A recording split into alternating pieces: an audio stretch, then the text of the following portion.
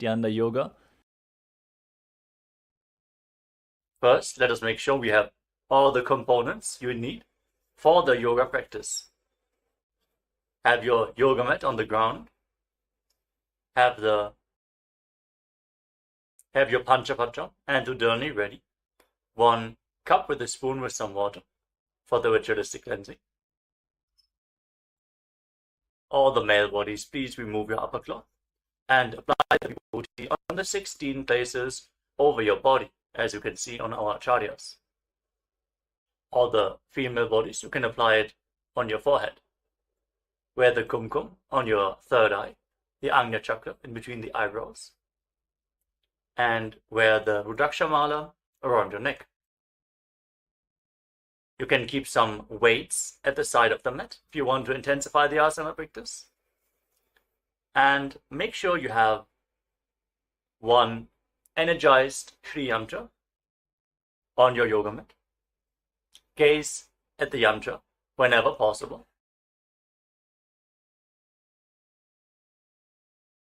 To mirror the macrocosmic energies into your microcosmos. Let us all now settle down into a comfortable cross-legged position with your head, neck and spine in a straight line. Close your eyes, take a deep breath. Visualize Swamiji in your inner space as you bring your hands into Namaskara Mudra in front of your heart center as you open this session with the Satguru Vandanam.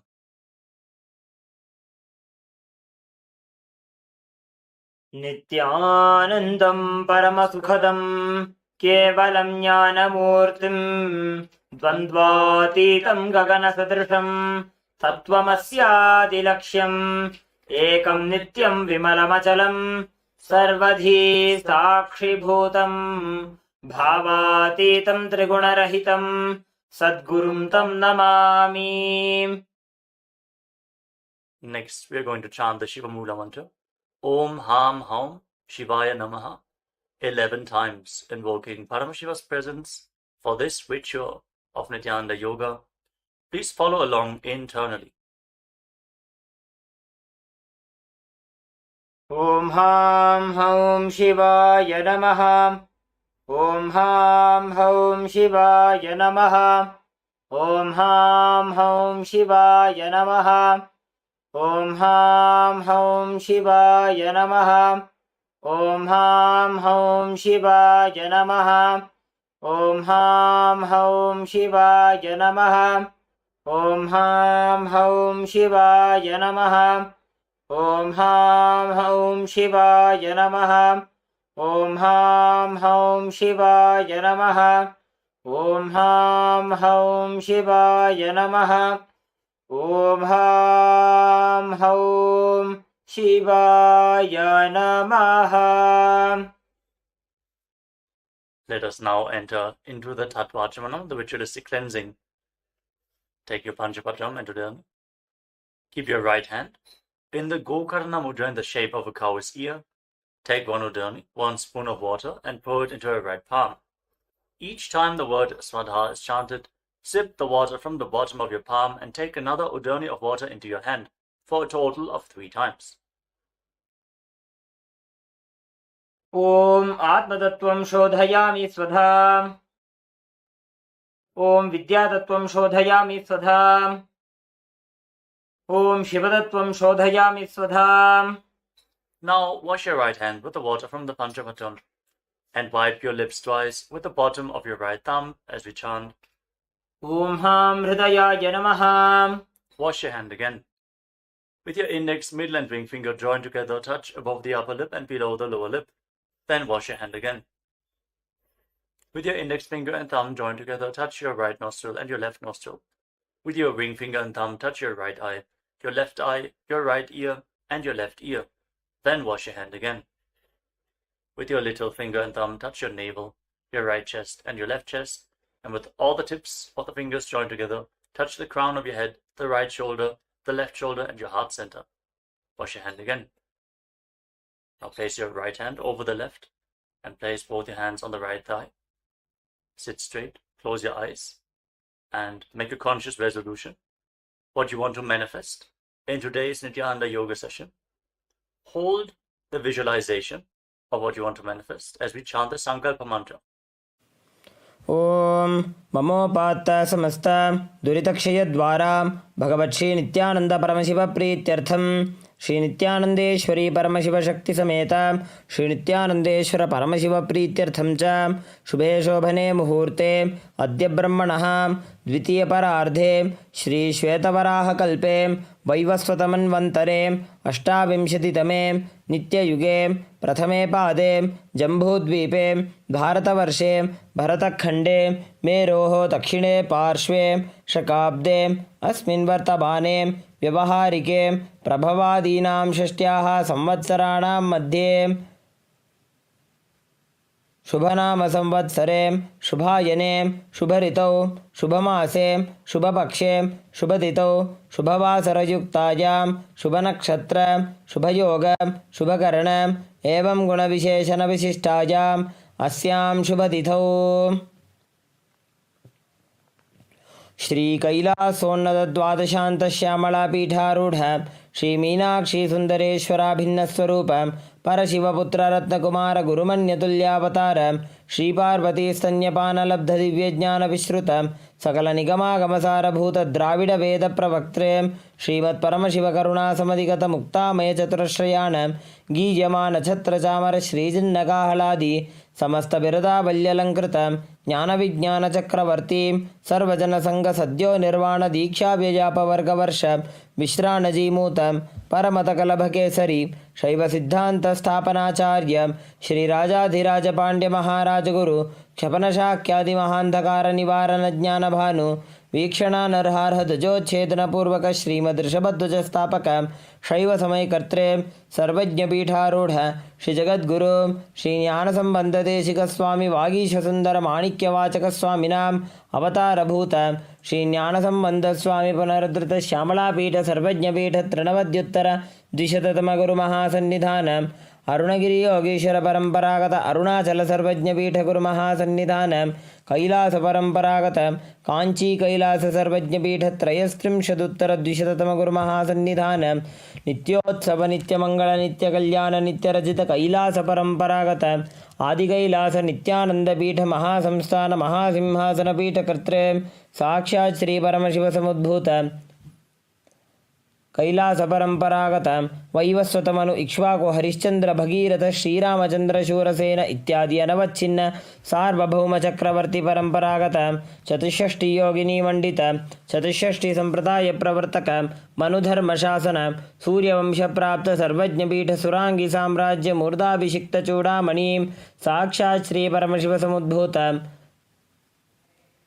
Kapil Mahaguru पुनरुद्धृत महानिर्वाणिपीठ अष्टोत्तर सहस्र श्री महामंडलेश्वर साक्षात् श्री परमशिव समुद्भूत श्री महागणपति समारंभ अनवच्छिन्न पीठाधीश्वर गुरु परंपरा प्राप्त अटलपीठ अष्टोत्तर सहस्रतम अष्टोत्तर सहस्र श्री अटलपीठाधीश्वर धर्म मुक्ति स्वर्गपुर स्वर्णपीठ त्रयोविंश गुरु महासन्निधान कैलास परंपरागत आदिपीठ सर्वज्ञपीठ जगद्गुरु श्री कैलास पुनरुद्धारक श्री कैलास परमाचार्य श्रीमत्परमहंस परिव्राजकाचार्य वर्य सच्चिदानंद प्रणव स्वरूप श्रोत्रिय ब्रह्मनिष्ठ श्रीमज्जगद्गुरु श्रीलश्री भगवत् श्री नित्यानंद परमशिव श्री ज्ञान संबंध देशिक परमाचार्य स्वामिनां प्रीत्यर्थं तेषां पादारविन्दयोः भक्ति सिद्ध्यर्थं गुरुकृपा कटाक्ष सिद्ध्यर्थं क्षेमस्थैर्य वीर्य विजय आयुरारोग्य ऐश्वर्यानाम् अभिवृद्ध्यर्थं धर्मार्थ काम मोक्ष चतुर्विध बल पुरुषार्थ सिद्ध्यर्थं समस्त दुरितोपशान्त्यर्थं समस्त मंगल अवाप्त्यर्थं भगवत् श्री नित्यानंद परमशिव प्रसादेन सकुटुम्बस्य ज्ञान वैराग्य जीवन मुक्ति प्राप्त्यर्थं पूर्ण आरोग्य युक्त दृढ़गात्र यौगिक शरीर सिद्ध्यर्थं परमशिव शक्ति आविष्करणार्थं नित्यानंद योगाभ्यासं करिष्ये. Now wash your right hand once more. Om apa upasprishya. And keep your Panchapatam and Udani aside out of harm's way. Let us now move to the next asana of the sequence, Savitri Asana. Now place your hands flat on the knees as you keep the right heel against the perineum with the left foot on top. Fix your gaze up towards your third eye and visualize Lord Surya in your inner space as you breathe in Samana Kumbhaka. Inhale deeply into your navel, hold your breath, and visualize the fire in your navel rising up your spine. जीमणो पगमोड़ी पगथली की माहिली कोरे. Now shift your gaze to the nose and pull the stomach in and up in Uddiyana Bandha as you visualize yourself as Vajra, the weapon of Indra, symbolizing indestructibility in Vajrasana too. सव्येन कन्दं प्रपीड्य चान्यं पादं तु लिङ्गोपरि निक्षिपे च वज्रासदं प्राणजये च सिद्धं ग्रीवातनो मस्तसमस्तशक्तम्. Now gaze up towards your third eye and perform Mahamudra Bandha. Engage all three bandhas as you visualize yourself as a Siddha Yoga Master in Siddhasana too. योनिस्थानकमधिमूलघटितं सम्पीय.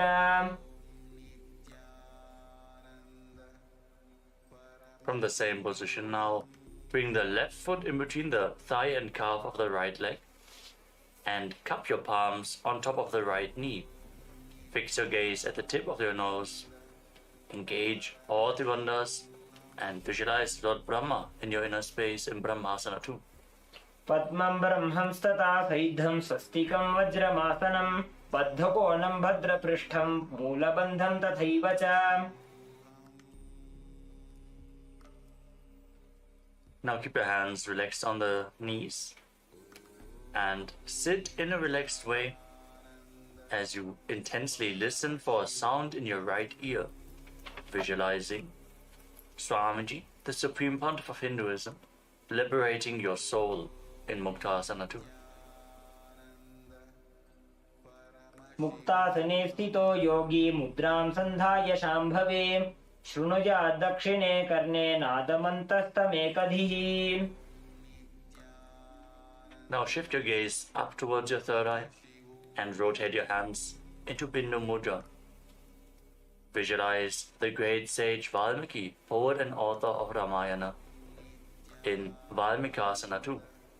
देसी करीडावा पग की पगथली JD बारिला फणादिशि मोड़ी. Now place your hands flat on your knees and raise the left shoulder to the height of your head. Like a god, visualize yourself with more than one head in Dvishirasana. स्कन्दशिरः पर्यन्तं नीत्वा स्थातव्यं द्विशीर्षं भवति. Lower the left shoulder and now raise the right shoulder. Again, visualize yourself with more than one head. स्कन्दशिरः पर्यन्तं नीत्वा स्थातव्यं द्विशीर्षं भवति. Now raise your hands up, place them on top of your head, fingers interlocked. Fix your gaze at the tip of the nose, pull your stomach in and up, and visualize yourself as an alligator in Kumbhirasana. नितम्बे हस्तयुगलं भूमौ सङ्कोचितः पतेत् कुम्भीरासनमावक्षे वायूनां धारणाय च.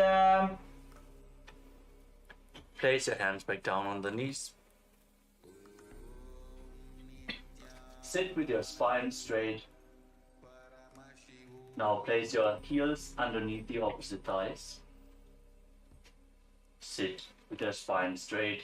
Gaze to your nose and visualize each of your chakras as a bright white light in Chakrasana 2.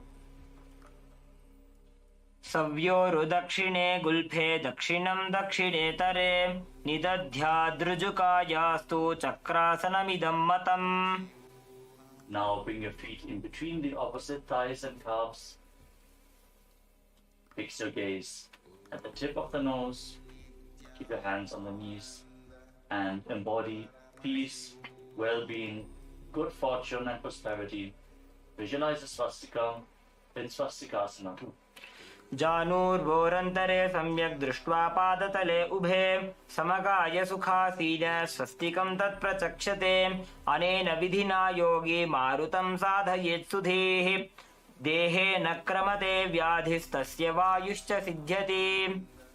Maintain your legs in the same position, but interlock your fingers in front of your chest in Parusha Mudra. Keep visualizing a swastika in Swastikasana 3. जानुर्वोरन्तरे कृत्वा योगी पादतले उभे ऋजुकाय समासीन स्वस्तिकं तत्प्रचक्षते. Now keep the right foot between the thigh and calf and place the left foot onto the opposite thigh. Gaze the tip of your nose and embody Vira, the state and space of bravery in Virasana 2. वीरासनमनस्थैर्य करमुत्साह वीर्यकृत लक्ष्यसन्धान जननं सुखासनमनामयम्. Now bring your heels together at the perineum. Sit with your toes slightly separated. Keep your knees wide and interlace your fingers around the feet. As you gaze to the tip of the nose, unclutch from all ego-fulfilling successes in your life as you tuck your chin to the chest in Jalandhara Bandha in Siddhi Haritali Asana. पगतली संपूट करी अंगुल को संपूट करे. Now interlock your fingers around the feet and pull them close towards your perineum. Gaze to the tip of your nose as you perform Mahamudra Bandha, visualizing yourself as Lord Veeravata in Bhattarasana form. गुल्फौ च वृषणस्यादः सीवन्त्याः पार्श्वयोः क्षिपेत् सव्यगुल्फं तथा सव्ये दक्षगुल्फं तु दक्षिणे. Now sitting on the ground, cross your heels and keep the knees raised. Place the back of your hands on the knees with the palms facing upwards. Stick out your tongue, gaze to the nose and exhale forcefully through your mouth again and again as you visualize Narasimha, the lion-man avatar of Lord Vishnu, in Yoga Narasimhasana. मायूरस्पिञ्छ मायूरं पद्मपीठसमन्वितं कौक्कुटं गर्भपिण्डं च कौर्मयोगनृसिंहकम्. Now rotate your hands, keep the palms facing downwards on the knees, keep your feet crossed, gaze to the tip of the nose, and visualize a flock of crows in Kakarupa Skandhasana. कलिपापात् प्रमुच्येत वायवीं वशमानयेत् निजपादद्वयं बद्ध्वा स्कन्धदेशे च साधकः नित्यमेतत्पदद्वन्द्वं भूमौ पुष्टिकरद्वयम्. Now place your feet flat and uncross the ankles as you keep the knees raised. Sit with the heels close towards the buttocks. Gaze to the tip of the nose as you place your hands flat on the knees. Visualize sitting in the space of Upanishad with the Supreme Pontiff of Hinduism as you breathe in Ujjayi Pranayama, making an ocean-like sound with your mouth in Utkatikasana. श्लिष्टर्गुलिश्लिष्टगुल्फौ भूश्लिष्टोरुप्रसारयेत् यत्रोपविश्य पादौ तद्दण्डासनमुदीरितम्. Now extend your legs in front with the ankles and the toes together. Rest your hands on your thighs. Gaze to the tip of the nose and visualize yourself as Paramashiva's Yoga Danda in Dandasana 2. श्लिष्टर्गुलिश्लिष्टगुल्फौ भूश्लिष्टोरुप्रसारयेत् यत्रोपविश्य पादौ तद्दण्डासनमुदीरितम्. Now, keeping your legs extended forward, lean forward and down, hold on to the big toes and bring your forehead to the knees. Gaze to the tip of the nose. As you perform Uddiyana Bandha, pull your stomach in and up. Visualize a tank of water in Tataka Mudrasana. सभागशीर्ष सर्वांग महामुद्रा च ताटगी बद्धकोणस्बद्ध पद्मं दण्डं पश्चिमतानकम्. As you sit with your legs extended straight, keep the hands next to your body on the ground. Press your hands into the mat and lift your entire body off the ground and move your body from side to side as you visualize yourself as a cradle rocking side to side in Priyankasana. प्रेङ्खवत् स्थित्वा पादाग्रे मस्तके परिनीत्वा. Now, from the same position, with your legs extended forward, raise your body off the ground and swing back and forth like a cradle in Priyankasana too. प्रेङ्खवत् स्थित्वा पादाग्रे मस्तकोपरि नीत्वा पृष्ठभागे भूमौ निधाय.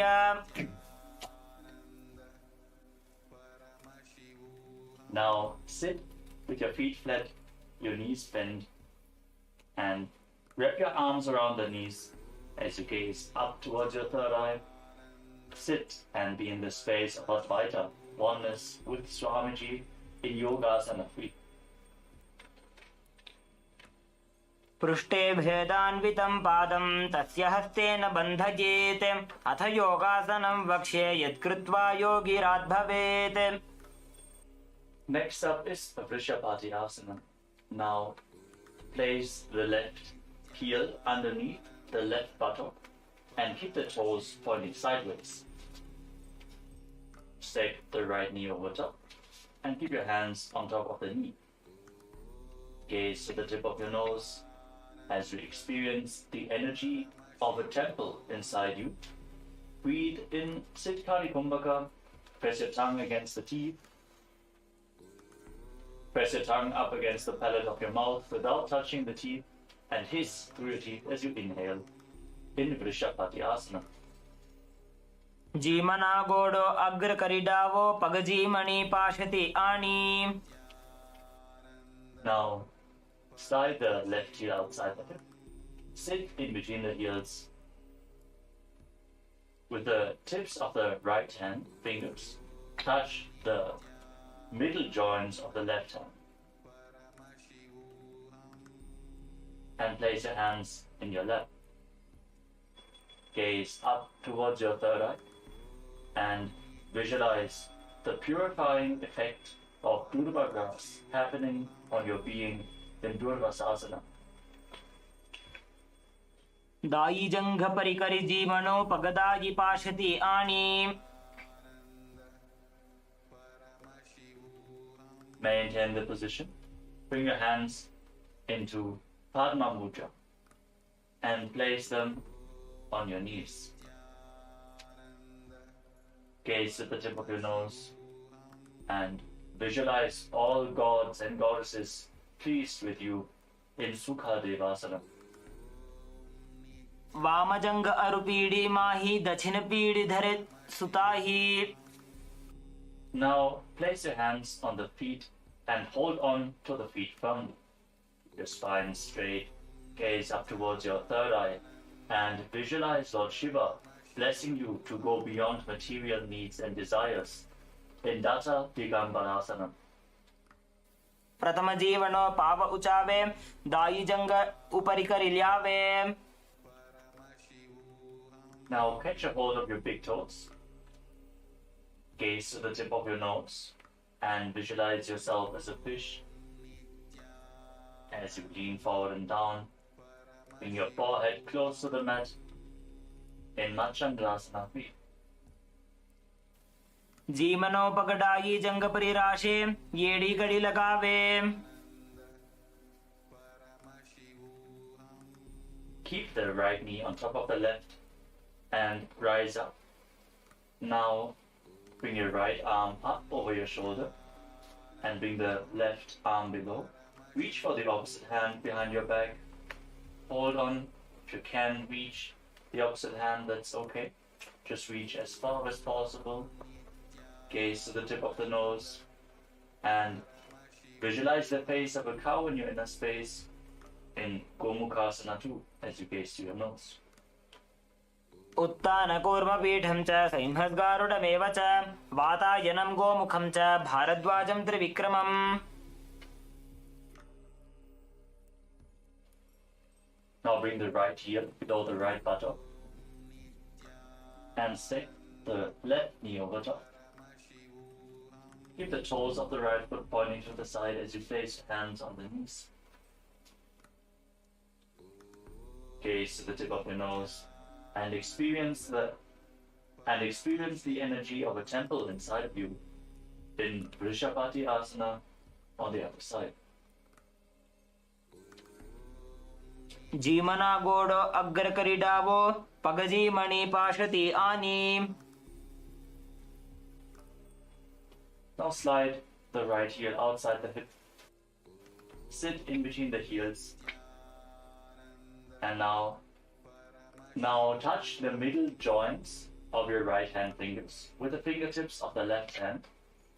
Place your hands in your lap and gaze to your nose as you visualize the purifying effects of Durva grass happening on your being in Durvasasana on the other side. दाई जंग परिकरि जीमनो पगदायि पाशति आनी. Now bring your thumbs and little fingers together and open up your palms, resembling a lotus flower. Place your hands on the top knee. Gaze the tip of the nose and visualize that all gods and goddesses are pleased with you in Sukha Devasana. वामजंग अरुपीडे माही दक्षिण पीडे धरे सुताही. Now hold on to your feet firmly. Gaze up towards your third eye and visualize Lord Shiva blessing you to go beyond material needs and desires in Tata Digambarasana on the other side. प्रथम जीवनो पाव उचावे दाई जंग उपरि करि ल्यावे. Now hold on to the big toes as you gaze to your nose and lean forward and down, visualizing yourself as a fish. Don't forget to breathe in Siddhkari Kumbhaka in Machandasana 3. जीमनो पगडाई जंग परिराशे येड़ी कड़ी लगावे. Now rise up with the left knee on top. Raise the left arm over top of the shoulder and bring the right arm behind your back. Hold on to opposite hands behind your back if you can, as you visualize the face of a cow in your inner space in Gomukhasana 2. उत्तानकूर्म पीठं च सैंहद्गारुडमेव च वातायनं गोमुखं च भारद्वाजं त्रिविक्रमम्.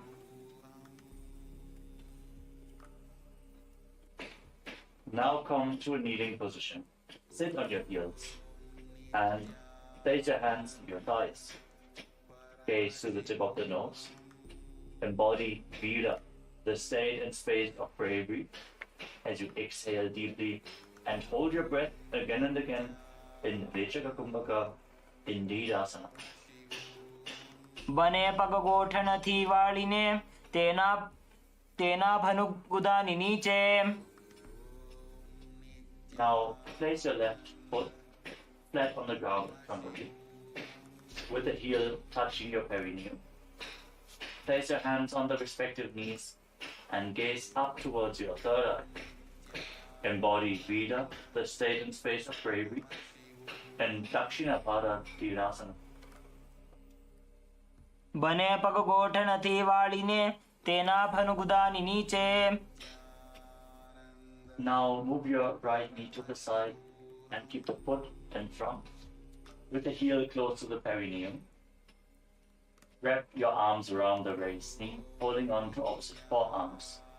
Gaze to the tip of your nose and visualize and control the outgoing breath as you keep breathing in Rechaka Kumbhaka in Dakshina Shvasa Gamanasana. जमनो पगनो ढीचन जमने हाथनी काखली मा राखी. Now raise the right knee and sit back down onto the left heel. Keep the right heel against the perineum, hands on the knees, gaze to your third eye, embody Vira, the state and space of bravery, in Vamapada Tirasana. बने पग गोठा नथी वालिने तेना भनुगुदानि नीचे. Now bring the left knee outwards, the left foot in front, with the heel against the perineum. And wrap your arms around the right knee, holding on to opposite forearms. Gaze to your nose and visualize and control the outgoing breath in Paramashivoham. जमनो पगनो ढीचन जमने हाथनी का खलिमा राखिए. Now place both your feet flat on the ground and bring your right arm around the raised knees. Twist to the side and bring the other arm behind your back, interlocking the fingers if you can. Balance in this posture, gaze to your third eye, and visualize yourself bound by a noose of integrity, keeping your emotions integrated and aligned to your purpose in Paramashivoham. पादतले भूमो निधाय जाननिवृति निधाय विपरीतहस्ताभ्याम् ऊरुसहितजङ्गे निबध्य तिष्ठेत्. पाशासनं भवति. Now bring the left arm around the knees and the right arm behind your back. Repeat Paramashivoham on the other side as you gaze to the tip of your nose. पादतले भूमो निधाय जानुनिवृति निधाय विपरीतहस्ताभ्याम् ऊरुसहितजङ्गे निबध्य तिष्ठेत्.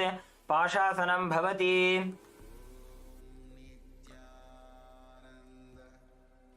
Now cross your legs behind and sit your perineum onto the raised heel. Place your hands on the knees, gaze to the tip of the nose, visualize and embody the space and state of a lion as you breathe calmly through your nose in Simha Rupakasana. सीवनीं गुल्फदेशेभ्यो निपीड्य व्युत्क्रमेण तु प्रसार्य जानुनोर्हस्तावासनं सिंहरूपकम्. Now cross your legs even further and sit in between the heels as you keep your hands on the knees. Gaze to the nose and visualize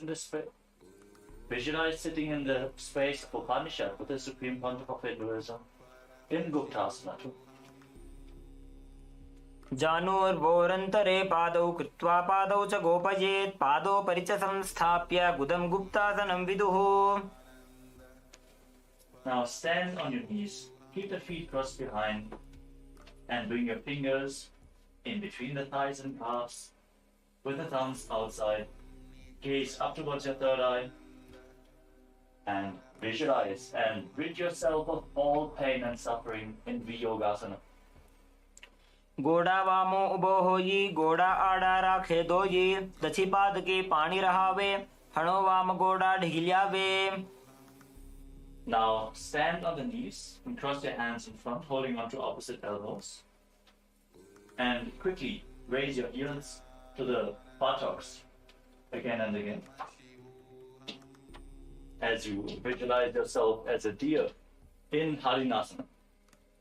उड्डानं कृत्वा पार्श्वनिभ्यां नितम्बं हरिणासनं भवति.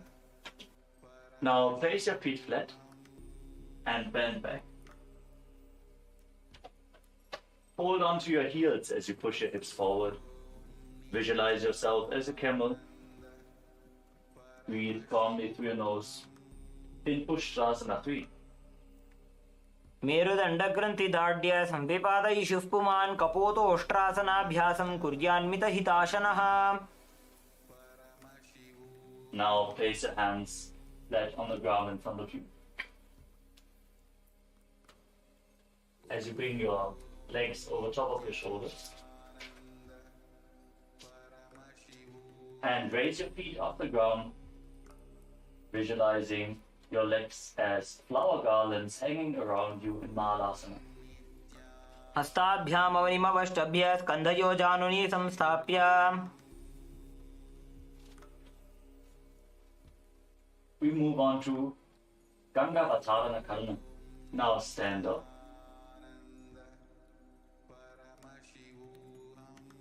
From a standing position, keep your toes pointing outwards. Raise your heels and keep your knees bent. Lean forward and place your hands on the ground in Tripataka Mudra with all fingers together except for the ring finger which is bent.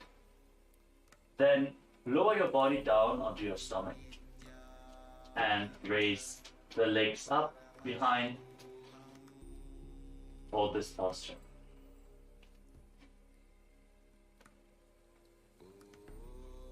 Now come to a kneeling position.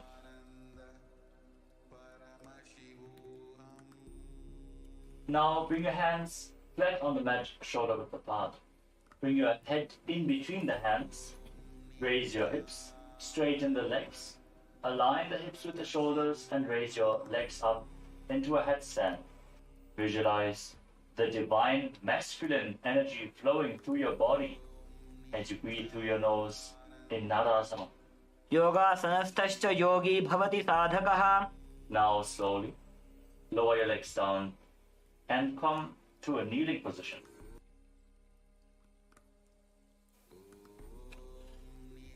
अधो मुण्डासनं वक्ष्ये सर्वेषां प्राणिनां सुखम्. Now slowly lower your legs down and come to a kneeling position.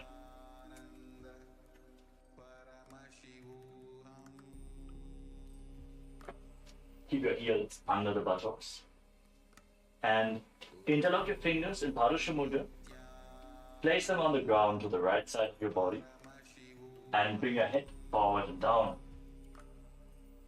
Visualize your body being softly purified in Midaki Pavasana 2. आसन को गुणगुलमय by जाई.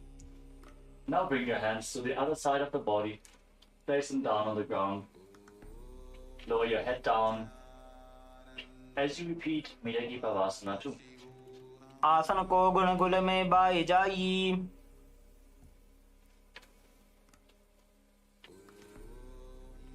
Now bring your heels outside the hips and place your hands on the knees. Gaze to the tip of your nose as you visualize and embody the state and space of bravery, Vida. Pulling your stomach in and up in Uddiyana Bandha in Virasana 3. दंड पद्म भरद्वाज वीरवज्र समानितो आसनानि सदा कुर्यात् सुदीर्घैरे च पूरकैः.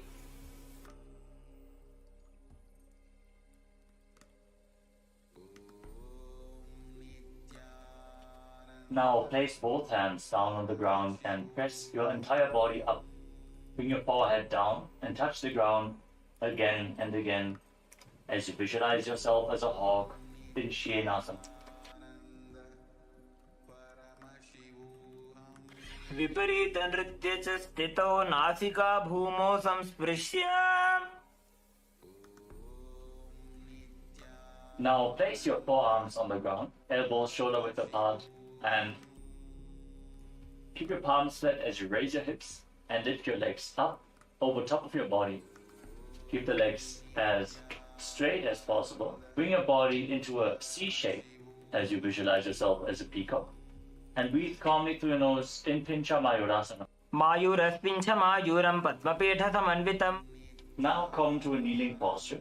Tuck your toes with the heels raised and sit down on the heels. Place your hands.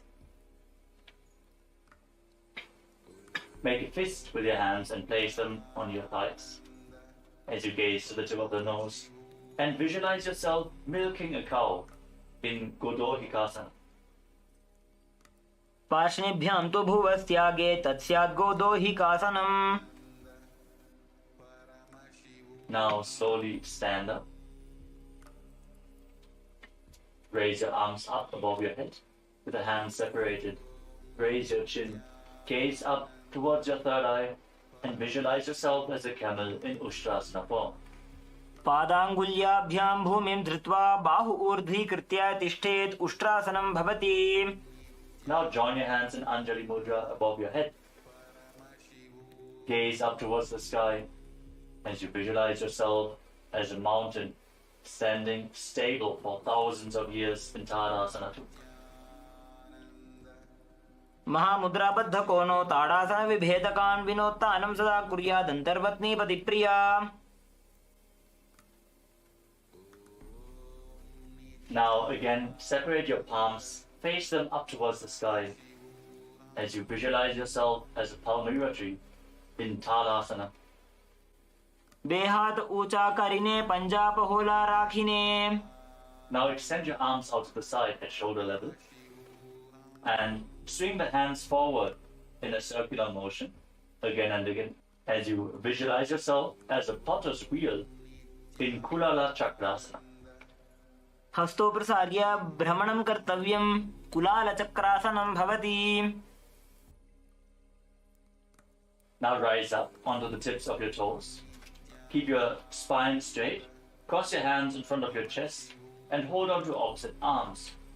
Gaze to the tip of your nose and visualize yourself as a caged bird being released in Panchasana. चरणस्याग्रभागेनोत्तिष्ठेत् भुवस्थले मुनिः कृत्वा हस्तपरीयस्तीं सिद्धं सेवेत सिद्धये. Now lower your heels down, keep your hands at the side and raise the sole of the left foot against the right knee. Keep your hands at the side, gaze at the tip of the nose. Visualize the moon in your inner space as you pull your stomach in and up in Uddiyana Bandha and perform Ujjayi Kumbhaka, making an ocean-like sound with your mouth in Ardha Chandrasana.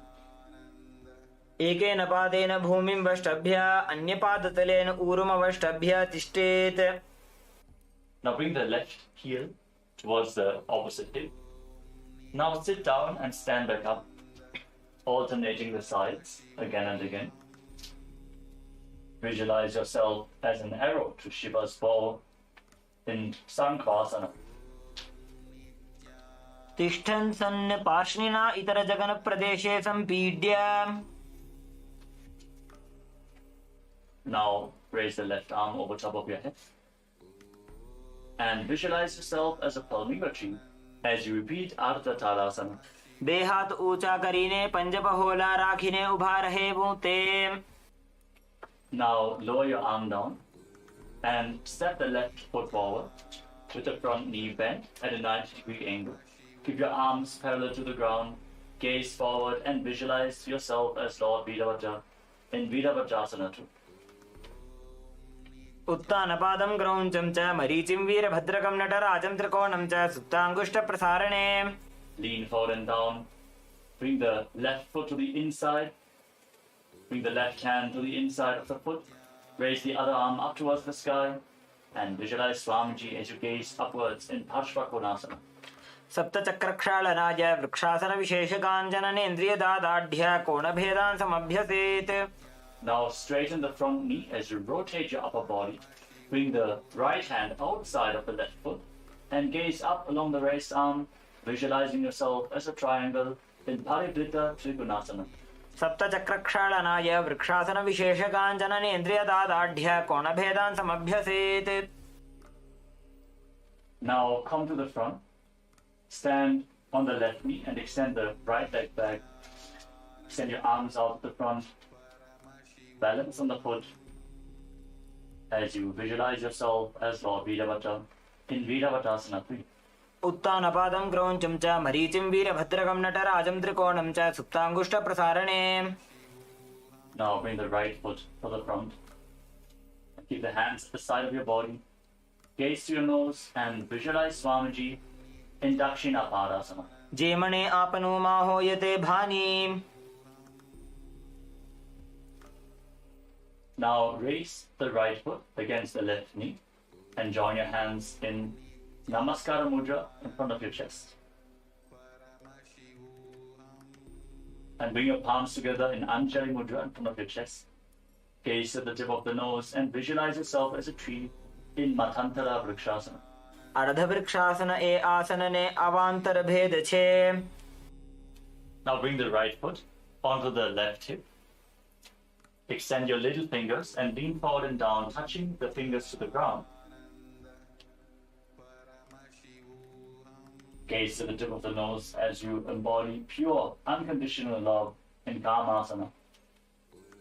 नितम्बे च पादगोष्ठी हस्ताभ्याम् अङ्गुलीयकम् अथ कामासनं वक्षे कामसङ्गेन हेतुना.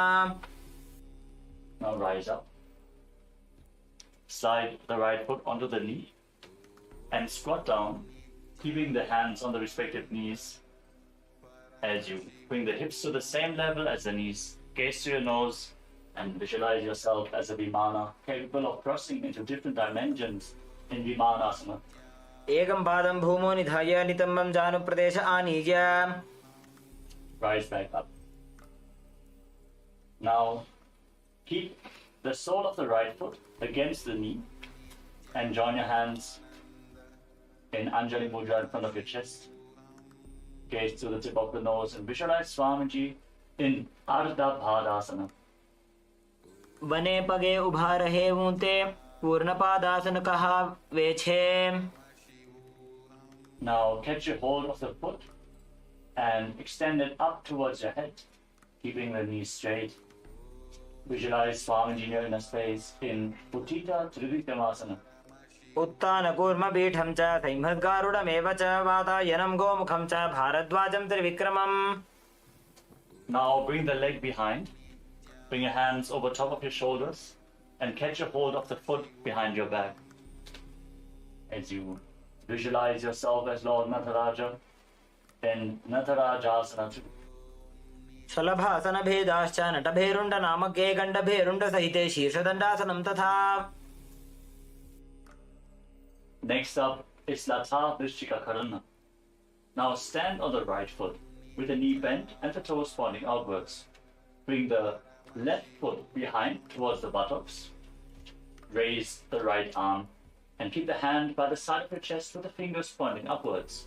Extend your left arm outwards and slightly up and curl your fingers inwards as you bend the wrists. Now stand straight with the feet together and the hands by the side of your body. Gaze to the tip of the nose and visualize Swamiji in Purna Padasana. बने पगे उभा रहे ऊंते पूर्ण पादासन कहा वेछे. Now stand tall, raising one arm straight above your head. Visualize yourself as a Palmira tree in Ardha Thalasana. बे हाथ ऊंचा करीने पंजा पहोला राखीने. Lower your arm down. Now step the right foot forward. Bend the front knee at a 90-degree angle. Extend your arms parallel to the ground.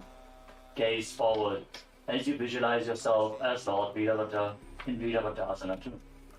उत्तानपादं क्रौञ्चं च मरीचिं वीरभद्रकं नटराजं त्रिकोणं च सुप्ताङ्गुष्ठप्रसारणे. Now lean forward and down. Bring the right hand to the inside of the right leg. Raise the other arm up. Gaze up along the raised arm as you visualize Swamiji in a space in Parshvakonasana. सप्तचक्रक्षालनाय vrikshasana विशेषकाञ्जननेन्द्रियदार्ढ्य कोणभेदान् समभ्यसेत्. Now straighten the front knee and rotate your body. Bring the left hand to the outside of the right leg and raise the other arm up. Gaze up along the raised arm and visualize yourself as a triangle in Parivritta Trikonasana. सप्तचक्रक्षालनाय vrikshasana विशेषकाञ्जननेन्द्रियदार्ढ्य कोणभेदान् समभ्यसेत्. Now rise up. Lean forward as you raise the left leg off the ground. Extend your arms over top of your head and balance as you visualize yourself as Lord Virabhadra in Virabhadrasana 3. उत्तानपादं क्रौञ्चं च मरीचिं वीरभद्रकम्. Now extend the left leg to the front at a 90-degree angle. Keep your hands relaxed at the side as you visualize Swamiji. Gaze through your nose and breathe in Ujjayi Pranayama in Dakshina Padasana. जे मने आपनो मा होयते भानी.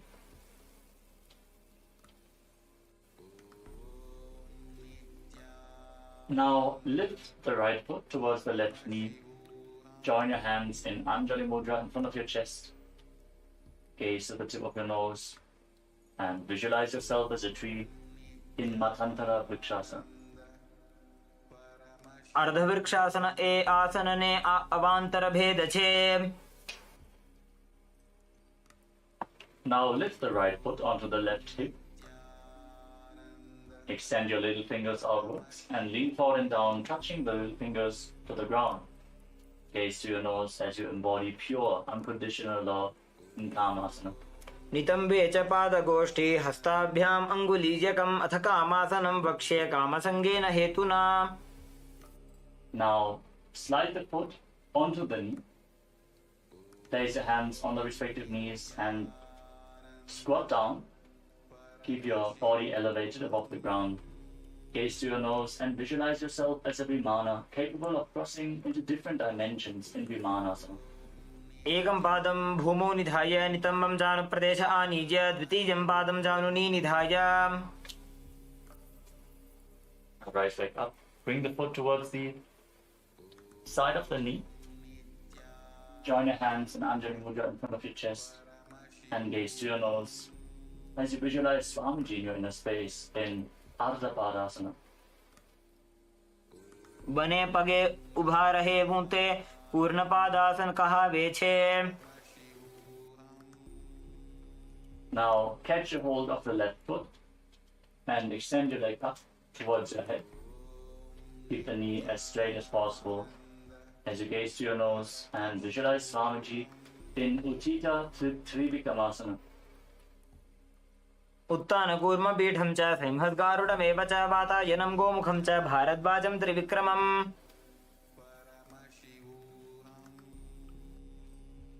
Now raise your foot up behind yourself. Now raise your foot up behind your back. Catch a hold of the foot with both hands. As you pull it up, bend your back and visualize yourself as Lord Nataraja in Natarajasana. शलभासन भेदाश्च नटभेरुण्ड नामके गण्ड भेरुण्ड सहित शीर्षदण्डासनं तथा. Now turn the toes of the left foot outwards. Bend the left knee. Bring the right foot behind the buttocks. As you bring the left hand to the side of the chest with the fingers pointing up, extend your right hand outwards and up as you bend the wrist in Latha Vrishtika Karma.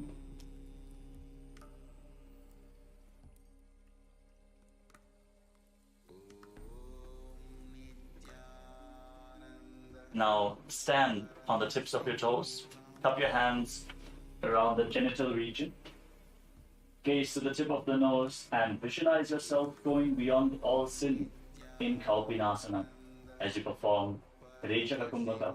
Exhale deeply and hold your breath. वृष्णसहितलिङ्गम् ऊरुमध्ये गाढं धृत्वा चरणाग्राभ्यां स्थातव्यं कौपीनासनं भवति. Now spread the legs to the side as far as possible. Lower your body down into a side split and extend your arms out to the side, parallel to the ground. Gaze to the tip of the nose and visualize yourself destroying and going beyond anything which finds you in Tipakarasana. आसन को गुण शरीर को सो जाई. Now turn your body into a front split. Keep the top of the foot which is behind flat on the ground. Place your hands on the respective knees as you gaze to the tip of the nose and visualize Swamiji while you reside in the ultimate posture, Parasana. वर आसन को गुण चौरसी Y जाई. Now place your hands on the ground in front of you with the fingers pointing towards your body. Lift the front leg over top of the respective shoulder. Keep the back leg extended and lift your entire body off the ground as you visualize yourself as a peacock in Pinda Mayurasana. एकं पादं मयूराग्रे प्रसार्यैकं मयूरवत् इदं पिण्डमयूराख्यं सर्वव्याधिविनाशकम्. Now exchange the position of your legs. Bring the other foot to the front. Bring the other foot to the front. Your hands on the knees and gaze to the nose. Reside in the ultimate posture and visualize Swamiji in Padasana. पर आसन को गुण चौरसी वायुजायी. Now again, place your hands flat on the ground with the fingers pointing towards your body.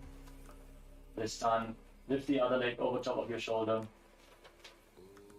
Lift your body off the ground as you visualize yourself as a peacock in Pinda Mayurasana. एकं पादं मयूराग्रे प्रसार्यैकं मयूरवते इदं पिण्डमयूराख्यं सर्वव्याधिविनाशकम्. Now come to a sitting posture with your legs extended out to the side and the side split.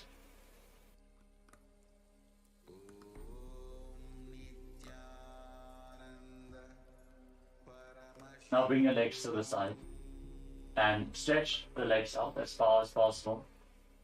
Rest your hands on the ground in front of you and gaze to the third eye as you visualize Swamiji in Prasaritasana. पादद्वयं प्रसार्यात्मा सुमुखं सुप्रसारितम्. From Prasaritasana, now join your hands in Anjali Mudra in front of your chest. Visualize Swamiji in your inner space. Exhale deeply again and again in Uttana Padasana. वासिष्ठमथ कौण्डिन्यमूर्ध्वकुक्कुटमेव च अष्टावक्रमथोत्थानं मयूरं सेतुबन्धनम्. Now lean forward and down and catch a hold of your feet as you rest your chin on the ground. Gaze to the tip of the nose and visualize Swamiji in Upavista Konasana. सप्तचक्रक्षालनाय वृक्षासनविशेषकाञ्चननेन्द्रियदादाढ्य कोणभेदान् समभ्यसेत्. Catch a hold of opposite big toes in Paramashivoham. Pull the right foot over top of the left arm towards your face. Bend the left elbow as if you're pulling a bowstring as you visualize yourself as the arrow to Shiva's bow. Then Dhanurasana 3. Breathe in Pratyahara Kumbhaka.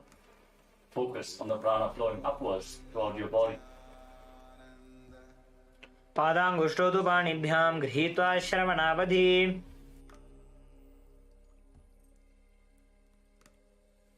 Now bring the right foot onto the left thigh and place your palms over top of each other. Gaze to the tip of the nose and visualize and embody Veera, the state and space of bravery in Virasana 3.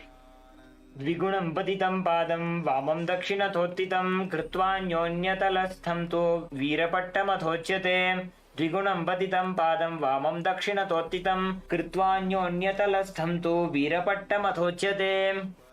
Now lift the right leg behind your neck with the left leg extended forward.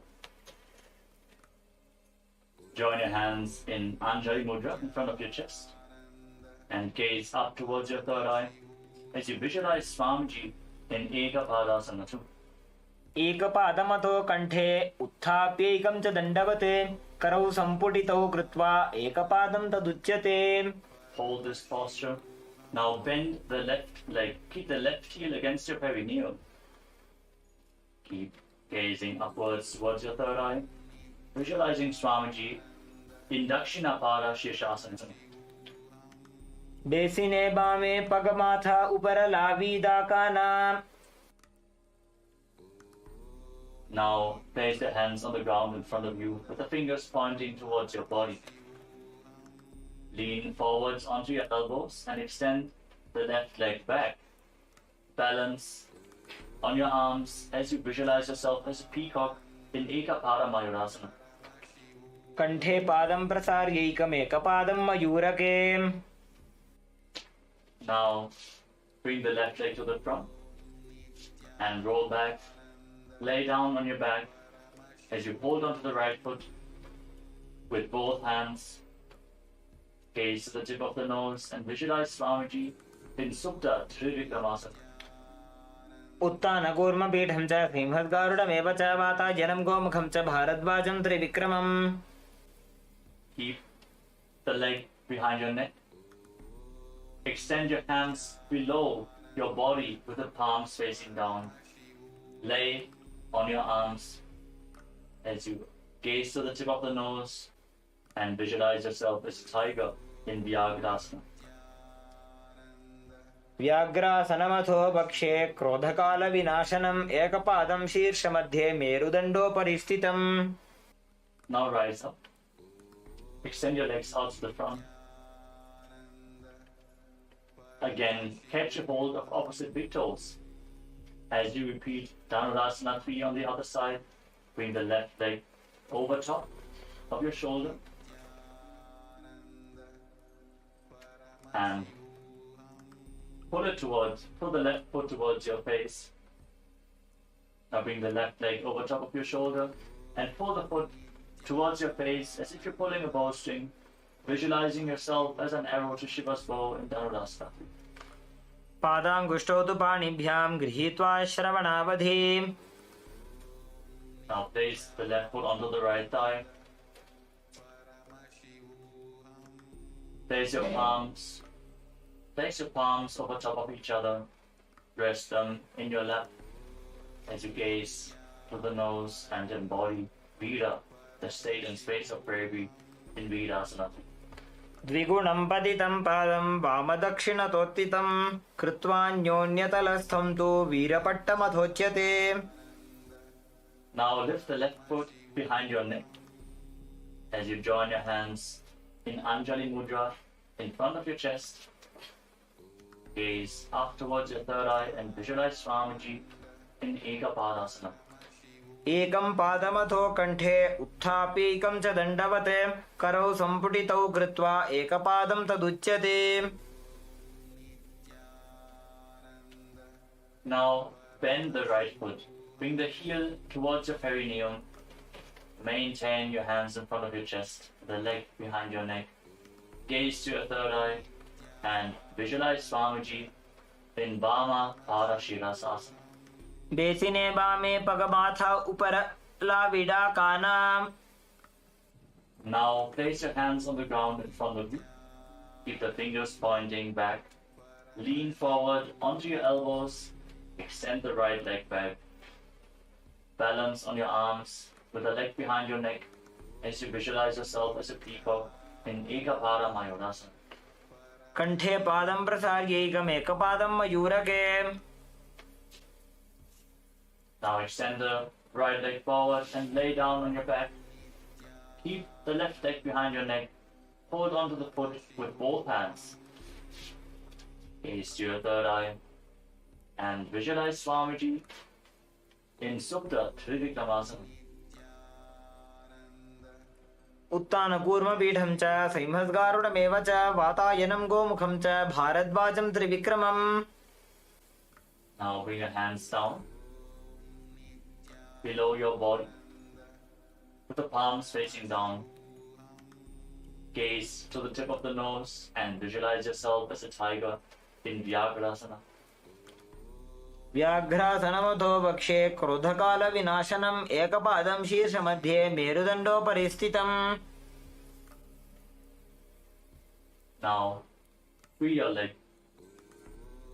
Lay down on your back and pull your knees to the chest and circle them with your hands.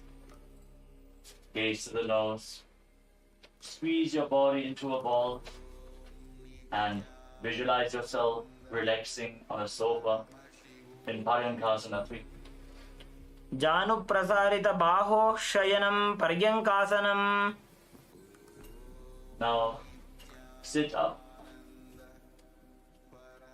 and one by one lift your legs behind your neck and join the soles of the feet as you reach your hands up and join them around the feet in Anjali Mudra. Gaze up towards your third eye and visualize yourself as Sage Vashishta in Vashishtasana 2. दोवू पगतली जोड़ी संपूट करे. Maintain this posture and now interlock your fingers around the toes. Gaze to the tip of the nose and visualize yourself as a sacred Shivalinga in Shivalingasana. दोवू पाव शीस परि आने फुनी एक जुगती और तहा ठाने. Now cross your feet behind your back and place your hands on the ground next to your body. Gaze to the tip of the nose and visualize yourself as an owl sitting on a branch in Kakarupa Skandhasana 2. अथ वक्षे काकरूपस्कन्धासनमनुत्तमं कलिपापात् प्रमुच्येत वायवीं वशमानयेत्.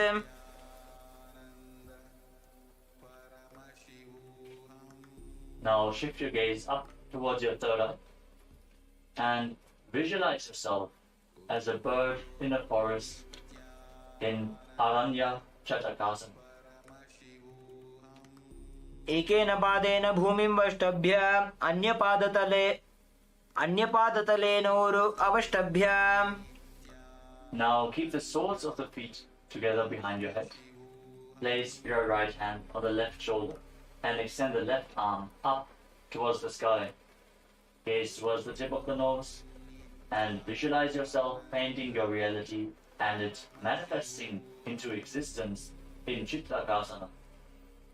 प्रथम भगदली संपुट करे पुनः जुगति ऐसे विस्तारे. Now place the left hand on the right shoulder and extend the right arm up. Gaze to the nose and visualize yourself painting your reality into existence in Chitrakasana. प्रथम भगदली संपुट करे पुनः जुगति ऐसे विस्तारे.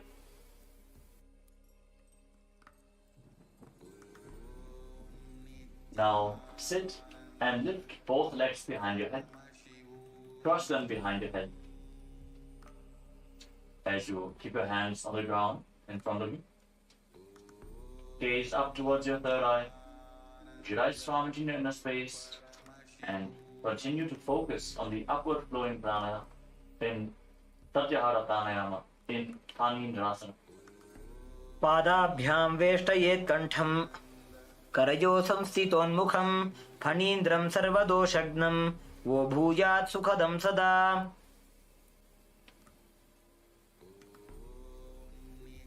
With your feet crossed behind your head, gaze to your third eye and visualize yourself bound by a noose of integrity, keeping your emotions integrated and aligned to your purpose in Pashini Mudrasana.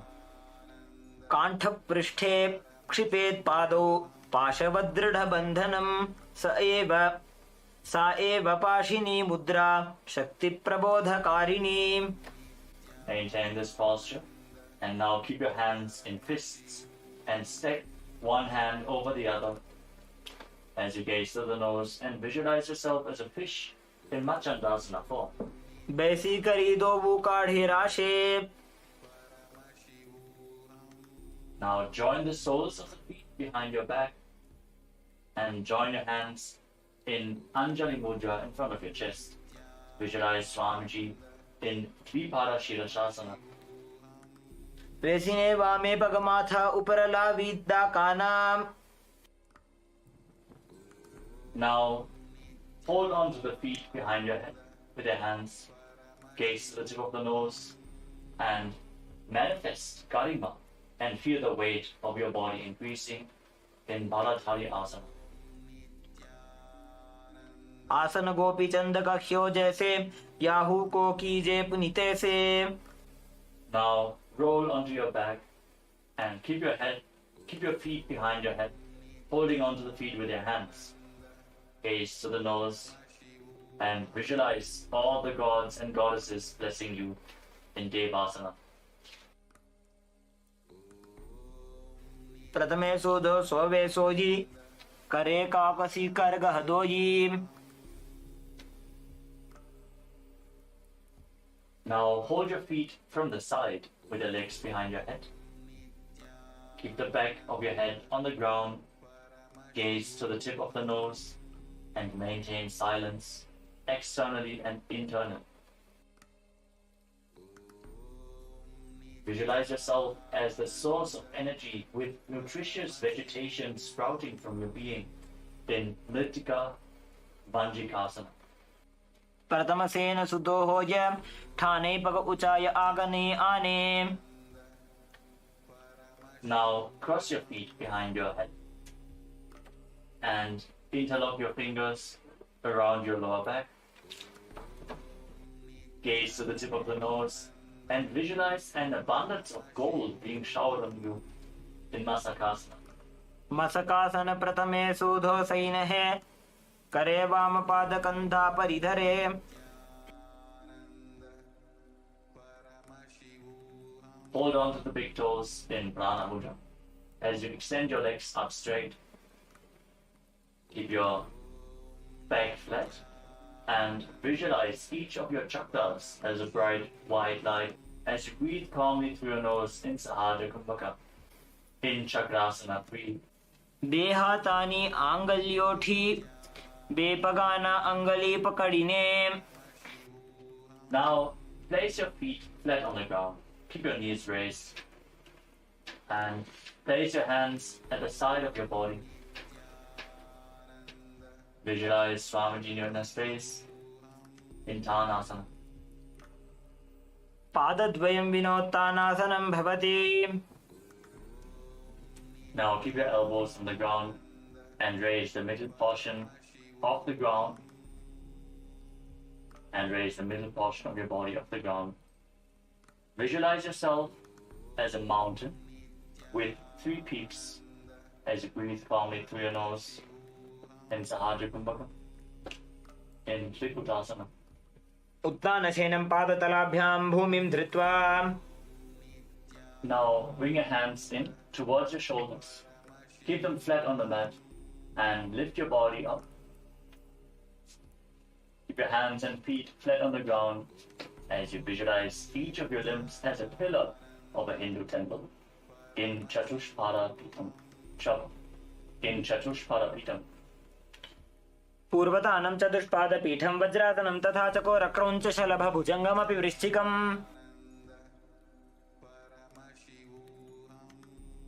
Now extend your legs forward and raise your hips. Keep the hands flat on the mat. Now extend your legs forward and raise your hips up. Your fingers pointing towards your feet. Gaze to the nose as you visualize Swamiji in Purvatanasana. पूर्वतानं चतुष्पादपीठं वज्रासनं तथा चकोरक्रौञ्चशलभभुजङ्गमपि वृश्चिकम्. The next asana is Ulpakonasana. Now lay down on your back. Now raise your hips and your legs up. Support your lower back with your hands and separate your legs wide to the side as you bring them down towards your head. Gaze to the tip of the nose and visualize Swamiji in Ulpakonasana. सप्तचक्रक्षालनाय vrikshasana विशेषकाञ्जननेन्द्रियदादाढ्य कोणभेदान् समभ्यसेत्. Now lay down on your back. Extend your legs. Now bring the crown of your head onto the ground. Raise your chest up and then extend your legs and your arms forwards and up. And visualize Swamiji in Uttana Padasana too. वासिष्ठमथ कौण्डिन्यमूर्धकुक्कुटमेव च अष्टावक्रमथोत्तानं मयूरं सेतुबन्धनम्.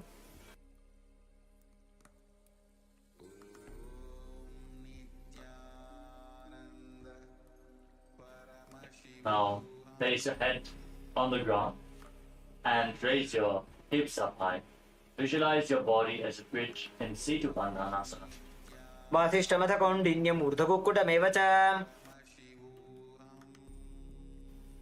Now bring your hands over top of your shoulders. Keep the hands flat with the fingers pointing towards your feet. Step your feet flat, raise your hips up high, and walk your hands towards the feet. As you visualize each of your chakras as a bright light in Chakrasana form. नोभ्यामारं समागृह्य कुण्डल्याः पार्श्वयोः क्षिपेत्. Now bring your hands even closer towards your feet. Hold onto your ankles if you can. Now walk your feet towards your hand and hold onto your ankles if you can. Gaze forward. Visualize Swamiji in Beta Buddhi Asana. आसन को गुणपान अपान की गाठी सूटे. Now lay down on your back And lift your legs up high over top of your head. Now, as you lay on your back, lift your legs up and bring the toes on the ground over top of your head. Hold on to your feet, gaze to the tip of your nose, and visualize Swamiji in Vichtrakarani. शैतपश्चिमतानस्ते हस्तौ तत्र प्रसारयेत् पादौ दण्डासनौ कृत्वा विचित्रकरणी भवेत्. Lower your legs, lay on your back, keep your toes pointing up to the sky. And now bring one thumb towards your nose and bring the other hand down to the hip. Alternate the position of your hands again and again. Visualize yourself as a hatchet being thrown in Parashvasana. पादतले भूमौ निधाय जाननि उरसि निधाय. Now roll your body to the side. Place the right elbow on the ground and rest your head on the hand. Place the left hand on the thigh and raise your hips off the ground. Keep your body straight as a plank as you visualize yourself as Bhagavan Dakshinamurti in Dakshinasana. शय्यर्जुदक्षिणाङ्गेन मस्तके धो निधायशः दक्षं हस्तं च वामान्तो जङ्घपृष्ठे ततो जपेत्. Now lay down on your stomach. Bring your hands back to the hips. And lift your legs and arms off the ground. Raise your head and chest as you visualize yourself as a locust in Shalabhasana too. शलभासन भेदाश्च नटभेरुण्ड नामके गण्डभेरुण्ड सहिते शीर्षदण्डासनं तथा. Now bend your knees. Hold on to the feet and pull them outside the hips. Breathe in Jivachala Kumbhaka. Inhale deeply. Hold your breath and freely move the prana within your system as you visualize yourself as a frog in Bhekasana. बकं भेकासनं चैव मकरं मत्स्य नामकं मत्स्येन्द्रद्विविधं चात्र कुण्डलीबोधकारणम्. Now keep pushing the left foot towards the ground as you pull the right foot up towards your head. Visualize yourself as a hyena or another beast of prey in Bherundasana. शलभासन भेदाश्च नटभेरुण्ड नामके गण्डभेरुण्ड सहिते शीर्षदण्डासनं तथा. Now bring the right foot back down. As you lift the left foot towards your foot, repeat Bherundasana on the other side. शलभासन भेदाश्च नटभेरुण्ड नामके गण्डभेरुण्ड सहिते शीर्षदण्डासनं तथा. Now catch the big toe of one of your feet with thumb, little and ring finger. Extend the other hand to the front as you alternate the position of your hands again and again. Hold on to the respective big toe. Hold on to the respective big toe again and again in Shakatasya Karana. In Shakatasya Karana.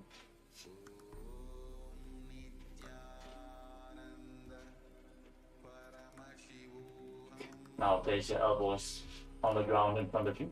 Rest your chin on your hands. Keep the knees bent, the feet raised up. Gaze to the tip of the nose and visualize Swamiji in Shulasana.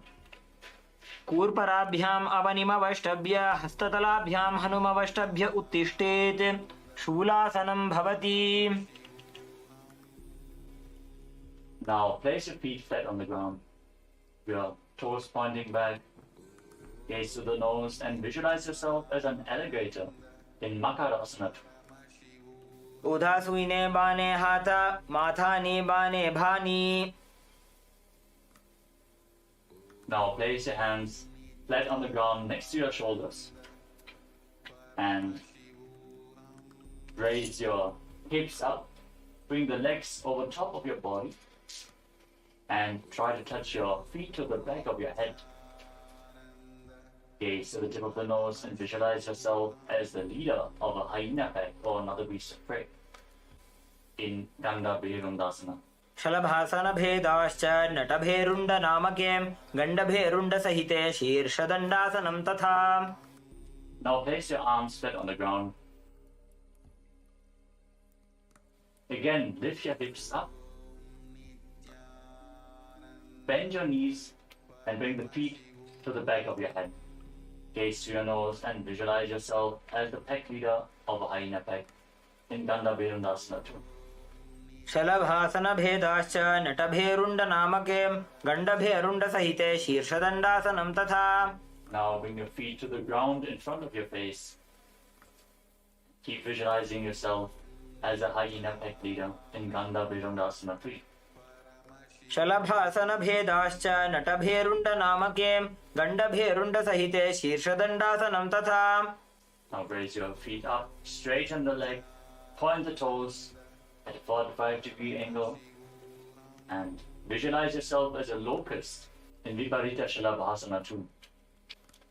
शलभासनभेदाश्च नटभेरुण्डनामके गण्डभेरुण्डसहिते शीर्षदण्डासनं तथा.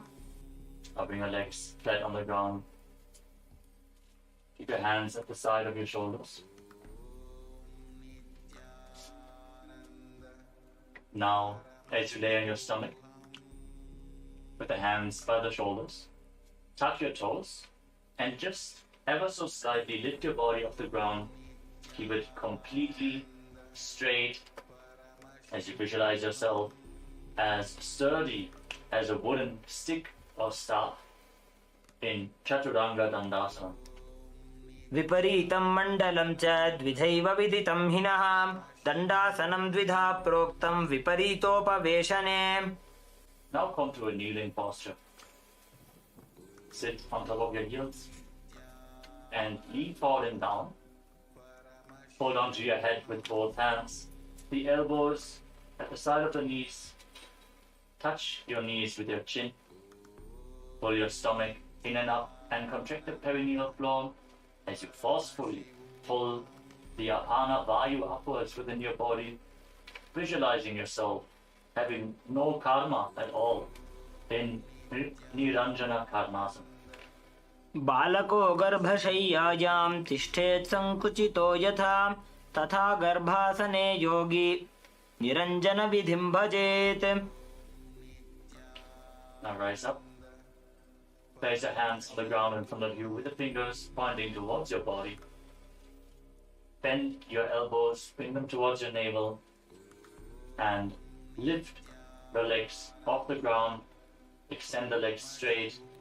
Be completely parallel to the ground. Visualize yourself as a peacock. Samana Kumbhaka. Without inhaling or exhaling, hold the prana in your navel region in Danda Mayurasana. मयूरं दण्डवत् कुर्यान् मायूरं दण्डनामकं कुर्यान् मायूरं पार्श्वाभ्यां मायूरपार्श्वनामकम्. Lower your body down.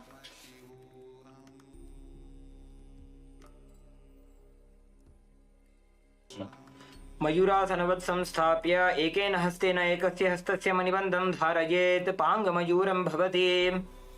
Settle down. Now, place the left hand on the ground. Hold the left wrist with the right hand. And again, extend your legs back. Balance on your arm with the elbow at the navel region. In Pangu Mayurasana on the other side, visualizing yourself as a peacock. मयूरासनवत् संस्थाप्य एकेन हस्तेन एकस्य हस्तस्य मणिबन्धं धारयेत् पाङ्गमयूरं भवति. Now, bring the right foot outside the hip and bring the left foot to the right side of the groin against your thigh. Hold on to the right foot with your hand and gaze to the nose as you visualize Goddess Saraswati, the goddess of knowledge, engaging Mahamudravanda in Jnanasana. अथान्यदासनं कृत्वा सर्वव्याधिनिवारणं योगाभ्यासी भवेत् क्षिप्रं ज्ञानासनप्रसादतः. Now take the left foot and pull it towards the left armpit. Hold the foot with both hands and gaze up towards your third eye as you visualize yourself having no karma at all in Kubjikasana. अथ जठराग्निसन्दीपनं गुल्मप्लीयः शूलहरकुब्जिकासनम्. Now place the left foot onto the right thigh. Bring your left arm behind your back. Hold on to the left foot. Bring the right hand outside the left thigh and twist your spine. Gaze up towards your third eye and visualize Lord Kartikeya, the ruler of planet Mars. Bharadwajasana. उत्तानकूर्मपीठं च संहस्गारुडमेव च वातायनं गोमुखं च भारद्वाजं त्रिविक्रमम्. Untwist your spine. And now lift the left foot up against your chest as you place your hands on the respective knees. Fix your gaze at the tip of your nose and embody Vida, the state and space of bravery in Virasana 5. एकं पादमथैकस्मिन् विन्यसेदूरु संस्थितम् इतरस्मिंस्तथा पश्चात् वीरासनमितीरितम्. Keep the sole of your left foot against your chest. Interlock your fingers in Paramashivoham and raise them up above your head as you visualize yourself as an alpha wolf, leader of a wolf pack. Gaze to your nose and Bhairasana 2. मूलद्वारटिकबैसिकधरे वामपादगुद औन्धौ करे.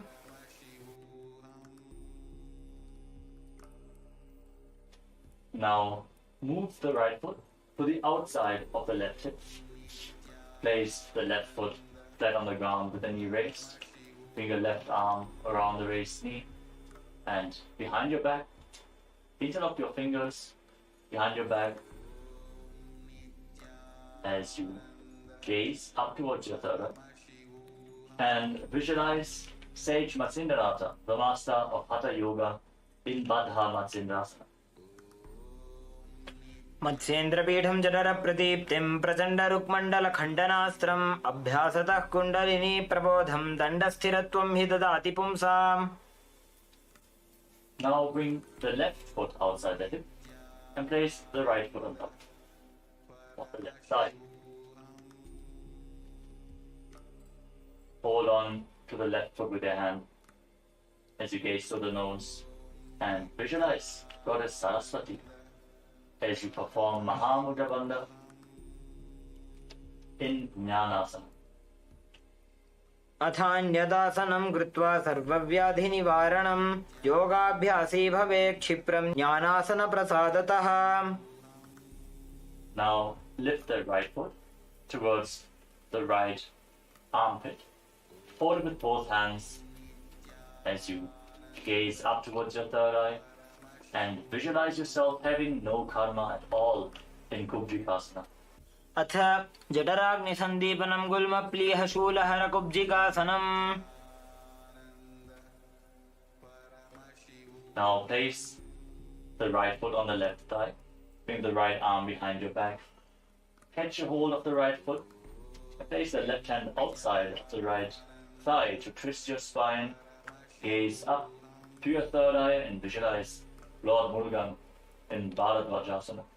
उत्तानकूर्मपीठं च संहं गारुडमेव च वातायनं गोमुखं च भारद्वाजं त्रिविक्रमम्. Now lift the right foot to the left chest. Keep your hands on the respective knees as you gaze to the tip of the nose and embody Vida, the space and state of bravery in Virasana 5. एकं पादमथैकस्मिन् विन्यसेदूरु संस्थितम् इतरस्मिंस्तथा पश्चात् वीरासनमितीरितम्. Now interlock your fingers and raise them up above your head. Gaze to the tip of the nose and visualize yourself as an alpha wolf, leader of a wolf pack in Bhairasana. मूलद्वारटिकबैसिकधरे वामपादगुद औन्धौ करे. Now lower your hands down. Bring the left foot to the outside of the right hip. Place the right foot flat on the ground. Bring the right arm around the raised knee, and interlock your fingers behind. Gaze up towards your third eye, and visualize Sage Matsyendrata in Baddha-Matsyendasana. मत्स्येन्द्रपीठं जठरप्रदीप्तिं प्रचण्डरुक्मण्डलखण्डनास्त्रम्. Now bring the soles of the feet together in front of your perineum. Interlock the fingers around the toes. Push the knees to the mat. Gaze to the tip of the nose. Visualize Swamiji in your inner space. And hold your breath. Hold the air inside and visualize the presence of Vayu inside and outside your body in Santa Kumbhaka, in Baddha Konasana. पद्मं ब्रह्मंस्तथा सैद्धं स्वस्तिकं वज्रमासनं बद्धकोणं भद्रपृष्ठं मूलबन्धं तथैव च. Now keep your heels against the perineum. Place the right hand on top of the heels and place the left hand on top of the right hand. Gaze to the tip of the nose and visualize yourself as Lord Veeravatta in Vajrasana 5. वृषणानि नीचे सीवनीना डाबा भागमा डाबा. Now raise your heels up and turn your feet inwards to sit down on the heels with the toes pointing back. Place your hands on the respective knees. Gaze to the tip of the nose. Visualize the Yoni Mandala, the visual representation of Devi Paramashiva Shakti as you perform Santa Kumbhaka. Hold the breath and visualize the prana inside and outside your body in Yonyasana. पादौ सम्मील्य पादाग्रे आधारे पार्ष्णिलिङ्गतः आनीय पादतलो संविशेत् योन्यासनं भवति. From the same position, now firmly hold your heels with your hands. Gaze to the third eye. Engage all the bandhas and visualize Sage Gorakhnath, the founder of the Natha Yoga Hindu Sampradaya, in Gorakshasana Vajrasana. वृषणनी नीचे सीवनीना डाबा भागमा डाबा पगनी. Now bring your hands behind the back.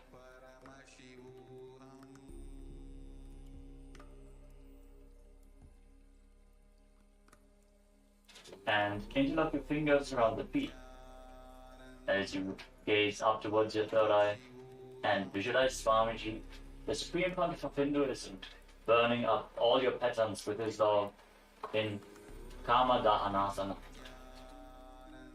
भद्रासनं सुखं स्थाप्य विपरीते तु द्वे पदे अनेन यदि कुर्या चैतत्कामदहनं भवेत्. Now, again, bring your feet to the front, the heels together at your groin. Now turn your feet upwards and bring them towards your navel. Bring your hands towards your neck. Hold on to your shoulders as you visualize Swamiji in Supta Baddha Konasana. महामुद्राबद्धकोनो tadasana विभेदकान् विनोत्तानं सदा कुर्यादन्तर्वत्नीपतिप्रिया. Keep pressing your feet against your stomach. Gaze up towards your third eye and visualize yourself as a frog in Bhekasana 2. ध्यायेद्धिचित्पदं भ्रान्तमासनस्थसुखाय च यदि सर्वाङ्गमुत्तोल्य गगने खेचरासनम्.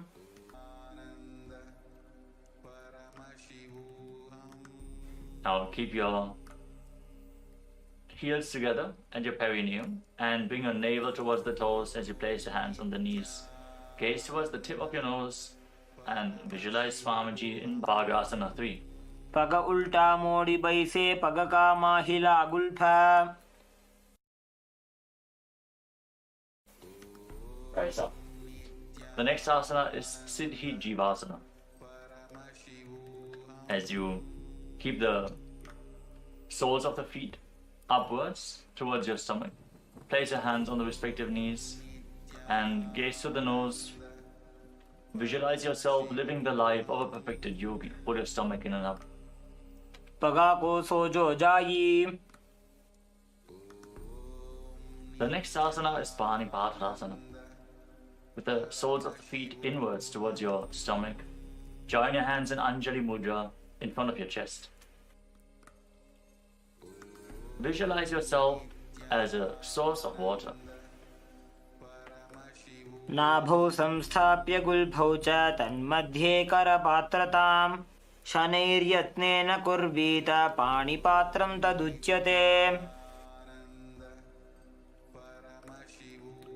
Now, one by one, raise your feet up into your armpits and interlock your fingers and place your hands on top of your head.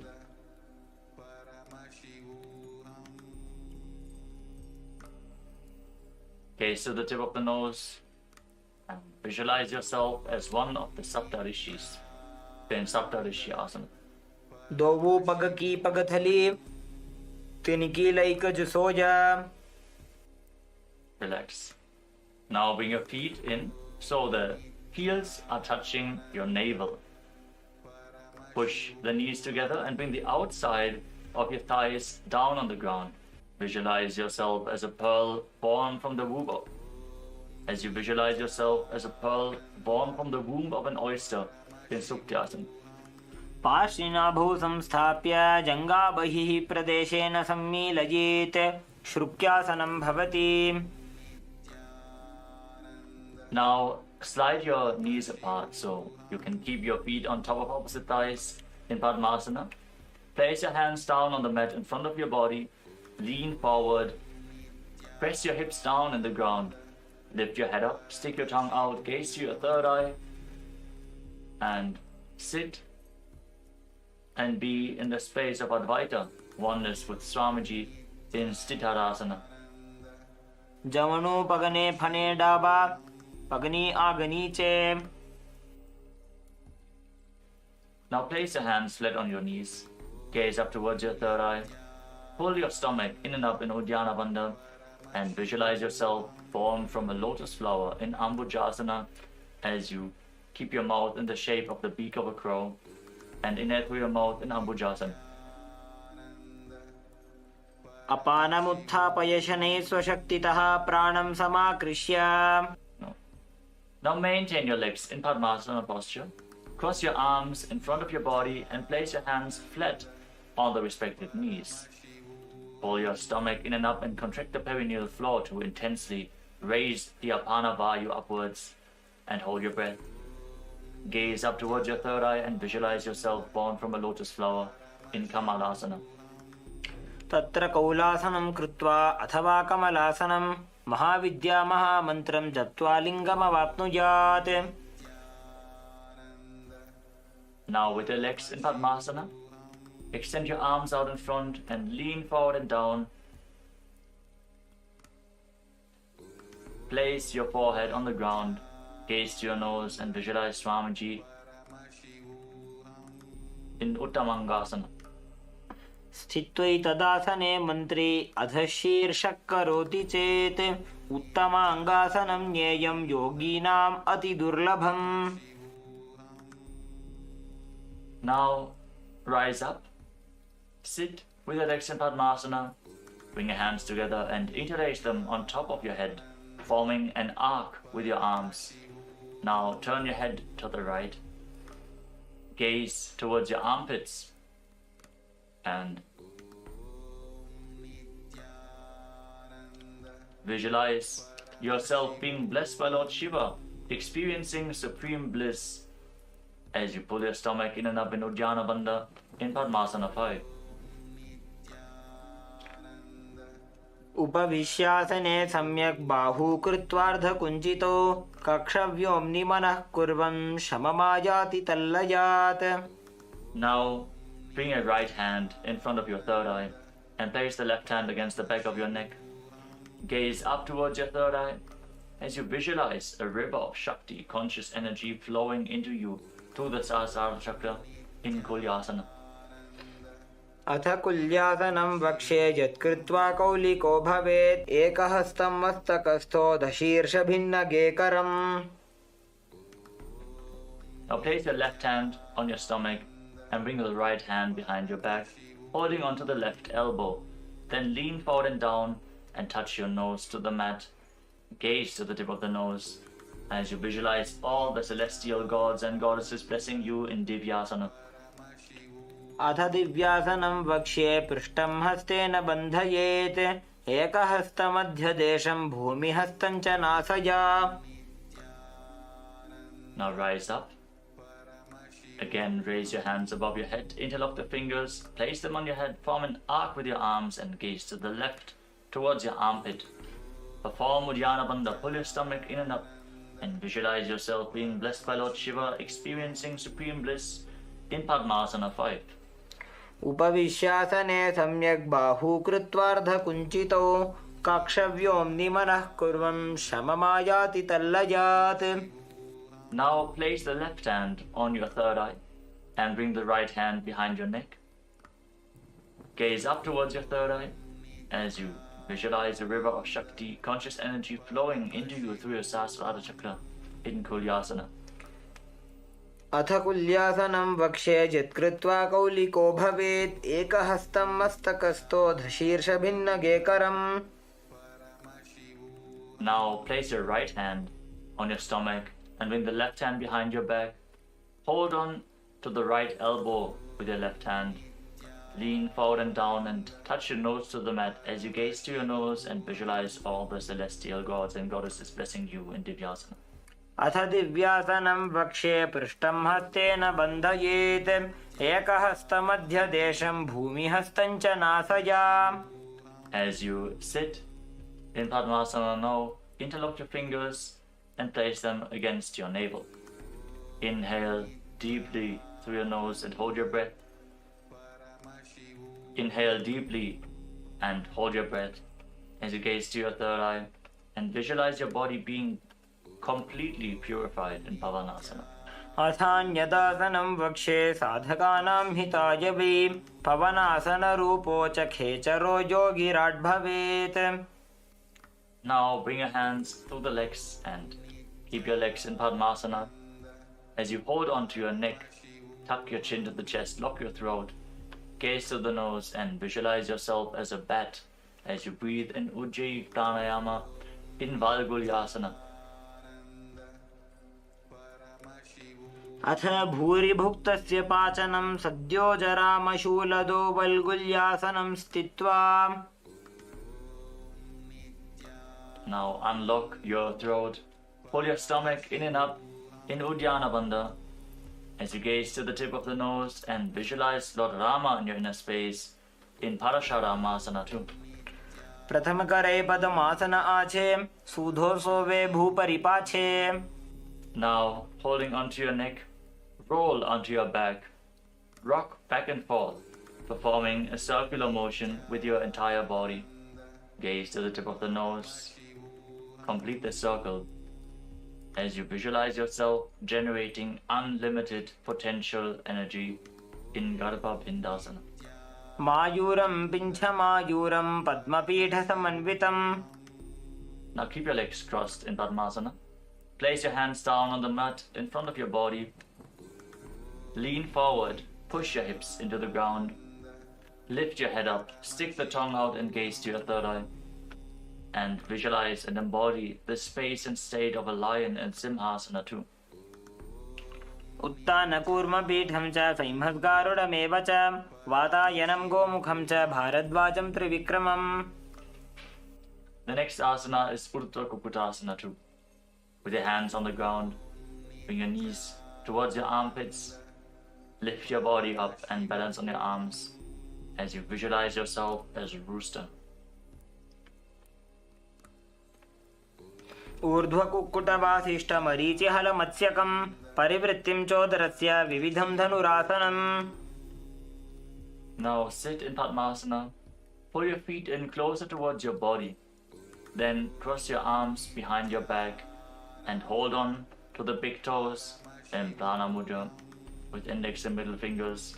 Lock your chin to the chest in Jalandhara Bandha. Gaze to your nose and visualize yourself as a beautiful lotus flower in Padmasana 6. वामोरुपरि दक्षिणं च चरणं संस्थाप्य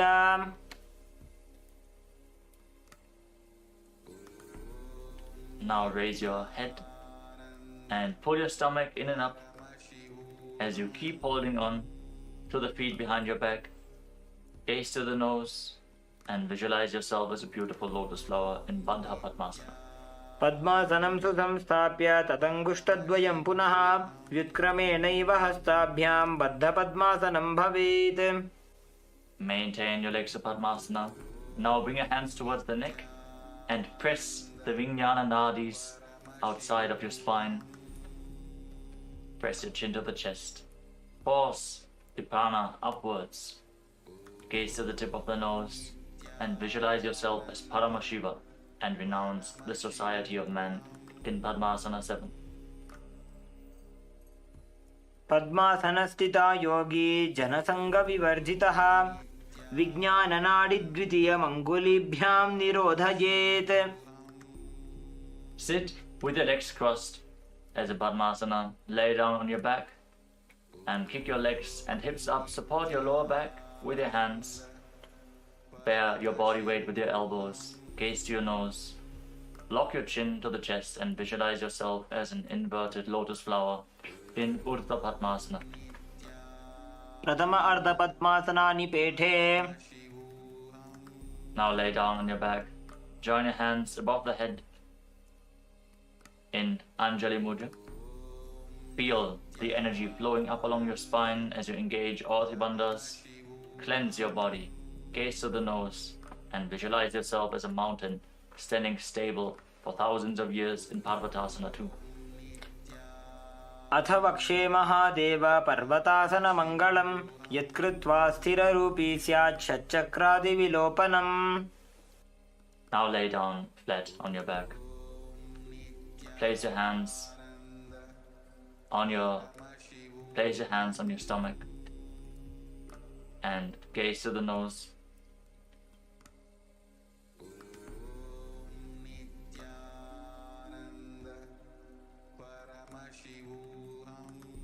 As you forcefully pull the Kundalini Shakti up along your spine in Shakti Charan Mudra.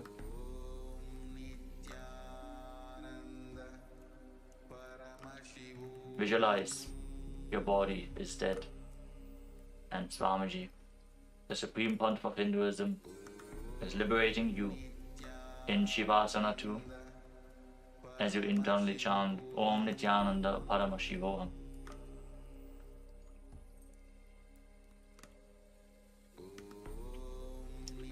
शवासनं हृत्कुपितवातग्रन्थिविभेदकं सर्वासनश्रान्तिजित् हृच्छ्रमं योगिसौखिकम्. Nityanand परमशिवोऽहम्.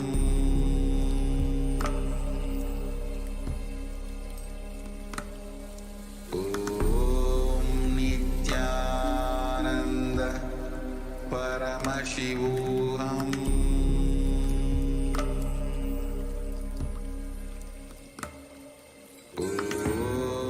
नित्यानन्द परमशिवोऽहम्.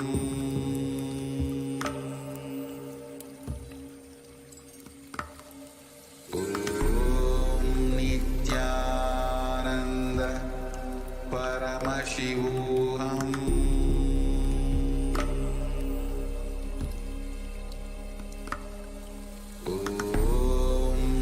नित्यानन्द परमशिवोऽहम्.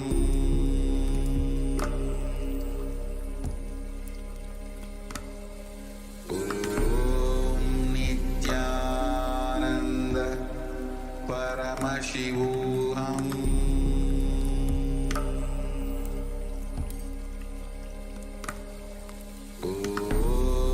नित्यानन्द परमशिवोऽहम्.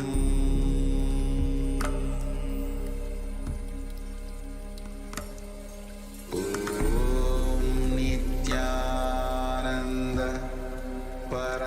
Paramashivoham.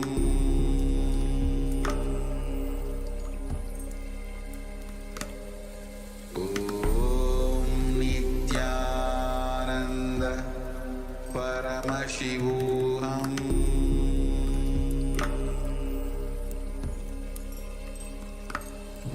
Om Nityananda Paramashivoham.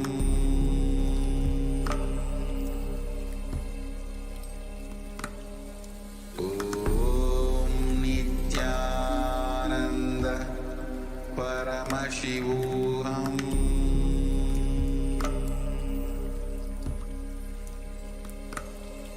Om Nityananda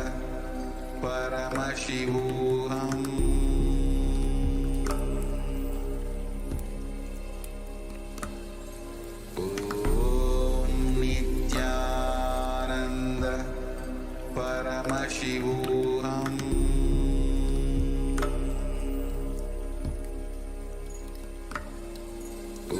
Om Nityananda Paramashivoham. Om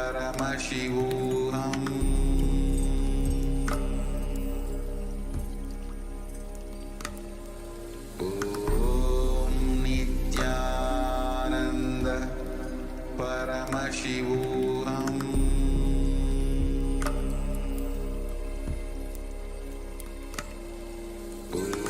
Om Nityananda Paramashivoham.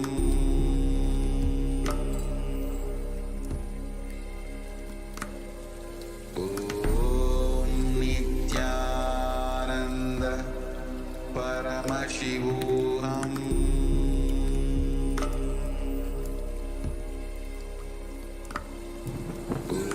Om Nityananda Paramashivoham.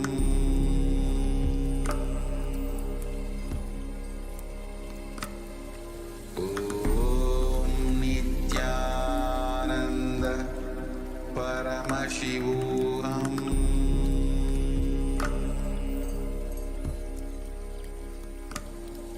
Om Nityananda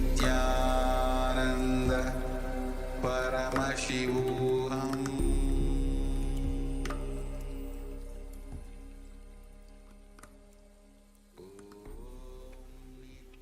Now, slowly return to your physical body.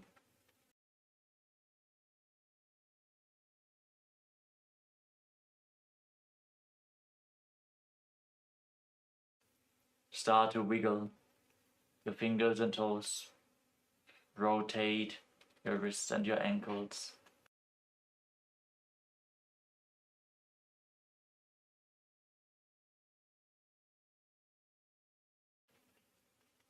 Bend and stretch your elbows and knees. Pull your knees up towards your chest. Squeeze your body into a ball as you rock your body from side to side. And slowly return to a comfortable seated position. Congratulations, you completed the Tritiya Vinyasa Krama 508 asana sequence of Kailasa's Nityananda Yoga. Now let us conclude today's ritual of Nityananda Yoga as we sit with our head, neck and spine in a straight line, the hands in Namaskara Mudra in front of the heart center. Eyes closed. Take a deep breath. Visualize Swamiji in your inner space as we chant the Purna Mantra. Om Purnamadah Purnamidam Purnat Purnamudachyate Purnasya Purnamadaya Purnamevavashishyate Om Shanti Shanti Shanti Hari Om Tat Sat Sarvam Bhagavat Shri Nityananda Paramashiva Padukarpanamastu Om Nityanandam. Established since 2002 in the United States of America, the United Ancient Nations is an intergovernmental organization, currently made up of 160+ members and indigenous nations. The UAN and its work are guided by the purposes and principles contained in its founding charter. The UAN is a manifestation of the profound connection amongst indigenous peoples across the world, including African, Andean, American, European, Caribbean, Oceanic, and Asian regions, rooted in shared wisdom, sustainable practices, and deep reverence for the earth. The United Ancient Nations serves as an international cultural and diplomatic organization focused on uniting indigenous cultures globally. Our governance structure is council-based without territorial claims, led by a collective leadership through our General Secretariat. As a non-state entity with UN-style advocacy, we focus on several key areas: cultural and digital heritage preservation, indigenous diplomacy, revival of indigenous knowledge systems to solve humanity's problems, global peace, environmental preservation, health and wellness, sustained economic development, indigenous and cultural tourism. While the UAN represents numerous indigenous cultures, the United States of Kailasa serves as the first indigenous nation specifically for Hindus. Kailasa's mission is focused on the revival of the ancient enlightened Sanatana Hindu civilization, with a formal governance structure including a head of state, ministers, and ambassadors. Under the leadership of SPH, Supreme Pontiff of Hinduism, Bhagavan Nityananda Paramashivoham, Kailasa has achieved recognition as a sovereign subject of international law, possessing distinctive attributes of juridical statehood. The United States of Kailasa is the main sponsor of the proposed UAN headquarters. This initiative would bring forth an estimated $100 million in revenue for the host country through summits, conferences, tourism, and development projects. The proposed UAN headquarters would represent the world's indigenous nations and peoples through its architectural design. It would blend the best of all worlds, featuring top modern architecture, the highest green building standards, and ancient Vastu architectural principles. This headquarters would serve as a central hub for indigenous diplomacy, cultural preservation, and collaborative efforts towards sustainable development and global peace. Through this initiative, we aim to create a dignified platform for indigenous leadership rooted in ancestral wisdom, cultural legitimacy, and collaborative innovation, enhancing global dialogue and regional stability. The establishment of the UAN headquarters would position a host country at the forefront of a global movement promoting indigenous wisdom while creating significant economic opportunities for the nation and its people.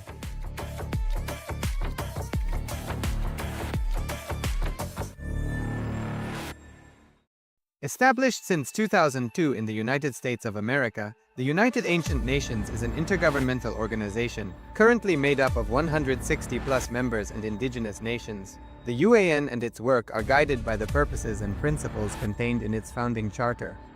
The UAN is a manifestation of the profound connection amongst indigenous peoples across the world, including African, Andean, American, European, Caribbean, Oceanic, and Asian regions, rooted in shared wisdom, sustainable practices, and deep reverence for the earth.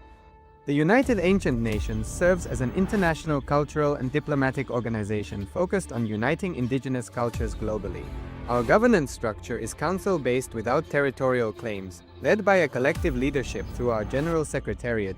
As a non-state entity with UN-style advocacy, we focus on several key areas: cultural and digital heritage preservation, indigenous diplomacy, revival of indigenous knowledge systems to solve humanity's problems, global peace, environmental preservation, health and wellness, sustained economic development, indigenous and cultural tourism. While the UAN represents numerous indigenous cultures, the United States of Kailasa serves as the first indigenous nation specifically for Hindus. Kailasa's mission is focused on the revival of the ancient enlightened Sanatana Hindu civilization, with a formal governance structure including a head of state, ministers, and ambassadors. Under the leadership of SPH, Supreme Pontiff of Hinduism, Bhagavan Nityananda Paramashivoham, Kailasa has achieved recognition as a sovereign subject of international law, possessing distinctive attributes of juridical statehood. The United States of Kailasa is the main sponsor of the proposed UAN headquarters. This initiative would bring forth an estimated $100 million in revenue for the host country through summits, conferences, tourism, and development projects. The proposed UAN headquarters would represent the world's indigenous nations and peoples through its architectural design. It would blend the best of all worlds, featuring top modern architecture, the highest green building standards, and ancient Vastu architectural principles. This headquarters would serve as a central hub for indigenous diplomacy, cultural preservation, and collaborative efforts towards sustainable development and global peace. Through this initiative, we aim to create a dignified platform for indigenous leadership rooted in ancestral wisdom, cultural legitimacy, and collaborative innovation, enhancing global dialogue and regional stability. The establishment of the UAN headquarters would position a host country at the forefront of a global movement promoting indigenous wisdom while creating significant economic opportunities for the nation and its people.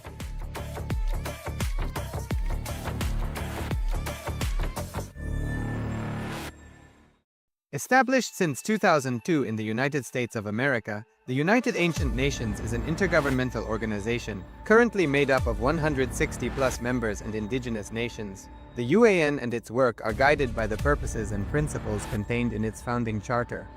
The UAN is a manifestation of the profound connection amongst indigenous peoples across the world, including African, Andean, American, European, Caribbean, Oceanic, and Asian regions, rooted in shared wisdom, sustainable practices, and deep reverence for the earth. The United Ancient Nations serves as an international cultural and diplomatic organization focused on uniting indigenous cultures globally. Our governance structure is council-based without territorial claims, led by a collective leadership through our General Secretariat.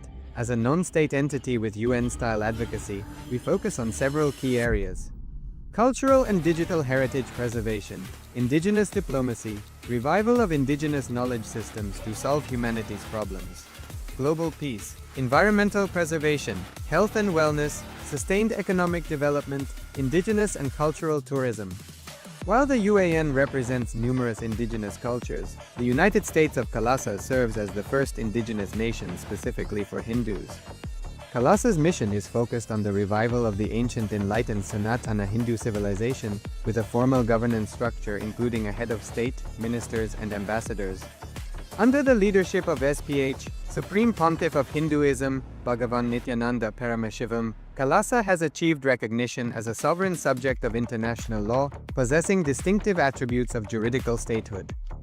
The United States of Kalasa is the main sponsor of the proposed UAN headquarters. This initiative would bring forth an estimated $100 million in revenue for the host country through summits, conferences, tourism, and development projects. The proposed UAN headquarters would represent the world's indigenous nations and peoples through its architectural design.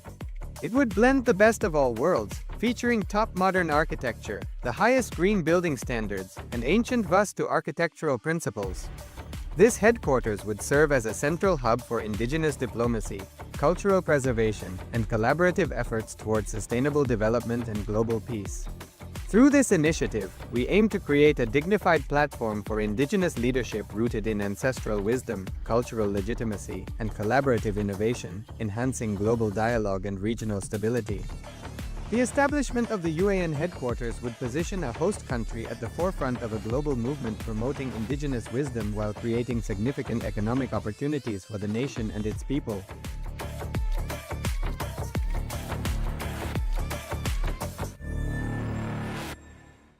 Established since 2002 in the United States of America, the United Ancient Nations is an intergovernmental organization, currently made up of 160+ members and indigenous nations. The UAN and its work are guided by the purposes and principles contained in its founding charter. The UAN is a manifestation of the profound connection amongst indigenous peoples across the world, including African, Andean, American, European, Caribbean, Oceanic, and Asian regions, rooted in shared wisdom, sustainable practices, and deep reverence for the earth. The United Ancient Nations serves as an international cultural and diplomatic organization focused on uniting indigenous cultures globally. Our governance structure is council-based without territorial claims, led by a collective leadership through our General Secretariat. As a non-state entity with UN-style advocacy, we focus on several key areas: cultural and digital heritage preservation, indigenous diplomacy, revival of indigenous knowledge systems to solve humanity's problems, global peace, environmental preservation, health and wellness, sustained economic development, indigenous and cultural tourism. While the UAN represents numerous indigenous cultures, the United States of Kailasa serves as the first indigenous nation specifically for Hindus. Kailasa's mission is focused on the revival of the ancient enlightened Sanatana Hindu civilization with a formal governance structure including a head of state, ministers, and ambassadors. Under the leadership of SPH, Supreme Pontiff of Hinduism, Bhagavan Nityananda Paramashivoham, Kailasa has achieved recognition as a sovereign subject of international law, possessing distinctive attributes of juridical statehood. The United States of Kailasa is the main sponsor of the proposed UAN headquarters. This initiative would bring forth an estimated $100 million in revenue for the host country through summits, conferences, tourism, and development projects. The proposed UAN headquarters would represent the world's indigenous nations and peoples through its architectural design. It would blend the best of all worlds, featuring top modern architecture, the highest green building standards, and ancient Vastu architectural principles. This headquarters would serve as a central hub for indigenous diplomacy, cultural preservation, and collaborative efforts towards sustainable development and global peace.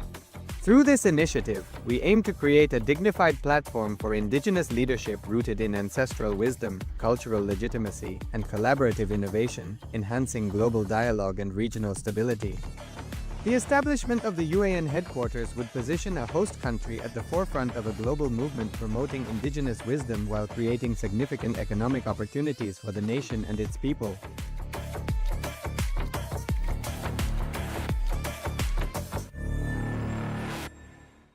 Established since 2002 in the United States of America, the United Ancient Nations is an intergovernmental organization, currently made up of 160+ members and indigenous nations. The UAN and its work are guided by the purposes and principles contained in its founding charter.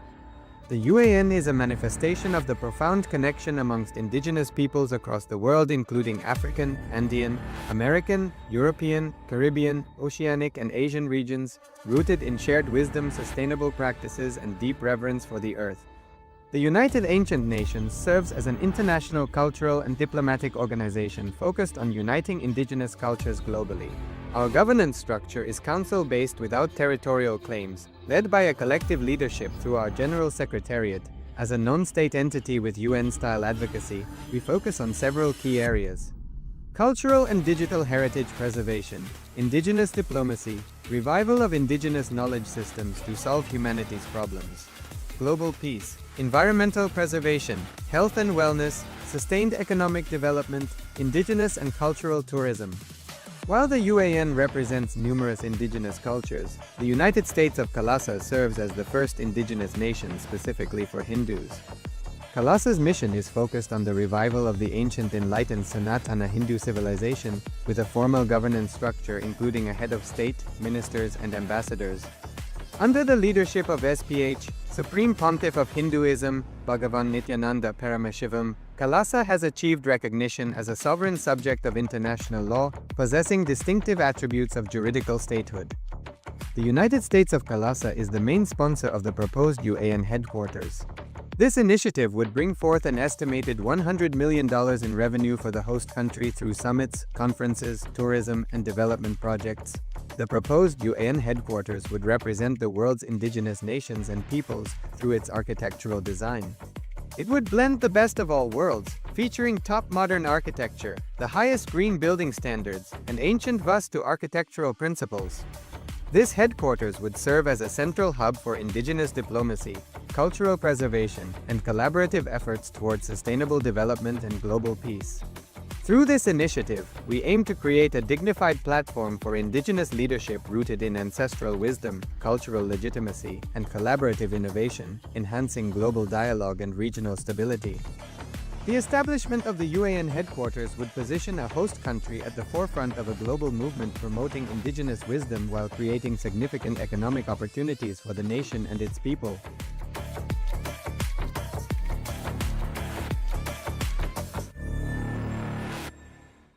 Established since 2002 in the United States of America, the United Ancient Nations is an intergovernmental organization, currently made up of 160+ members and indigenous nations. The UAN and its work are guided by the purposes and principles contained in its founding charter. The UAN is a manifestation of the profound connection amongst indigenous peoples across the world, including African, Andean, American, European, Caribbean, Oceanic, and Asian regions, rooted in shared wisdom, sustainable practices, and deep reverence for the earth. The United Ancient Nations serves as an international cultural and diplomatic organization focused on uniting indigenous cultures globally. Our governance structure is council-based without territorial claims, led by a collective leadership through our General Secretariat. As a non-state entity with UN-style advocacy, we focus on several key areas: cultural and digital heritage preservation, indigenous diplomacy, revival of indigenous knowledge systems to solve humanity's problems, global peace, environmental preservation, health and wellness, sustained economic development, indigenous and cultural tourism. While the UAN represents numerous indigenous cultures, the United States of Kailasa serves as the first indigenous nation specifically for Hindus. Kailasa's mission is focused on the revival of the ancient enlightened Sanatana Hindu civilization, with a formal governance structure including a head of state, ministers, and ambassadors. Under the leadership of SPH, Supreme Pontiff of Hinduism, Bhagavan Nityananda Paramashivoham, Kailasa has achieved recognition as a sovereign subject of international law, possessing distinctive attributes of juridical statehood. The United States of Kailasa is the main sponsor of the proposed UAN headquarters. This initiative would bring forth an estimated $100 million in revenue for the host country through summits, conferences, tourism, and development projects. The proposed UAN headquarters would represent the world's indigenous nations and peoples through its architectural design. It would blend the best of all worlds, featuring top modern architecture, the highest green building standards, and ancient Vastu architectural principles.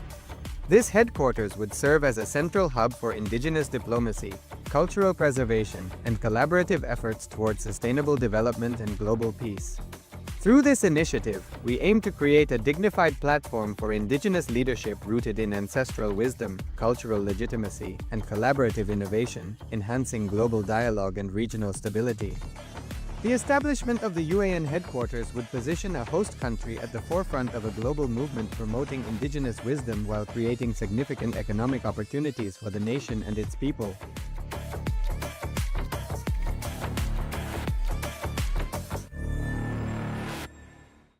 Established since 2002 in the United States of America, the United Ancient Nations is an intergovernmental organization, currently made up of 160+ members and indigenous nations. The UAN and its work are guided by the purposes and principles contained in its founding charter.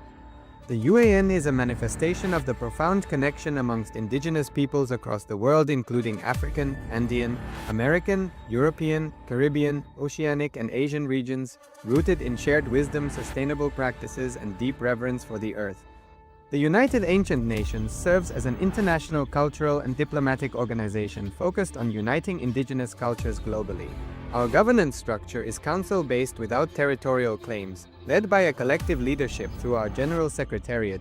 As a non-state entity with UN-style advocacy, we focus on several key areas: cultural and digital heritage preservation, indigenous diplomacy, revival of indigenous knowledge systems to solve humanity's problems, global peace, environmental preservation, health and wellness, sustained economic development, indigenous and cultural tourism. While the UAN represents numerous indigenous cultures, the United States of Kailasa serves as the first indigenous nation specifically for Hindus.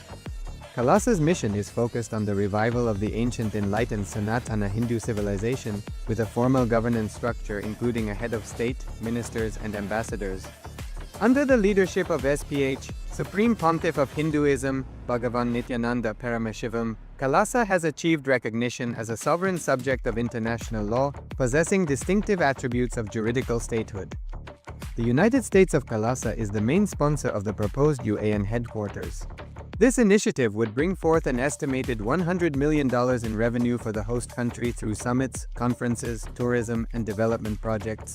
The proposed UAN headquarters would represent the world's indigenous nations and peoples through its architectural design. It would blend the best of all worlds, featuring top modern architecture, the highest green building standards, and ancient Vastu architectural principles. This headquarters would serve as a central hub for indigenous diplomacy, cultural preservation, and collaborative efforts towards sustainable development and global peace. Through this initiative, we aim to create a dignified platform for indigenous leadership rooted in ancestral wisdom, cultural legitimacy, and collaborative innovation, enhancing global dialogue and regional stability. The establishment of the UAN headquarters would position a host country at the forefront of a global movement promoting indigenous wisdom while creating significant economic opportunities for the nation and its people.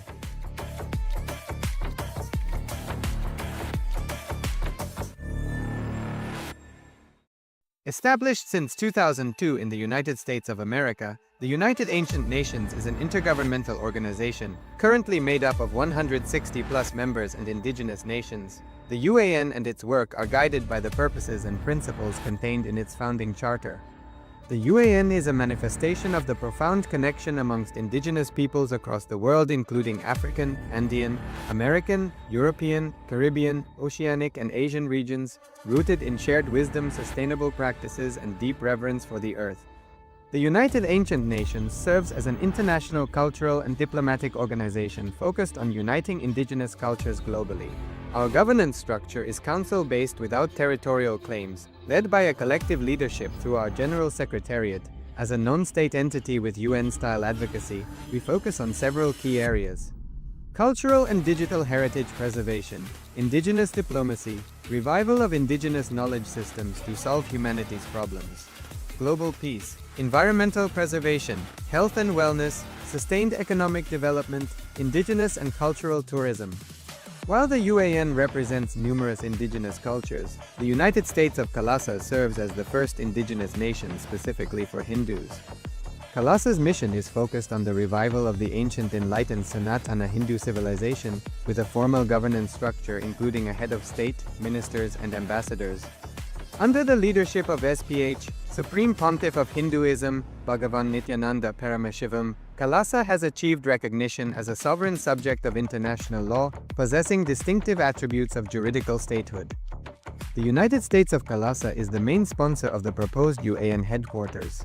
This initiative would bring forth an estimated $100 million in revenue for the host country through summits, conferences, tourism, and development projects.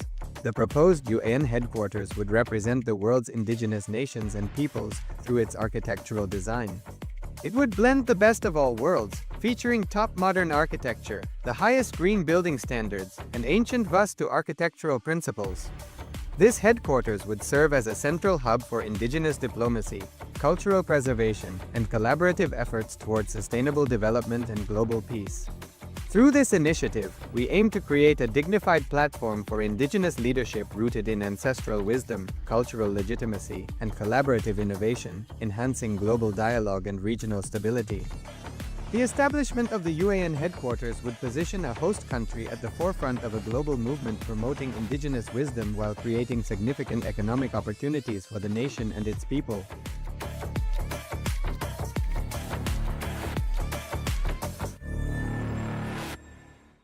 Established since 2002 in the United States of America, the United Ancient Nations is an intergovernmental organization, currently made up of 160+ members and indigenous nations. The UAN and its work are guided by the purposes and principles contained in its founding charter. The UAN is a manifestation of the profound connection amongst indigenous peoples across the world, including African, Andean, American, European, Caribbean, Oceanic, and Asian regions, rooted in shared wisdom, sustainable practices, and deep reverence for the earth. The United Ancient Nations serves as an international cultural and diplomatic organization focused on uniting indigenous cultures globally. Our governance structure is council-based without territorial claims, led by a collective leadership through our General Secretariat. As a non-state entity with UN-style advocacy, we focus on several key areas: cultural and digital heritage preservation, indigenous diplomacy, revival of indigenous knowledge systems to solve humanity's problems, global peace, environmental preservation, health and wellness, sustained economic development, indigenous and cultural tourism. While the UAN represents numerous indigenous cultures, the United States of Kailasa serves as the first indigenous nation specifically for Hindus. Kailasa's mission is focused on the revival of the ancient enlightened Sanatana Hindu civilization, with a formal governance structure including a head of state, ministers, and ambassadors. Under the leadership of SPH, Supreme Pontiff of Hinduism, Bhagavan Nityananda Paramashivoham, Kailasa has achieved recognition as a sovereign subject of international law, possessing distinctive attributes of juridical statehood. The United States of Kailasa is the main sponsor of the proposed UAN headquarters. This initiative would bring forth an estimated $100 million in revenue for the host country through summits, conferences, tourism, and development projects. The proposed UAN headquarters would represent the world's indigenous nations and peoples through its architectural design. It would blend the best of all worlds, featuring top modern architecture, the highest green building standards, and ancient Vastu architectural principles. This headquarters would serve as a central hub for indigenous diplomacy, cultural preservation, and collaborative efforts towards sustainable development and global peace. Through this initiative, we aim to create a dignified platform for indigenous leadership rooted in ancestral wisdom, cultural legitimacy, and collaborative innovation, enhancing global dialogue and regional stability. The establishment of the UAN headquarters would position a host country at the forefront of a global movement promoting indigenous wisdom while creating significant economic opportunities for the nation and its people.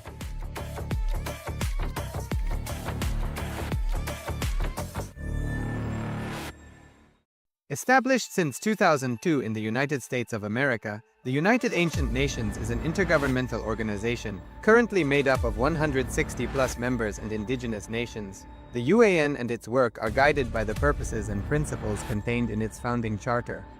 The UAN is a manifestation of the profound connection amongst indigenous peoples across the world, including African, Andean, American, European, Caribbean, Oceanic, and Asian regions, rooted in shared wisdom, sustainable practices, and deep reverence for the earth. The United Ancient Nations serves as an international cultural and diplomatic organization focused on uniting indigenous cultures globally.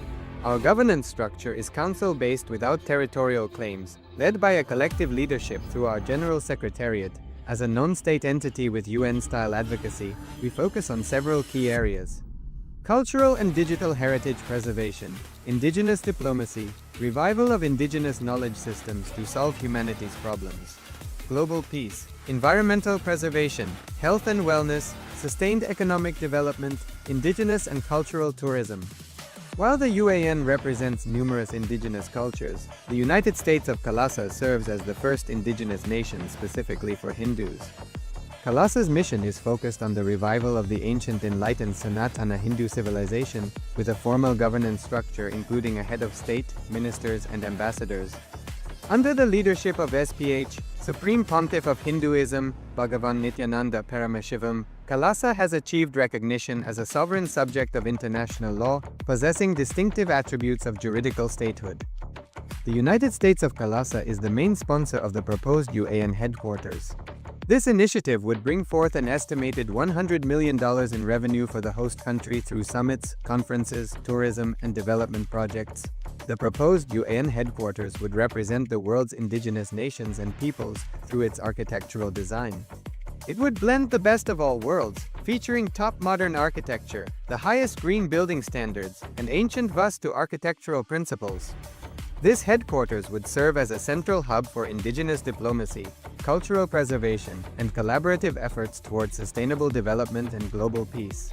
Through this initiative, we aim to create a dignified platform for indigenous leadership rooted in ancestral wisdom, cultural legitimacy, and collaborative innovation, enhancing global dialogue and regional stability. The establishment of the UAN headquarters would position a host country at the forefront of a global movement promoting indigenous wisdom while creating significant economic opportunities for the nation and its people.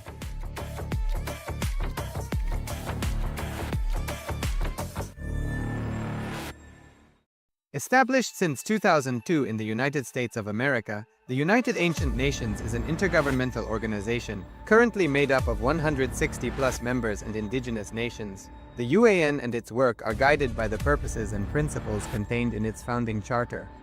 The UAN is a manifestation of the profound connection amongst indigenous peoples across the world, including African, Andean, American, European, Caribbean, Oceanic, and Asian regions, rooted in shared wisdom, sustainable practices, and deep reverence for the earth.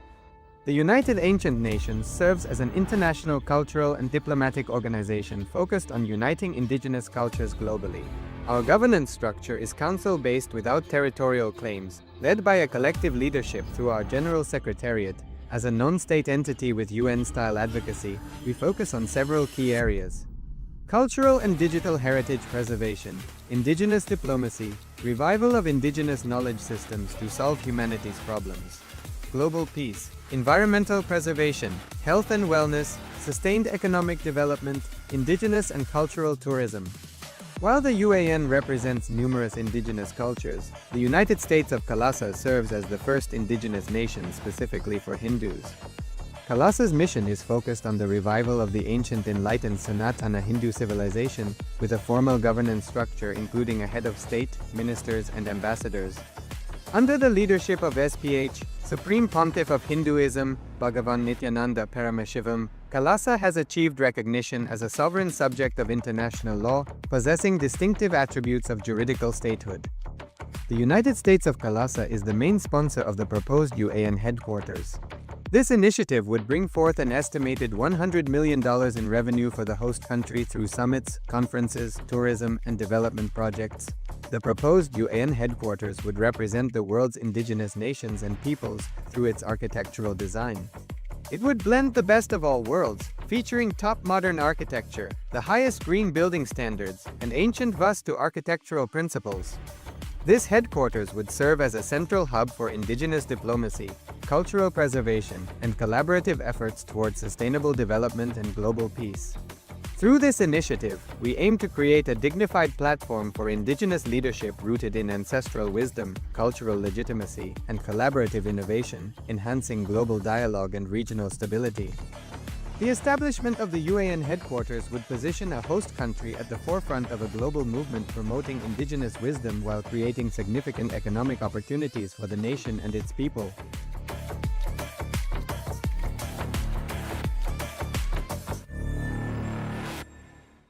Established since 2002 in the United States of America, the United Ancient Nations is an intergovernmental organization, currently made up of 160+ members and indigenous nations. The UAN and its work are guided by the purposes and principles contained in its founding charter.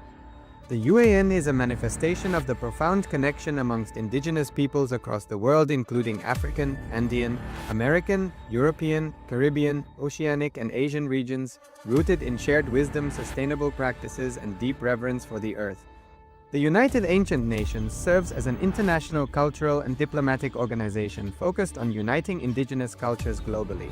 Our governance structure is council-based without territorial claims, led by a collective leadership through our General Secretariat. As a non-state entity with UN-style advocacy, we focus on several key areas: cultural and digital heritage preservation, indigenous diplomacy, revival of indigenous knowledge systems to solve humanity's problems, global peace, environmental preservation, health and wellness, sustained economic development, indigenous and cultural tourism. While the UAN represents numerous indigenous cultures, the United States of Kailasa serves as the first indigenous nation specifically for Hindus. Kailasa's mission is focused on the revival of the ancient enlightened Sanatana Hindu civilization with a formal governance structure including a head of state, ministers, and ambassadors. Under the leadership of SPH, Supreme Pontiff of Hinduism, Bhagavan Nityananda Paramashivoham, Kailasa has achieved recognition as a sovereign subject of international law, possessing distinctive attributes of juridical statehood. The United States of Kailasa is the main sponsor of the proposed UAN headquarters. This initiative would bring forth an estimated $100 million in revenue for the host country through summits, conferences, tourism, and development projects. The proposed UAN headquarters would represent the world's indigenous nations and peoples through its architectural design. It would blend the best of all worlds, featuring top modern architecture, the highest green building standards, and ancient Vastu architectural principles. This headquarters would serve as a central hub for indigenous diplomacy, cultural preservation, and collaborative efforts towards sustainable development and global peace. Through this initiative, we aim to create a dignified platform for indigenous leadership rooted in ancestral wisdom, cultural legitimacy, and collaborative innovation, enhancing global dialogue and regional stability. The establishment of the UAN headquarters would position a host country at the forefront of a global movement promoting indigenous wisdom while creating significant economic opportunities for the nation and its people.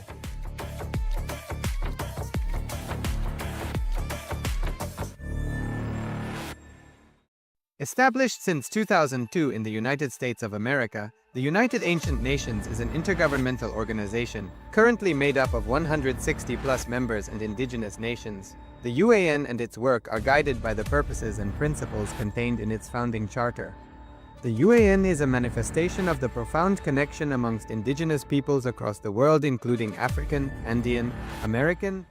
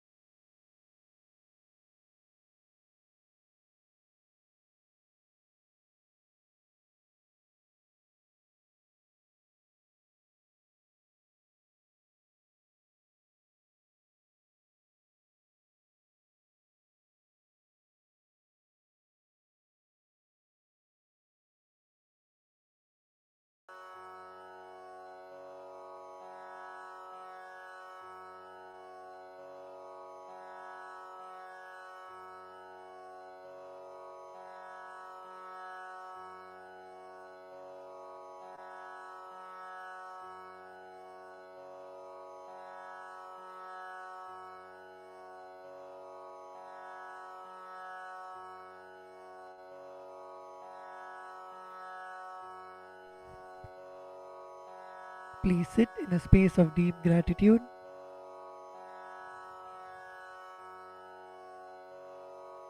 Inhale deeply and exhale.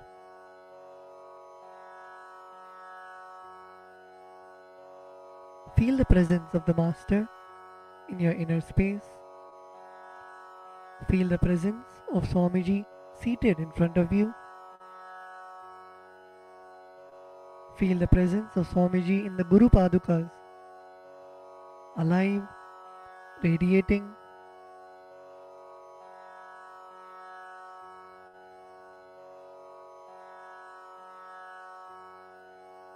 When you offer the puja, visualize you dropping all of your karmas of lifetimes, your incompletions, unfulfilled desires, patterns. Visualize all of that being liberated by the Guru.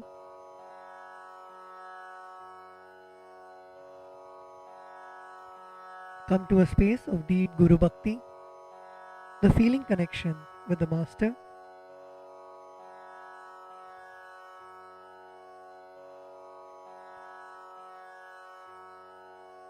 Let us now enter into the Pada Puja. We request all the Pada Puja participants to declare the following with integrity and authenticity. If you agree to this, please say yes loudly. I authentically cognize, which is internally process, understand and declare the truth that the cosmic energy exists. Yes. I authentically cognize, which is internally process, understand and declare the truth that the Supreme Pontiff of Hinduism, Sri Nityanandeshwara Paramashiva, Devi Nityanandeshwari Paramashiva Shakti, the Guru Padukas and the Atmalinga are the Chinmaya Vigrahas, embodiments and representations of that very cosmic energy. Yes, I authentically cognize, which is internally processed, understand and declare the truth that whatever I offer during the Pada Puja and Paramashiva Puja will reach the cosmic source of energy directly. Yes, I authentically cognize, which is internally processed, understand, and declare the truth of Soham Asmi, that even when I worship, I am Him. Yes.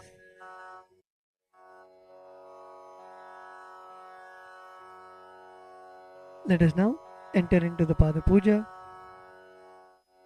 We begin with the Sadguru Vandanam, in which we offer our gratitude to our Guru, our beloved Swamiji. The meaning of the mantra we will now chant is, I surrender to that Sadguru who is the eternal bliss, the bestower of supreme happiness, the one who is the embodiment of wisdom, who is beyond duality, who is omnipresent, to whom the supreme goal is giving the enlightenment experience, who is eternal, pure, and unshakable, who is the silent spectator of all thought processes, who is beyond emotions, and the one who is without the three qualities called Sattva, Rajas, and Tamas. Now please take some flowers in your hands and close your eyes. Place your hands in the Atmanjali Mudra and offer the flowers at Swamiji's Padukas at the end of the mantra. Nityanandam Paramasukadam Kevalam Jnanamurtim Dvandvatitam Gaganasadrisham Tattvamasyadilaksham Ekam Nityam Vimalamachalam Sarvadhi Sakshibhutam Bhavatitam Trigunarahitam Sadgurum Tam Namami.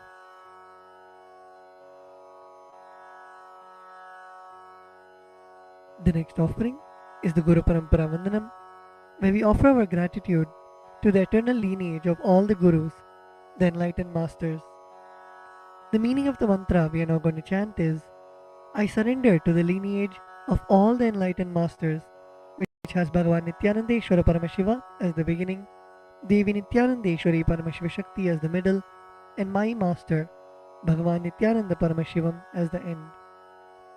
Now please take some flowers in your hands, place your hands in the Atmanjali Mudra, close your eyes, and offer the flowers at Swamiji's Padukas at the end of the mantra.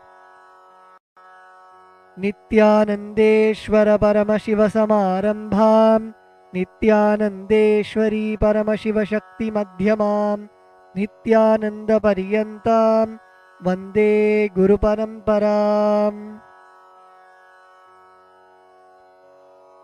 The next is the offering of the Arunagiri Yogeshwara Vandanam, where we offer our respects and gratitude to Arunagiri Yogeshwara, who is the incarnation of Paramashiva. The meaning of the mantra we are now going to chant is, the Arunagiri Yogeshwara, who is the Lord of all beings, who has the sacred musk paste applied on his forehead, who has a glittering stick, who has worn a loin cloth on his glittering hip, who has worn the Datura flower, the king cobra, and a crescent moon on his forehead.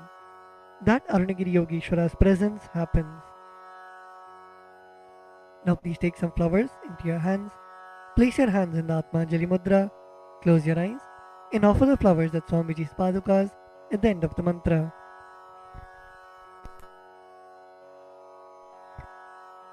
Lalate Tripundri Nitilakrita Kasturi Tilakaha Spuranmaladhara Spurita Katikaupi Nasanaha Dadhano Dustaram Shirasi Phanirajam Shashikalam Pradipas Sarvesham Arunagiri Yogi Vijayate. The next is the Tattvachamanam, the ritualistic cleansing of the mouth. Now keeping your right hand in the Gokarna Mudra, pour an udhrani of water into your right palm and sip the water from the base of your right palm each time the word Swadha is chanted. Om Atmatattvam Shodhayami Swadha, Om Vidyatattvam Shodhayami Swadha, Om Shivatattvam Shodhayami Swadha. Now at the base of your right hand thumb, wipe your lips twice from the right to the left. Om Ham Mridayaya Namaha. Wash your hands with an udhrani of water. With the tips of your right hand index, middle and ring fingers touch above the upper lip and below the lower lip. Wash your hands. With the tips of your right hand index finger and thumb joined together, touch your right nostril and the left nostril.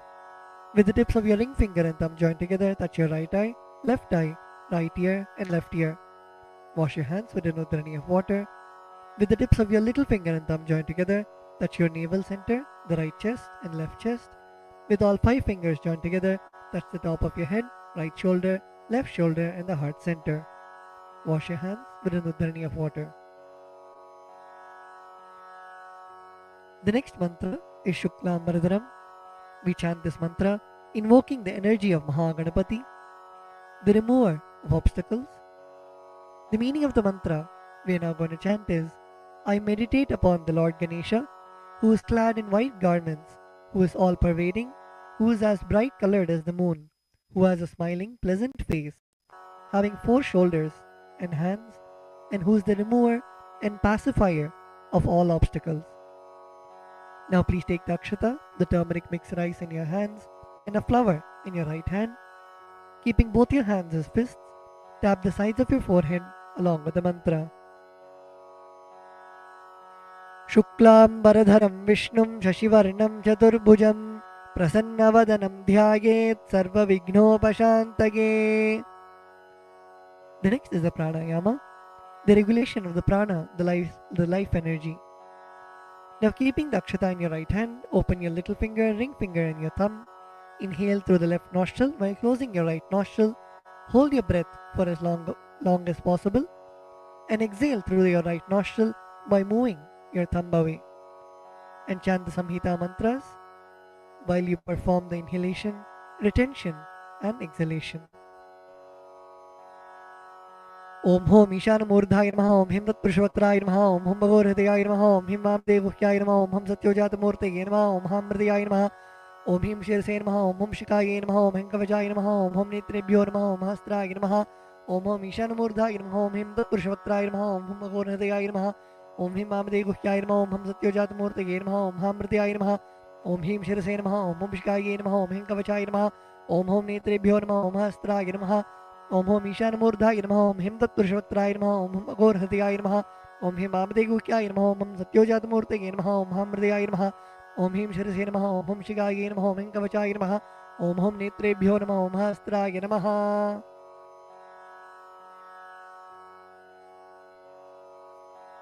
The next is a sankalpa, the conscious resolution. When you make a conscious resolution in the presence of the Master, the power of the Master's presence itself will simply manifest it as reality. Please close your eyes. Visualize the intention, the sankalpa that you want to keep in your inner space.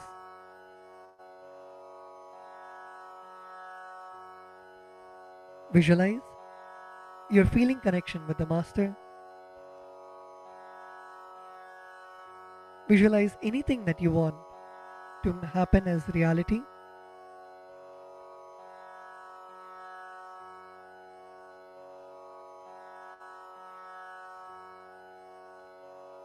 Visualize it already happening in your inner space.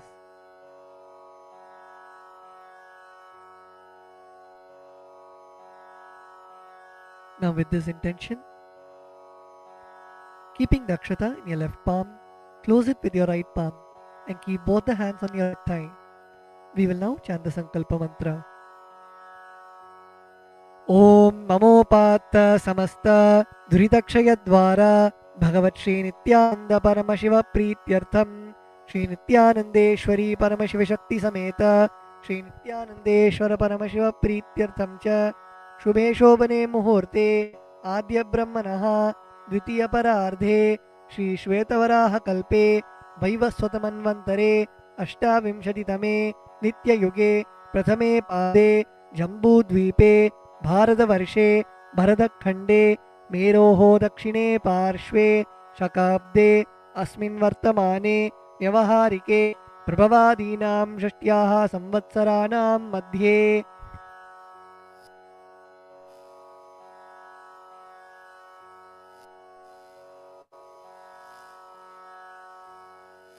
Vishwavasu Nama Samvatsare Dakshinayane Lakshmi Venkateshwar Rito Simhamase Krishna Pakshe Amavasyam Shubharito Sthiravasari Yuktayam Magha Parigayoga Kimstugna Karana Evam Guna Visheshana Vishishtayam Asyam Shubharito. श्रीकैलासोन्नतद्वादशान्तश्यामलापीठारूढ श्रीमीनाक्षी सुन्दरेश्वराभिन्नस्वरूप परशिवपुत्ररत्नकुमार गुरुमण्यतुल्यावतार Shri Parvati स्तन्यपानलब्धदिव्यज्ञानविश्रुत सकलनिगमाकमसारभूत द्राविडवेदप्रवक्त्रे श्रीमत्परमशिवकरुणासमधिगतमुक्तामयचतुरश्रयान् गीयमान छत्रचामर श्रीचिन्नकाहलादि समस्तबिरडावल्यलङ्कृत ज्ञानविज्ञानचक्रवर्ती सर्वजनसङ्गसद्यो निर्वाणदीक्षाव्यापवर्गवर्ष विश्रानजीमूत परमतकलभकेसरी शैवसिद्धान्तस्थापनाचार्य श्रीराजाधिराजपाण्ड्यमहाराजगुरु क्षपनशाक्यादिमहान्धकारनिवारणज्ञानभानु वीक्षणानर्हार्हध्वजोच्छेदनपूर्वक श्रीमद्वृषभध्वजस्थापक शैवसमयकर्त्रे सर्वज्ञपीठारूढ श्रीजगद्गुरो श्रीज्ञानसम्बन्धदेशिकस्वामि वागीशसुन्दरमाणिक्यवाचकस्वामिनाम् अवतारभूत श्रीज्ञानसम्बन्धस्वामि पुनरुद्धृत श्यामलापीठ सर्वज्ञपीठ तृणवत्युत्तरद्विशततमगुरुमहासन्निधान अरुणगिरियोगीश्वर परम्परागत अरुणाचल सर्वज्ञपीठ गुरुमहासन्निधान कैलास परम्परागत काञ्ची कैलास सर्वज्ञपीठ त्रयस्त्रिंशदुत्तरद्विशततमगुरुमहासन्निधान नित्योत्सव नित्यमङ्गल नित्यकल्याण नित्यरजित कैलास परम्परागत आदिकैलास नित्यानन्दपीठ महासंस्थान महासिंहासनपीठ कर्त्रे साक्षात् श्री परमशिवसमुद्भूत कैलास परम्परागत वैवस्वतमनु इक्ष्वाकु हरिश्चन्द्र भगीरथ श्रीरामचन्द्र शूरसेन इत्याद्यनवच्छिन्न सार्वभौम चक्रवर्ती परम्परागत चतुष्षष्टि योगिनी मंडित चतुष्षष्टि संप्रदाय प्रवर्तक मनुधर्मासन सूर्यवंश प्राप्त सर्वज्ञपीठ सुरांगी साम्राज्य मूर्धाभिषिक्त चूड़ामणि साक्षात् श्री परमशिव समुद्भूत कपिल महागुरु पुनरुद्धृत महानिर्वाणि पीठ अष्टोत्तर सहस्र श्री महामंडलेश्वर साक्षात् श्री परमशिव समुद्भूत श्री महागणपति समारंभ अनवच्छिन्न पीठाधीश्वर गुरुपरंपरा प्राप्त अटल पीठ अष्टोत्तर सहस्र श्री अटल पीठाधीश्वर धर्म मुक्ति स्वर्गपुर स्वर्णपीठ त्रयोविंश गुरुमहान्निधान कैलास परंपरागत आदिपीठ सर्वज्ञपीठ जगद्गुरु श्री कैलास पुनरुद्धारक श्री कैलास परमाचार्य श्रीमत् परमहंस परिव्राजकाचार्य वर्य सच्चिदानंद प्रणव स्वरूप श्रोत्रिय ब्रह्मनिष्ठ श्रीमज्जगद्गुरु श्रीलश्री भगवत् श्री नित्यानंद ब्रह्मशिव श्री ज्ञान संबंध देशिक परमाचार्य स्वामिनां प्रीत्यर्थं तेषां पादारविन्दयोः भक्ति सिद्ध्यर्थं गुरुकृपा कटाक्ष सिद्ध्यर्थं क्षेम स्थैर्य वीर्य विजय आयुरारोग्य ऐश्वर्यानाम् अभिवृद्ध्यर्थं धर्मार्थ काम मोक्ष चतुर्विध फलपुरुषार्थ सिद्ध्यर्थं समस्त दुरितोपशान्त्यर्थं समस्त मंगलावाप्त्यर्थं भगवत् श्री नित्यानंद परमशिव प्रसादेन सकुटुम्बस्य ज्ञानवैराग्य जीवन मुक्ति प्राप्त्यर्थं श्री नित्यानंदेश्वरी परमशिव शक्ति समेत श्री नित्यानंदेश्वर परमशिव अवतार भूत श्री सर्वदेव देवी स्वरूप भगवत् श्री नित्यानंद परमशिव प्रत्यक्ष पाद पूजां करिष्ये श्री नित्यानंदेश्वरी परमशिव शक्ति समेत श्री नित्यानंदेश्वर परमशिव पूजां च करिष्ये ओम अपौपस्पृश्य wash your hands with an udrani of water. The next is the Ghantanada. Now please take the bell in your left hand and hold it above your heart center and ring the bell as you chant the following mantra. Om Agamarthantu Devanam Gamanarthantu Rakshasam Ghantanadam Karomyado Devata Hvanalanchanam Ghanta Devatabhyo Namaha. The next is the Manasa Puja, the internal worship. Now please close your eyes. Visualize the meaning of the mantra in your inner space.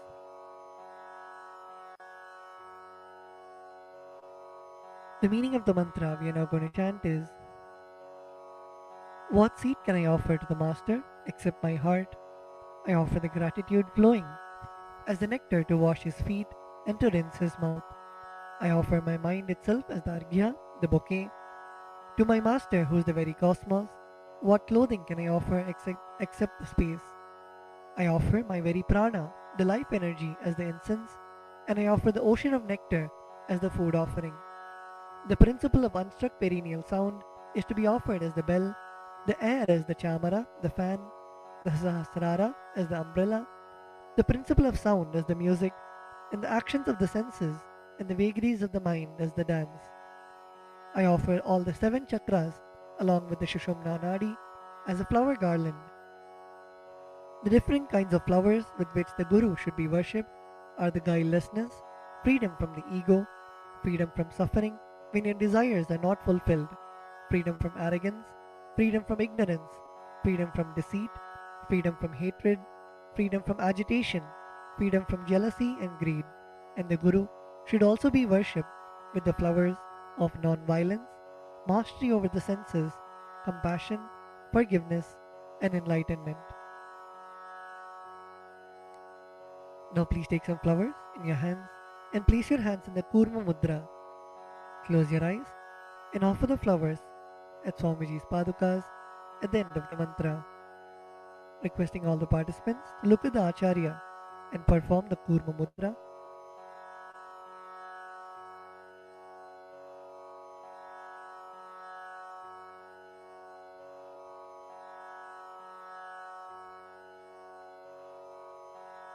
ॐ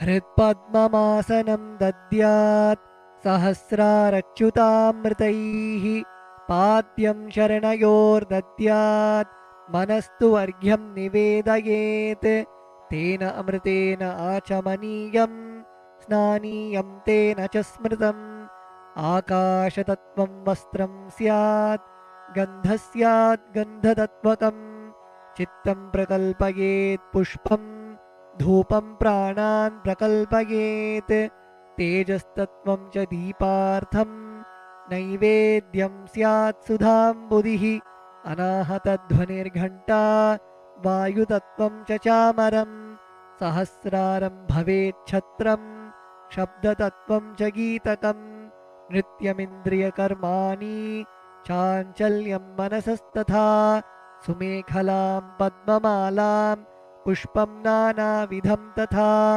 अमायाद्यैर्भावपुष्पैः अर्चयेद्भावगोचरम् अमायम् अनहङ्कारम् अरागम् अमदं तथा अमोहकम् अदम्भं च अद्वेषाक्षोभकौ तथा अमात्सर्यम् अलोभं च दशपुष्पं विदुर्बुधाः अहिंसा परमं पुष्पं पुष्पमिन्द्रियनिग्रहः दयापुष्पं क्षमापुष्पं ज्ञानपुष्पं च पञ्चमम् इति पञ्चदशैर्भावपुष्पैः सम्पूजयेत् भगवन्तं श्रीनित्यानन्दपरमशिवम्.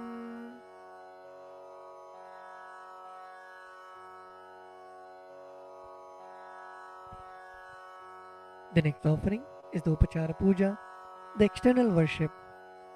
The first offering is the asanam, the offering of seat to the master. The meaning of the mantra we are now going to chant is, O the one who resides in all the beings, the one who is the very soul of all beings, I offer this seat to you. I surrender, I surrender.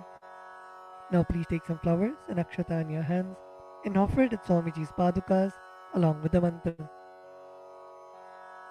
Asanam Om Sarvabhutantarasthaya Sarvabhutantaratmane Kalpayamyupaveshartham Asanam Te Namo Namaha. Om Hrim Idam Suvarnasanam Sarvadeva Devi Swarupaya Bhagavate Shri Nityananda Paramashivaya Namaha. The next offering is Swagatam, the offering of welcoming the Master. The meaning of the mantra we are now going to chant is, because of being in the everlasting calmness and because of remaining free from the attitude of performing all actions related to the fivefold cosmic function, for a short duration known as the cosmic sleep, Lord Sadashiva is called Shiva by the experts in the mantras and the tantras. Salutations to such Shiva who is the Guru and who is eternally free from the desire and the aspects related to embodiment. Because of his immeasurable greatness and because of his quality of being eternally unborn, this Lord is well placed as Ananta. O the Lord of all gods, O the one whose darshan is awaited by gods for the fulfillment of their desires, welcome, welcome. Today my birth, life, and all deeds are fructified. The fruits of all my tapas is materialized just by welcoming you. Now please take some flowers in your hands, close your eyes, and offer the flowers at Swamiji's padukas at the end of the mantra. Swagatam Om Shantatvat Sarvakartritvat Bhavo Paratikaranat Shiva Ukto Mahatantra Mantra Vidbhis Sada Shivaha Tasmai Shivaya Gurave Vitarakalaya Vai Ameyatvat Anantoyam Ajatva Cha Prakirtitaha Yasya Darshanamichanti Deva Swabhishta Siddhaye तस्मै ते परमेशान स्वागतं स्वागतं प्रभो अद्य मे सफलं जन्म जीवनं सफला क्रियाः स्वागतं यत्त्वया तन्मे तपसां फलमागतम् ॐ ह्रीं सर्वदेवदेवी स्वरूप भगवत् श्री नित्यानंद परमशिव स्वागतं सुस्वागतं ते. The next offering is Padyam, the offering of water for washing the feet of the Master. The meaning of the mantra we are now going to chant is, I offer Padyam, that is the water for washing the feet of the Supreme God, the very devotion on whom brings about the ultimate bliss. Now please take the udharani of water in your hands and offer it at Swamiji's padukas along with the mantra. Padyam Om यद्भक्तिलेश संपर्कात् परमानंद संप्लवः तस्मै ते परमेशान पाद्यं शुद्धाय कल्पये. ॐ ह्रीं एतत्पाद्यं सर्वदेवदेवी स्वरूपाय भगवते श्रीनित्यानंद परमशिवाय नमः. The next offering is Arghya, the offering of the traditional bouquet. The meaning of the mantra we are now going to chant is, O Maheshwara, please accept this Arghya, this offering of the traditional bouquet with water to welcome the guest, made of durva grass, a bilva leaf, a flower and a rice pellet, and kept in a beautiful conch. Now please take the conch in your hands and offer the Arghya at Swamiji's padukas along with the mantra. Arghyaha Om दूर्वाक्षतसमायुक्तं बिल्वपत्रं तथा परं शोभनं शङ्खपात्रस्तं गृहाणार्घ्यं महेश्वर. ॐ ह्रीं एषो अर्घ्यः सर्वदेवदेवी स्वरूपाय भगवते श्रीनित्यानंद परमशिवाय स्वाहा. The next offering is Achamaniyam, the offering of water for mouthwash. The meaning of the mantra we are now going to chant is, please accept this auspicious and sin-removing Ganga water offered by me as Achamaniyam, that is the water for mouthwash, offered by me with devotion to you. Now please take an udharani of water in your hand and offer it at Swamiji's padukas along with the mantra.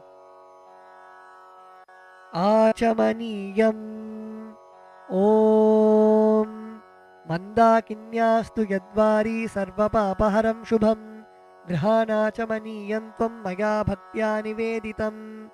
ॐ ह्रीं इदम् आचमनीयोदकं सर्वदेवदेवी स्वरूपाय भगवते श्रीनित्यानंद परमशिवाय स्वधा. The next offering is Madhuparka, the offering of the nectarine drink.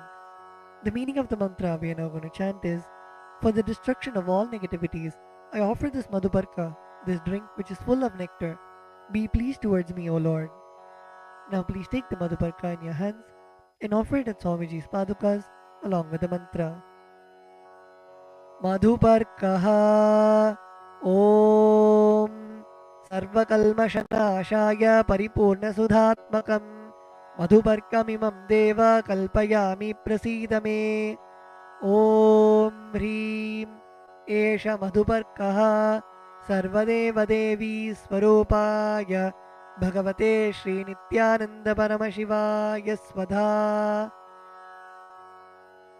The next offering is Gandhatai to you, O healer of all the worlds. You are the purest among all the worlds. Now please take the Gandhatailam, the scented oil, in your hands. Om Sneham Grihana Snehena Lokanam Hitakaraka Sarvalokeshu Shuddhastvam Dadami Snehamuttamam. Om Hreem Idam Gandhatailam Sarvadeva Devi Swarupaya Bhagavate Shri Nityananda Paramashivaya Nivedayami. The next offering is Naniyam, the offering of water for the sacred bath. The meaning of the mantra we are now going to chant is, please accept this cool, pure and clear water which is capable of seizing my mind for your sacred bath offered by me with devotion to you. Now please take an udharni of water in your hands and offer it at Swamiji's padukas along with the mantra, as ring the bell as you do so. Snaniyam Om Idam Shushitalam Vari Shvacham Shuddham Manoharam Snanartham Te Maya Bhaktya Kalpitam Pratirihyatam. Om Hreem Idam Snaniyodakam Sarvadeva Devi Swarupaya Bhagavate Shri Nityananda Paramashivaya Nivedayami. The next offering is Vastram, the offering of the sacred cloth. We will now be repeating the meaning of the mantras and the mantras together, requesting all the participants to please sit straight. Sit with your head, neck and spine in a straight line. And when you chant, chant from your stomach as loudly as you can.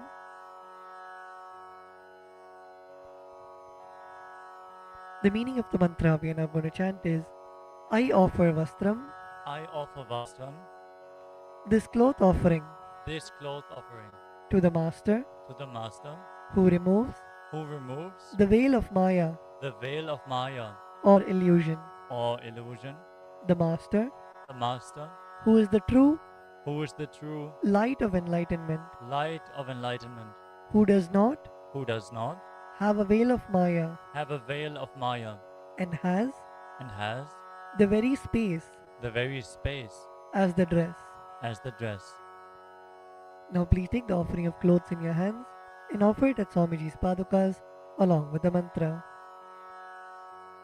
Vastram Vastram Om Om Maya Maya Chitra Chitra Patachanna Padachanna Nija Nija Guhyo Kuhyo Rutejase Rutejase Niravarana Niravarana Vijnaya Vijnaya Vasaste Vasaste Kalpayamyaham Kalpayamyaham Om Om Hreem Hreem Idam Idam Vastrottariyam Vastrotarayam Sarvadeva Devi Sarvadeva Devi Swarupaya Swarupaya Bhagavate Bhagavate Shri Nityananda Shri Nityananda Paramashivaya Paramashivaya Nivedayami. Nivedayami.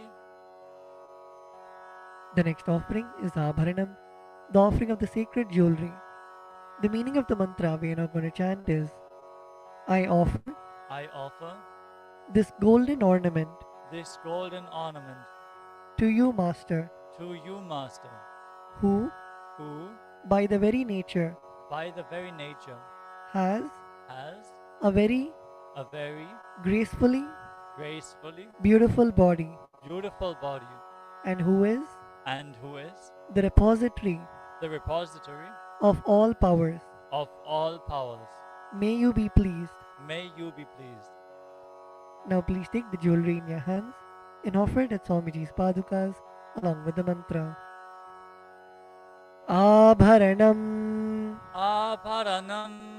Om Om Swabhava Svabhava Sundarangaya Sundarangaya Nana Nana Shaktya Shaktya Shrayayate Shrayayate Suvarnam Suvarnam Bhushanam Bhushanam Tubhyam Tubhyam Kalpayami Kalpayami Prasidame Prasidame Om Om Hrim Hrim Idam Idam Suvarnabharanam Suvarna Bharanam Sarvadeva Devi Sarvadeva Devi Swarupaya Swarupaya Bhagavate Bhagavate Shri Nityananda Shri Nityananda Paramashivaya Paramashivaya Nivedayami. Nivedayami.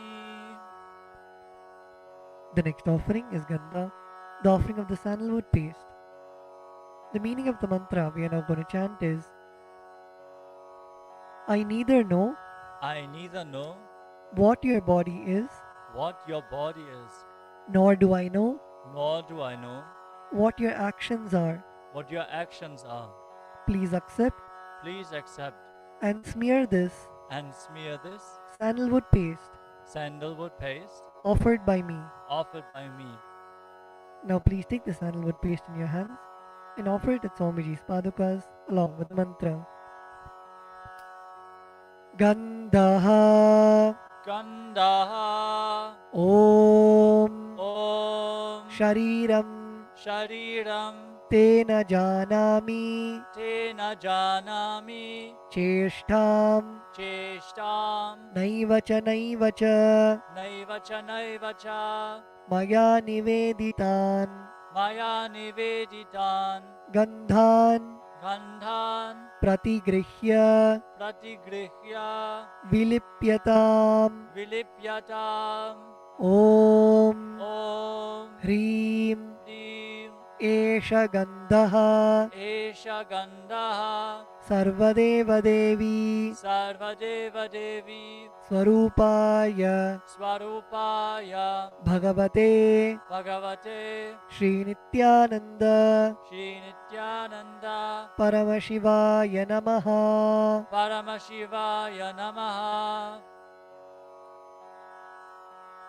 The next offering is Pushpam, the offering of the fragrant flowers.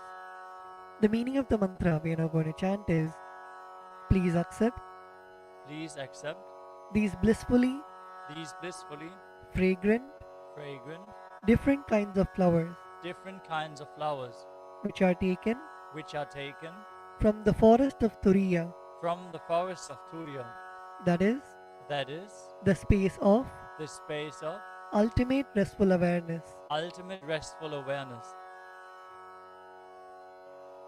Now please take some flowers, smeared with sandalwood paste in your hands, and offer the flowers at Swamiji's padukas along with the mantra. Pushpam Pushpam Om Om Turiyavana Turiyavana Sampannam Sampannam Nana Nana Gunamanoharam Gunamanoharam Ananda Ananda Saurabham Saurabham Pushpam Pushpam Grihyatam Grihyatam Idamuttamam Idamuttamam Om Om Hrim Hrim Etani Etani Sachandana Pushpani Sachandana Pushpani Sarvadeva Devi Sarvadeva Devi Swarupaya Swarupaya Bhagavate Bhagavate Shri Nityananda Shri Nityananda Paramashivaya Vaushate. Paramashivaya Vaushat. The next offering is Bilva Patram, the offering of the Bilva leaves.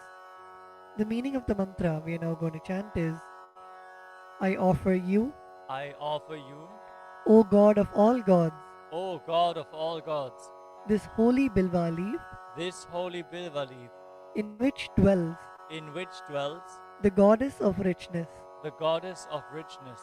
and which is and which is so much loved so much loved by Lord Shiva. by Lord Shiva. Now please take the bilva leaf smeared with sandalwood paste in your hands and offer it at Swamiji's padukas along with the mantra. Bilva patram Bilvapatram Om Om Amritodbhavam Amritodbhavam Shri Vriksham Shri Vriksham Shankarasya Shankarasya Sada Priyam Sada Priyam Bilva patram Bilvapatram Prayachami Prayachami Pavitram Te Pavitram Te Sureshwara Sureshwara Om Om Hrim Hrim Etani Etani Sachandana Sachandana Bilvapatrani Bilvapatrani Sarvadeva Devi Sarvadeva Devi Swarupaya Swarupaya Bhagavate Bhagavate Shri Nityananda Shri Nityananda Paramashivaya Vaushate. Paramashivaya Vaushat. The next offering is Tulasi Patram, the offering of the Tulsi leaves.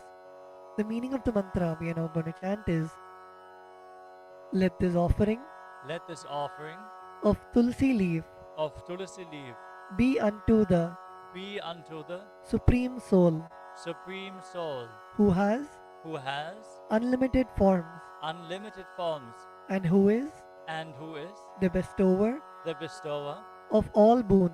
of all boons. Now please take the Tulsi leaf smeared with sandalwood paste in your hands and offer it at Swamiji's padukas along with the mantra. Tulasi Patram Tulasi Patram Om Om Namaste Namaste Bahurupaya Bahurupaya Varadamurtage Varadamurtaye Paramatmane Paramatmane Swaha Swaha Om Om Hrim Hrim Idam Idam Sachandana Sachandana Tulasi Patram Tulasi Patram Sarvadeva Devi Sarvadeva Devi Swarupaya Swarupaya Bhagavate Bhagavate Shri Nityananda Shri Nityananda Paramashivaya Namaha. Paramashivaya Namaha.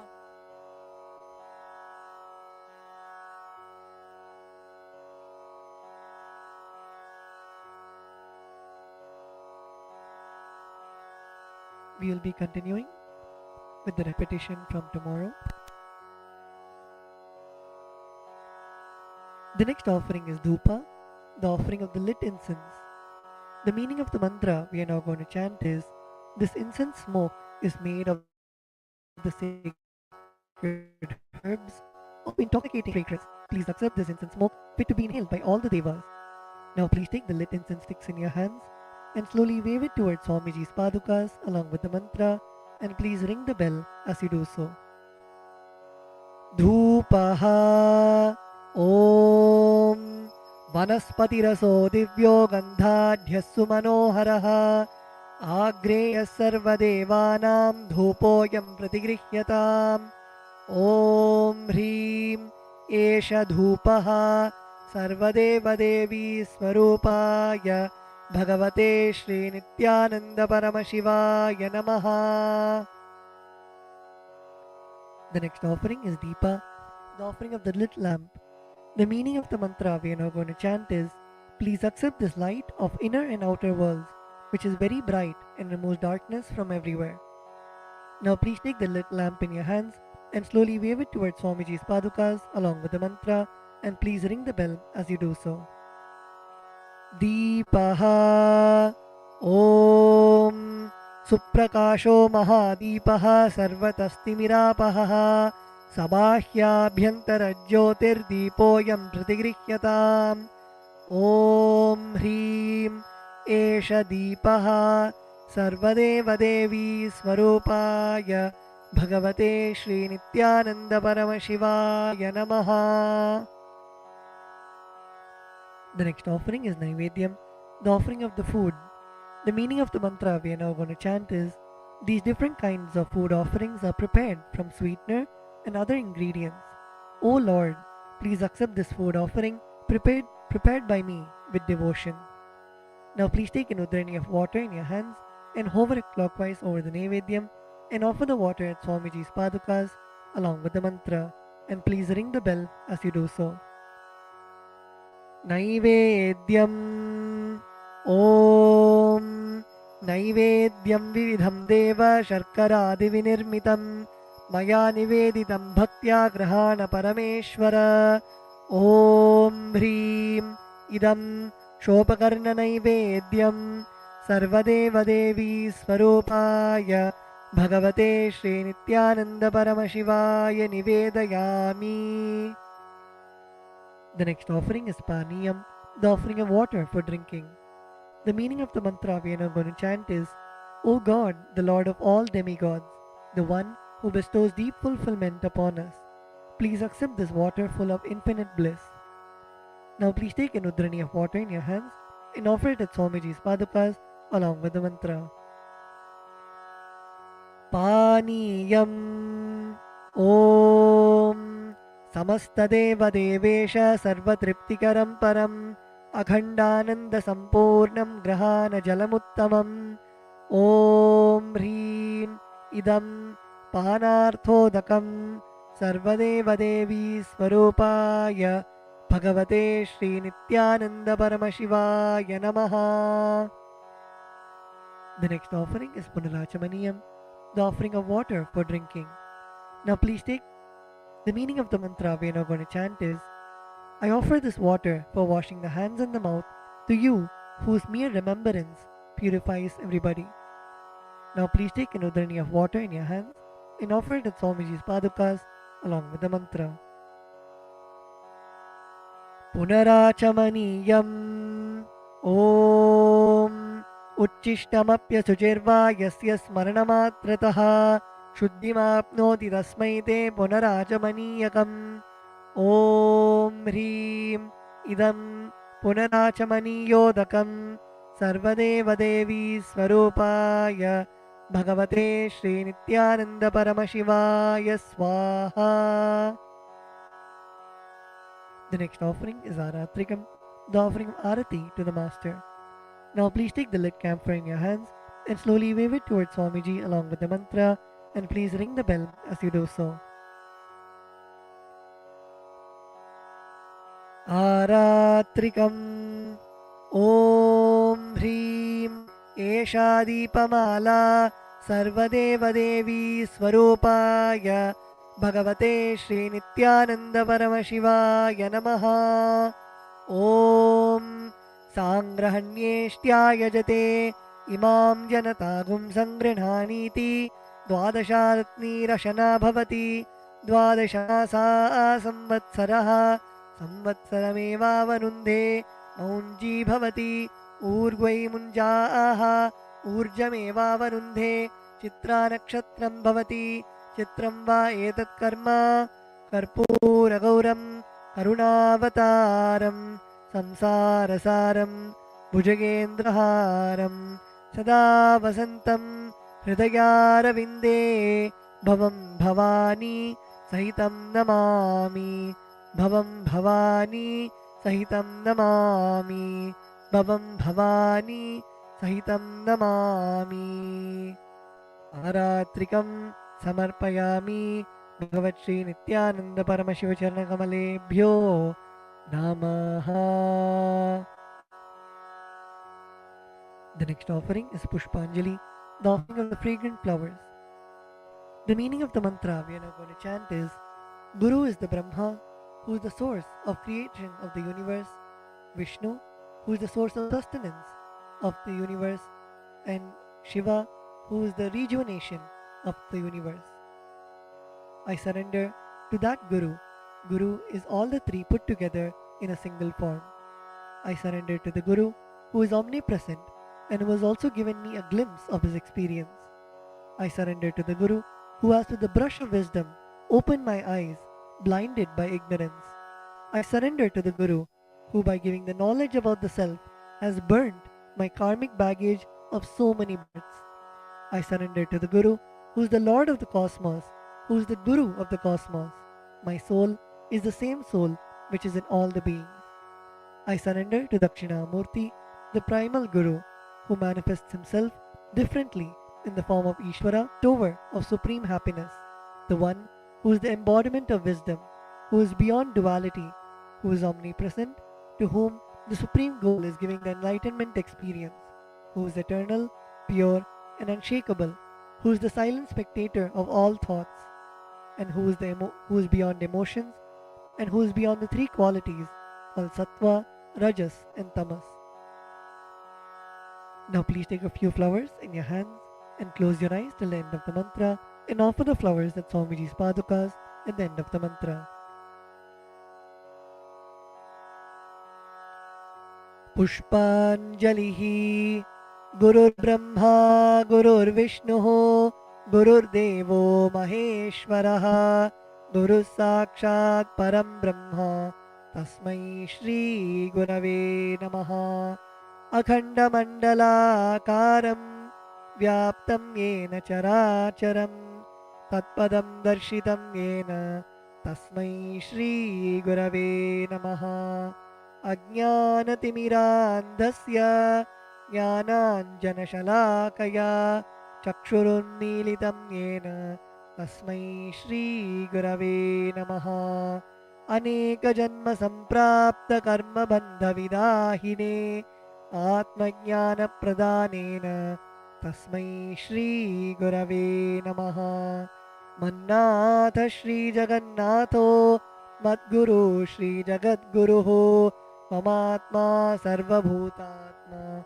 Tasmai Shri Gurave Namaha Ishvaro Gururatmeti Murti Bheda Vibhagine Vyomavadvyapta Dehaya Dakshinamurtaye Namaha Nityanandam Paramasukadam Kevalam Jnanamurtim Dvandvatitam Gaganasadrisham Tattvamasyadilaksham Ekam Nityam Vimalamachalam Sarvadi Sakshibhutam Bhavatitam Trigunarahitam Sadgurum Tam Namami Pushpanjalim Samarpayami Bhagavat Shri Nityananda Paramashiva Charnakamalebhyo Namaha Om Nityanandam.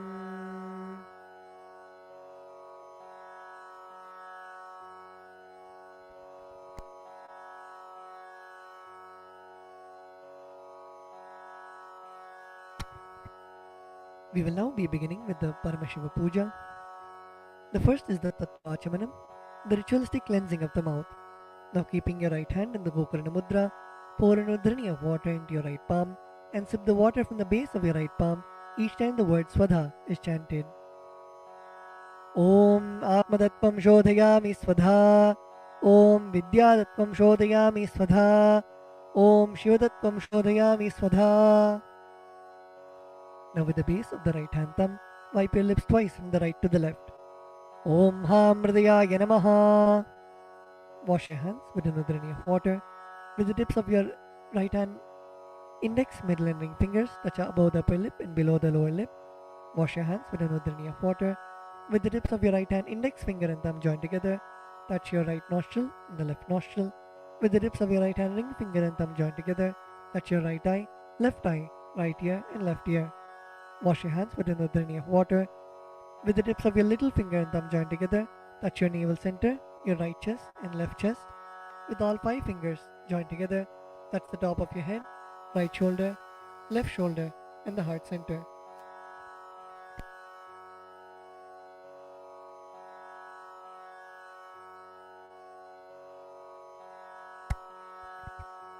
The next is Sakalikaranam, invoking Bhagavan Paramashiva inside our own body. Please close your eyes. Visualize Bhagavan Paramashiva's energy radiating throughout your body. Visualize Swamiji's presence in your inner space. We will now be invoking Bhagavan Paramashiva in every part of our body, filling us with the space of Sohamasmi, that even when I worship, I am Him.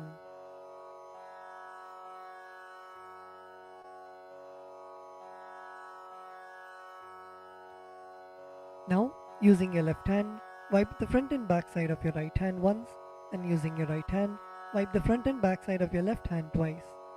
Om Hastraya Namaha. Now bring your hands in a Namaskara Mudra in front of your third eye. Om Ham Shaktaye Vaushate. Now keeping your palms together, bring your thumbs to the center of your palms. Om Ham Shivasanaya Namaha. Om Ham Shivamurtaye Namaha. Now with the tips of your thumbs, touch the tip of your little finger and move your thumbs down towards the base of your little finger. Om Ham Satyojatamurtaye Namaha.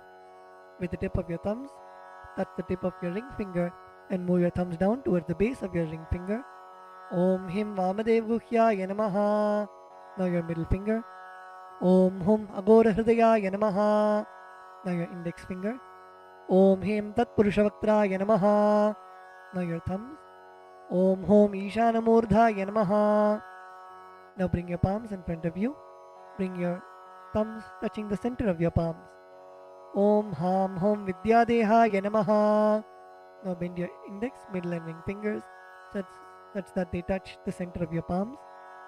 Om Hom Netrebhyo Namaha. Now bend your thumbs inwards and now with the tip of your thumbs, that's the tip of your lip. Murtaye Namaha. Now your ring finger. Om Him Shirase Namaha. Now your middle finger. Om Hum Shikhaye Namaha. Now your index finger. Om Haim Kavachaya Namaha. Now with the base of your index finger. Now your thumbs. Om Hastraya Namaha. Now bring your hands into the Mushti Mudra and roll them around each other once. Om Haim Kavachaya Hum. Now bring your hands in the Namaskara Mudra in front of your third eye. Om Ham Shivaya Vaushate. Now bend your thumbs inwards and touch the center of your palms. Om Ham Hom Shivaya Namaha. Now with the right hand, ring finger and thumb joined together, touch Ananda Gandha. Om Ham Shivasanaya Namaha. Om Ham Shivamurtaye Namaha. Now keeping your thumbs and little finger together, touch your respective knees. Om Ham Satyojatamurtaye Namaha. Now with the right hand thumb and ring finger joined together, touch your navel center. Om Him Vamadevaguhyaya Namaha. Now with your right hand thumb and middle finger joined together, touch your heart center. Om Hum Agora Hridayaya Namaha. Now with your right hand thumb and index finger joined together, touch above your upper lip. Om Him Tat Purushavakraya Namaha. Now with the tip of your right hand thumb, touch the top of your forehead. Om Hom Ishanamurdhaya Namaha. With your right hand thumb and ring finger joined together, touch your Ananda Gandha. Om Ham Hom Vidyadehaya Namaha. With the tip of your right hand index, middle and ring finger, touch your right eye, third eye and left eye respectively. Om Hom Netrebhyo Namaha.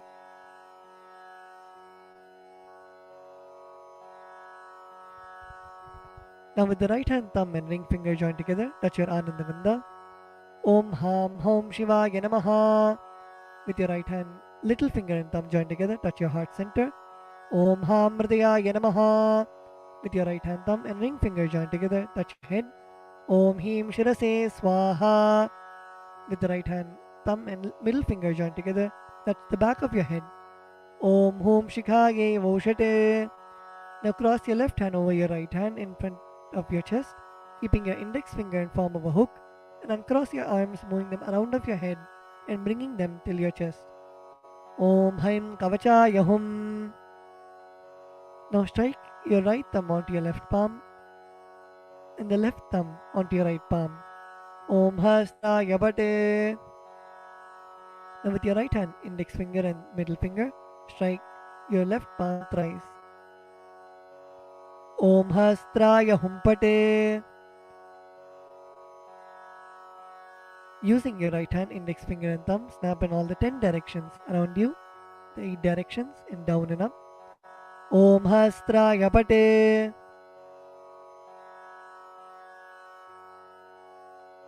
Now move your hands from the head to the toes, touching the sides of your body. Om Ham Shivaya Vaushate.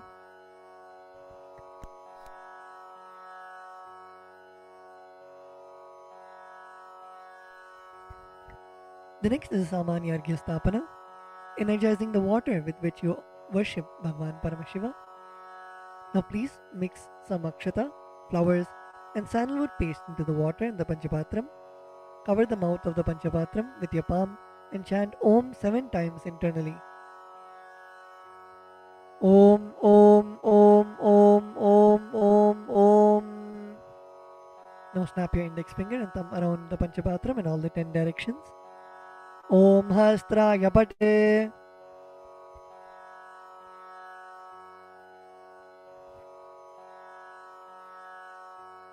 Now keeping your right hand in the Avakunthana Mudra, rotate your index finger around the Panchapatram once. Om Haim Kavachaya Hum. Now show the Dhenu Mudra to the water in the Panchapatram. Om Ham Shivaya Vaushate. Next, we'll be entering into the Avahana, invoking Bhagwan Paramashiva into our Atmalinga. Now offer a flower to your Atmalinga. Om Ham Shivasanaya Namaha. Now please take some flowers in your hands and place your hands in the Atmanjali Mudra, and we will now be chanting the Dhyana Shloka, meditating on the form of Bhagwan Paramashiva in your inner space. Lalate Tripundri Nitilakೃತ Kasturi Tilakaha Spuranmala Spurita Kadikopi Navasanaha Dadhano Dustaram Shirasi Panirajam Shashikalam Pradeepas Sarvesham Arunigiri Yogi Vijayate Indhuni Papanchamuka Hastadashayuktam Shulamrigatankama Vajrama Bayam Syat Pashavaradangkushamanijwalanavame Shvetakamalasana Sadashiva Swarupam. Om Ham Shivamurtaye Namaha. Om Ham Om Shivaya Namaha. Shri Nityanandeshwari Paramashiva Shakti Sameta Shri Nityanandeshwara Paramashivaya Namaha. Dhyayami Avahayami. Now please show the respective mudras for the mantras and invoke Bhagwan Paramashiva into your Atmalinga.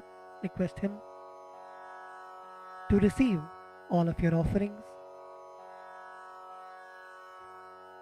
Now place your thumbs onto your respective palms and place your palms open facing upwards. Om Ham Shivaya Namaha Ityavahana Mudram Pradarshya. Turn your palms facing downwards. Sthapana. Bring your hands into fists parallel to each other. Sannidhana. Now place your thumbs inside of your fists. Nishthura Mudram Pradarshya. Now interlace your fingers inwards and clasp your hands, keeping your thumbs out. Astraya Humphat Iti Kalakanthi Mudram Pradarshya. Now hold your left thumb with your right hand and cover your right hand with your left hand. Om Ham Shivaya Namaha Iti Linga Mudram. Now bring your hands in the Namaskara Mudra. Namaskara Mudram. Now rotate your right hand index finger around your Atmalinga in a clockwise manner. Om Haim Kavachaya Hum Iti Avakunthana Mudram Chapradarshya. Now we will be entering into the Upachara Puja. Now please take some akshata in your hands and offer it at Bhagwan Paramashiva along with the mantra. Om Ham Hom Shivaya Namaha. Shri Nityanandeshwari Paramashiva Shakti Sameta Shri Nityanandeshwara Paramashivaya Namaha. Asanam Samarpayami. The next is the offering of Padyam, Argyam and Achamaniyam. Now please take an udrani of water and show it to Bhagwan Paramashiva's feet and offer it in the Padya Patram. Om Ham Shivaya Namaha. Now please take an udrani of water and show it to Bhagavan Paramashiva's mouth and offer it in the Achamana Patram. Om Ham Shivaya Svadha. Now please take an udrani of water and show it to Bhagavan Paramashiva's crown and offer it in the Arghya Patram while chanting the mantra. Om Ham Shivaya Swaha. Shri Nityanandeshwari Paramashiva Shakti Sameta Shri Nityanandeshwara Paramashivaya Namaha. Padyachamanargyam Dattva. The next offering is Naniyam, the sacred bath for Bhagavan Paramashiva. Now please take the water in your hands and offer it onto Bhagavan Paramashiva as you chant the following mantra, and please ring the bell as you do so.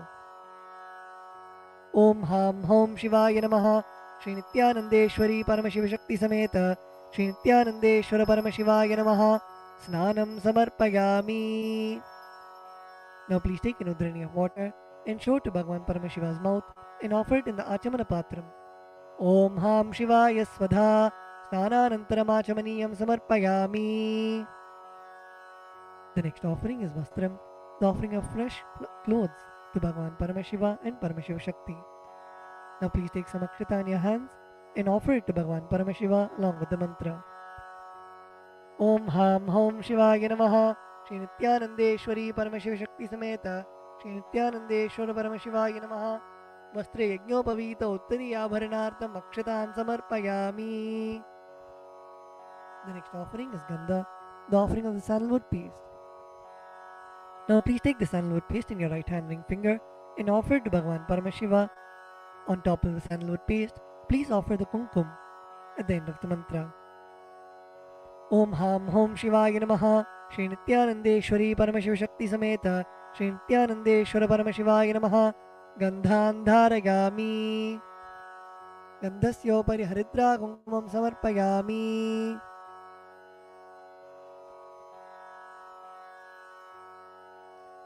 The next offering is Ashtapushpa Puja, the offering of flowers to Bhagavan Paramashiva. Now please take some flowers in your hands and offer the flowers to Bhagavan Paramashiva each time the word Namaha is chanted. Om Bhavaya Devaya Namaha. Om Bhavasya Devasya Patne Namaha. Om Sharvaya Devaya Namaha. Om Sharvasya Devasya Patne Namaha. Om Ishanaya Devaya Namaha. Om Ishanasya Devasya Patne Namaha. Om Pashupate Devaya Namaha. Om Pashupate Devasya Patne Namaha. Om Ugraya Devaya Namaha. Om Ugrasya Devasya Patne Namaha. Om Rudraya Devaya Namaha. Om Rudrasya Devasya Patne Namaha. Om Bhimaya Devaya Namaha. Om Bhimasya Devasya Patne Namaha. Om Hater Devaya Namaha. Om Hatto Devasya Patne Namaha. Om Ham Hom Shivaya Namaha. Shri Nityanandeshwari Paramashiva Shakti Sameta Shri Nityanandeshwara Paramashivaya Namaha. Ashtapushpa Pujam Samarpayami. The next is the offering of Bilva Patram, the offering of the Bilva leaf. Now please take the Bilva leaf, smeared with sandalwood paste in your hands, and offer it to Bhagavan Paramashiva. Om Ham Hom Shivaya Namaha. Shri Nityanandeshwari Paramashiva Shakti Sameta Shri Nityanandeshwara Paramashivaya Namaha. Bilva Patram Samarpayami. The next is the offering of Dhupa, the offering of incense to Bhagavan Paramashiva. Now please offer a flower on the bell. Om Hastraya Namaha. Now sprinkle some water on the incense stick stand. Om Hastraya Pate. Now offer a flower on the incense stick stand. Om Hamridaya Namaha. Now please take the lit incense sticks in your hands and slowly wave it towards Bhagavan Paramashiva along with the mantra, and please ring the bell as you do so. Om Ham Hom Shivaya Namaha. Shri Nityanandeshwari Paramashiva Shakti Sameta Shri Nityanandeshwara Paramashivaya Namaha. Dhupam Agrapayami. Now please take an uddharani of water and show it to Bhagavan Paramashiva's mouth and offer it in the Achamana Patram. Om Ham Shivaya Svadha. The next offering is Deepa, the offering of the lit lamp for Bhagavan Paramashiva. Now please sprinkle some water on the Deepa. Om Hastraya Pate. Offer a flower on the Deepa. Om Hamridaya Namaha. Now please take the lit lamp in your hands and slowly wave it towards Bhagavan Paramashiva along with the mantra, and please ring the bell as you do so. Om Ham Hom Shivaya Namaha. Shri नित्यानंदेश्वरी Paramshiva शक्ति समेत श्री नित्यानंदेश्वर परमशिवाय नमः दीपम दर्शयामि. Now please take an udhrani of water and show it to Bhagavan Paramashiva's mouth and offer it in the Achamana Patram. Om Ham Shivaya Swadha. The next offering is Naivedyam, the offering of food for Bhagavan Paramashiva. Now please sprinkle some water on the Naivedyam. Om Hastraya Pate. Please offer a flower on the Naivedyam. Om Ham Hridayaya Namaha. Now please take an udhrani of water and hover it clockwise over the Naivedyam and offer the udhrani of water in front of Bhagavan Paramashiva at the end of the mantra. Om Ham Hom Shivaya Namaha. Shri Nityanandeshwari Paramashiva Shakti Sameta Shri Nityanandeshwara Paramashivaya Namaha Naivedyam Nivedayami. Now please take an udhrani of water and show it to Bhagavan Paramashiva's mouth and offer it in the Achamana Patram. Om Ham Shivaya Swadha. The next offering is Tambulam, the offering of beetle leaves. Now please take some akshata in your hands and offer it to Bhagavan Paramashiva along with the mantra. Om Ham Hom Shivaya Namaha. Shri Nityanandeshwari Paramashiva Shakti Sameta Shri Nityanandeshwara Paramashivaya Namaha Tambulam Samarpayami. The next offering is Aratrikam, the offering of Arati to Bhagavan Paramashiva and Paramashiva Shakti. Now please sprinkle some water on the Karpura Arati plate. Om Hastraya Pate. Please offer a flower on the Karpura Arati plate. Om Ham Hridayaya Namaha. Now please take the Karpura Arati in your hands and slowly wave it towards Bhagavan Paramashiva along with the mantra, and please ring the bell as you do so. Om Ham Hom Shivaya Namaha. Shri Nityanandeshwari Paramashiva Shakti Sameta Shri Nityanandeshwara Paramashivaya Namaha Karpura Nirajanam Sandarshayami. Now please take a flower in your hands and hover it clockwise over the flame and offer it to Bhagavan Paramashiva along with the mantra Rakshandharayami. The next offering is Pushpanjali, the offering of fragrant flowers. Now please take some flowers, a durva grass and akshata in your folded hands and offer it to Bhagavan Paramashiva at the end of the mantra. Om Ham Hom Shivaya Namaha. Shri Nityanandeshwari Paramashiva Shakti Sameta Shri Nityanandeshwara Paramashivaya Namaha Pushpanjalim Samarpayami. The next is the Gayatri Mantra. Now please hold the Yajnopavita with your right hand and chant the Gayatri Mantra 11 times internally.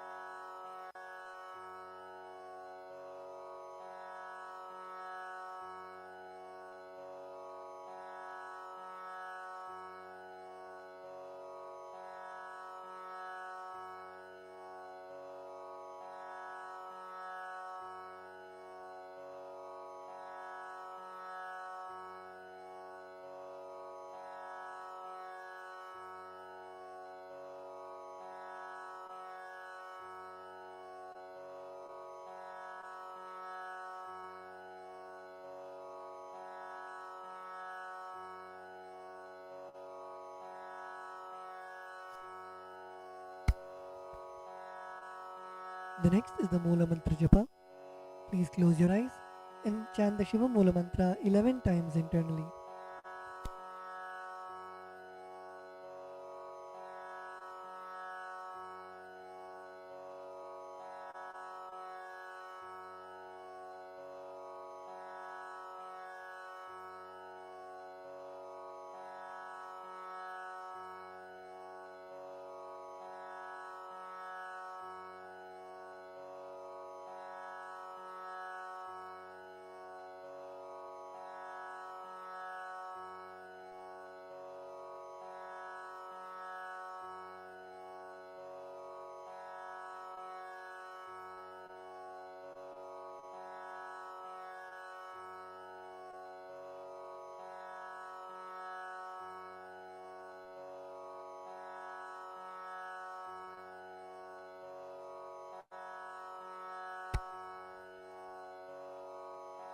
The next is the Kshama Prarthana.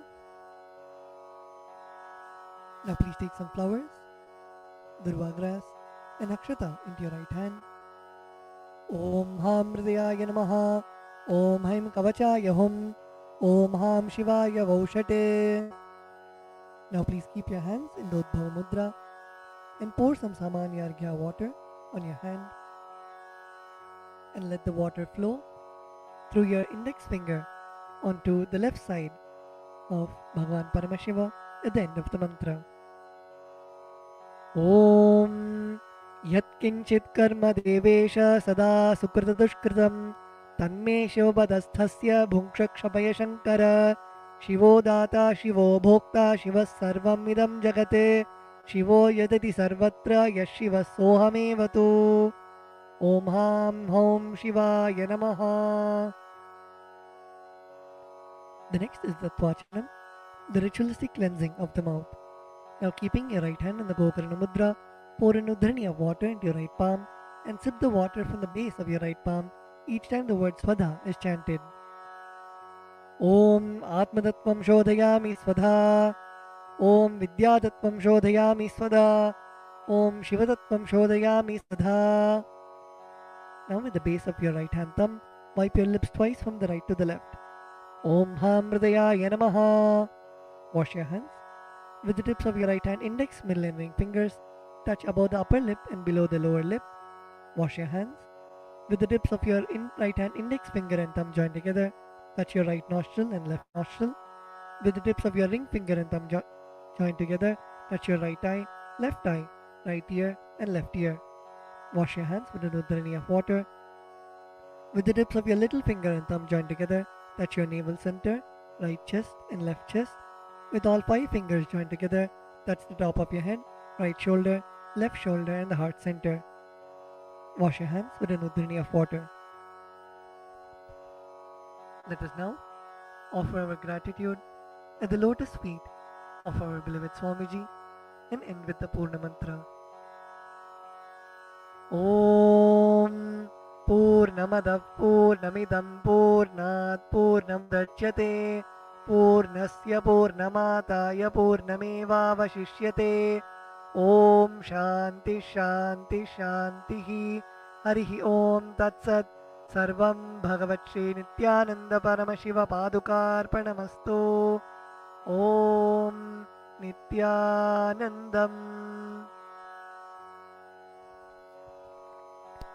Established since 2002 in the United States of America, the United Ancient Nations is an intergovernmental organization currently made up of 160+ members and indigenous nations. The UAN and its work are guided by the purposes and principles contained in its founding charter. The UAN is a manifestation of the profound connection amongst indigenous peoples across the world, including African, Andean, American, European, Caribbean, Oceanic, and Asian regions, rooted in shared wisdom, sustainable practices, and deep reverence for the earth. The United Ancient Nations serves as an international cultural and diplomatic organization focused on uniting indigenous cultures globally. Our governance structure is council-based without territorial claims, led by a collective leadership through our General Secretariat. As a non-state entity with UN-style advocacy, we focus on several key areas: cultural and digital heritage preservation, indigenous diplomacy, revival of indigenous knowledge systems to solve humanity's problems, global peace, environmental preservation, health and wellness, sustained economic development, indigenous and cultural tourism. While the UAN represents numerous indigenous cultures, the United States of Kalasa serves as the first indigenous nation specifically for Hindus. Kalasa's mission is focused on the revival of the ancient enlightened Sanatana Hindu civilization with a formal governance structure including a head of state, ministers, and ambassadors. Under the leadership of SPH, Supreme Pontiff of Hinduism, Bhagavan Nityananda Paramashivoham, Kalasa has achieved recognition as a sovereign subject of international law, possessing distinctive attributes of juridical statehood. The United States of Kalasa is the main sponsor of the proposed UAN headquarters. This initiative would bring forth an estimated $100 million in revenue for the host country through summits, conferences, tourism, and development projects. The proposed UAN headquarters would represent the world's indigenous nations and peoples through its architectural design. It would blend the best of all worlds, featuring top modern architecture, the highest green building standards, and ancient Vastu architectural principles. This headquarters would serve as a central hub for indigenous diplomacy, cultural preservation, and collaborative efforts towards sustainable development and global peace. Through this initiative, we aim to create a dignified platform for indigenous leadership rooted in ancestral wisdom, cultural legitimacy, and collaborative innovation, enhancing global dialogue and regional stability. The establishment of the UAN headquarters would position a host country at the forefront of a global movement promoting indigenous wisdom while creating significant economic opportunities for the nation and its people.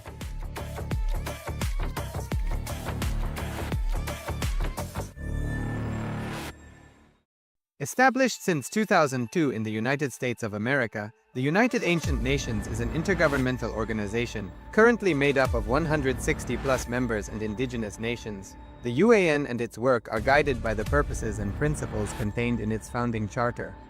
The UAN is a manifestation of the profound connection amongst indigenous peoples across the world, including African, Andean, American, European, Caribbean, Oceanic, and Asian regions, rooted in shared wisdom, sustainable practices, and deep reverence for the earth. The United Ancient Nations serves as an international cultural and diplomatic organization focused on uniting indigenous cultures globally. Our governance structure is council-based without territorial claims, led by a collective leadership through our General Secretariat. As a non-state entity with UN-style advocacy, we focus on several key areas: cultural and digital heritage preservation, indigenous diplomacy, revival of indigenous knowledge systems to solve humanity's problems, global peace, environmental preservation, health and wellness, sustained economic development, indigenous and cultural tourism. While the UAN represents numerous indigenous cultures, the United States of Kalasa serves as the first indigenous nation specifically for Hindus. Kalasa's mission is focused on the revival of the ancient enlightened Sanatana Hindu civilization, with a formal governance structure including a head of state, ministers, and ambassadors. Under the leadership of SPH, Supreme Pontiff of Hinduism, Bhagavan Nityananda Paramashivoham, Kalasa has achieved recognition as a sovereign subject of international law, possessing distinctive attributes of juridical statehood. The United States of Kalasa is the main sponsor of the proposed UAN headquarters. This initiative would bring forth an estimated $100 million in revenue for the host country through summits, conferences, tourism, and development projects. The proposed UAN headquarters would represent the world's indigenous nations and peoples through its architectural design. It would blend the best of all worlds, featuring top modern architecture, the highest green building standards, and ancient Vastu architectural principles. This headquarters would serve as a central hub for indigenous diplomacy, cultural preservation, and collaborative efforts towards sustainable development and global peace. Through this initiative, we aim to create a dignified platform for indigenous leadership rooted in ancestral wisdom, cultural legitimacy, and collaborative innovation, enhancing global dialogue and regional stability. The establishment of the UAN headquarters would position a host country at the forefront of a global movement promoting indigenous wisdom while creating significant economic opportunities for the nation and its people.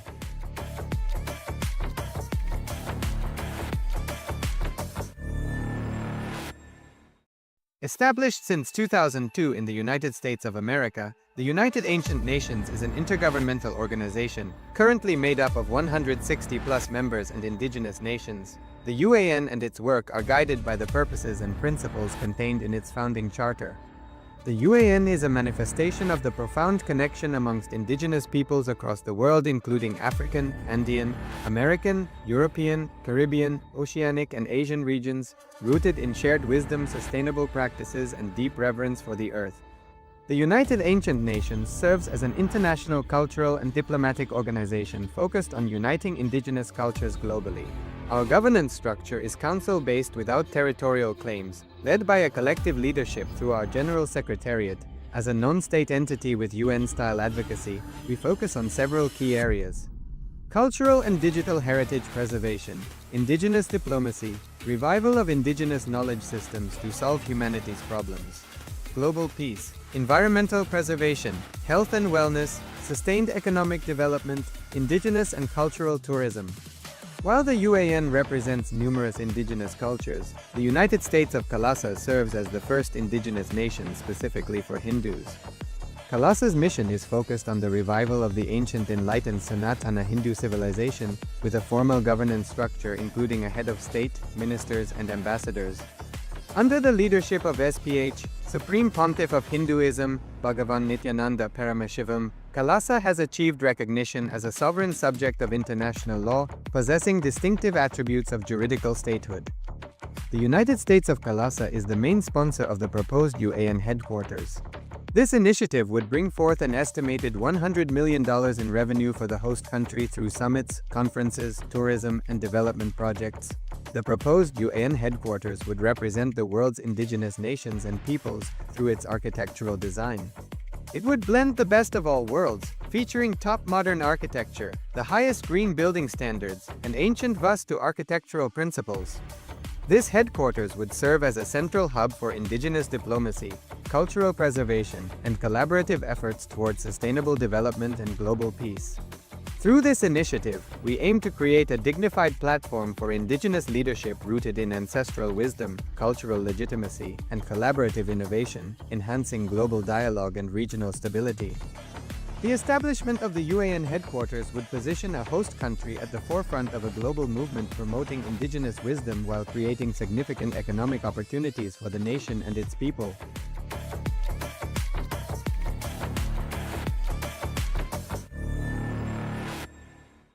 Established since 2002 in the United States of America, the United Ancient Nations is an intergovernmental organization, currently made up of 160+ members and indigenous nations. The UAN and its work are guided by the purposes and principles contained in its founding charter. The UAN is a manifestation of the profound connection amongst indigenous peoples across the world, including African, Andean, American, European, Caribbean, Oceanic, and Asian regions, rooted in shared wisdom, sustainable practices, and deep reverence for the earth. The United Ancient Nations serves as an international cultural and diplomatic organization focused on uniting indigenous cultures globally. Our governance structure is council-based without territorial claims, led by a collective leadership through our General Secretariat. As a non-state entity with UN-style advocacy, we focus on several key areas: cultural and digital heritage preservation, indigenous diplomacy, revival of indigenous knowledge systems to solve humanity's problems, global peace, environmental preservation, health and wellness, sustained economic development, indigenous and cultural tourism. While the UAN represents numerous indigenous cultures, the United States of Kalasa serves as the first indigenous nation specifically for Hindus. Kalasa's mission is focused on the revival of the ancient enlightened Sanatana Hindu civilization with a formal governance structure including a head of state, ministers, and ambassadors. Under the leadership of SPH, Supreme Pontiff of Hinduism, Bhagavan Nityananda Paramashivoham, Kalasa has achieved recognition as a sovereign subject of international law, possessing distinctive attributes of juridical statehood. The United States of Kalasa is the main sponsor of the proposed UAN headquarters. This initiative would bring forth an estimated $100 million in revenue for the host country through summits, conferences, tourism, and development projects. The proposed UAN headquarters would represent the world's indigenous nations and peoples through its architectural design. It would blend the best of all worlds, featuring top modern architecture, the highest green building standards, and ancient Vastu architectural principles. This headquarters would serve as a central hub for indigenous diplomacy, cultural preservation, and collaborative efforts towards sustainable development and global peace. Through this initiative, we aim to create a dignified platform for indigenous leadership rooted in ancestral wisdom, cultural legitimacy, and collaborative innovation, enhancing global dialogue and regional stability. The establishment of the UAN headquarters would position a host country at the forefront of a global movement promoting indigenous wisdom while creating significant economic opportunities for the nation and its people.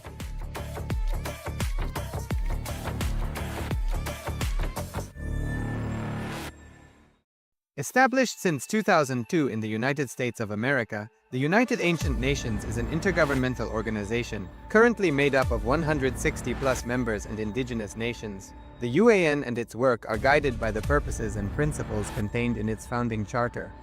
The UAN is a manifestation of the profound connection amongst indigenous peoples across the world, including African, Andean, American, European, Caribbean, Oceanic, and Asian regions, rooted in shared wisdom, sustainable practices, and deep reverence for the earth. The United Ancient Nations serves as an international cultural and diplomatic organization focused on uniting indigenous cultures globally. Our governance structure is council-based without territorial claims, led by a collective leadership through our General Secretariat. As a non-state entity with UN-style advocacy, we focus on several key areas: cultural and digital heritage preservation, indigenous diplomacy, revival of indigenous knowledge systems to solve humanity's problems, global peace, environmental preservation, health and wellness, sustained economic development, indigenous and cultural tourism. While the UAN represents numerous indigenous cultures, the United States of Kalasa serves as... One more thing. Now the scientists are saying constantly our body is getting updated. Our body is healing itself. But when you bring back your past memory, engrams, when you are engraved memories, again and again you bring the same kind of body. Recently I read a beautiful book, Biology of Belief. Great doctor and a research scholar. He says, in the biology we believe that DNA, our cells, only they manage our system.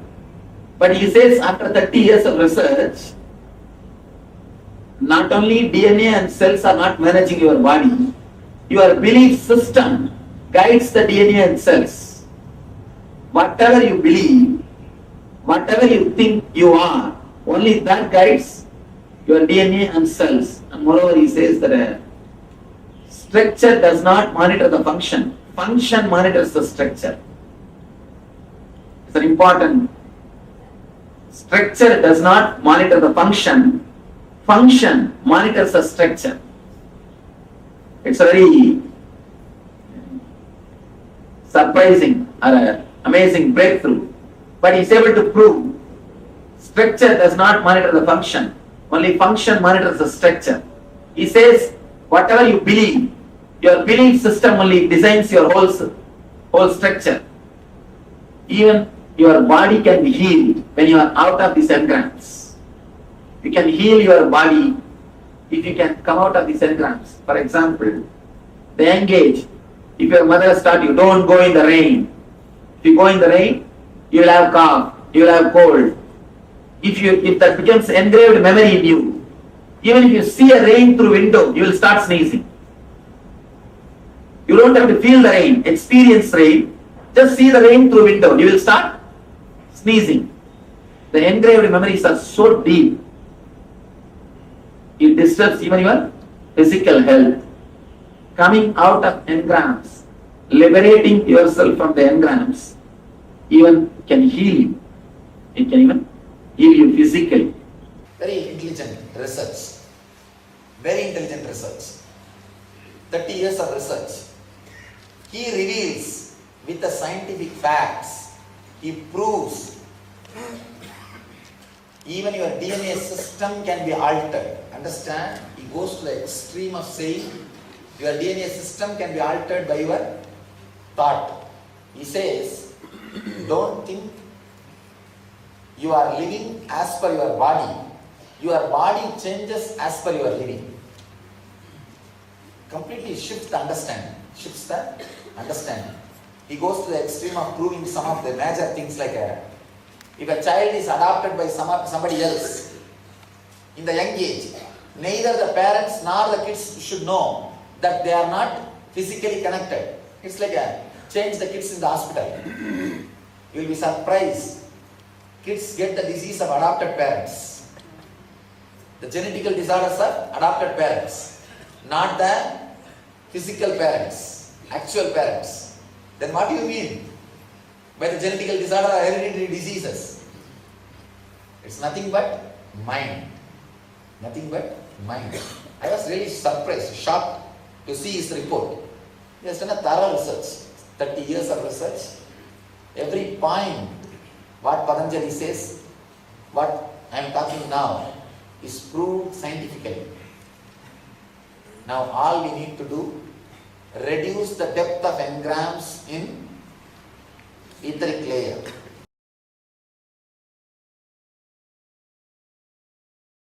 First, the word yoga. Let us analyze the word yoga. In Sanskrit, the word literally means to unite or to become one with.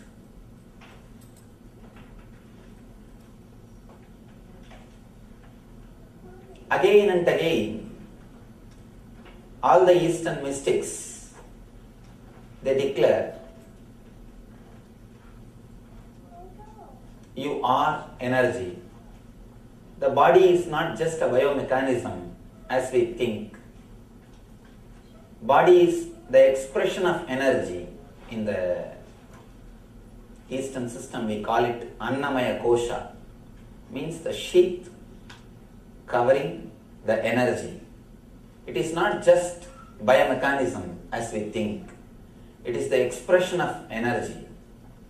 It is the outer shell of energy. Again and again, mystics declare, body is the expression of energy. You are energy. You are Atman.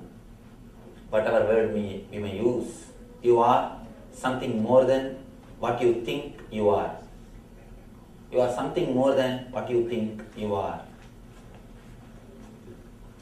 Having direct experience with that energy, or uniting yourself, having a direct communion with that energy is what we call yoga.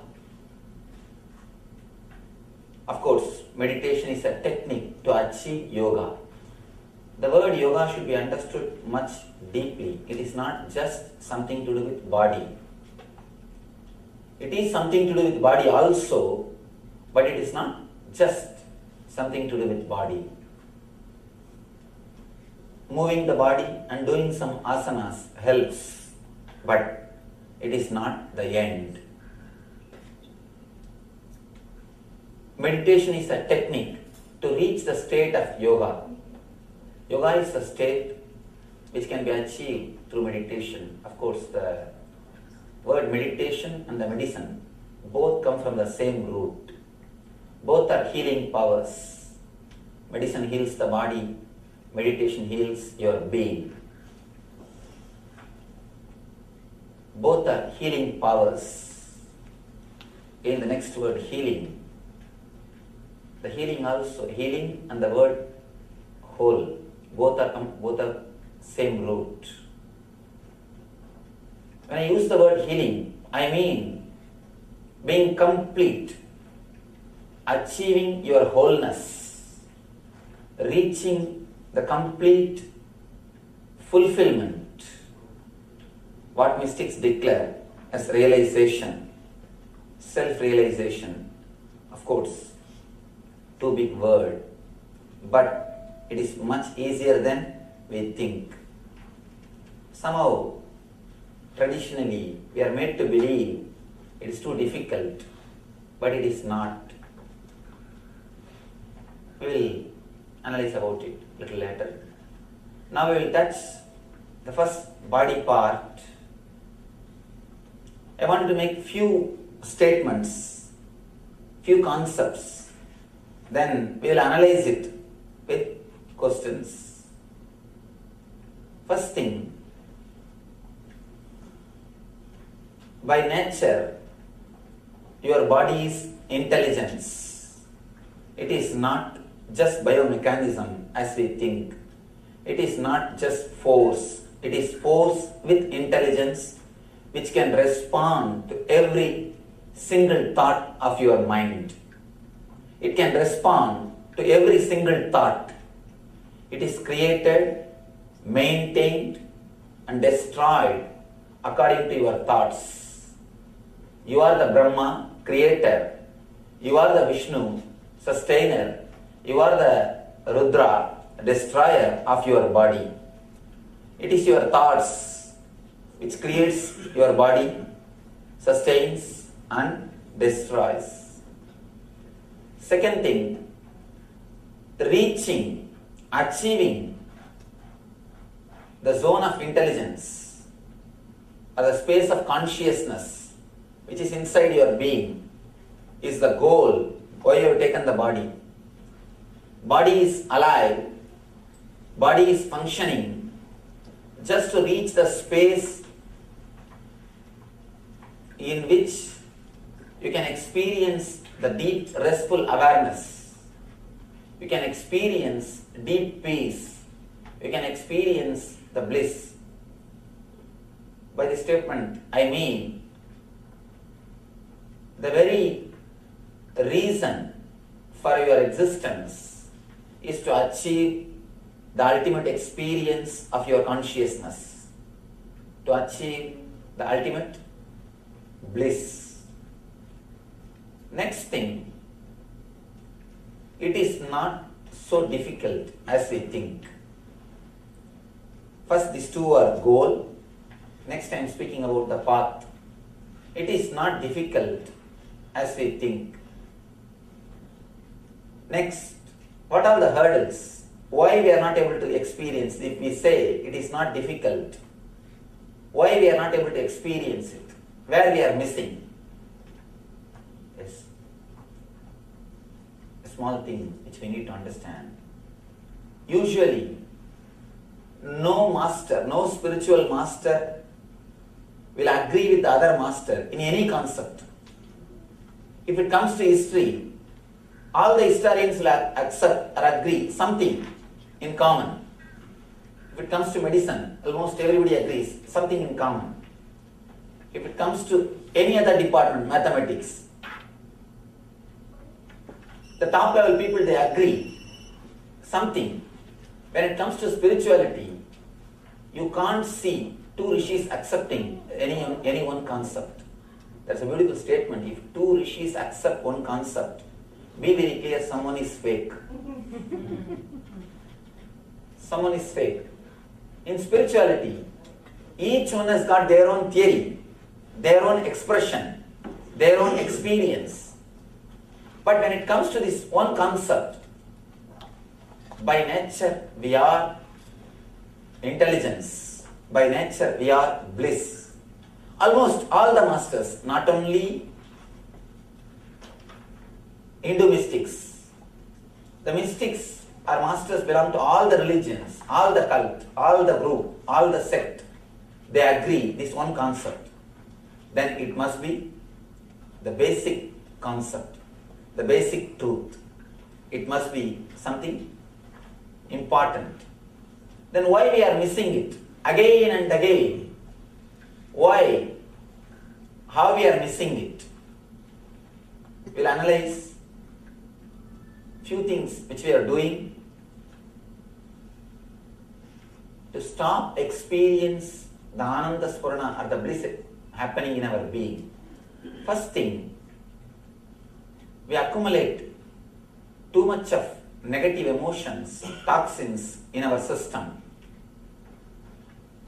Our body is not just material as we think. It can hold energy. It can hold thoughts. It can hold memories. The Tantra, beautifully they say, you can't think, you can't continue any thought unless you remember your form. Because in your form, you have a complete memory. All the memories are recorded in your form. If you can't remember your form, you can't proceed in thinking.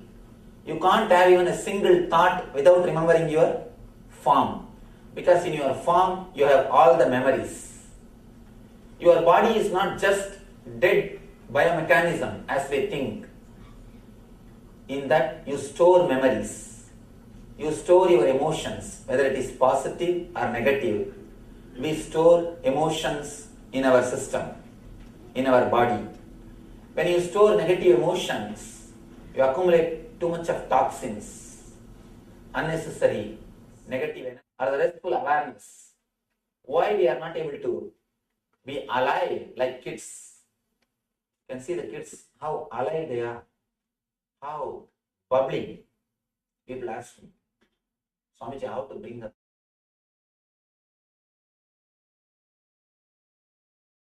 One more thing.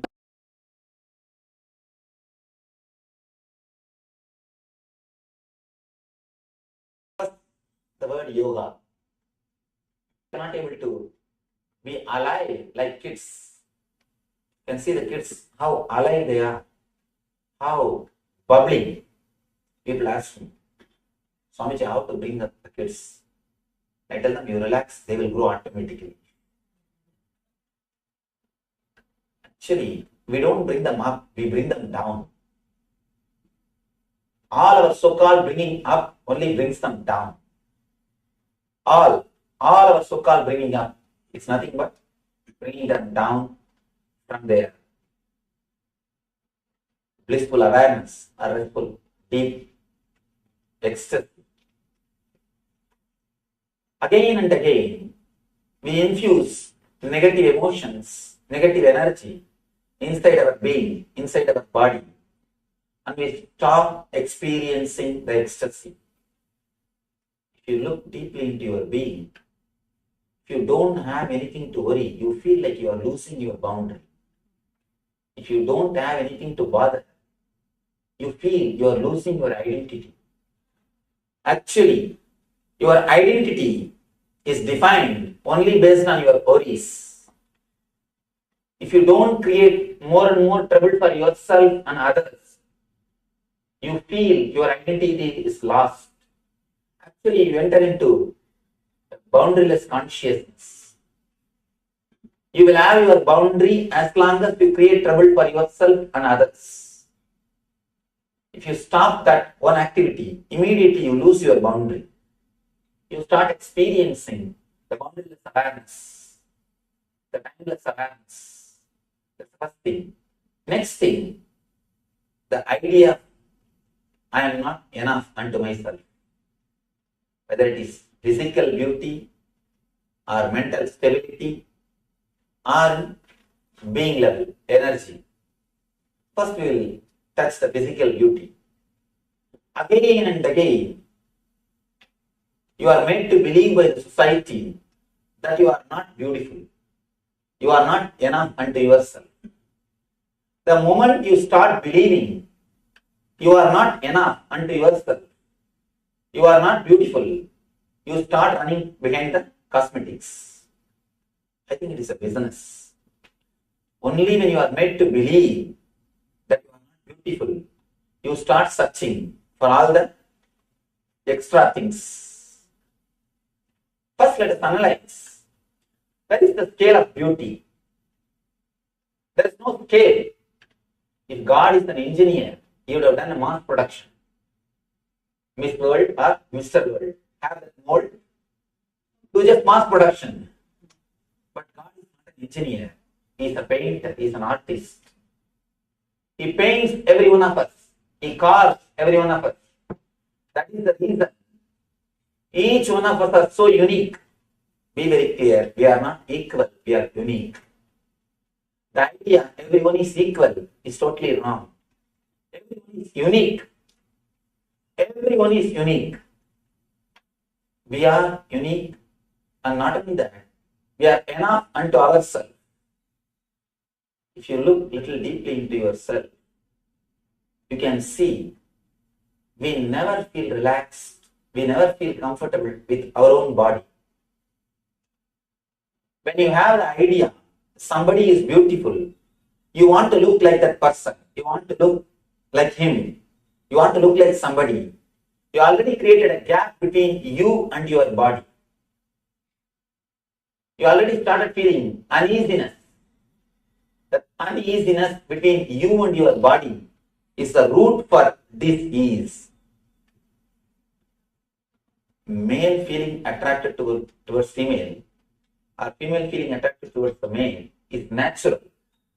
But when a male has got a poster of a male model and wants just to look like him, or a female has got a poster of a female model and she just wants to do makeup and she just wants to look like her, there is something seriously wrong in your being. God is not engineer. If he is an engineer, he would have created everybody in the same mold. He would have done a mass production. But he is an artist. Each one of us are enough unto ourselves. If you can relax into this one idea, you will feel a tremendous homely feeling inside your own body. If you look deeply into your being, this is the main problem. This is one of the root cause why we create distance between ourselves and the body. We may think superficially, we may think it's a very simple problem.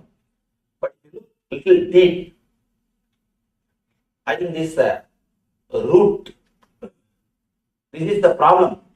We start rejecting our body unconsciously. We don't live inside our body. Look your life, early morning, when we get up and start brushing the teeth, we are already in the office. When we are in the office, sitting and seeing the patients, already we are on the beach. When we are at the beach, sitting and seeing the waves, already we are in the house. Start thinking about the house. One thing is sure, you are not where you are. That has become our lifestyle. We are not where we are. If your body is here, we can be sure you are everywhere except here. If your body is here, you will be anywhere else except here. We don't feel comfortable. We don't feel relaxed. We don't feel homely with our body just because we don't love our body as it is. We have an idea. We have particular standard measurements. The so-called Miss Universe or Mr. Universe. We have some particular measurements. Again and again, we wanted to look like somebody. We wanted to be seen like somebody. We don't understand. When we create a model, we just abuse our body. You disrespect your body. Apart from using chemicals from outside to decorate your body, that is different. Even the very thought, the very idea creates a gap. I call this thought as a wedge between you and your body. In India, to break big wood pieces, once they break, they will insert a wedge so that the wood will not again unite or something. This thought that you are not enough unto yourself, you are not beautiful, is the wedge inserted into your being. If we can remove this one thought, of course, today we will do a meditation technique to relax into our body, to enter into our own home. That's a beautiful book in Advaita Grantha. They call it Swarajya Siddhi, means reclaiming your own kingdom, achieving your own kingdom. The first part or the first thing which you need to achieve is your body, your own body, but you are not living inside. The body is there, you are there somewhere else. We are almost living like a ghost. Your body is here, but you are somewhere else. First thing we need to do, enter into your body. Enter into your body and start living inside it. Try to be inside your boundary continuously. All our pain, all our disease is nothing but your body asking your attention. Your body asking your presence. Your body asking your energy. If we can give enough attention to our body, naturally there will be no problem. You know, if you don't give enough attention in the home, what all the problems will be created. The same way, the body is your home. Give enough attention. That is enough. All the problems will be solved. Only when we don't give enough attention to our body, when we don't give our presence to our body, we create all troubles. People ask me, Swamiji, to do meditation, master's presence is necessary. I tell them, no. At least to do the meditation techniques which I am spreading, my presence is not necessary. Your presence is enough. Let your body have your presence. That's the first thing which we need to understand. Through this meditation technique which we are going to do, first we will remove the toxins, unnecessary toxins which we have accumulated inside our system through a particular breathing cycle. The technique is originally from Vijnana Tantra, ancient scripture attributed to Shiva. First we will do a particular breathing exercise and remove the unnecessary toxins in our system. Then next we will awaken the energy which is inside our being. We call it Kundalini Shakti, a potential energy. Then it is actually 3 steps. The first step, we will be removing all the toxins from our body. The next step, we will be awakening the higher energy which is in our system, which is inside our body. Third, we will completely rest and relax. Feel at home with our body. We will reclaim our body. We will start living inside our system. Instead of living like a ghost, your body is here, you are somewhere else, means you are living like a ghost. Instead of living like a ghost, we will start living inside our system, inside our boundary, inside our body, with full awareness. These are the few ideas which I wanted to present to you. We will now internalize these ideas through our questions. One thing, if I just continue to speak, usually we don't believe others. That is the truth. To tell you honestly, we never believe others. I tell you, all lectures, all dialogues, all discourses are just waste. May not be 100%, but 99.9%. When the other person is speaking, you just keep quiet so that you will be allowed to speak. Usually, we never listen, we never allow any words to penetrate our being. Unless we question, unless we understand, unless we directly involve ourselves into that program, we don't internalize any ideas. Either we sit, we keep quiet out of courtesy, or we don't want to open our mouth. We feel too lazy. It was question unnecessary. Let's relax. This is the usual thing which happens. Now, let's internalize these ideas through our questions. You are welcome to ask anything related to this statements or the concepts which I express. How do we pay attention to our body when we Today we are going to do the meditation technique. That's the first thing. Next thing, whenever you do anything related to your body, brushing the teeth, taking bath, eating, whenever you do anything directly related to your body, just be inside your boundary. You can see, only when you brush your teeth, you will have all ideas about your business. You will be thinking everything about your passions, about your business, about your life, everything. Whenever you do something directly to do with your body, be inside the boundary. Decide that. That's more than enough. Nothing else is necessary. That is more than enough.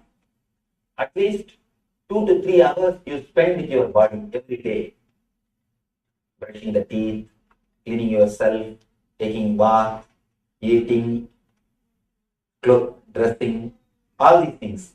In those moments, decide I'll be with my body. I'll be inside my body. Especially when you take bath, just relax with your body. We never look our body.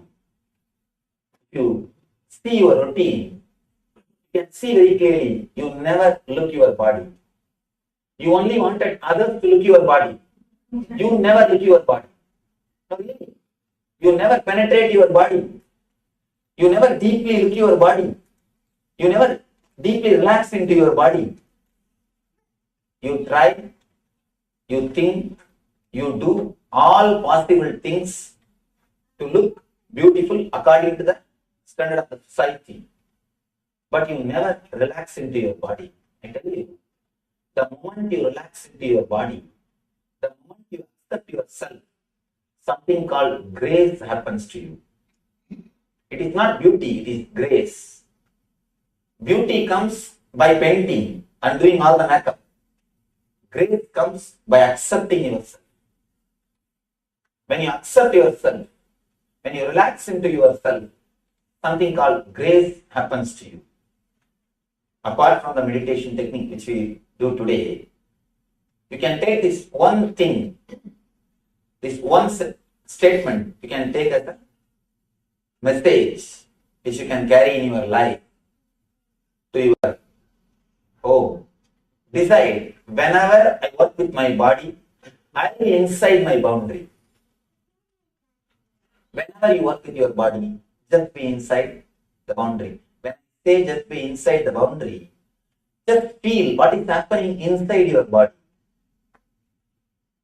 Stop thinking anything else except your body. Just see what is happening inside your body when you pour water, when you take shower. Just see what is happening inside your body, how your body is responding.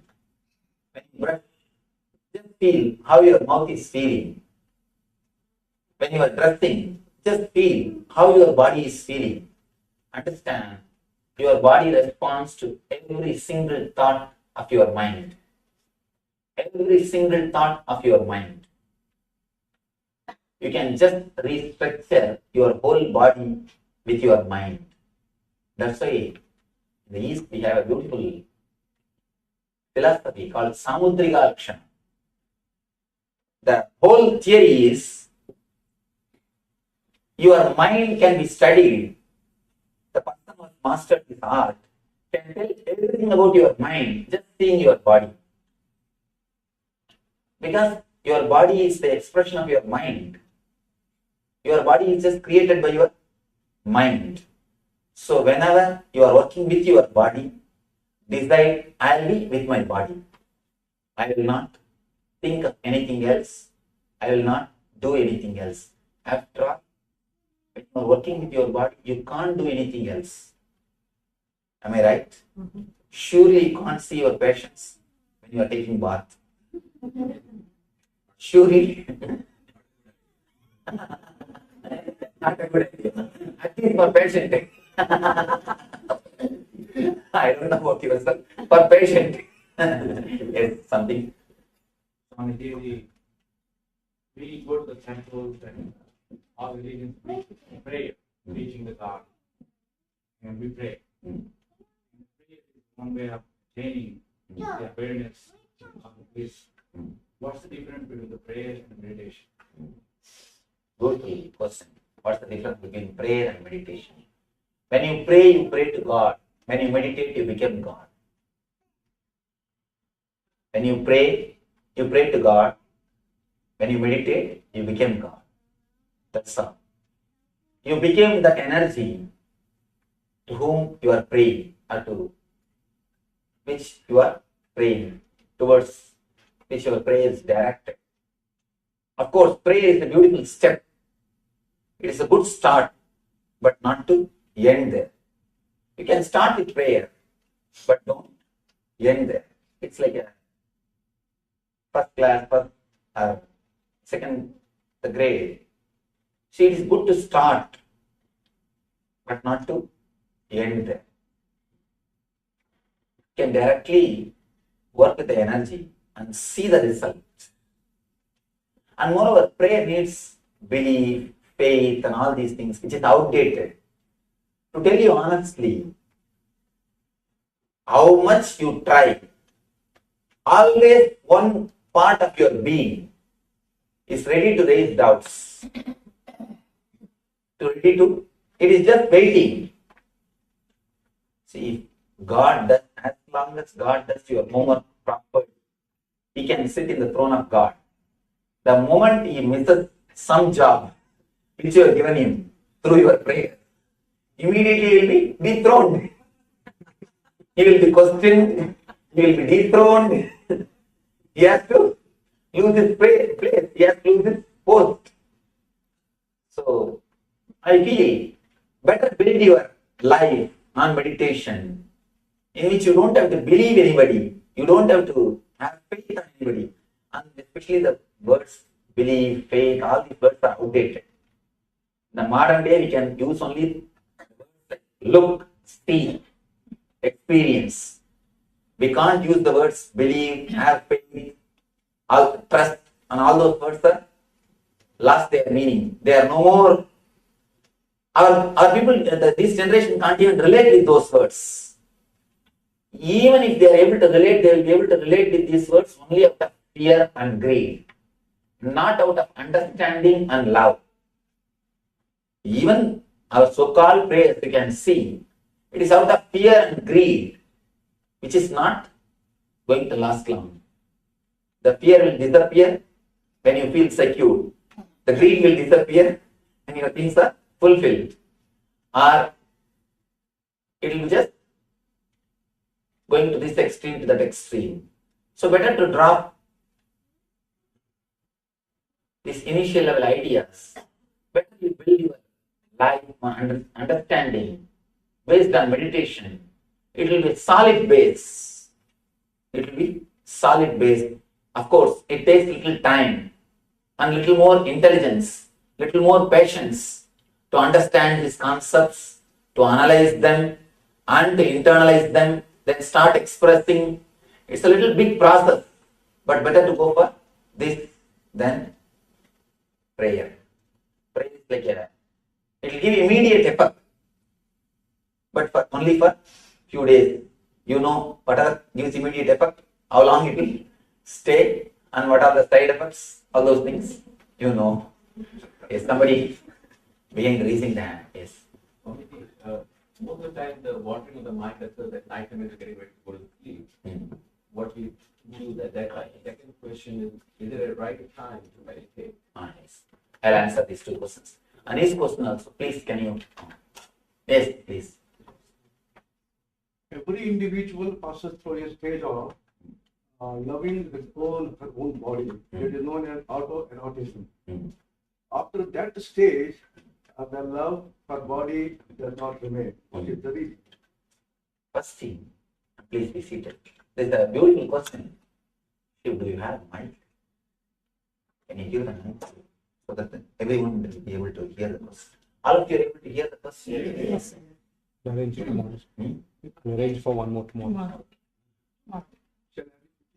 Get a little loud so that I'm able to hear. I heard. Every individual, man or woman, passes through a stage of development, at a particular stage, and every individual loves his or her own body. That is known as autoerotism. After that period of stage of development, man or woman, that love for body does not remain. What is the reason? Society doesn't allow you. You can see you can see a child, it will put the finger into the mouth, it will put the thumb, it will catch the thumb and put it to the mouth and play.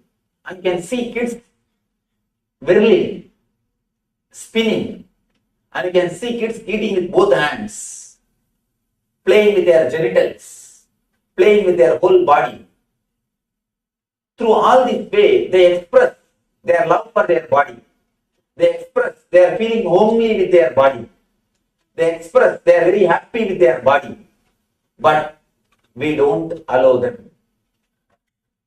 Do you allow when the kids spin around? Do you allow when the kids eat with the left hand? We suppress them. We suppress their joy. Actually, one more thing. When a person feels happy with his body, when a person loves his body, he will be in ecstasy. He will be continuously smiling for no reason. He will be just bubbling. He will feel like dancing. You can see kids. That's a beautiful definition of health in Ayurveda. They say health means it is not just no diseaseness. No diseaseness or clinically all right is only one part of health. It is not health. Health means feeling like dancing. The early morning when you come out of your bed, your steps from bed to the bathroom. If it is more like a dance than walking, then you are healthy. That is the definition they say for health in Ayurveda. You see kids just continuously alive. If they laugh, their whole body will laugh. Their whole body will smile. When we laugh, we see the next person. We see the next person and decide how much we can open our mouth. Really, we see the next person and decide. First, we take the permission, or we see what we can do. We wait and see. When kids laugh, we can see their whole body will laugh. Their whole body will participate in every activity. Their whole body will participate. When somebody is homely, when somebody is feeling relaxed with his body, he will be so alive, so ecstatic, so joyful. Society cannot tolerate it. You can't tolerate when somebody is happy. If somebody is sad, things are okay. See, if somebody is sitting silently, sitting very deeply depressed, you feel it's okay. He is as he is. If somebody is just laughing, just bubbling, just singing, or dancing, or expressing himself, it's very difficult. We feel little uneasy. Especially when kids express themselves, we feel little uneasy. The so-called social bringing up, disturbs, and we start feeling disturbed. Naturally, we stop living inside our body. One more thing, when we take up the responsibilities, when we take too much of responsibility, which we can't handle, or when we don't create enough energy to take the responsibility, we just take the responsibility without creating enough energy, then we move away from the body. We stop living inside our body. Two things. First thing, take care of your kids that they don't lose this connection. Allow them to live with their body. Allow them to be happy with their body. When they take bath, if they jump in the water, allow them. If they just spin, put a mattress. Even if they fall, they will not hurt themselves. Never stop them. And if they eat with both the hands, just keep the left hand also clean. That's all. Why should we stop them? Allow them to use left and right equally. We don't have to suppress half of the body. And there are few more things which we can do. Try to avoid separating the upper body and lower body through tight clothes. When we put tight clothes, we separate the upper body energy and lower body energy. We can use these few things to help our kids and in our own life. As I told, try to live inside your body continuously whenever you work with your body. That's more than enough. It is just the social bringing up is the reason why we lose the autoerotism. What he says, that love for body. And we are taught one more idea. You should not stand in front of mirror and enjoy your body. That is considered as an ego or some kind of disease. Be very clear. Only thing, you should not think that you should look like somebody. Only that is a disease. You enjoying you as you are is perfectly alright. You enjoying yourself as you are can never be ego. It is perfectly alright. You can be with yourself. You don't have to take somebody's permission to be with yourself. Yes, your question. I have not answered your question. Yes, for your question. Yeah, I'm actually many times when people have the mind wander just when they're getting ready to sleep, when their mind should be at ease or at peace with themselves. How do you prevent that? Secondly, is that a good time to meditate, or what are the other good times when you should meditate? See, the good time to meditate is when you get up from sleep and when you go to sleep. These two are the good time to meditate. But use very passive techniques. In meditation, 2-3 level techniques are there. Active techniques and passive techniques. In active techniques, your body also needs to be involved. With passive techniques, you don't need to involve your body. You can just do some visualizations. So use that type of techniques in which you don't need your body to be involved. You can just rest within yourself. Use that type of meditation techniques before you fall asleep. Yes. Swami, tell us about your enlightenment. Please speak it up. Your enlightenment. When did it occur? How do you, what changes happen? Give us some, educate us something about yourself. Is it not too personal to? Can I speak about this? Surely I'll answer this question, but day after tomorrow, let's have a little more time with each other. You understand? If somebody, see, you meet somebody, in the first meeting itself, he starts asking about your personal life. It's too intimate. You understand? Partners here. You must be reason. If partners here, you must be reason. Surely I'll answer this question day after tomorrow. So let's have a little more time. Let's. You see, one thing, if I answer now, I'll give a social answer. If I answer day after tomorrow, I'll give an honest, intimate answer. Which you want? See, if I have to give an honest, intimate answer, we need little more intimacy. If I have to give a social answer, I can give, I was in Omkareshwar, I can say the place, I can say the time, I can say some few words, what has happened. Neither you will understand, nor I will feel satisfied. Share. So if we can have little more time with each other, I think I'll be able to open up to that much.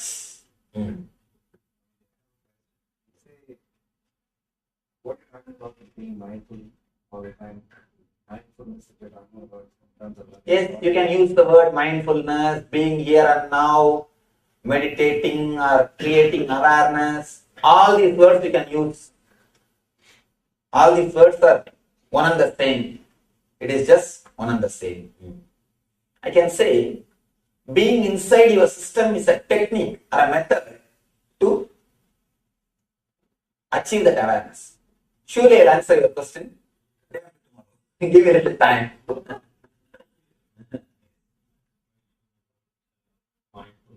Does japa help in Yes. One thing, there are 2 levels of japa. Repeating the word unconsciously.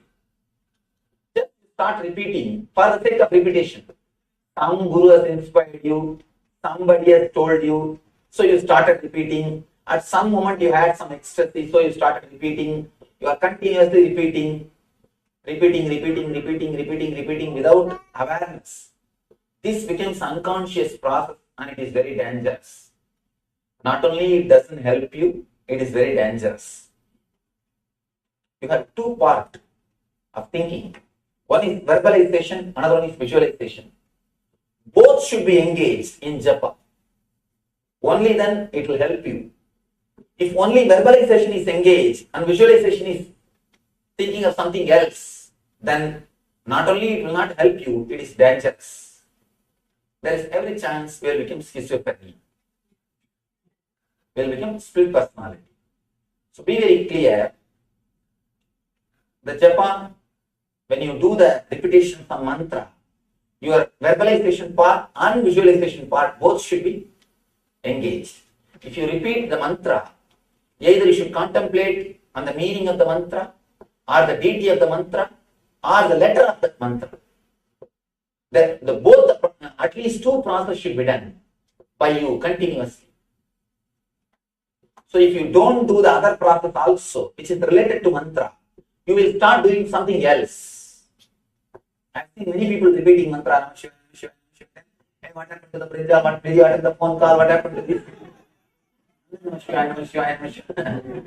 So this will make you as a split personality. Not only it will not help you, it is dangerous. So when you repeat, be conscious of the word which you are repeating and be aware of the meaning of the word, or be aware of the person or the deity on which you are meditating through this word. Do both let your visualization and verbalization both be engaged in the japa.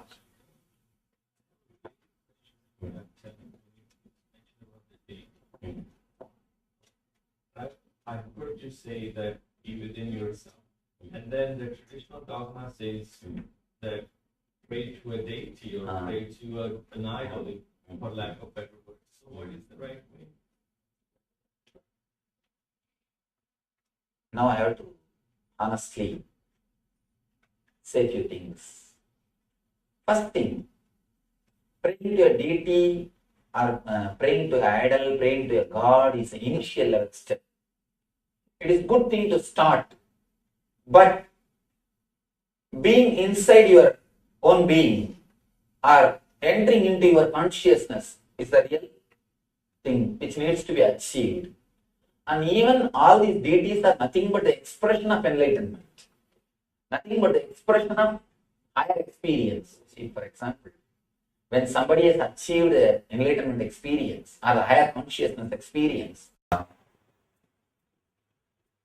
we'll start with a small story.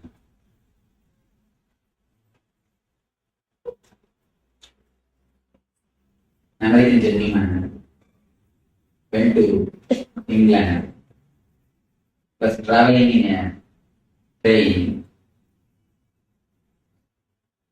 along with a British gentleman and a lady. Lady had a pet dog, just running all over and creating a lot of trouble. Suddenly the dog jumped on an American guy and his lady, instead of asking sorry or apologizing, she started petting the dog who had some serious problems. We need to be attended, something has to be done, I have to take care of you. After 10 minutes, again the dog jumped on the American guy. And now you know what you could have done. Just done everything. Again this lady, instead of asking for apology, she started petting the dog. Oh, you have some serious stomach trouble. I should take you to the doctor. I should give you some care. The guy was keeping quiet. Again, after a few minutes, the dog jumped on the American guy and made the whole place dirty. Now it is too much. The American guy didn't speak a word. He simply picked the dog, threw out of the window. Didn't do anything. He didn't speak. Just he picked the dog and threw out of the window. Till this moment, British gentleman was keeping quiet. Now he started speaking. You American guys drive in a wrong way, measure with wrong scales. Now you threw the wrong pitch out of the window. We always throw the wrong bits out of the window in our life. Of course, whenever you choose someone, your destiny is wrong. You choose anything, the very idea of choosing is wrong. Anything you choose, you omit something or you eliminate something, you bracket out something. In the life, whatever you bracket out or eliminate, you are doing a wrong decision. We always throw the wrong bits out of the window. One thing we need to remember is one of the wonderful quotations from a great master. There is nothing controversial in existence. If you feel something is contradicting the other things, if you feel there is a controversy, only one thing you need to understand, you have not got the link. You are missing some link which connects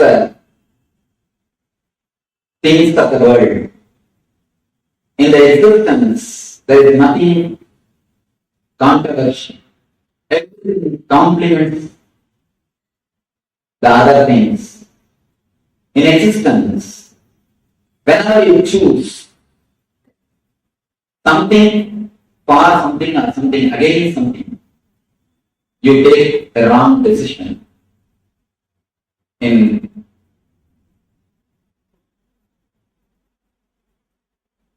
life, we always have a big problem, conflict, whether to choose a spiritual life or a material life, whether to do this or that. We always have conflict. There is a small incident which has actually happened. And it continues to happen. I've seen many people doing the same. People come to me and ask me, Swamiji, should I stay in the ashram for a few days? If I tell them, all right, please stay and enjoy the atmosphere, immediately they will give all the reasons why they should not stay. Immediately they will start, no, Swamiji, I have this work, I have that work. If I say, all right, don't stay, you can go and carry on, do your work. Immediately they will give you all the reasons. No, then I will miss all this atmosphere, then I will miss everything. I always think, if you give any decision, immediately your mind, other part of your mind, is ready to support the other side. The whole life, we live in dilemmas. If you choose some one part, always the other part is waiting. If you choose this, then you start thinking, oh, I missed that. If you choose that, you start thinking, I missed this. Before the idea of quantum, in science also, there was a big clash between the matter and energy. It is the idea of quantum which solved the problem of matter and energy. Every time the scientists, people who work in the physics field, they always thought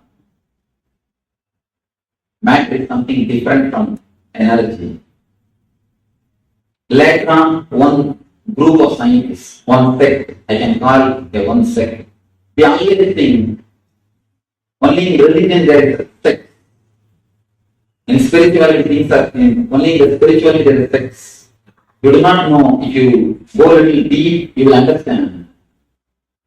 Among the scientists, also a lot of sects. Among the scientists, lot of superstitions do exist. We need to understand an important thing. Even among scientists, lot of prejudice and superstitions do exist. They start with their own ideas. To conclude their ideas, they create theory or hypothesis. They collect the data which supports the theory. So one set of physics people are thinking, or they start telling, energy and matter both exist. Only the time and space difference. In different time and different space, the same particle is energy. And in different time and different space, the same particle is matter. Next came another one group. They started claiming, no, there is no space gap. At one time, it's a matter, in another one time, it's an energy. No space gap. Then came the third group, started declaring, there is no time gap. Neither space nor time. There is no time gap. In every moment, at any given moment, the same particle is matter and same particle is energy. Now the new theory is getting developed. They say that space called singularity beyond matter and energy, where our concept, our logic, our words are not able to penetrate. They call it space of singularity. After the word quantum came to existence, after the idea came to existence, the conflict between the energy and matter is solved. The idea, energy and matter, is expressed in a much better way, in a much more beautiful way. Same way, in the spirituality also, we can remove the conflicts, we can remove the contradictions, we can go beyond the conflicts and contradictions. As long as we have conflict and contradiction, be very clear, we have not entered into the zone of spirituality. We are only living in the zone of intellect. The moment you enter into the spiritual zone, all the conflicts, all the controversies, it simply disappears. As long as the conflict and controversy is there, you can be sure you are playing with words. Playing with words is a dangerous game. You can be playing with words. You can never understand the truth. When you play with words, only half truth is expressed. Half truth is much worse than a lie. Whenever we play with words, we create conflicts. When you really go into the experience of spirituality, conflicts simply disappear. As long as you play with words, there is every chance of misunderstanding. Small story. One lady was trying to fit herself in a new fur coat. She was standing in front of a mirror, seeing how it looks on her. Her daughter, small girl, she started telling, Mom, don't you feel how much the poor animal has to suffer for the fur coat? Immediately she shouted, What? How dare you talk about your dad like this? Doctor is mentioning about an animal. Mom understands. In the other way, doctor is talking about the animal which is supposed to give the fur. Mom is understanding. She understands about the person who is supposed to pay for the coat. With words, there is more chance of misunderstanding than understanding. With words, you continuously create more and more and more conflicts. One person asked Swamiji, should I take up a spiritual life or material life? Actually, if you look a little deep, there is no two different life. There is no two different life. As long as you feel there is two different life, you are not living the real life. You are only living with mere words. You are only playing with mere words. a small idea which we need to understand. After I expressed this idea, I wanted any questions from audience because this is a wonderful idea to be understood. Just by clear understanding, it can become experience. There are few ideas. Just by a simple understanding, it can become experience. A normal so-called life, a normal living from incident to incident, from past to future. You can think this as horizontal line. Continuously thinking, planning, working. Continuously thinking, planning, working. The life moves. This you may take it as a horizontal line. Horizontal line. You think, you plan, you decide, and you do the things. You may call it as a materialistic life. There's another kind of life, spiritual life. Continuously living in the present moment. Neither worrying about the past, nor worrying about the future. Continuously living in the present moment. When you live in the present moment, you travel in a vertical line. If you live with the thoughts, you travel in a horizontal line from thought to thought, from thought to thought, from thought to thought. If you live in the present moment, you travel in a vertical line. You travel in a different space, vertical space. When you ask, should I live a worldly life or a spiritual life? You try to choose between the horizontal line and the vertical line. You ask, should I take this kind of life or should I take this kind of life? If you look a little deep, if you understand a little deep, if you penetrate your consciousness, if you have even one glimpse of the present moment, you will understand life is neither horizontal nor vertical. As long as you think you can travel either horizontal way or in a vertical way, you are with mind. Only when you understand you can travel horizontally and vertically in the same time in same space. Not only you can travel horizontally and vertically, you can explore in all 360 degrees. 360 degrees this way and 360 degrees this way. If you understand, you can explore in all the directions, in all the possibilities. You will not have a conflict between the horizontal line and vertical line.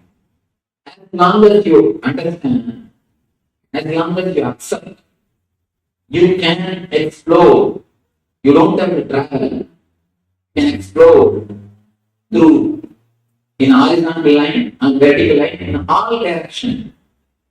Till you understand that, you will continue to have a conflict between the materialistic life and spiritual life, between the horizontal line and vertical line. The mind keeps you as a slave by making you believe you can travel only in horizontal line or the vertical line. You will be slave of your mind as long as you believe you cannot travel in all the directions. As long as you believe you can travel only in the horizontal line or the vertical line, mind will keep you as slave. That is why even the so-called spiritual sadhana, you don't grow, you don't experience the transformation. As long as you decide spiritual practice against the worldly life, you cannot grow into the life. Please be very clear. Whenever you choose spiritual life against the worldly life, Be very clear, you can never grow in the spiritual life.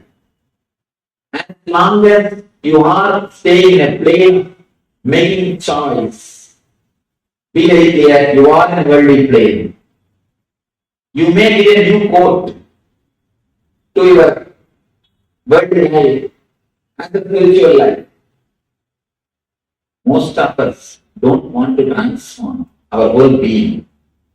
Just we want to show we are struggling for transformation. If you look a little deep, you will understand we have a deep fear of transformation. We don't want the transformation, but we don't even want to say that we don't want the transformation. It's a wonderful game between our mind and the consciousness. You are kept as a slave as long as you believe you can travel only in the horizontal direction or in the vertical direction.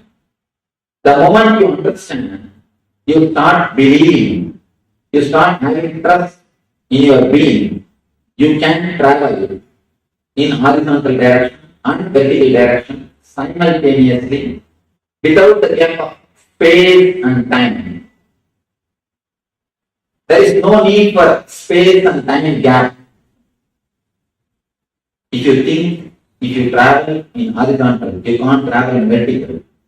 Naturally, you will share your life. Some portion for spirituality and some portion for worldly life.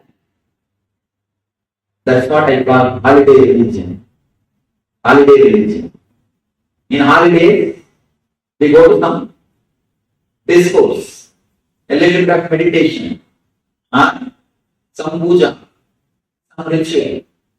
As long as spirituality is a part-time job for you, please be very clear, you can never become spiritual. You may give title spirituality for your acts, but you can never become spiritual by your being. If the spirituality is your part-time job, you can be sure it doesn't can be, it cannot transform your life. As long as spirituality is a part-time job, be very clear, you will continuously have hypocrisy and guilt. Hypocrisy and guilt. Either you will know that it is not going to help and you will be doing, or you will think it is going to help and you have to think you are not able to do. Either you will know the meditation is not going to help you, but you will try to do it. Just to show for the people in a hypocritical way. Most of us don't believe in some rituals. We do it just for the sake of social prestige. So hypocrisy or guilt. Sometimes it's not believing in some ritual, some meditation. Even a meditation is a ritual. As long as you believe you can travel only in horizontal line or vertical line. Meditation is also a ritual. As long as you believe it can be done only some portion at some part of your life. If you do it at some part of your life, if you do it in particular time, be very clear, your so-called meditation is also nothing but a ritual. Only when it becomes your life, only when it becomes your consciousness, you can be sure you are meditating. Till that moment, till that time, it's only a ritual. Either you have hypocrisy, or if you start believing the meditation or a ritual, you will have deep guilt, you are not able to do it continuously. Be very clear, here I am making a bold statement, which is a little controversial. No intelligent man can do any practice more than 21 days with inspiration. It's a little sharp statement, but I make from my experience. In last 2 years, I have met more than 2 lakh people personally in 5 countries. I have seen thousands of people entering into meditation. I can say I myself initiated at least 40,000 people into meditation. But when I initiate them into meditation, people ask me, we do a meditation camp called Ananda Swaram. People ask me, Swamiji, should I do all the seven meditation techniques? I tell them, no, please don't.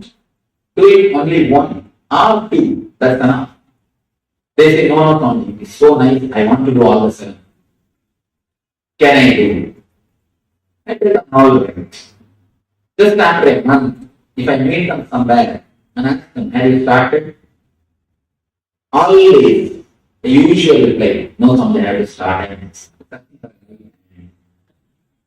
I'm searching for a good day. It's a usual thing. At least from my experience, I can say, no intelligent man can do any practice more than 21 days with inspiration. If it becomes more than 21 days, it will become a dead ritual. I've seen the people doing puja. They will just wait when they can come out of the puja room after finishing the puja. They will finish with so much such a speed and happy mood. They will never enter the puja room again. See, the same way meditation. When you do it as a part-time job, as a part of your routine, always you have a hypocrisy or a guilt. I've seen the people. They come to me because they suffer with some guilt. And I tell them, don't bother, don't worry, relax, and understand some good ideas. I give them some consolation or some idea. People don't feel that they have been attended. So they ask me, no, Swamiji, please give me some meditation. I tell them, there is no need for meditation for your mental setup. Please just understand these few ideas, that is more than enough. But they don't feel fulfilled. They again and again ask me, no, Swamiji, please give me some meditation. Finally, I give them some meditation technique just to console them. After a month, if I ask them, are you following the technique? I find they have now one more guilt. Apart from their usual guilt, now they have one more guilt that they are not able to do the meditation. Whenever you make anything as part of your life, be very clear, another one is going to take revenge on you. As long as you think meditation is the quantity to be added to your routine, you will have conflict. You will have conflict. Meditation is not the quantity to be added to your routine, it is the quality to be added to your routine. Only when you understand, you don't need separate time for worldly life and separate time for meditation. You enter into a real spiritual life. What the scientists call a singularity. That is what I think. I feel the word Brahman can be translated with the word singularity. The space beyond the matter and energy. The space beyond the conflict of worldly life and spiritual life. That is what I call quantum spirituality. When you understand, you can travel in horizontal level and the vertical level, both in the same time, in same space. Little difficult concept to understand. A little difficult concept because verbally you can't express. When you say the word horizontal line and a vertical line, it will make a difference between the space, different space, difference I express difference in space. But again I say, you can travel in horizontal line and vertical line the same time in same space. It's little difficult to understand intellectually, little difficult to express verbally. But experientially, if you go a little deep into your being, a little deeper than a word, a little deeper than your inner chattering, you can really understand the idea. You can travel in horizontal line and vertical line simultaneously. Let me make a small sketch for you to understand this idea, because I am bold of giving the public discourses.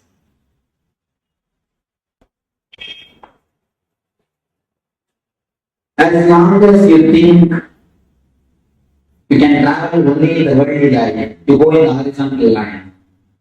As long as you think you can travel only in the spiritual line, you travel in the vertical line. We escape to Himalayas, or you go to Vipassana, you do only the techniques. As long as you travel in the horizontal line, you just plan for your life, work, and go to the success. The result. Horizontal line and vertical line. Whether you travel in horizontal line or vertical line, under control of mind. But only when you understand, you can travel in all these directions simultaneously. You can explore in all the directions at a time.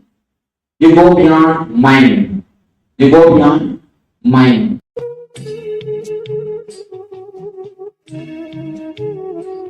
Great. Close your eyes.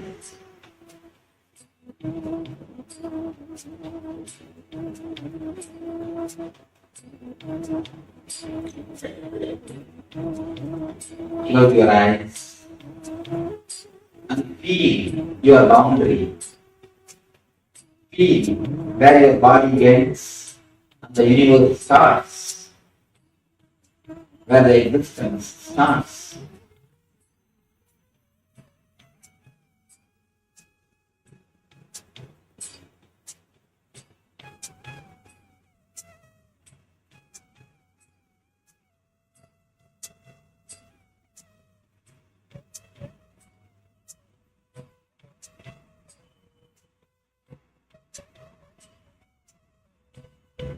Just feel your boundary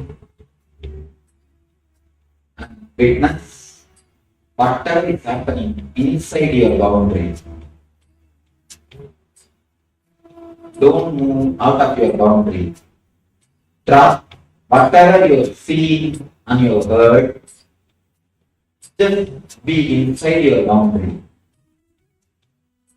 inside your body. Witness whatever is happening inside your boundary, inside your body.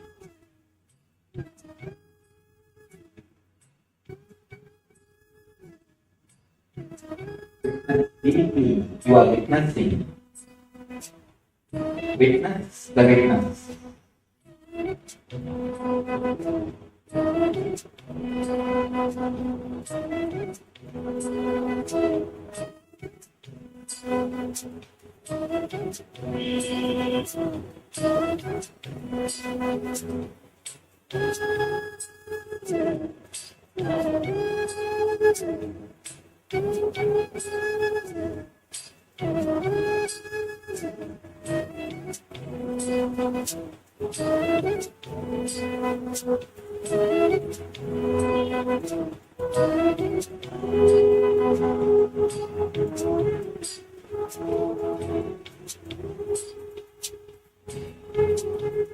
Just witness where you are hearing the music inside your body. What is happening inside your boundary? Witness it. Witness the witness. Come down to this present moment. Be here and now.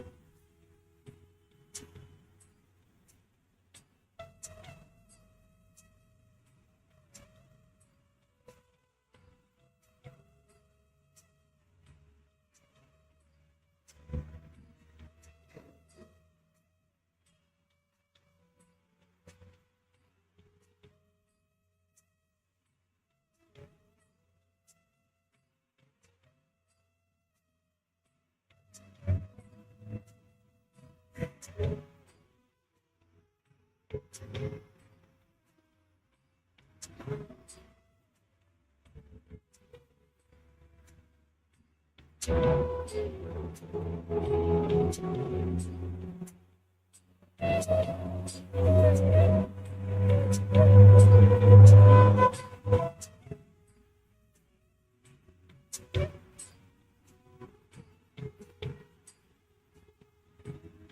be here and now. Witness the witnessing consciousness. Body into the present moment. Penetrate the present moment.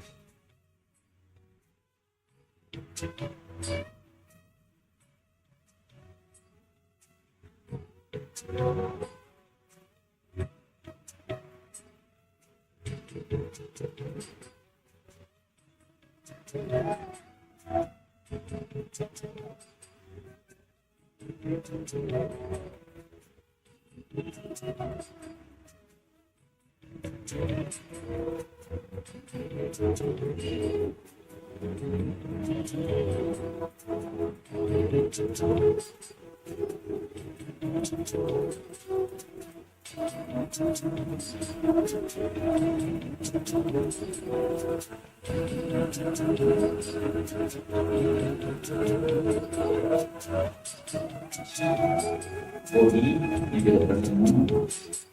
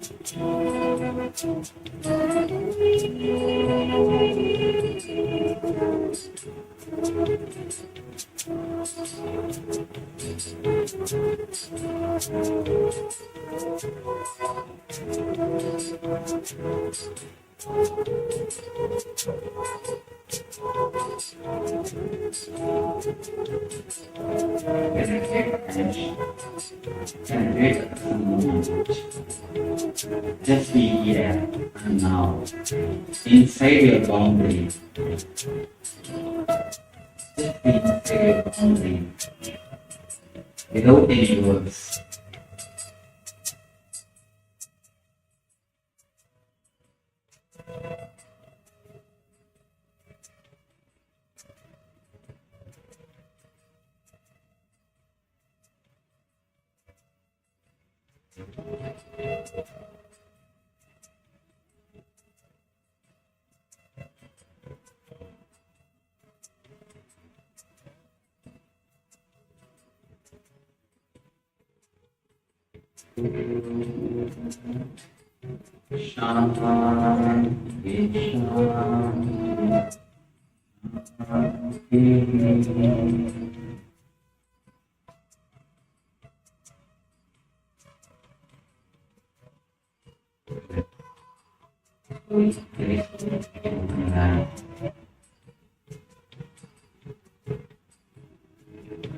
Trust yourself that you can live the present moment.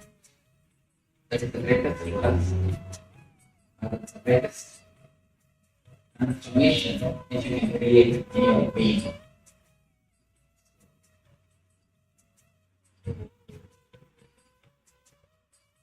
Let this great idea enter into your life. Now, your thanks to all the great masters who created these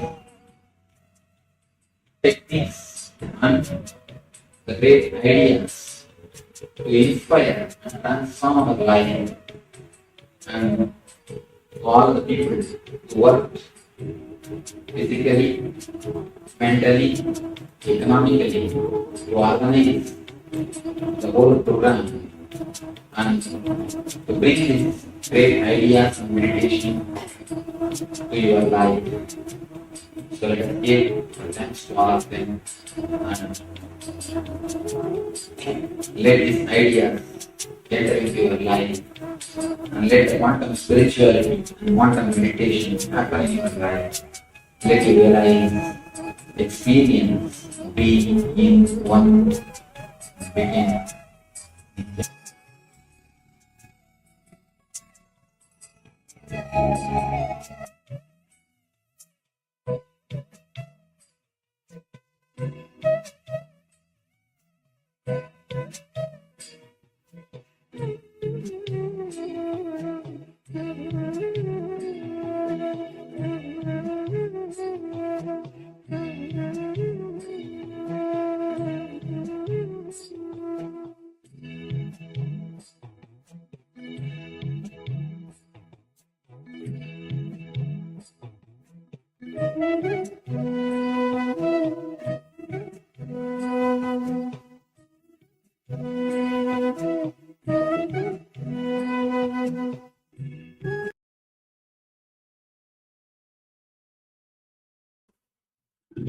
I'm very happy for.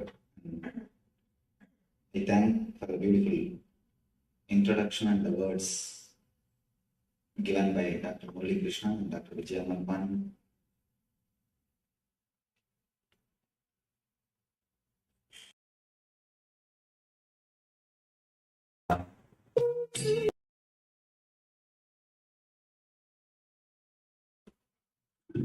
I'm very happy for. I thank for the beautiful introduction and the words given by Dr. Murali Krishna and Dr. Vijaya Malpan.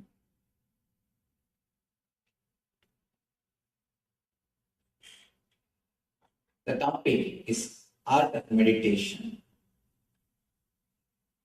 I'll try to present few ideas from our ancient wisdom.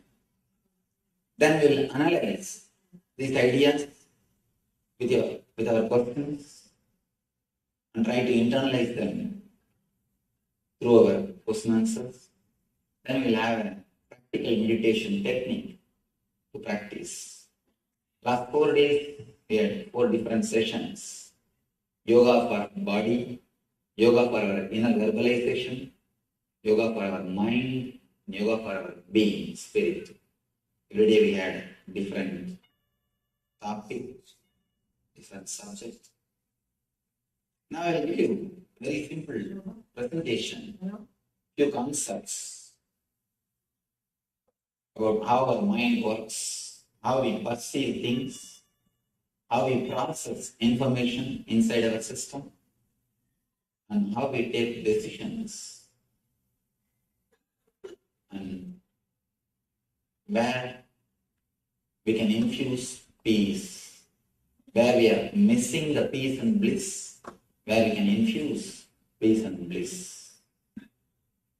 First thing, meditation is the greatest gift given to the world by Indian masters. Every society, every country has contributed something to the humanity. According to my experience, meditation is the contribution from India. That's the greatest contribution from India. Yoga and meditation is the greatest contribution given to the world by our ancient masters. Let me give you a simple diagram. How we perceive things, how the information is processed inside our system according to yoga. Then we'll analyze these concepts with our questions. First thing, you see something through your eyes. The information which you receive through eyes goes to something called chakshu. In Sanskrit, we call it chakshu. It's almost like a digital signal processor. The whole file is digitized. The information which you receive through eyes are digitized in the chakshu. Next, the whole file goes to chitta. Chitta is the memory. In chitta, elimination happens, the excluding happens. For example, if you are seeing me, the information which you receive through eyes goes to the chakshu. In chakshu, the whole file is digitized. Then the file goes to chitta. Chitta discriminates. This is not animal. This is not a plant. This is not a tree. This is not a mountain. The discrimination is done by the chitta. Then the whole file goes to manas. In Sanskrit, we call it as manas. English, mind. You may use any word. The mind, that's the process of identifying. Memory, chitta, that's the work of this is not, this is not, this is not. Manas, that's the work of this is it, this is it, this is it. It starts identifying. First it says, oh, a Swami. Then it says, meditation teacher. Whatever your mind wants to say, it gives you the identification. This is it. That is explained by the mind. Next, the whole file takes a quantum leap, goes to your ego. The whole file completely takes a quantum leap, goes to your ego. Then you decide how I am supposed to respond to this moment or to this file. You decide what is there for me with this information. For example, you are seeing me, the file, you are seeing me through the eyes, the file goes to chakshu, the whole file is digitized. And then the file goes to chitta. Chitta says, this is not this, this is not this, this is not this. This is not a tree, this is not a plant, this is not an animal. Then the whole file goes to manas. Manas decides, oh, this is a human being, this is a Swami. This is, you start identifying. Then the whole file goes to ego. Ego decides, what is there for me with this person? Based on your past experiences with other meditation teachers or other Swamis, you decide whether to sit here or not to. You decide based on your past experiences. If you had good experiences with some other guru, some other master, with some other spiritual teacher or meditation teacher, you decide, let me sit here. This is the place for me. I should learn something. If you had some bad experience with somebody who was wearing the same orange robe, immediately you decide, no, this is not a place for me. I don't want to sit here. That what is there for me is given by the ahankar, ego. Then the command comes back to the mind. The command is executed.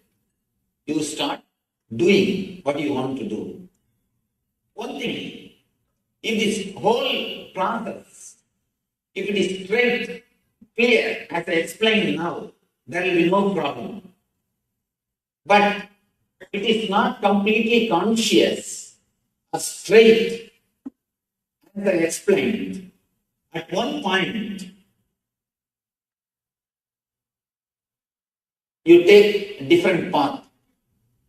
Only from I to mind, the process is conscious, straight, which is under your control. As I explained now, it is straight, logical. From I to mind, it is completely logical, no problem. But from mind to ego, it is unconscious. It is not under your control. That is why, logically, if you analyze, you know smoking is injurious to health. According to the information which you receive through senses, according to the process of Chakyu, Chitta, Manas, you know smoking is injurious to your health. But suddenly you decide to smoke. Why?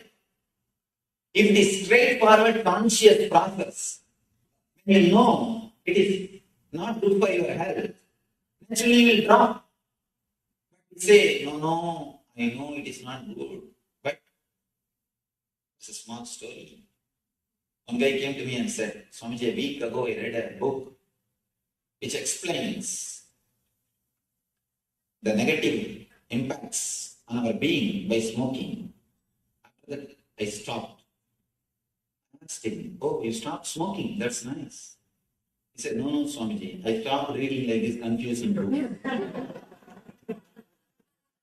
You know, many times you know which is right and wrong, but we are not able to decide with our straight logical data. The data which you get logically, if you decide based on that, your whole life will be conscious. The conscious life is what I call spiritual life, integrated life, holistic life. But we are not. In many places, we do make unconscious decisions. Why we make?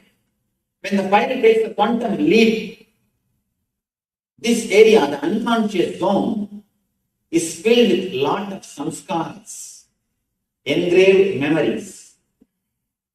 That's the right word for samskara. Engraved memories. These engraved memories, they just decide on their own without asking your permission. Logically, you know smoking is injurious for health. But suddenly you decide, let me smoke. Because of the engraved memory, samskara.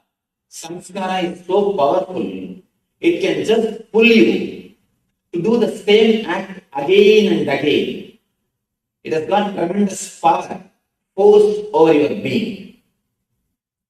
These samskaras are the root cause for many illnesses. I can say at least all psychosomatic illnesses. Samskaras are the root cause. These samskaras, these engrams, are the reason for our stress.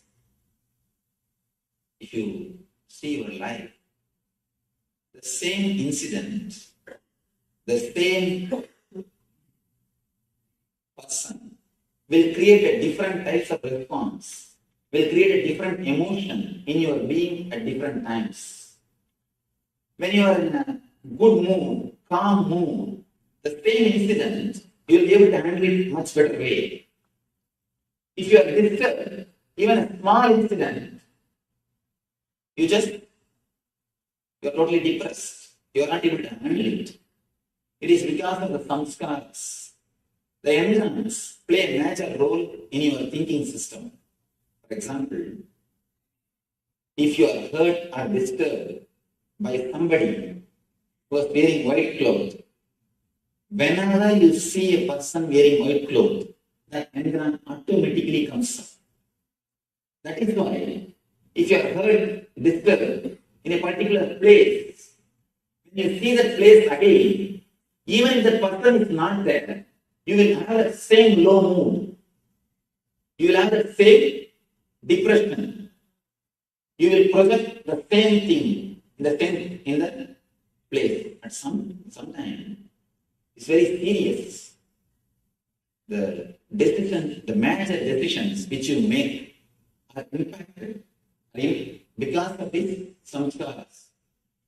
In major decisions, when you take a major decisions, very important things in your life, if the samskaras inspire you, you don't even know in which direction you are traveling.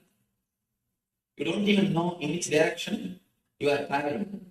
Especially some engrams which is deeply recorded inside your being unconsciously. Continuously you repeat them without awareness. Continuously you repeat them without even your awareness. Especially morning when you start brushing your teeth, you can see your mind will be repeating some words which is not directly related to your life, which is not directly related to your routine. Simply you will be repeating something. When you are taking bath, your mind will be repeating some words. I always tell people, if you are in the house, brushing your teeth, you are already in the office, thinking about your routine. If you are in the office, seeing patients, already you are in the beach, having vacation. If you are sitting in the beach, enjoying the cool breeze, already you are there in the house, thinking about your next routine. One thing is sure, you are not there where you are. If you are here, we can be sure you are everywhere except here. We just continuously go around. We almost live like ghosts because of these samskaras, because of these engrams. Continuously you are repeating something inside your being which is not directly logically connected to your routine or to your life. This unconscious process creates a lot of disturbance in your physical health and mental health. For example, when you are in deep fear or in a high peak mode of grief, these engrams, these samskaras get recorded in your system. A small girl falls into a swimming pool or a stream of water. If people shout, oh, she can't breathe, catch her, help her, that word gets recorded in a system as a samskara. She will suffer asthma, even after becoming 40, 50. Continuously the samskara repeats itself in her being. I have seen hundreds of cases like these people suffering because of samskaras.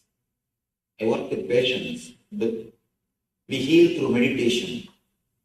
At least in the last 2 years, more than 200,000 people had a spiritual healing touch or meditation through our institution. I'm working with lakhs of people. I tell you from my experience, many of the psychosomatic illnesses have got their roots in samskaras. If we can heal this samskara, we can do a very big service to the humanity. The meditation heals the samskaras. Meditation helps you to come out of the samskaras. Apart from the physical health, the mental health also. The stress, the main root cause for stress is the samskaras. Actually, these samskaras, when they are sitting in this unconscious zone, they will not allow any file directly to reach the ego. More the samskaras, more the file will be discarded. Everybody will sign their opinion on that file. Understand? The file is supposed to move from this table, this person to that person. Between, if there are only 2-3 persons, the file will move quickly and file will go as it is. If there are 300 persons sitting in between, everybody will write their opinion. By the time the file reaches the last person will not know what decision to make. He just says something, decision is made, and it is executed. More the engrams, more the samskaras, more confusion and more stress. And the process of also takes more time. That is why many times you will not be able to decide for 10 years. Simple decision. We will not be able to take even for 10 years because more engrams, more samskaras. By the time people decide whether to get married or not, already the life is over. Many times you can't decide. Why?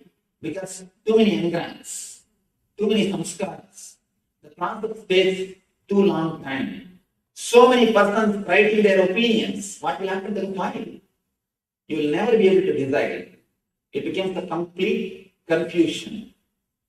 Too many engrams create many psychosomatic illnesses and confusion in our day-to-day life, whether it is relationships or it's a profession.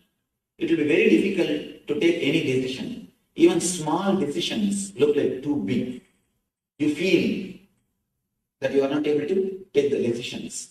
You feel insecure continuously even to take a small decision. People are not able to do any change in their life because of these engrams. Too many samskaras. You will not be able to move in your life. The whole courage or the to move in the life is completely disturbed. The unconscious process or the engrams is the root cause, single root cause for many of our problems. If we can infuse peace, silence into this unconscious zone, the whole unconscious zone becomes conscious zone. Because the moment you remove the engrams, the moment you remove the samskaras, the whole process will be under your control, will be under your awareness, will be under your consciousness. Only because of the samskaras, the process goes to the unconscious zone. If the samskaras are removed by infusing peace into the unconscious zone, the whole thing will come under your awareness.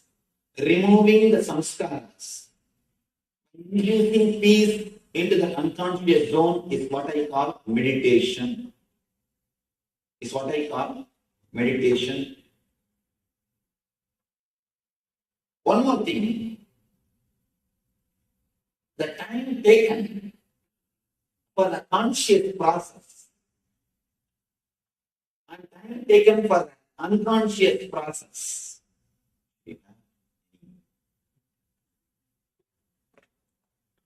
Okay, I can show.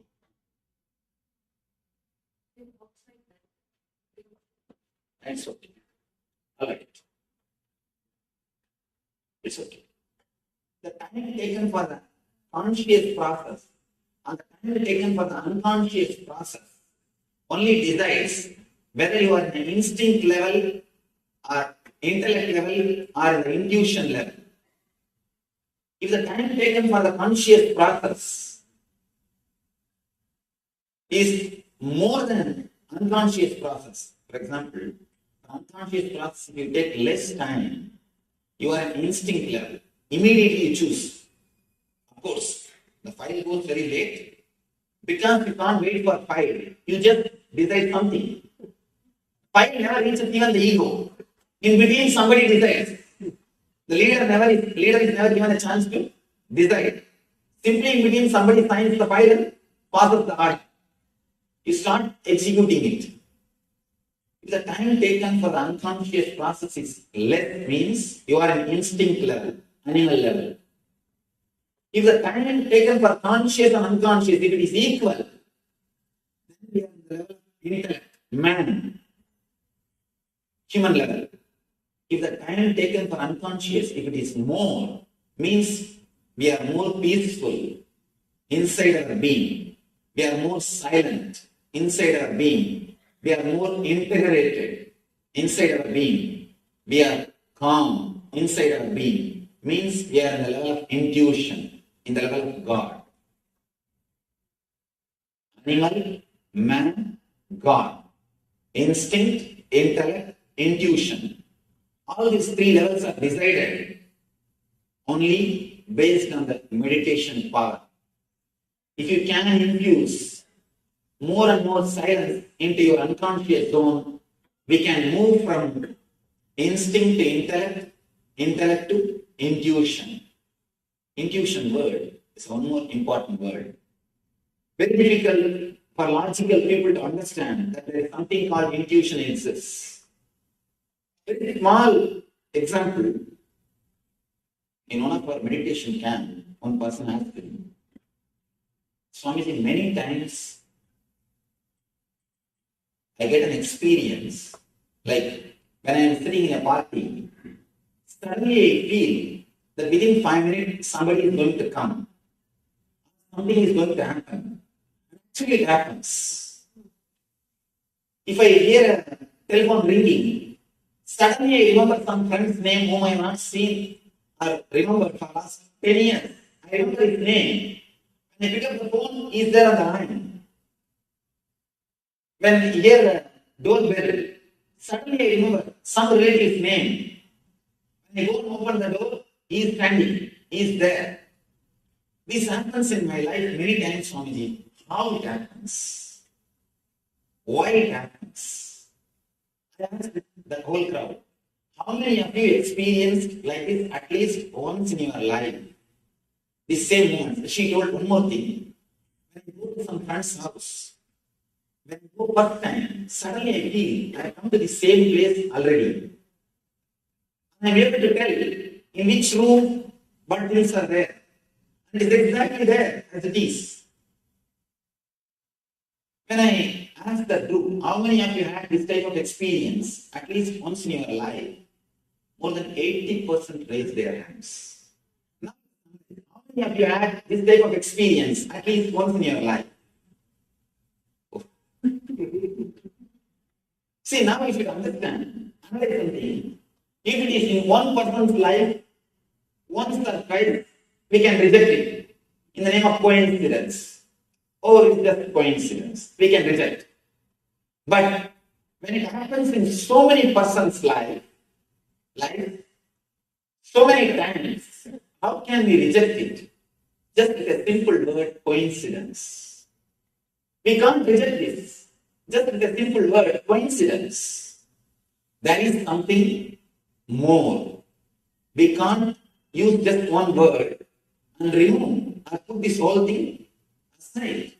There is something more than our intellect. We need to look into it. We need to analyze it. Of course, a lot of research are being done. I do not know much about the other things. But one thing is sure. According to yoga, I can explain this phenomenon. At that moment, fortunately, knowingly or unknowingly, you come to the present moment. When you come to the present moment, you will have the power, energy to see what is going to happen next. Almost no confusion.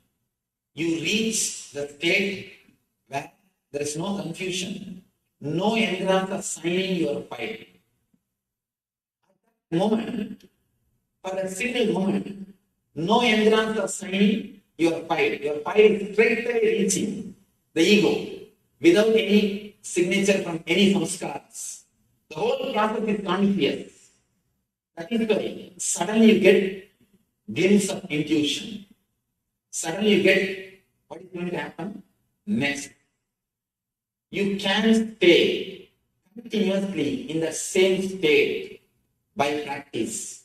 People tell me, Einstein says in one place, logic is a servant, intuition is a gift from higher energy. I tell you, intuition is not just gift. You can make it as a salary. If it is a gift, we have to wait. Who will give, when they will give, what time, whether it will come or not, we don't know. You can make it as a salary. You can work for it. You can achieve it. You can make it as your life. We can stay in the same state of intuition, the same state of ultimate consciousness continuously through meditation. One more thing. I want to say because it's a very important thing for doctors. Yesterday we were analyzing about this subject. Taking the negative energies of patients continuously, whether you believe it or not, you are meditating on patients. Continuously, you are contemplating on negativities, the problems of the patients. There was a beautiful research which I was reading that in medical schools, if a particular subject, if they are teaching about particular disease, more than, for example, headache or knee pain, back pain, more than 40% of the students show the same symptoms at the time of teaching. 40%. When you continuously contemplate on some particular disease, a symptom, you tend to feel it. Even you can see when you listen about some symptom, you just compare inside your mind. Do I have that? Do I have it? When you contemplate, you try to express or experience the same things in your system. Continuously, whether you believe it or not, accept it or not, we are meditating on patience. And when whatever things you are receiving, the negative engrams or the negative ideas you are receiving from the patients, straight away goes and settles down in the unconscious zone. It is in the unconscious zone, creating more trouble for us, as if we have less karmas, as if we have less samskaras. We acquire more and more samskaras, which creates more trouble, more complications in our life. That's why in Ayurveda and Yoga system, they emphasize every healer has to meditate to disconnect the etheric connection from the patients. Every healer has to clean himself, disconnect himself from the etheric connection of the patients. It is not only for healers, even for doctors. When you are continuously listening to the problems of patients, naturally you get associated or you start swallowing all their problems, those negative ideas, negative thoughts. You can see in your life many times, even after coming back to the house, your mind will be repeating the words which you heard from the patients. Mind is just continuously repeating the same words which we heard from patients. We need to clean ourselves. Please at least take 10 to 15 minutes per day to clean yourself. Just like when you come out of the hospital, you clean your hands, you take bath, keep yourself away from bacteria. Same way, you need to meditate and disconnect ourselves. We need to meditate and disconnect ourselves from the etheric connections or the negativities which we are receiving. We need to keep the quality of our inner space, the unconscious zone. We need to keep our inner space clean and peaceful. It is our responsibility. We give appointment to everybody, but we don't give appointment to ourselves. Please decide now onwards to give at least 15-20 minutes appointment to yourself. To keep your inner space peaceful, happy, and healthy. These are the few concepts which I wanted to express. Thank you for all. Thank you that you all sat and listened. Now we'll take a few minutes to analyze these concepts with your questions. You will analyze it. You are welcome to ask any question. After the question answers, we'll see a simple practical meditation technique through which you can keep your inner space peaceful and blissful. You are welcome to put any question. Yes. Do you believe in next life? It's too big theory, ma. See, let's bother about this life. I always tell people, People ask me, Swamiji, can you teach me the technique to get the past life memory? I tell them, this 30-40 year life memory itself is haunting us. It is making us mad. We are going crazy. Just these 30-40 years of memories.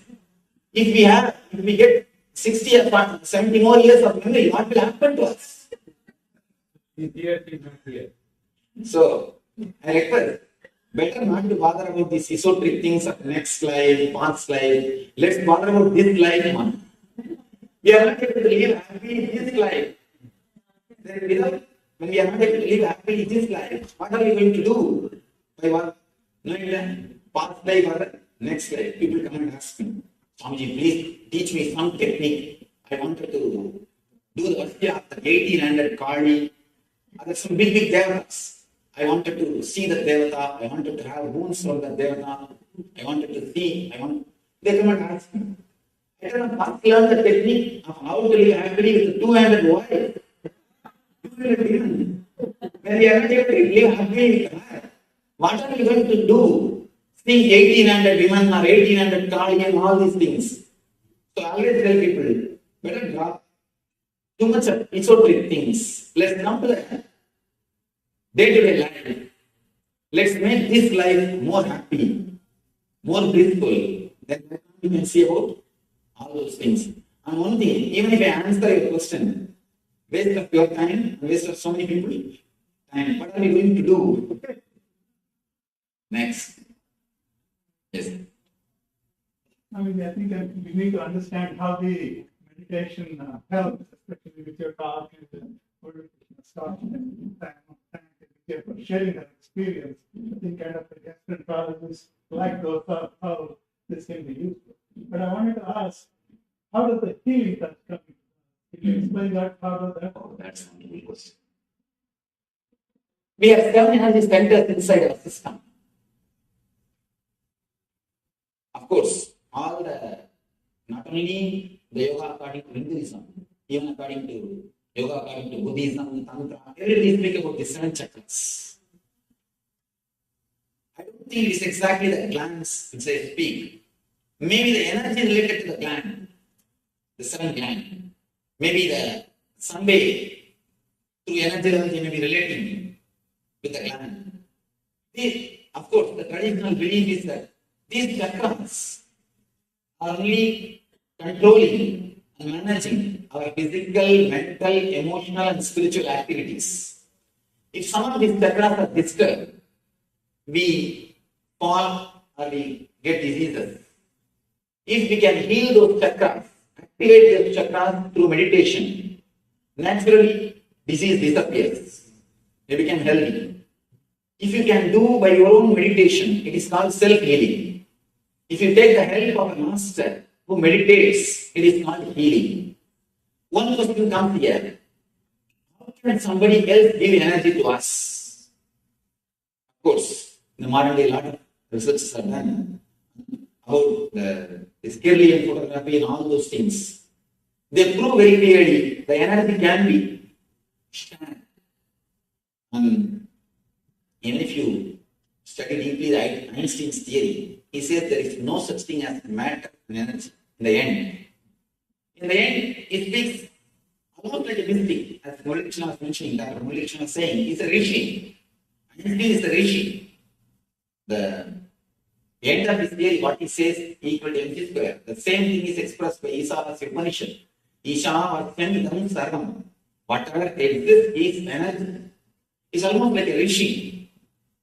In the end, he says that there is no such thing as a matter of energy separately. So when you can give a matter to somebody, why not energy? All you need is a right technique to share. Of course, still we are not able to quantify how much of energy is shared and all those things. That's the reason we are not able to give something like across the table. But one thing is sure, energy can be shared. That much I can be sure. How much it can be shared, how better way we can share, through what techniques, all those things, we have to do a little more research. If you do it by yourself meditating, it is called self-healing. you take the help of a master, it is called healing. And it is possible from time immemorial in India. This practice is, of course, it was practiced and it is in the practice. You can see even, of course, your own villages. You go to your villages, you can see some kids fall sick, they will take the child to the village priest, and the village priest will take the neem leaf and beat the kid with some mantra, some words, and the kid will cry like anything. Within 2-3 days, he will become all right. And you can see this as a regular phenomenon. It is not that once or twice. Somehow, in India, the healing is a regular phenomenon which happens in every village. I can say India has got at least 2-3 million healers. 2-3 million in every village is the regular thing.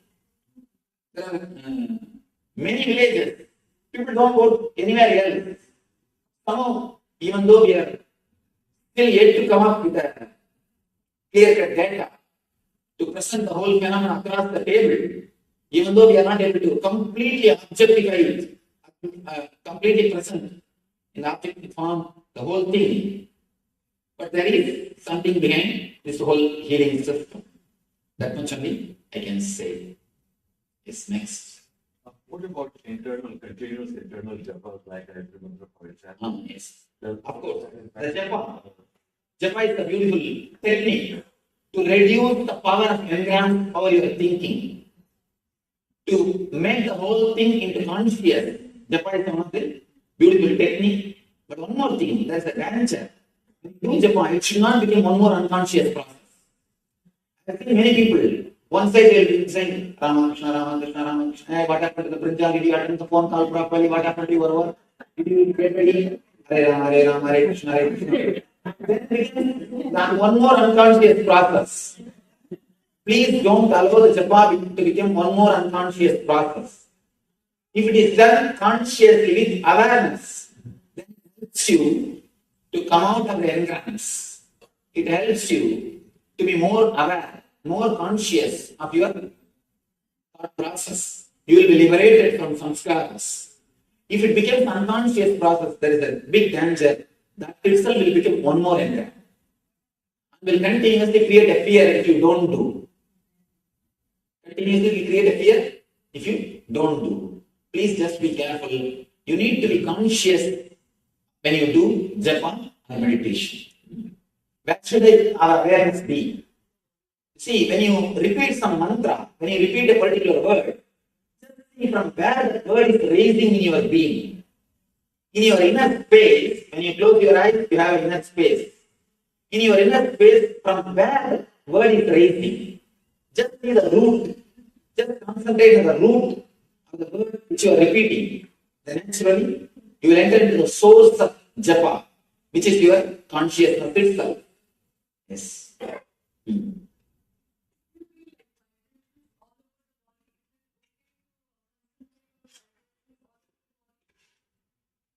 You can see, you can start searching the source of vibrations, from where the vibration starts.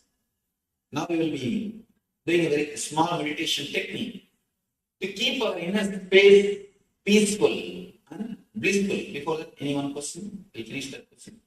When we utter mantras, most of the time it will be in Sanskrit like that. We don't even know what we are uttering, the meaning of it. But then does it have effect on the engram? No problem. That's one thing.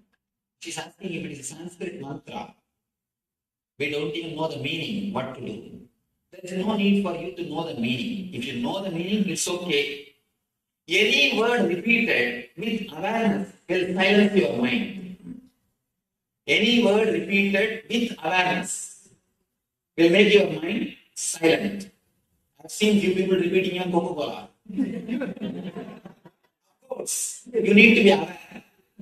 You need to be aware. You can't just repeat and do something else. You need to be aware.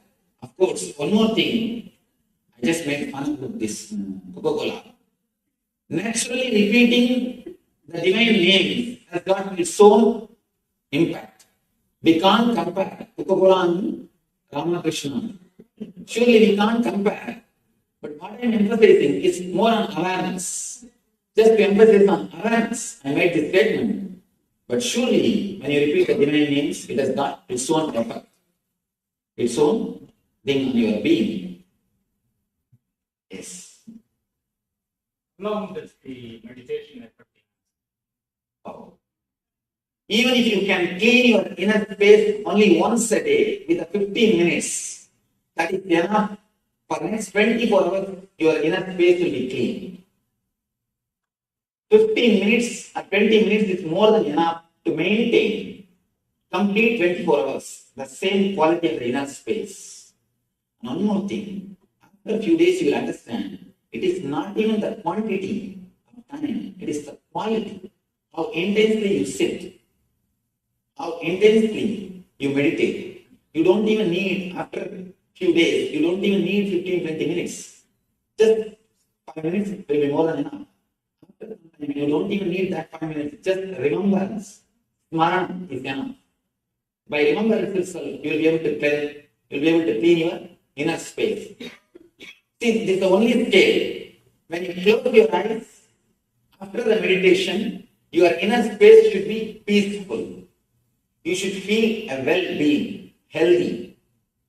You should understand, health is not just no diseaseness. No diseaseness is only one part of health. The real health is something more than no diseaseness. Feeling of well-being. You feel alive, bubbling, simply oozing out the bliss. That is what I call health. If you feel that mood when you close your eyes in your inner space, you reach the state of meditation. Closing eyes is important, or you can really close your eyes? In the initial level, you need to close your eyes. After that, you don't need. I think this time should be enter into that. Yes. Could you share with the audience what the NSP training is, and then if anyone really wants to get serious about uncovering their ingrams, there's the most wonderful program, and everyone should know about it.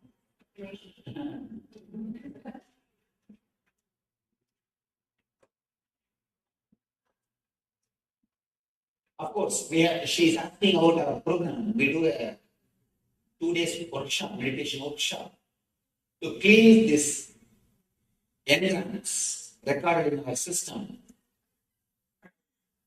which is already into our being, which is not under our control now, which is there already. To remove that, she is asking about the program. More than that. Of course, that program is designed to clean the engrams which we have in our being. It is offered all over the world through our teachers. Our website may give you the detail. All right. I don't have this question, but I would like to share what I have experienced. For vasanas, what we call imprints, vasanas, Vasudevasya Vasitam Bhuvanatayam Sarvabhutani Vasuti Vasudeva Namastuti. So that just helps because like ours. Vasanas are not samskaras. Please understand. Vasanas are dead imprints which don't have enough power to pull you to walk in that same path. But samskaras are living, alive. They have the power to pull you down and make you walk in that same path. So vasanas are different and samskaras are different. Okay, but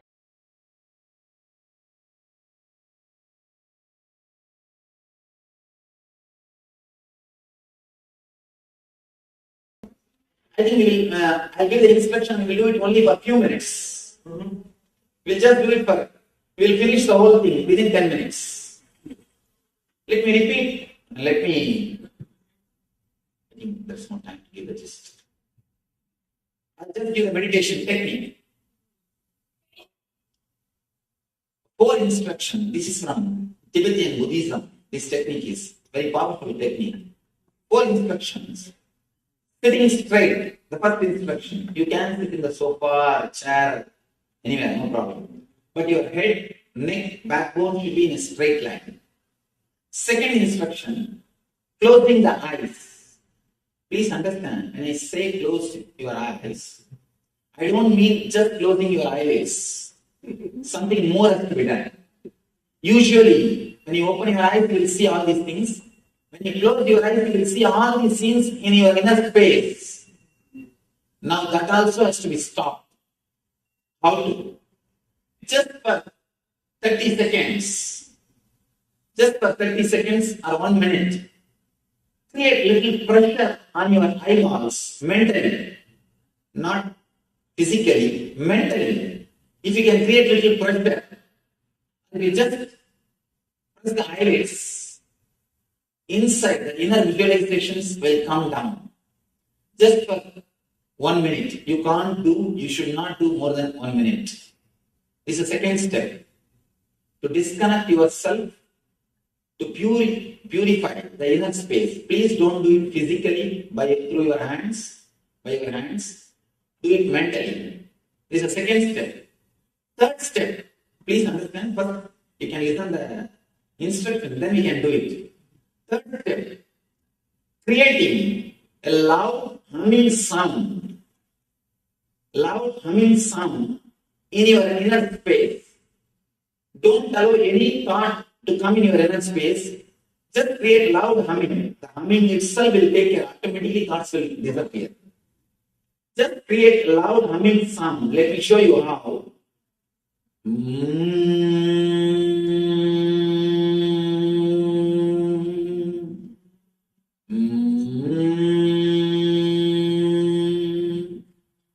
Loudly as possible, as intensely as possible, as deeply as possible. Just fill your inner space with this vibration. Naturally, the engrams will be put to rest. You will infuse peace into your unconscious zone. When you do this humming, automatically thoughts will not be there. Do this humming for 20 minutes. Then after that, for 10 minutes, just sit silently in a very relaxed way. Let me repeat the instruction. First, sitting straight. Second, closing your eyes. Third, 20 minutes of humming. Fourth, 10 minutes of silent sitting. This is the very simple initial level meditation technique. I always promote this one technique for the beginners because this technique does a lot to our being. It can keep your inner space peaceful and blissful. It can protect yourself from the negativities which we are continuously receiving from the outer world, from our parents, or from our friends, or relatives, or family, from anywhere. It can protect ourselves from the negativities which we are receiving from the outer world. It can heal. It can remove the samskaras which we have already recorded inside our system. We can get rid of these engrams. Even though technique looks very simple, when you practice, you will understand the effort. You will understand the result. Now we can take just a few minutes. We will do it only for 3 minutes, 3 minutes. 3 minutes we will do the humming. And 2 minutes we will be silent just to have the taste so that you will be able to practice in the house. If you are interested, please start. Please sit straight. You can close your eyes. Just for a few seconds. Create a little pressure on your eyeballs. You can stop the eyeball movements by creating a little pressure so that the thoughts will come down. Start humming as intensely as possible, as loudly as possible.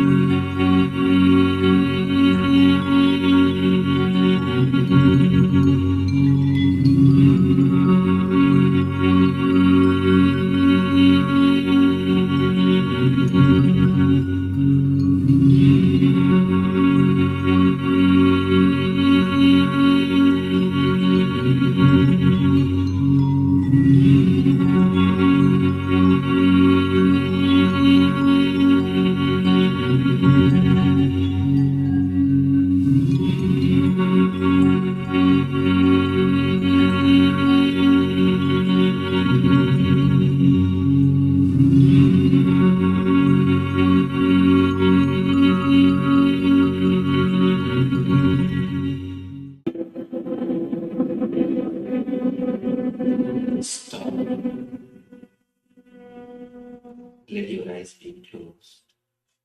Just sit for a few minutes. Relax for a few minutes.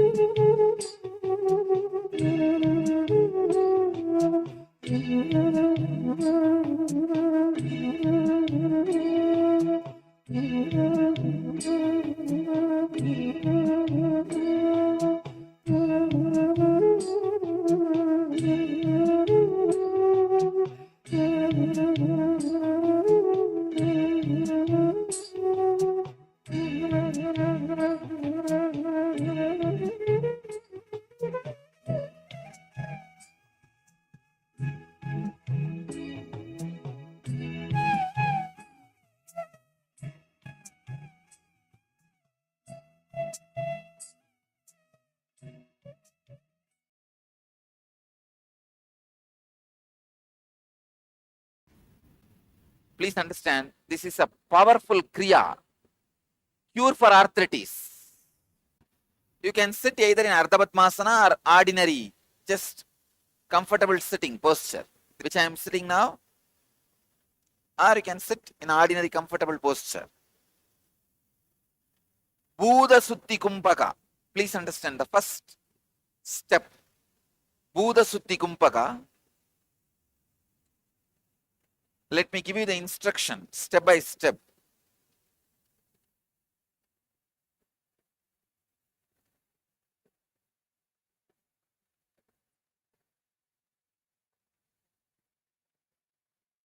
Inhale as slowly as possible. Hold the breath judiciously as long as possible. If you are a heart patient or having high blood pressure, don't do this holding. Don't do this kumbhaka holding part. All others can do this.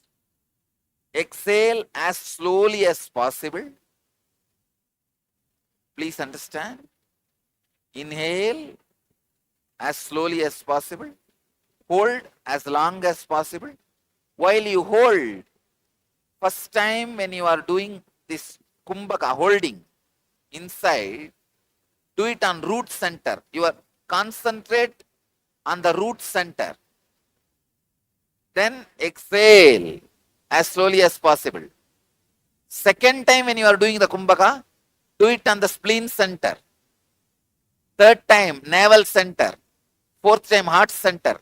Means every time when you do kumbhaka, you will be concentrating on different chakras of you. That's the difference of this pranayama. Let me guide you step by step. Inhale as slowly as possible. Through both nostrils, please understand, through both nostrils, inhale as slowly as possible.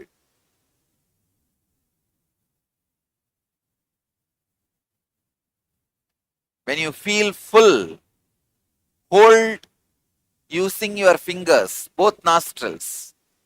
Concentrate on your root center, end of the backbone, spine.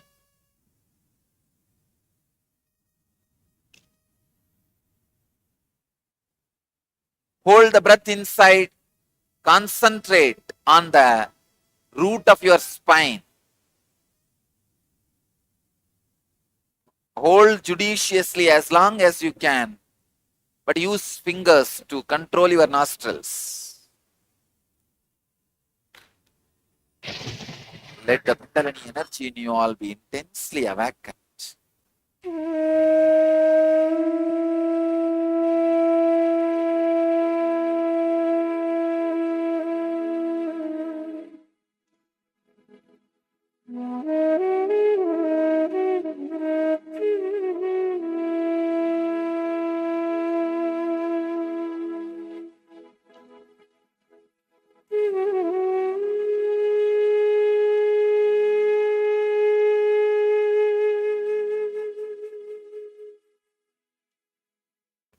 Exhale slowly, very slowly.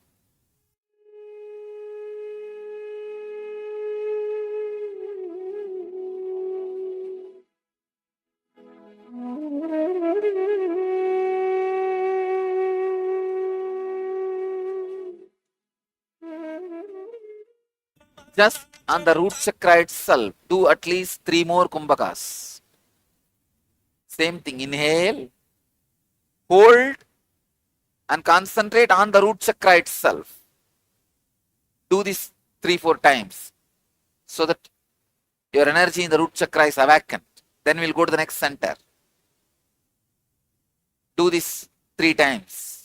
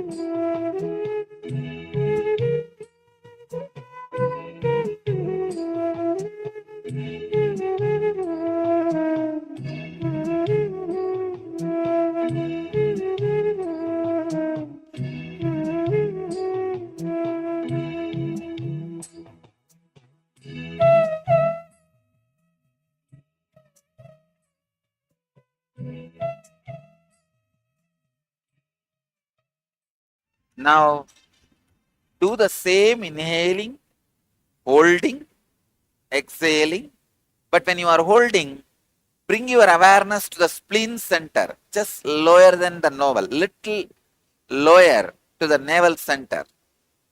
2 inches below the navel center is your Swadhisthana, spleen chakra. Bring your awareness to the spleen while you are holding the breath. Do this at least 3 times. Start. Inhale as slowly as possible. Hold the breath and bring your awareness to the spleen center.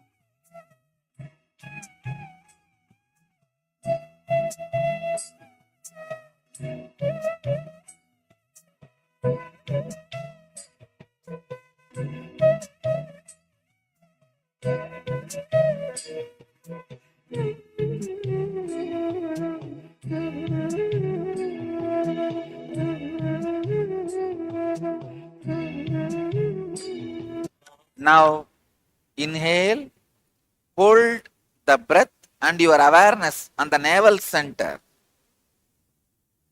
Judiciously as long as you can, then exhale slowly. Do this 3 times on your navel center. Let your awareness be concentrated on navel center.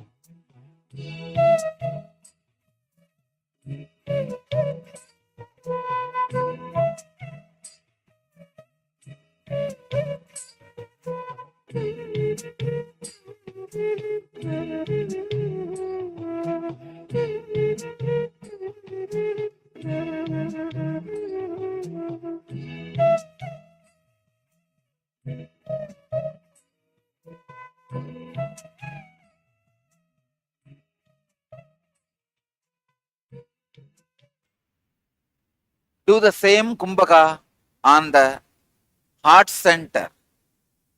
Bring your awareness to the heart. Inhale, hold in your heart center, your awareness during the holding. Let it be on your heart center.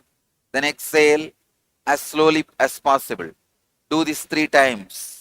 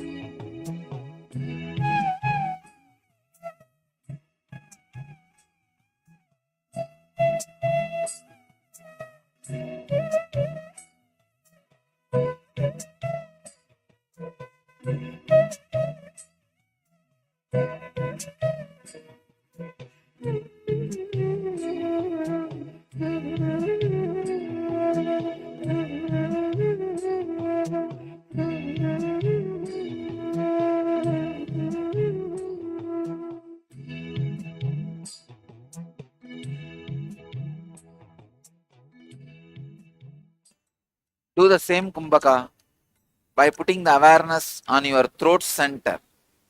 See, arthritis is a very complicated disease. That is why you need to work on all energy centers, and long kumbhakas are required. Please do it.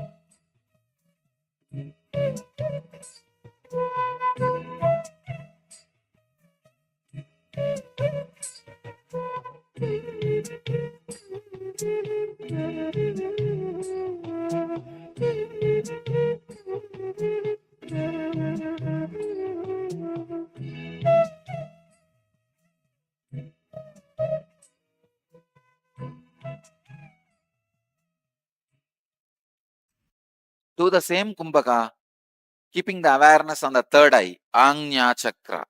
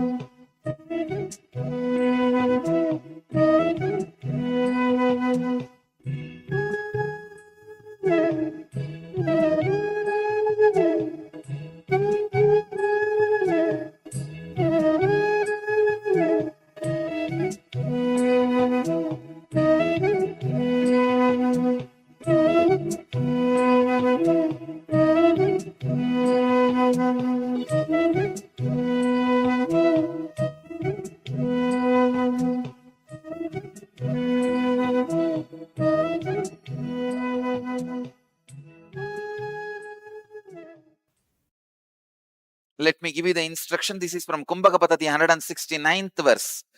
Actually, the Kumbhaka earlier you did just now, the Buddha Sutti Kumbhaka, it is Kumbhaka Patati, 157th verse. Now what you are going to do is 69th verse. Inhale rapidly with the sound of black bee. Hold. Exhale slowly with the sound of black bee. Please understand.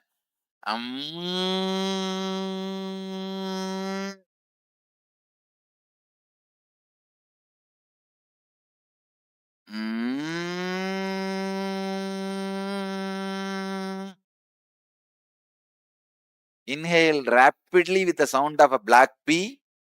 Hold as long as you can judiciously, and then exhale rapidly with the sound of black bee. Do this Brahmari Kumbhaka 21 times. It will awaken your every muscle. Your every muscle will be awakened.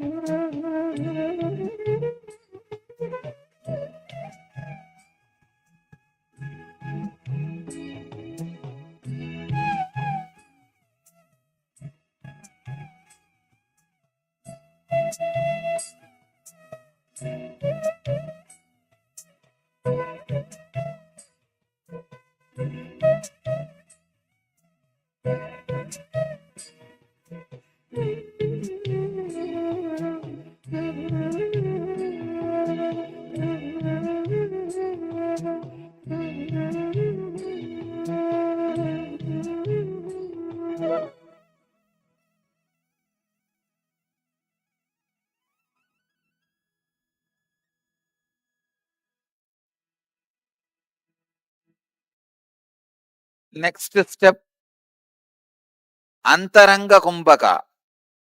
Hold the breath after suddenly exhaling, then hold the breath after suddenly inhaling. This is from Kumbhaka Paddhati 168th verse. Let me show you.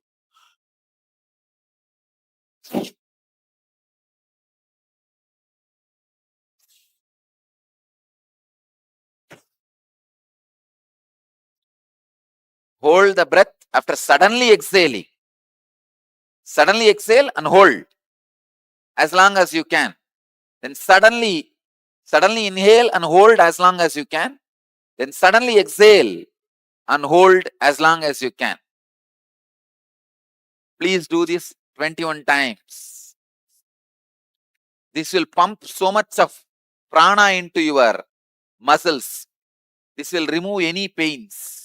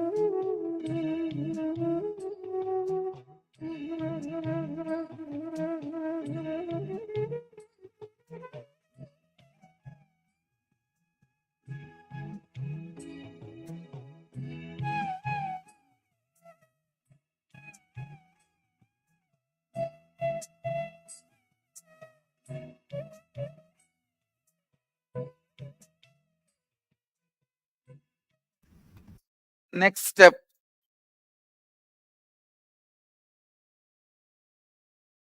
Bastrika. This is from Garanda Samhita, 5th Upadesha, 75, 6, 7 slokas. With a bellowing sound, forcefully blow out the air out of both the nostrils so that your abdomen gets tucked in. Slowly allow the body to inhale. Repeat the cycle. Let me show you.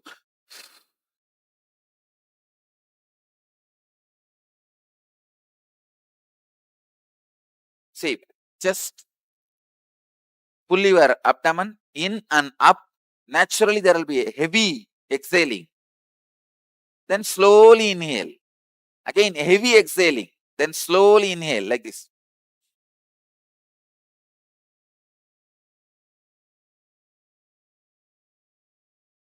Heavy exhaling by pulling the lower abdomen in and up. Then slowly inhaling. Do this 21 times.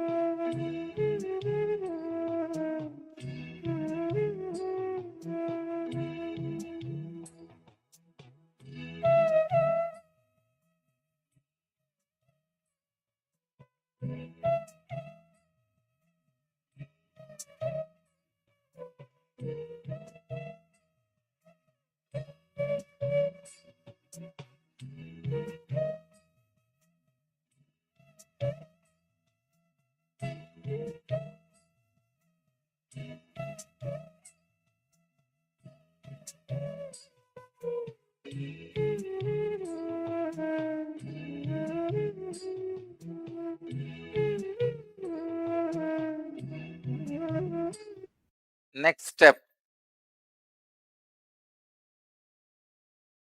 Just sit silently for a few seconds in unclutched mood.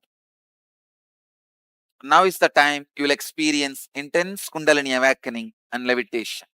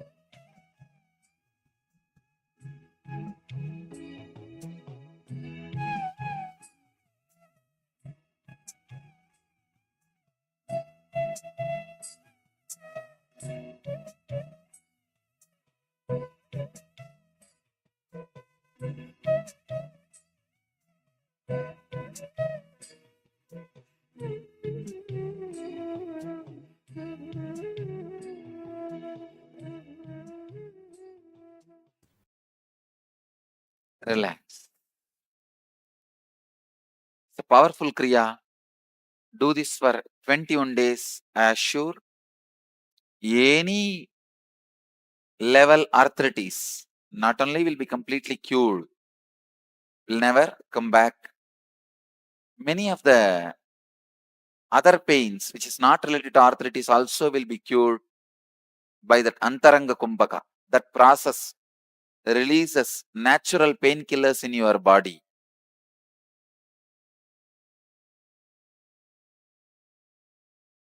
Our inner chattering is the bridge between body and mind.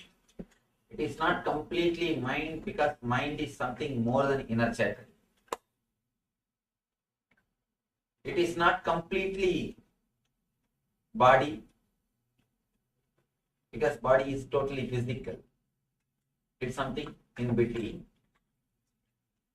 In Sanskrit we use beautiful word, samskara. Samskara, engraved memories. These are the reason for inner chattering. Our verbalization. Today we will see about our verbalization. Yoga for our inner chattering. Yoga for our verbalizations. Again and again, all the great masters declare, you are Atman, you are energy. And that's a beautiful statement in the Upanishad. Excuse me, I'm taping here. Could you mind?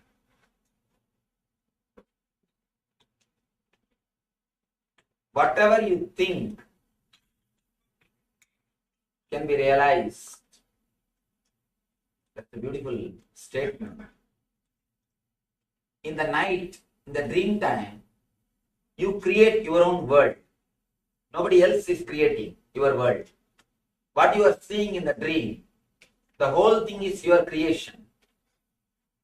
If you can create in the dream state, why not in the waking state?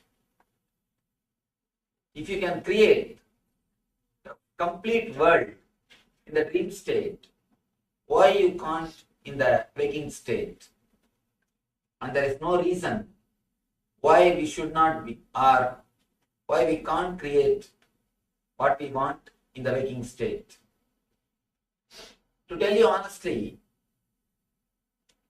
if you look deep into your being, you can understand this world is made of the same stuff in which your dreams are made. It's very shaking statement, difficult to believe. But anybody who has got any question to argue or to raise against this point, you are welcome. Later the session, the question and answer session, we will analyze.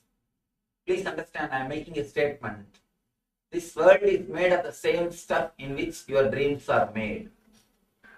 Anybody has got any question against this statement, you are welcome. We will analyze it more deeply. Now let me continue. Again and again, Upanishads ask us, when you can create a big world in the dream, why can't in the waking state? And you can. You can create.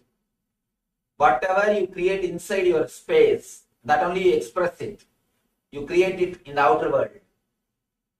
Any discovery, whether it is scientific, or in the field of medicine, or in the field of physics, or anything, or in the field of machineries, any discovery, first it has to be discovered, created in the mind of a scientist. In his inner space, he has to create it. Only then it can be created in the outer space, in the outer world. In the dream world, you do the same thing. You create something in your inner space and you project it in the outer space. In the waking state, in this world also, you create something in your inner space and you project it in the outer world. But when you create the model in the inner space, you do some mistakes. You do some, not even mistakes, I can say blunders. After the mistakes, we project that same model in the outer world. Once the result comes, we start asking, how can this be my creation? If I wanted to create, I would have created much better way. But we don't look into the mistakes which we do when we create the model, when we create the mold. If you can work on the mold, if you can correct the model, you will be able to project what you want to project. First thing, and then you will have a tremendous understanding. The whole world is your projection. When you correct the mistakes which you are doing in your inner verbalization, you will achieve two things. First, the Shakti to realize your dreams, the Shakti to make your dreams into reality. Second thing, the Buddhi to realize the reality itself is nothing but your dream. Shakti to make your dreams into reality, and Buddhi to realize that reality is nothing but your dream. Even once, if you can create a model and project it in the inner outer world clearly, you will realize you can create. When you realize you can make your dreams into reality, immediately you will realize whatever you think as reality is nothing but your dream. You will realize these two at a time. Now let us see what are the mistakes we are doing in our inner chattering, inside our mind. Why don't you put your camera here? A good shot, sir. Or put the chairs such a way that people must be able to walk the other way.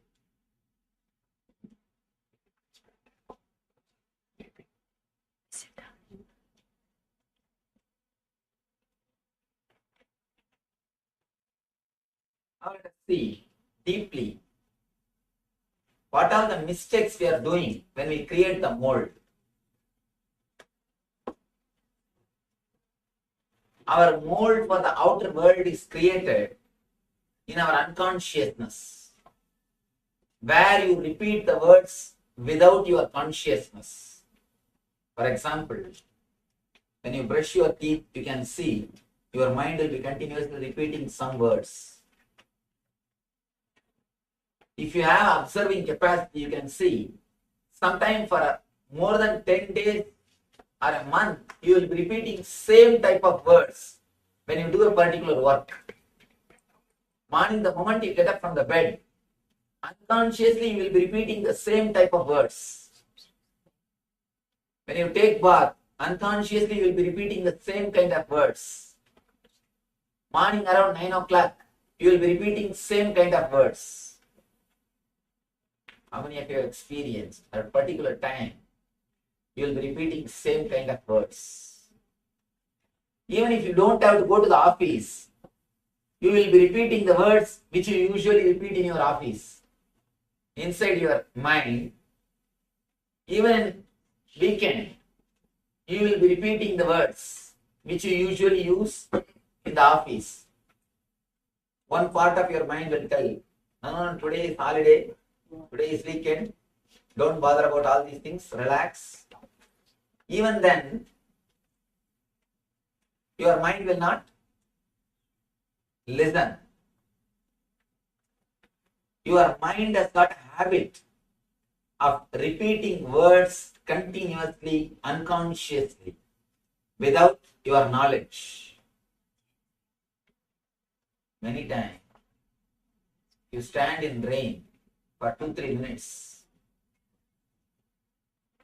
There is no reason that immediately you should sneeze, because it takes at least few hours for the body to process. But you continuously repeat the word. If I stand in rain, I'll catch cold, I'll start sneezing. The very repetition or the very power given to these words immediately expresses itself as a different symptom. The words which you repeat continuously unconsciously is given tremendous power by your being. It's almost like in front of a projector light. If you keep any slide, you can see that in reality, in screen. If you keep a slide of a temple, you can see the temple in the screen. If you keep a slide of an actor, you can see the actor. If you keep the slide of actress, you can see the actress. Any slide you keep, you can see that in reality. Same way, your inner chattering is a slide which is kept in front of your consciousness.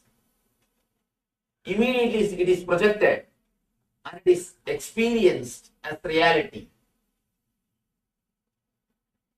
Especially the inner chattering which goes on unconsciously in your being plays the major role in your life, projecting and creating your life.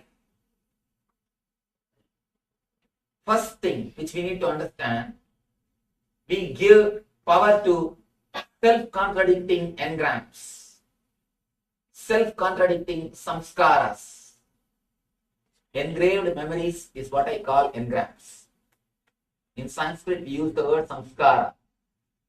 We give power to self-contradicting samskaras. For example, if you want to get rid of some disease, if you repeat the word, I should get rid of this disease, the more you repeat that word inside your mind, more you give power for that word disease. Whenever you repeat the word disease, the moment you utter the word disease, you remember the disease. The imprint or the samskara of the disease gets deepened in your system. Any word which is repeated unconsciously in your being is given power. In Ramayana, that's a beautiful character called Vali. If you face him, he has got a beautiful boon. Anybody faces me, I should get half of their power. So nobody can conquer him. If you go and stand in front of him to face him, half of your power will go away to him. You can't defeat him because already he has got power. Half of your power is already with him. So naturally, he will be you plus something more. Half plus something more. Naturally, you will be defeated. So Vali is the samskara. All your samskaras are Vali. The moment you face them, you give them half of your energy. All self-contradicting samskaras. When you give power to them, you can never get rid of them. That is why a person who wants to quit smoking can never. Try your best. Again and again create a word. I will quit smoking, I will quit smoking. Never. It will never happen. Because the moment you create that engram, you give power to smoking also. You give enough power to disease when you say, I will get rid of this disease. The samskara which you need to create, which you need to repeat, or to which you should give power, should be straight. Means instead of saying, I should get rid of this disease, you should repeat the word, I should become healthy. Words which are straight, words which will create only positive energy in you. The words which should be given power should be very straight and clear. See, when you repeat a word, I should become healthy, again and again you remember your health or well-being. So that concept, that idea is given power. Anything which you remember and repeat inside your being, unconsciously, is given tremendous power by your being. When you repeat a samskara that I should become healthy, straight away you progress in your life. But when you create a samskara, I should get rid of this disease. It is self-contradicting samskara. When you give power to this type of samskaras, you create only more trouble for yourself. Either you become split personality or schizophrenia. That's a beautiful story. One person wanted to have some miraculous powers. He went to Himalayas to see a master. Somehow he was able to find a master. He asked the master, "Master, please give me some medicine through which I can get some miraculous powers." Master advised him, "Don't ask for miraculous powers. Ask for meditation and enlightenment. That is only the right thing. That only will do good for you." But this person is not ready to listen to the master. He said, "Give what I want. I don't want your."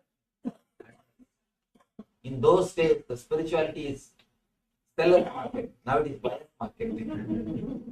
So, this person started demanding, "Supply what I want. Otherwise, I have other shop. I don't need your advice." So naturally, master couldn't do anything. Finally, he said, "All right, I'll give you a medicine. Take this to your home and drink. But only one condition, you should not remember monkey before you drink this medicine." Immediately the person asked, "If I remember, what should I do?" Master said, "Take bath, then drink." Now you know this person is already in the big trouble. He went to the house. He thought, "I never usually remember monkey. Why should I bother?" He went to the house. The moment he picked up the bottle, he thought, "Oh, I should not remember monkey. No? Oh, I remembered monkey. Now what to do? I'm going to take bath." He went, took bath, came out of the bathroom, picked up the bottle. Now you know what happened. Again, he remembered the monkey. Then he thought, "Hey, I remembered monkey." Put the bottle down, ran to the bathroom, took bath, came back, and he picked up the bottle again. Remembered the monkey. After half an hour, he seen just running between the bathroom and the bedroom. And after 1 hour, even in the bedroom, he started shouting, "Monkey, monkey, monkey." After 2-3 days, he understood the whole drama, ran to the master and put the bottle at his feet. "Please relieve me from these monkeys. Just do one favor. I don't want your medicine. I don't want your miracle powers. Just relieve me from this monkey. That one is enough." When you give power to the samskara, I should not remember monkey. It is self-contradicting engram. Self-contradicting samskara. When you give power to the self-contradicting samskaras, you create trouble for yourself. You are in trap. Your life will be naturally led towards the misery. Many people come and ask me, "Swamiji, you say the whole world is our creation. Then why am I suffering? I don't want to suffer. But again and again, I am suffering. Why?" Understand. Look into your being deeply. There must be something. There must be some reason. You will be enjoying your sufferings. The samskaras which gives you suffering. Either you will have some vested interest in your suffering itself. Many times when you suffer, you get attention from others. When you fall sick, people attend you. When you are happy, people attending you. You understand unconsciously, if I fall sick, people will attend me. I can enjoy that attention. If you are seeking attention, you will continuously create small problems to yourself. Fever, headache, cold, back pain, this type of the small things. Continuously you will create if you are seeking attention, if you are asking attention from others. Something directly or indirectly you will be enjoying. You will have some vested interest in your suffering. Or the engrams which create suffering. Some engrams you will be enjoying. You will be keeping it for some benefit. As a side effect, this suffering will come. When the suffering comes, you say, no, no, no, I have not asked for suffering. Small story. One guy went to the restaurant, ordered for dosa, idli, puri, chapati, everything, and finished with Calcutta pan. Suddenly the server brought the bill. This guy asked, I have not ordered for it. Why did you bring? He asked, I have not ordered for the bill. Why did you bring? But you should know, if you order for food, naturally you will receive the bill.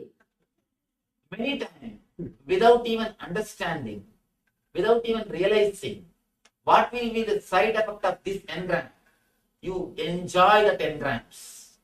You enjoy that samskaras. You pamper those samskaras. You allow them to grow in your being without knowing the side effect or the after effect. Only when the after effect happens, you start condemning. No, no, no, I have not asked for this. How did I get this? I did not ask for this. How I got this, I don't know.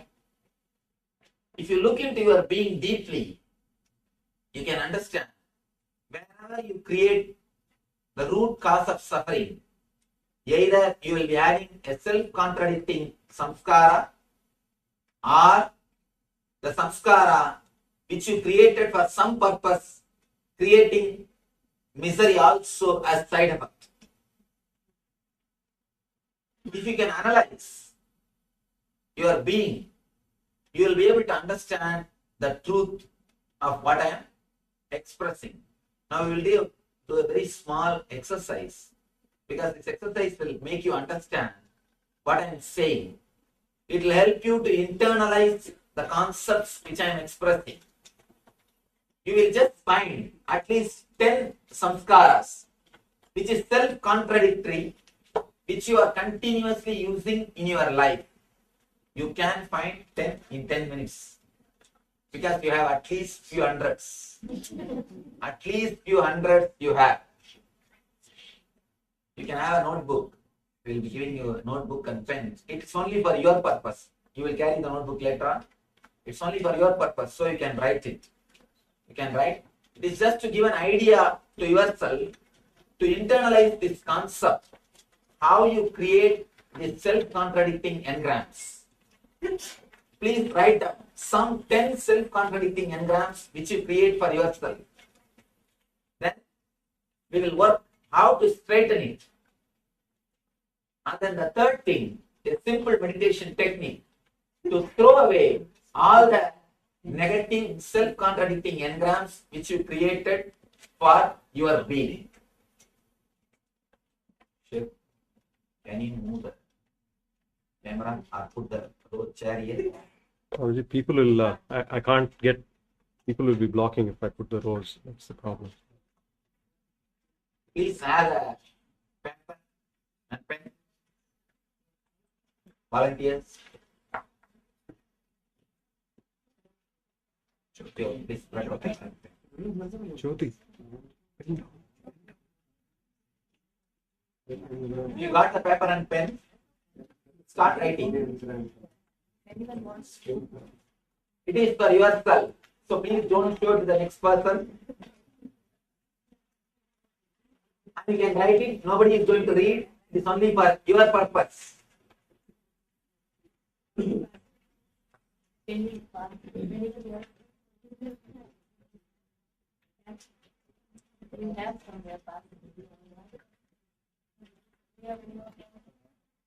If you have any doubt about this word, self-contradicting samskara, you can ask. The samskara which you have created to create a particular result, but which creates opposite result. Because the wordings are not proper. Because the thoughts are not straight. Please write any 10 self-contradicting engrams which you have created inside your mind, which you repeat unconsciously, continuously. For example, I should get rid of this disease. I should get rid of this back pain. I should get rid of this problem. I should get rid of this addiction. Get rid of this desire. All these things are negative engrams. You can write. Then we will do a simple meditation technique to throw them away from your consciousness, from your space. And then a simple technique, how to straighten them, how to make them into positive engrams.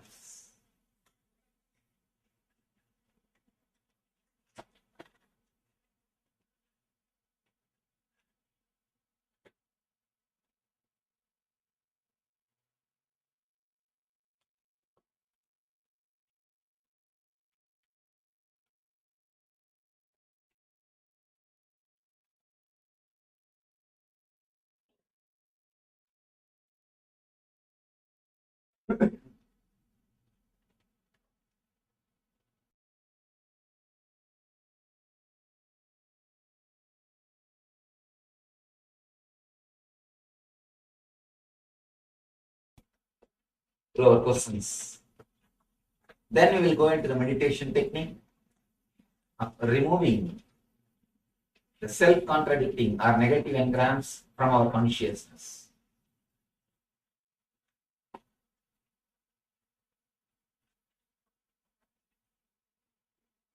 You are welcome to put any question.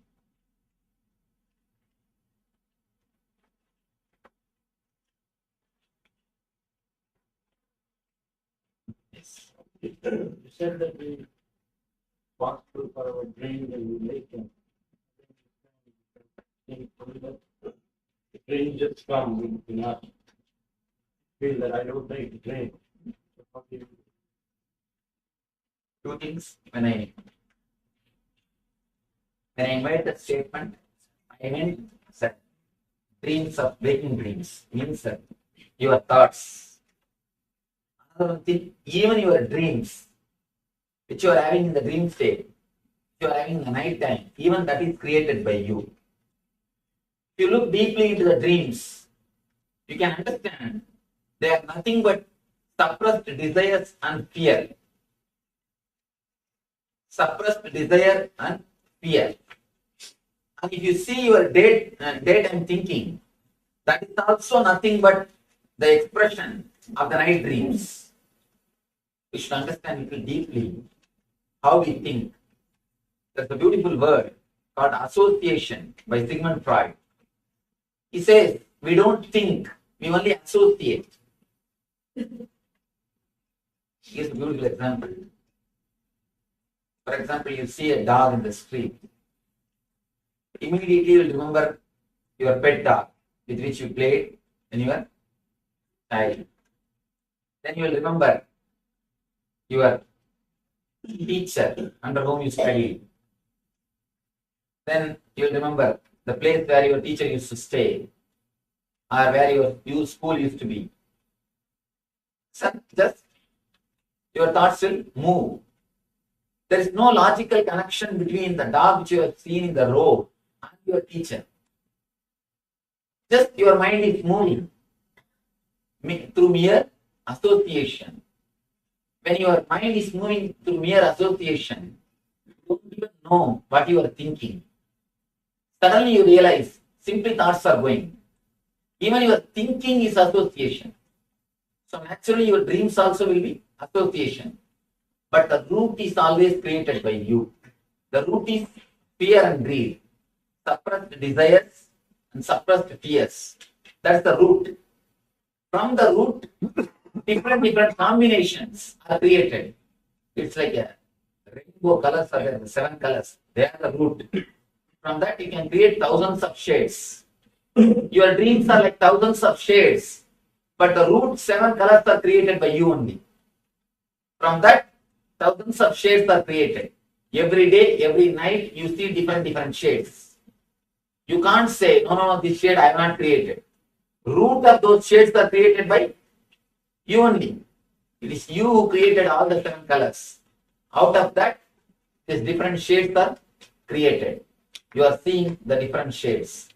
The root thoughts, the root engrams are your creation. Whether it is daydreaming or night dreaming. If you have little awareness, you can understand the daydreaming and the night dreaming are very closely related. If you fast for just 2-3 days, samvrata, ekadasi vrata, samvrata, just fast for 2 days. Third day in the night, dream you will have feast.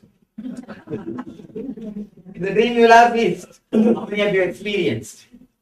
Anything you suppress, you will experience or enjoy that in the dream.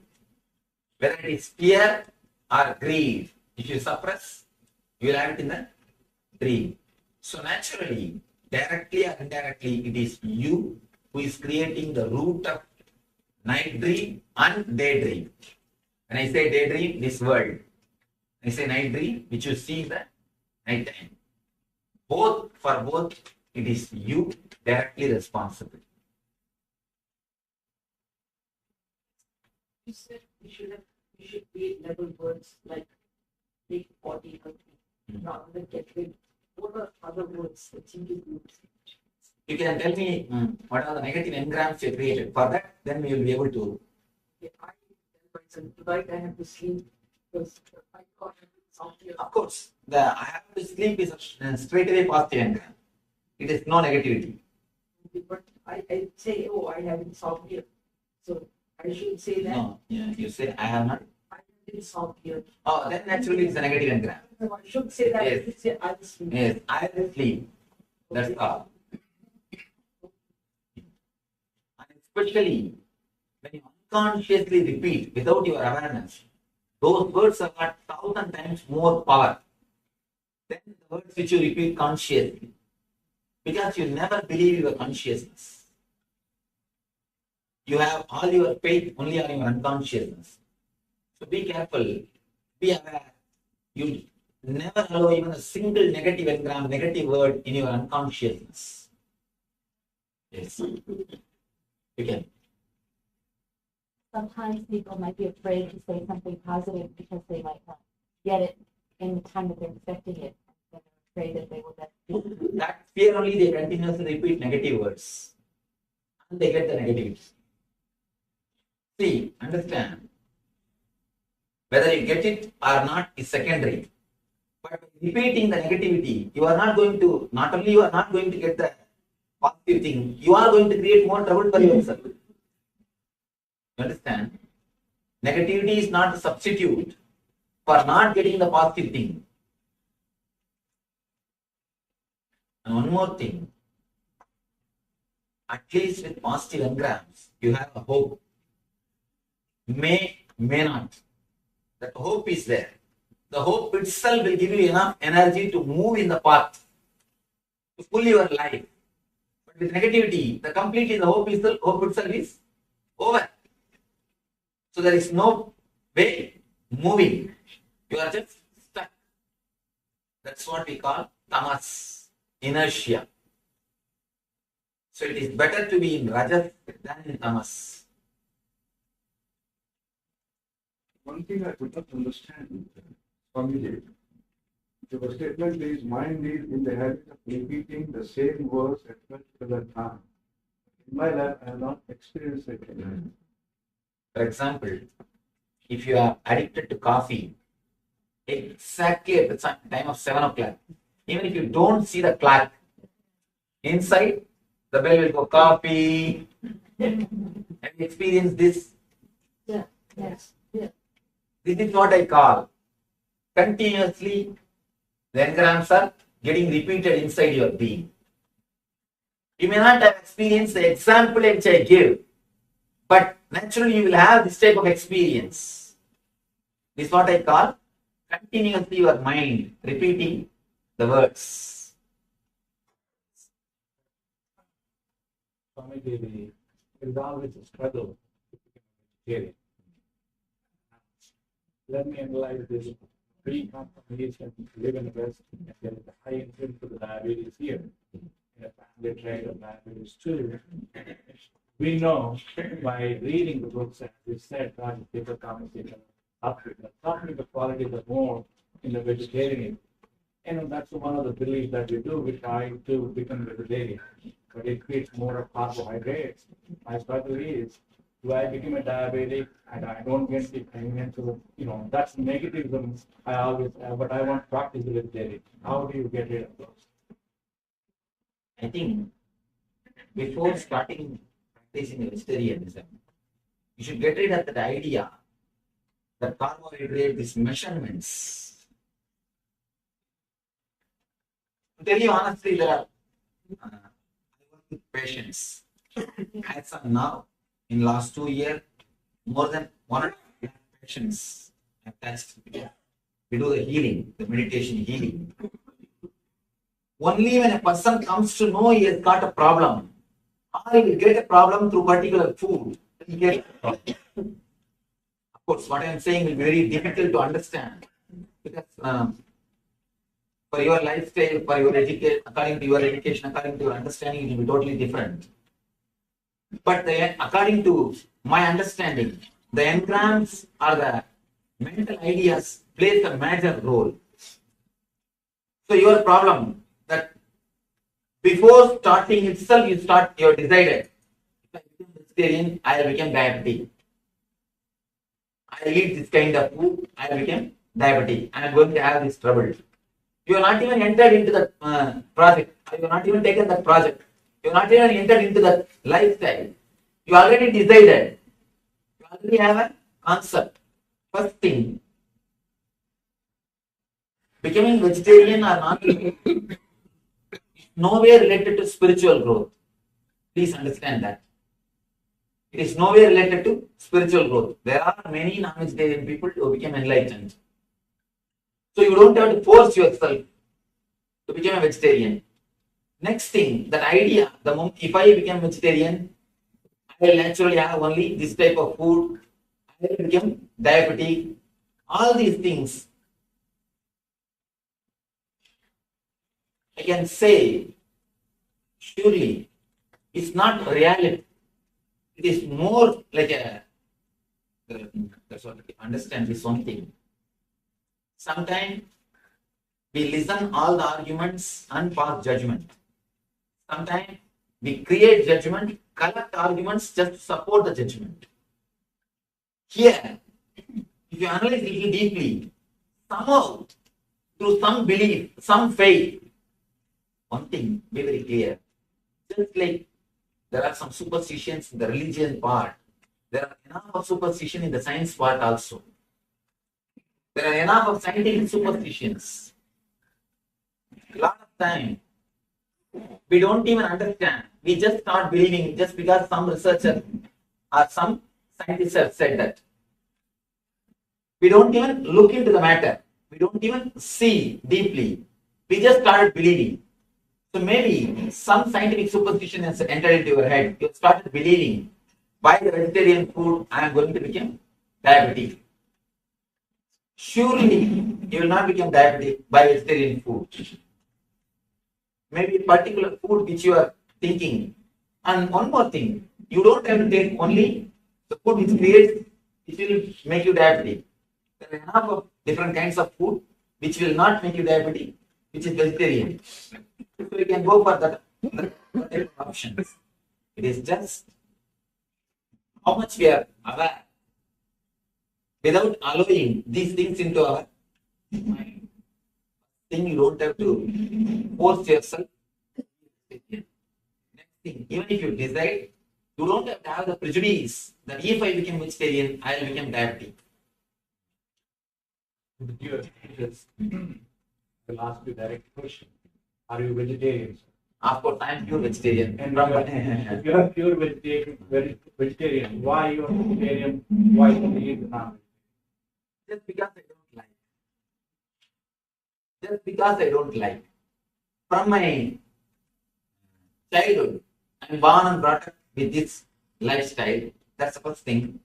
Next thing, it is not straightaway related to the spiritual growth, but I have my own idea about ahimsa. See, ahimsa is my lifestyle, not for the sake of spiritual growth. Just like love it. I don't want to put the vegetarian food as a basic condition for spiritual growth. If we put that as a basic condition for spiritual growth, more than half of the humanity we are editing, we are removing, or we are, what to say that, eliminating half of the humanity from the spiritual life. That's the reason I don't want to put vegetarian food or vegetarianism as a basic condition for spirituality. But just as a lifestyle, I love it. I enjoy it. That's different. And in your mind also, very honestly,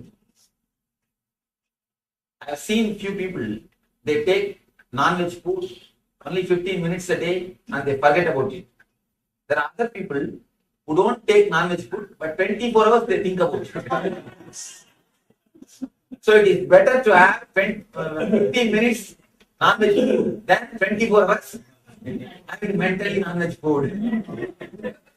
And one more thing, the continuous idea. And that's some more problems. When you start doing all these practices, you become more egoistic. That's another one problem. A non-vegetarian person will be more near to God than a person who is egoistic about his vegetarian life. You create an ego that I am a vegetarian, holier than you. I am some way higher than you. One thing, any morality which happens out of overflowing or fulfillment will never give you ego. Anything which you force and do it will give you strong ego. I don't know whether it will give you spiritual growth or not, but it will give you a strong ego. That much I am sure. Any morality which is forced on you, or which you do it by force, by bending, by torturing, by suppressing, it will give you a very strong ego. Continuously you will be smelling about that morality. I have seen people suddenly, if they become rich, they will smell too much money. Too much money smell will be there, means too much of jewelry, too much of showing. That's what I call money smell. Too much of smell of money. Same way, if you force yourself and make yourself moral, or force some morality on you, you will be continuously smelling that morality. You will start torturing your friends and neighbors or your relatives, continuously speaking about it and forcing them to follow it, or at least forcing them to respect you for that, that you are some way great. So I tell you, never force yourself into any morality. Let things happen as an understanding. If it happens as an understanding, it's all right. If it is not happening through understanding, even if it happens by force, it will not be permanent. So don't bother about it. Again, one thing, only two things. Either you understand and drop, or you will continue. Even if you force yourself and drop, you will drop 11 times a year. I have seen one person came and told me, Swami, in last 1 year, 11 times I have stopped smoking. You will be doing the same thing. 11 times you will stop drinking. 11 times you will stop smoking. Any morality should happen only out of understanding. Only out of deep understanding. Never out of fear or greed. If you do it out of fear and greed, you will not be able to do. Even if you do it by too much of force, suppressing yourself, you will have so much of ego, you will torture everybody. You will torture your whole family, friends, relative circle, whomsoever you see, you will talk only about this. And you will just continuously going around speaking about it. I want to be peaceful. Negative. No, it is positive. Anything which straight away gives you the result is positive. Anything which is self-contradicting is only negative. We are surrounded by people who have negative influence, like depressed. And when you think about them, are we... Tomorrow we are going to deal that subject. Tomorrow is mainly for doctors. How to disconnect yourself from the patients. Because continuously you take the disease and the negative energy of the patients and you suffer. Tomorrow is the day of mind. So we will deal this. Actually, this is a separate subject. We'll deal about that tomorrow. Because now it is time for us to end the session. We have to finish. We have only a few more minutes for the meditation. Okay. Now it's time. I have one question. Yes, please. I always keep on telling my children, you behave well, you have moral values, and you are, we don't go dead, we don't have promiscuity, and without we can't live together.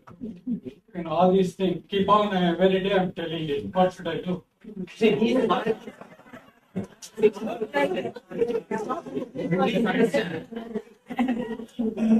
This morality is such beautiful things. You should not give them as morality, you should give them as understanding. Tell them, if you now itself start going wrong, you will get too much of fantasies. Too much of fantasies will never let you live with anybody happily. We don't have an equivalent word in Sanskrit for divorce. They say that you are old-fashioned, you are Victorian time. Let me finish what I am saying. See, let me finish what I am saying. In Sanskrit, we don't have an equivalent term for divorce. The reason, in those days, we are not infused or bombarded with fantasies.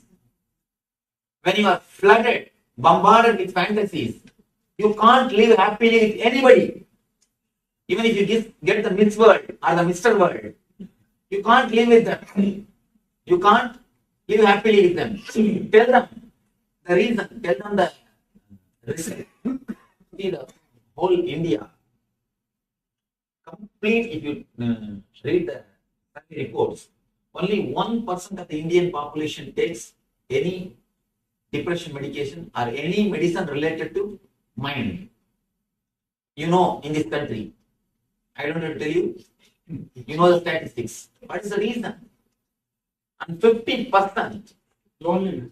More than 50% are single parents. What's the reason? Too much of fantasy.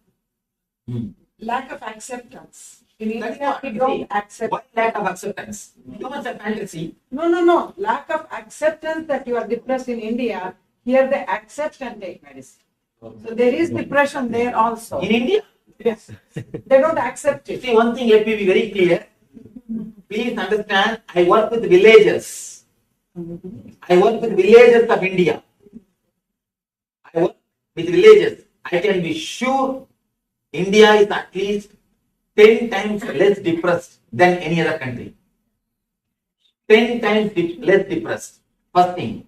Next thing, don't say medicines are not available. Today, in the modern day, through so many social organizations and non-profit organizations, medicine and education is almost available in every village.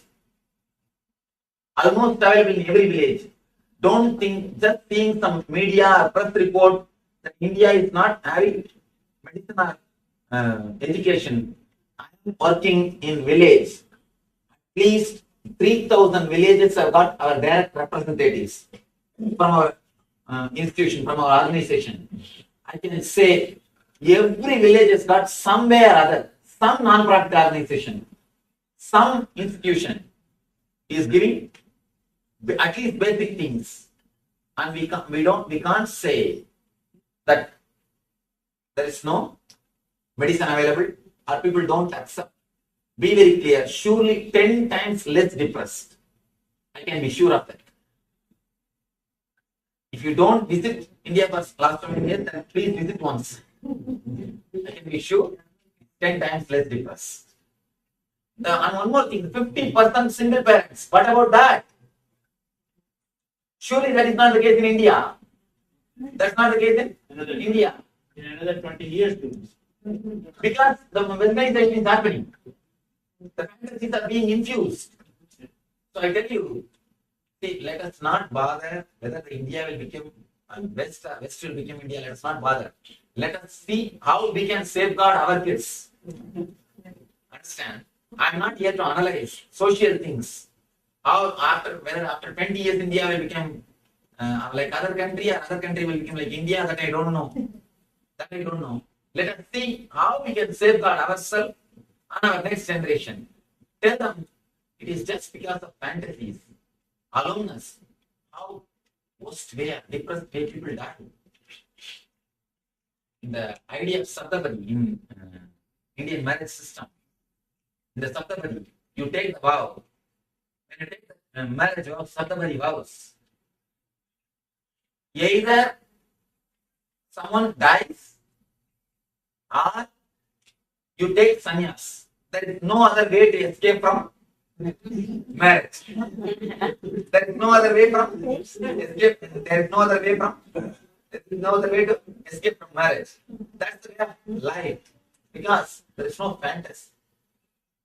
Too much of fantasy will naturally depress you and disturb you. It is time. Comment I just think. on that. Yes. Because my children are born and raised in this country, and there are some people. You tell your child what you think is right, and even they give you argument, you are old-fashioned and all that. When time will come, and tell them also, think about it. You want them if you're in a situation like that. That's all. If you are right and wrong, they will follow and they will listen. When the time will come, they will do it what is right. That's my experience. So, one more thing.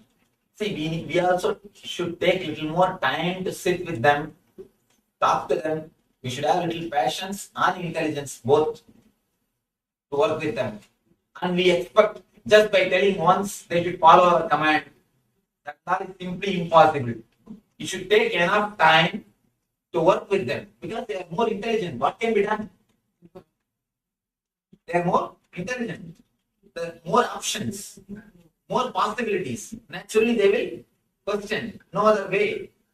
Either we take enough time to sit with them, give them our ideas, give them logically, give them with a complete understanding, give them as an understanding. Don't give them anything as a rule. When you give us a rule, no other way, they will naturally break. You see, understand, it's a very simple meditation technique based on the visualization capacity. You need to use your visualization capacity completely. It's almost like a japa. Yesterday I was speaking about japa. Japa means the repetition of some sound or word with visualization.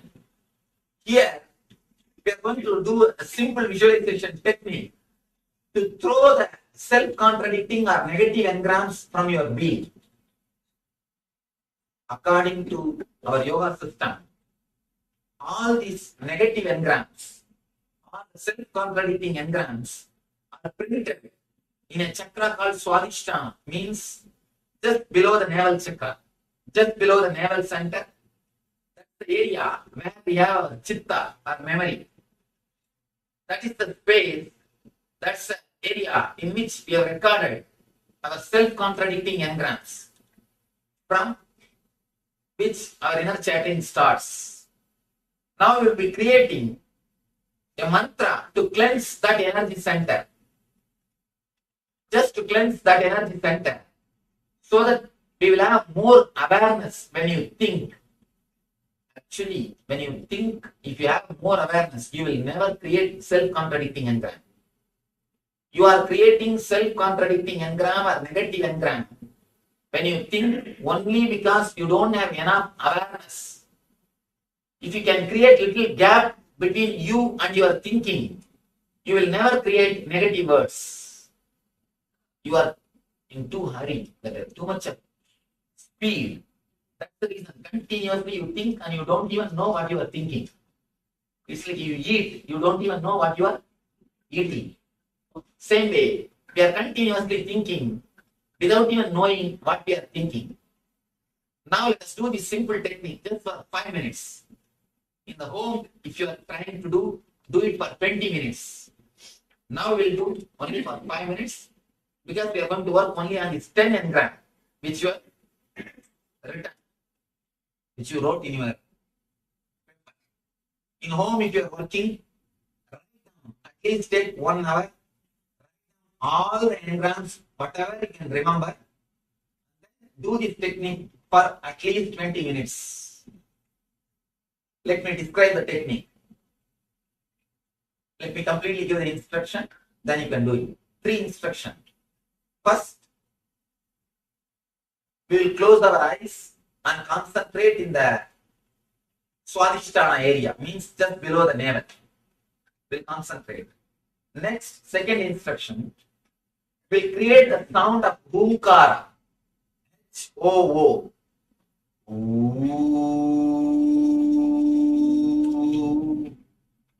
Bhumkara is the sound to cleanse the Swadhisthana chakra.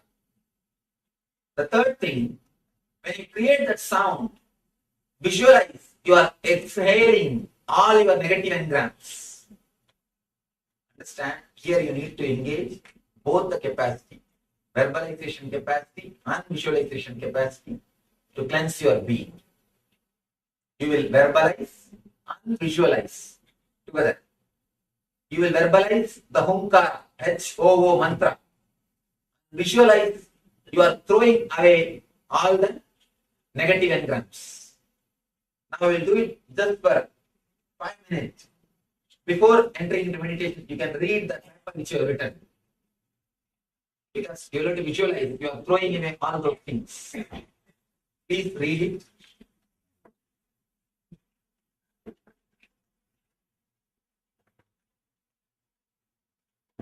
If you finish reading, please sit, your closed eyes, sit straight.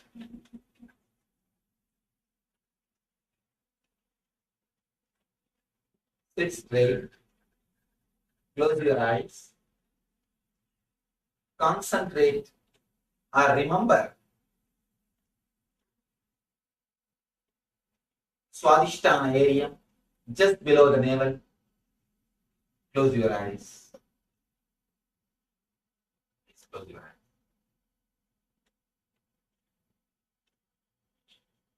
Just remember the Swadhisthana area.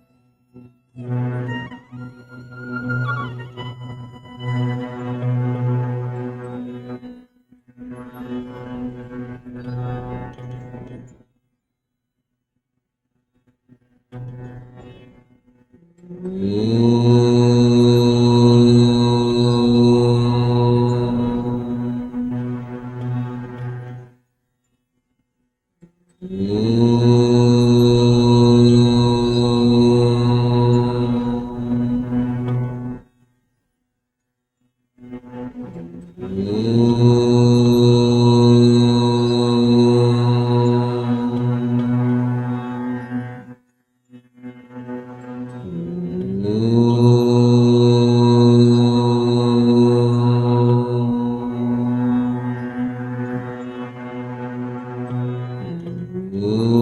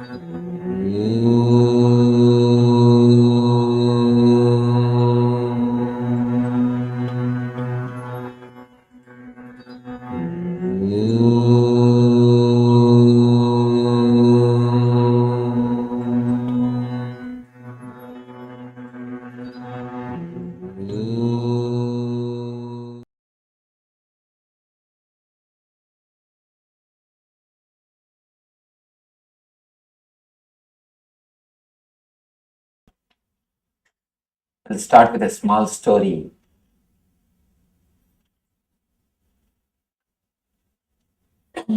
Young man from America went to London, was traveling in a train. The elderly British lady and gentleman. Lady had a pet dog. Suddenly, the dog jumped on this guy and vomited. This lady, instead of apologizing, he started patting the dog. Oh, what happened to you? I don't know. You have bad stomach. I should take you to the doctor. The young man kept quiet, did not speak much. After a few minutes, again this dog jumped on him and pissed. Again this lady, instead of apologizing, she started saying, oh, I should take you to the doctor immediately. I don't know what happened to you today. After a few minutes, again the dog jumped on him. Now you know what you would have done. Again this lady did not even care to say a word sorry. She just started patting the dog. I should take you to the doctor, and she started giving some food, medicine. She started taking care of the dog. Now it is too much. The young man silently got up, just picked the dog and threw out of the window. All this time, the old man was keeping quiet. Now he stood up and shouted, you Americans drive in the wrong side, measure with wrong scale, now threw the wrong bitch out of the window.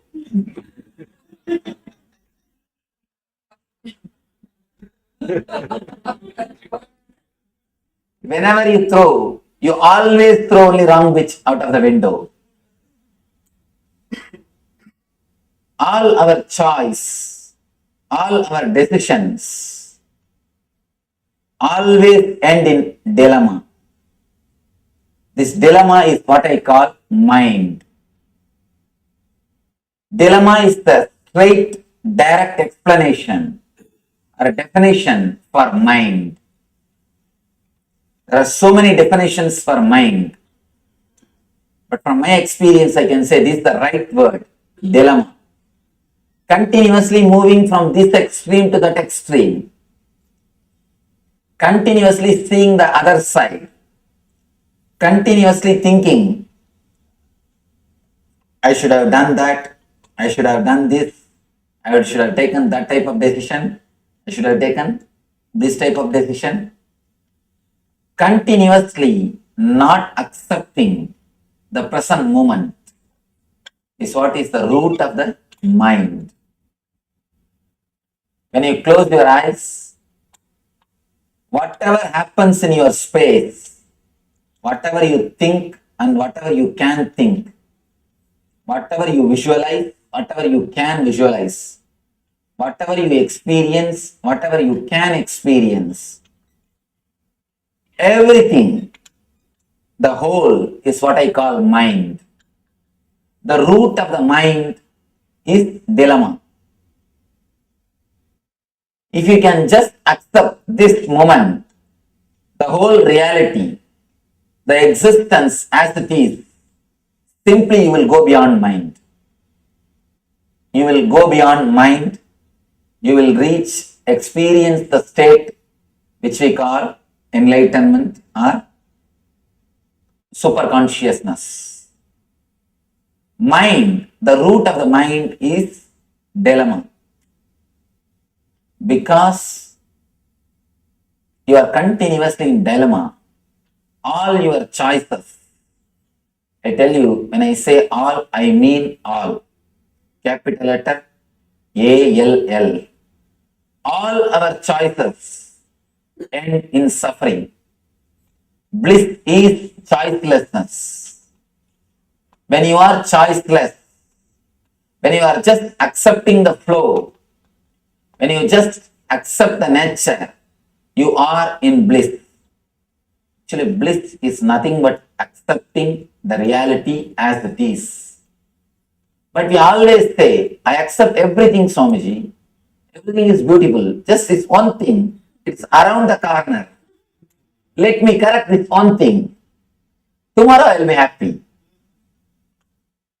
When we are in India, we think if we just get visa, it will be really great. Once we get the visa, if we can have a house in the States, it will be really great.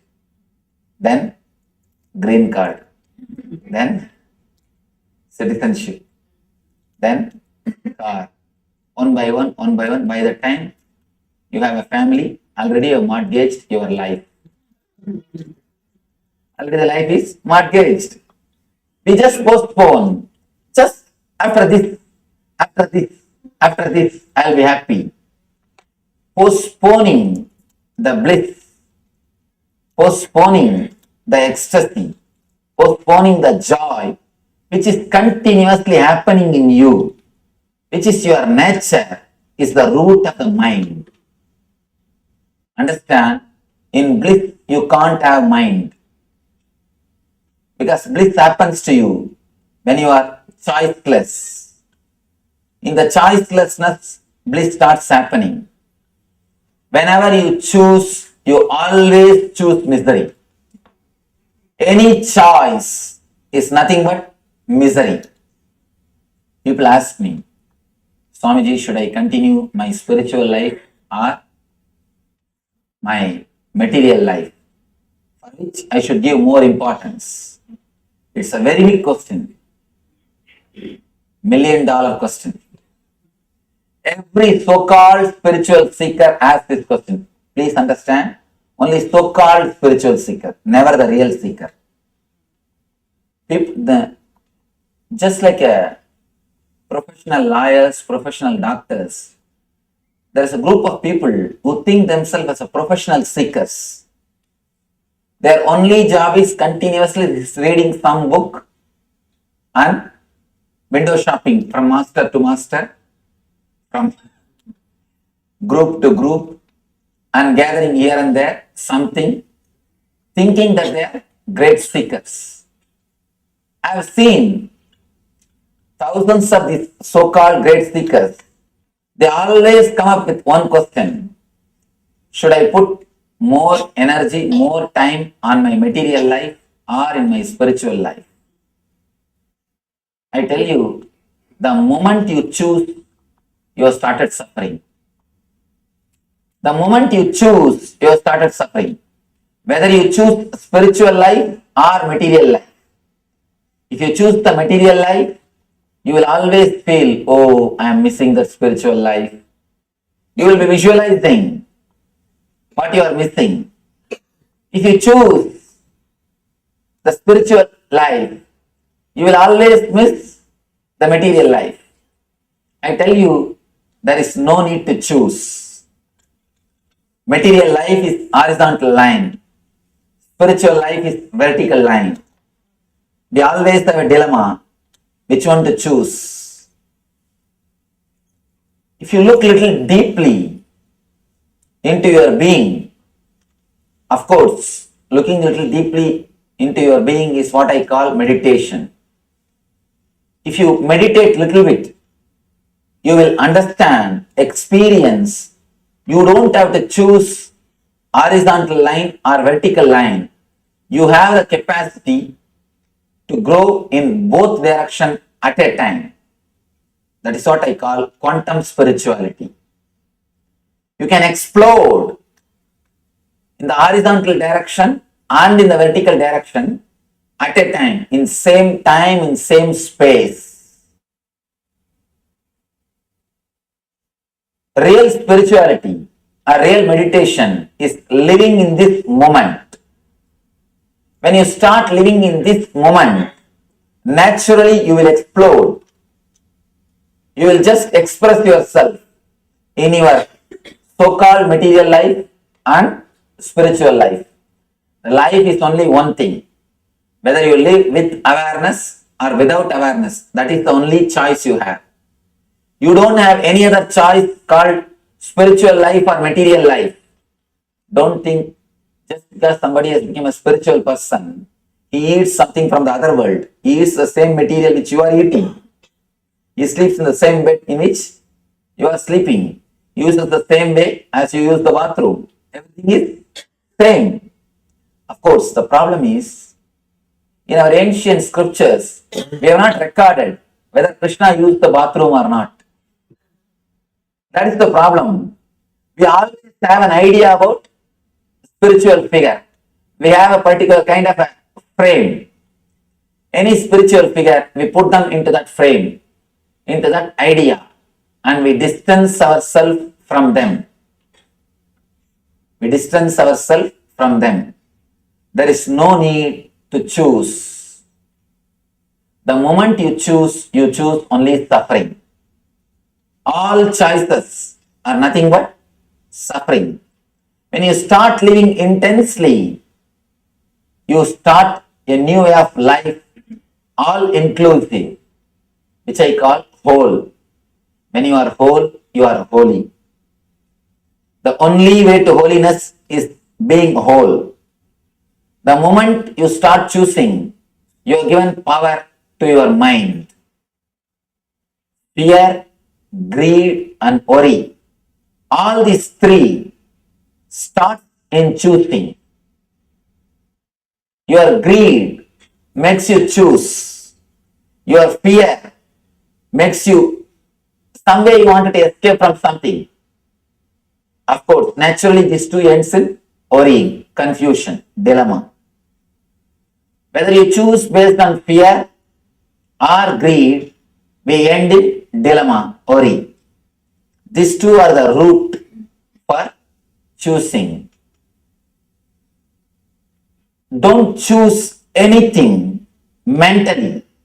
People ask me, Swamiji, if you say don't choose, then how to go about in the day-to-day life?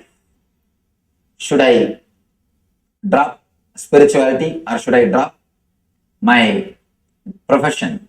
Should I meditate or should I go for a job?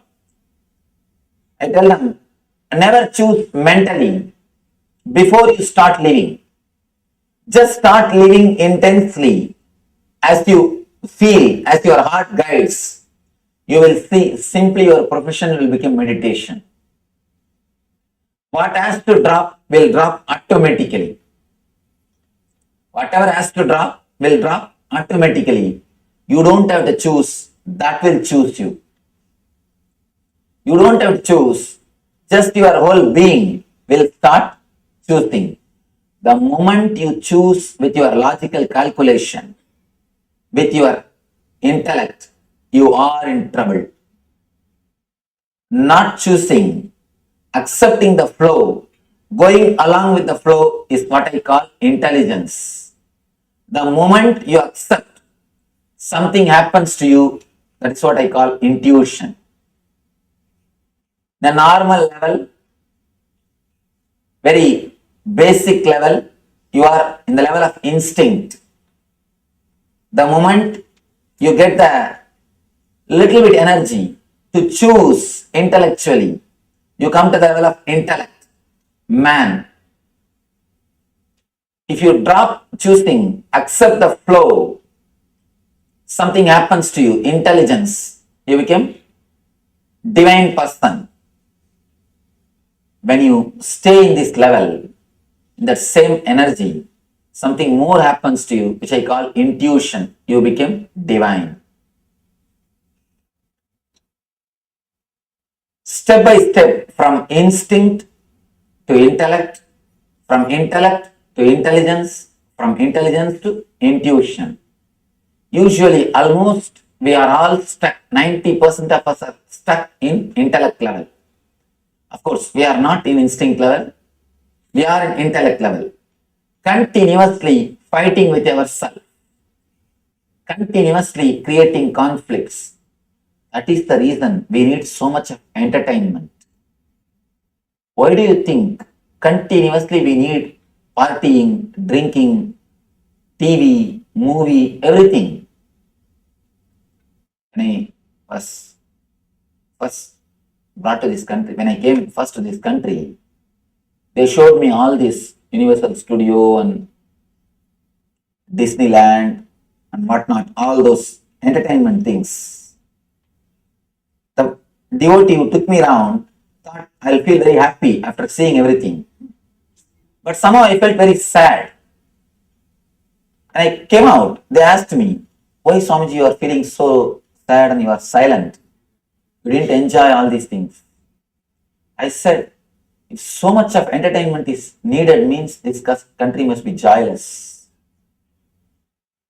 You need so much of entertainment, so many nightclubs, just because we are joyless. We are just joyless. That is the reason. Again and again and again, we go out. Some way or other, we try to grab, we try to snatch joy. Trying to snatch joy from the outer world is nothing but trying to make thread out of stone. Trying to take thread out of stone. If you see in India, out of this banana tree, they will make thread to make flower garlands. The banana trees, the outer shell of the banana tree, out of that they will make threads to make garlands. Same way, if you try to make a thread out of stone, what will happen? Out of a rock, out of a boulder, you try to make a thread. All our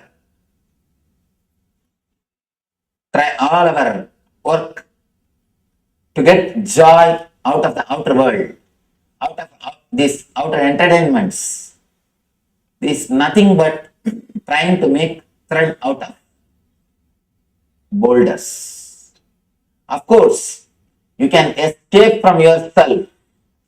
These are all just techniques to escape from yourself. But you can never think that you are joyful or blissful by these things. Unless a person is totally comfortable with himself, unless a person is totally ease with himself, unless somebody is totally relaxed with himself, I don't think he can find joy in anything from the outer world. How much you try, all you can try is you can just escape. That's what. Until around the age of 40 to 45, you come upon a new phase in your life, which I call depression of success. You got what you want, but you have not got what for you want. Achieving what you want and not achieving what for you want. At that moment, you face a phase called depression of success. That is the time we take major decisions in our life. People try to change cars, houses, wives. You continuously try to change. That is the age you decide or you think of changing cars, houses, spouse. You try to change everything. Either you go for outer change or you become addicted. Means you try to escape from yourself. Escaping from yourself can happen in many ways. Not only through alcohol or drugs. It can happen through TV. TV is also one of the methods. You try to escape from yourself. You just don't want to sit with yourself. That's the reason continuously you are with some entertainment. So much of restlessness. That is why in every 15 minutes you will go around, complete one cycle of channels. We can't even sit with one channel more than 15 minutes. The other day, an advertisement producer, he was sitting with me, was talking to me. He said, Swamiji, any advertisement we can make only for 60 seconds. 60 seconds is the maximum time people watch. People don't watch more than 60 seconds, anything. I was shocked. I said, 60 seconds is too less. What are you talking? It must be at least 2-3 minutes. He says, no, Swamiji. Survey says 60 seconds is the maximum time people watch. You can't trust anybody more than 60 seconds. Because within 60 seconds, their decision changes. They already decided something else. The decision has changed. Continuously, we are restless because we are not eased with ourselves. All our so-called joy is nothing but escaping from ourselves. Some way, if somebody helps you to escape from yourself, you call that person as a good entertainer. You call that program as a good entertainment. We don't understand how long you can escape from yourself. How long you can postpone facing yourself. The more you postpone, the more you will feel emptiness inside. That is why many people come and tell me, I have seen hundreds of people coming and telling me, Swamiji, I have everything which a man can ask. I have everything, but I just feel I have nothing. I don't feel I belong to this. I don't feel I'm at home. What is happening to me? What is wrong with me? We always think bliss is dependent on our outer life. That is why we try to make our outer life perfect. We miss one important thing. It is not based on the quantity, it is based on the quality. It is based on your inner quality. How much you can sit with yourself. How much you are comfortable with yourself. How much you can face yourself. How much you are relaxed within yourself. That decides how much you can be blissful. How joyful you are. It is the quality, not the quantity. Of course, I am not against the quantity. You can have all best things of the outer world. I don't say don't have the outer worldly comforts. Have everything.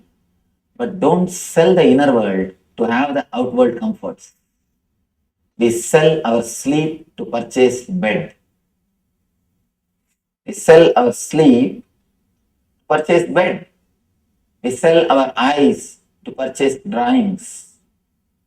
We sell our life to purchase the outer comforts. That is where we do a big mistake. Instead of all inclusive, you choose. You sell your inner space to have outer space. And one important thing, this is a beautiful, very important statement from Tantra.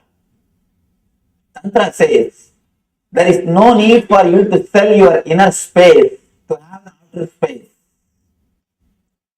There is no need to disturb, damage your inner space to develop the quality of your outer space. There is a technique, there is a method. You can create enough of energy, richness, quality in your inner space along with creating the outer space. The technique to create the quality in your inner space, maintain the quality of your inner space is what I call meditation. If you can spend at least 20 to 30 minutes in your life to enrich your inner space, to maintain the quality of your inner space, continuously you will be radiating bliss. And I tell you, you can surely excel in your profession. When you radiate bliss, you understand what for you are here, what you need, what you want, and what is your space, what is your role in this universe.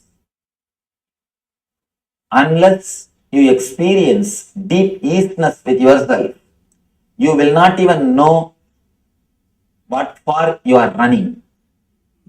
Most of us, by the time we ask the question, what for I am running, we already finished our life.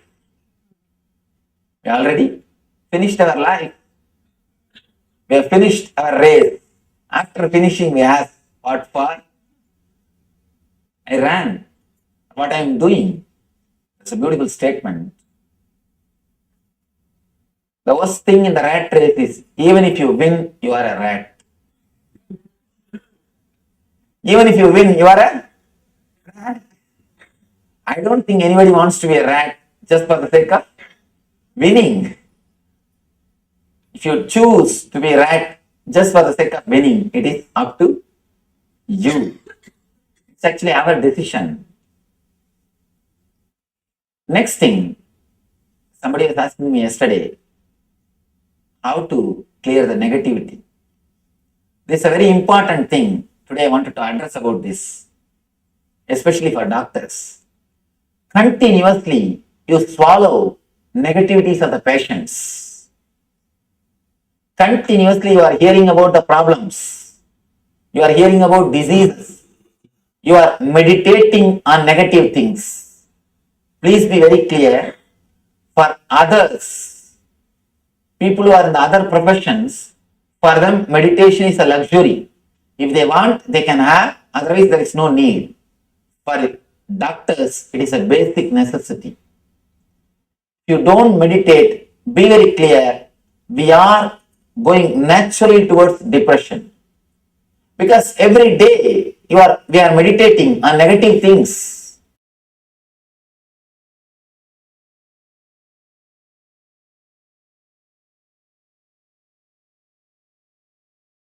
Your whole energy is centered on the head. So now Shiva says, close all the 7 openings. 2 eyes, 2 nostrils, 2 ears, and the mouth. Close all the 7 openings. Then immediately the outgoing energy which is constantly flowing outside, will be stopped and it will be concentrated as one beam light, one light beam. Then now you can use that energy to penetrate your third eye. If you have seen a young age, if you concentrate the sun rays through a glass, paper or the cotton will be burnt. Same way, if you concentrate the energy which flows outside by closing, it will become a strong beam of power, energy. Then you can use that to penetrate your third eye. It is called Shanmukhi Mudra. Closing all the 7 openings. That mudra is called Shanmukhi Mudra, through which you create the concentrated beam of energy and turn it towards your third eye to penetrate. A space between your eyes becomes all inclusive. Kararuttat brigastrena, Kararuttat brigastrena, Brbedat Vararodanat, Drishte Bindau Kramalini, Danmadye Paramastitihi. Through this way, you can awaken the third eye and be established in the third eye. It's a beautiful meditation technique. This meditation is so powerful, it can just straight away transport you. This meditation is classified as a technique for sudden enlightenment. There are techniques for gradual enlightenment. There are techniques for sudden enlightenment. There is every chance 120 enlightened people can go out. After this session, you don't know, because this technique brings sudden enlightenment. It's very powerful and highly energetic technique. You should understand the truth of sudden enlightenment. Sudden enlightenment means where you don't need any preparation. Simply in single moment you are awakened. Then you will be able to establish yourself in that experience. Gradual means you practice for a long time. Then you establish yourself in that experience.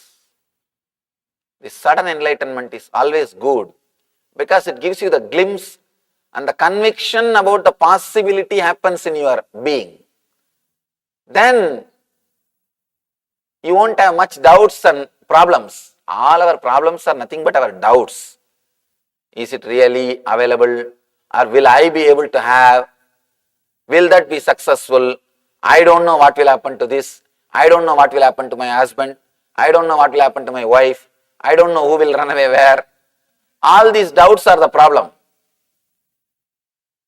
When you have at least one glimpse, sudden enlightenment, all these problems will disappear. It will be a lot more easy for you to travel on your journey.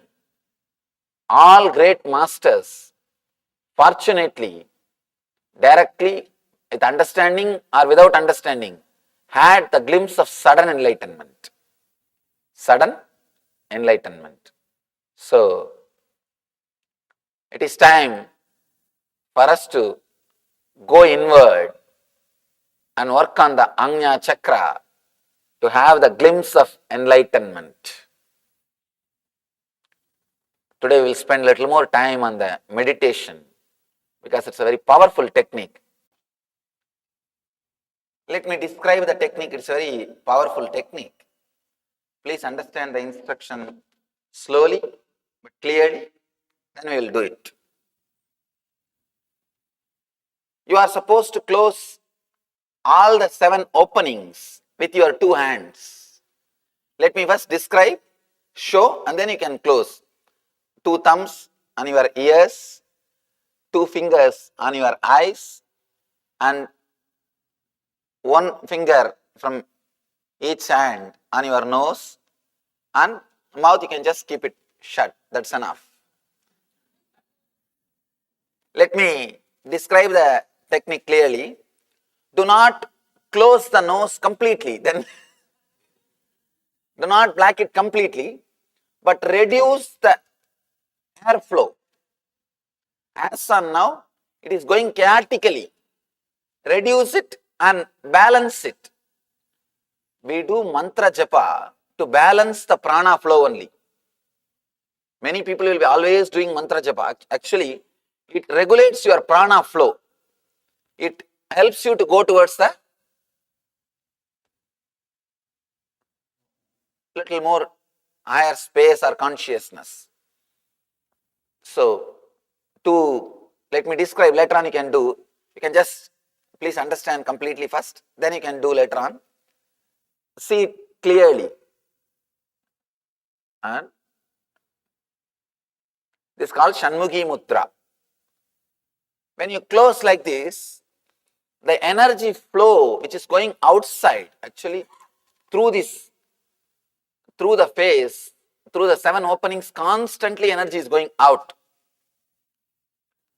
Your hands are very powerful. These energy centers are so powerful, it can stop the energy flow going outside and turn it towards inside. Turn it towards inside. We are doing 2 things. First, stopping the energy flow outside and turning it inside, and concentrating the beam of energy which is turned inside towards the Anya. First we are stopping the energy flow towards outside, then we are turning it inside, and third, concentrating the turned energy on your third eye. So that as on now 80% of your energy is going through the face. You are gathering data through the head 80%. 80% of your Jnanendriya activities are happening through the face. Now you stop all that energy flow out and turn it towards in and center on the third eye. 3 steps. I'll guide you step by step. First understand this mudra, Shanmukhi Mudra.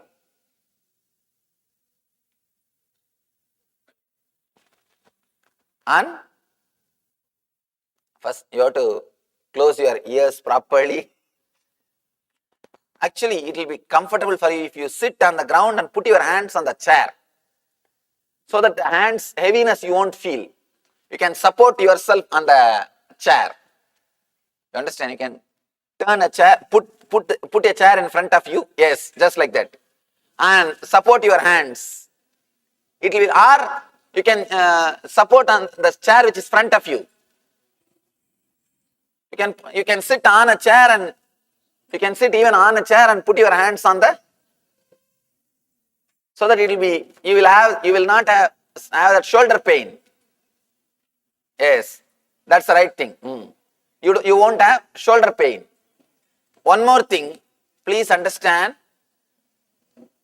You may ask a question, can I cover it with earplug or some clothes, Swamiji? No. Earplugs does not have energy center. Your fingers have got energy center. That is why in India we always eat with hands, because food will be energized. The food will feel comfortable with your body will feel comfortable with the food before it goes inside your system. And I always, even if you eat with a spoon, please always put your hand on the food for a few minutes before eating. Before eating, always wash your both your hands, put your hand on the food. Remember God or Guru or whatever you meditate, on whoever you meditate. Just remember for a few minutes, then start eating. The food will feel comfortable with your body will feel comfortable with the food. There won't be something like a sudden exposure. It will be more very friendly relationship. It is good to touch the food and eat. Anyhow, you are all set now? Please close your all the 7 openings in the face. If you are wearing specs, remove that. Do not try to put your fingers under the specs.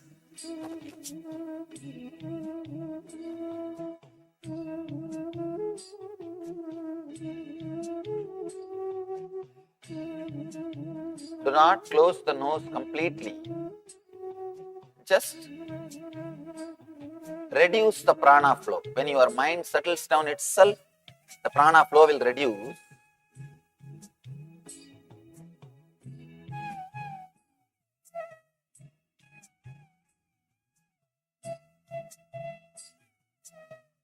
In this same Shanmukhi Mudra, inhale and exhale as slowly as possible. As slowly as possible. Inhale and exhale.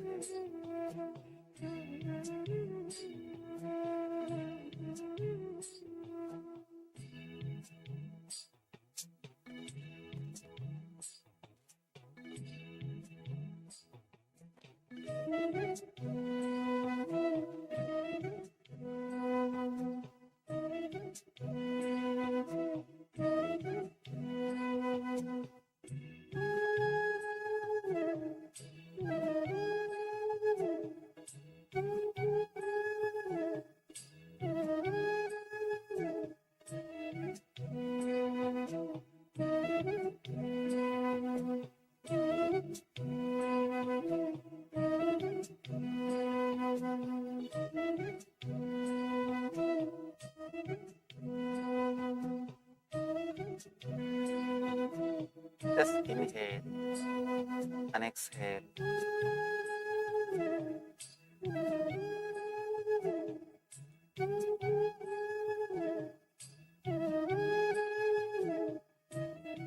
As slowly as possible. As deeply as possible.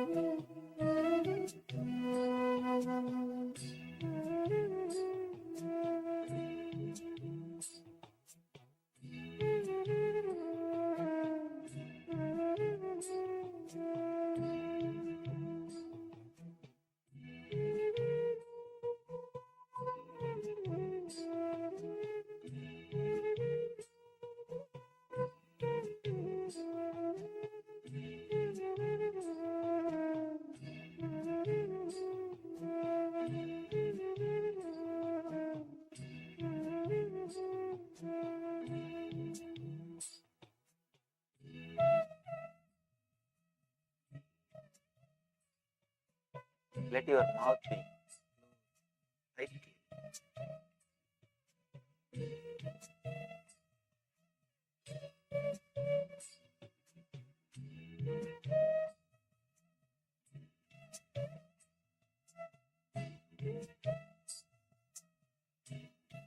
Visualize both your eyeballs have become like a stone. Let them not move. Let them become just like a stone.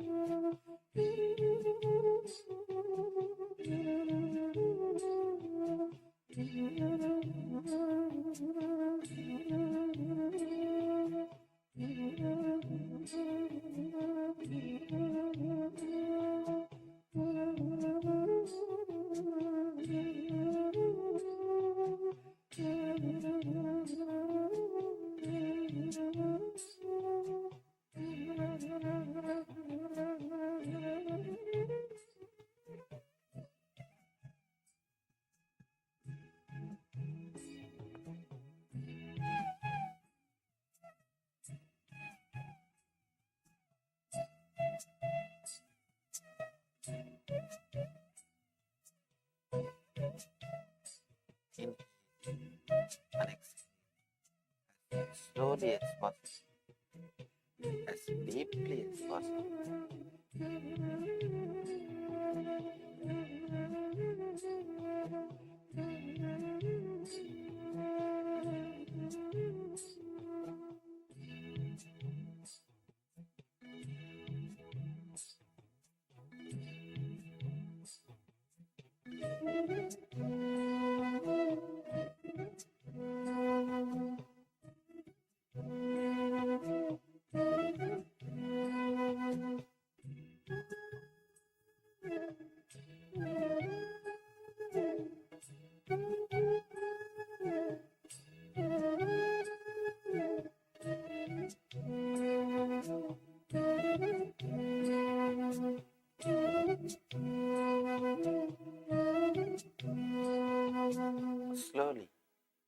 very slowly.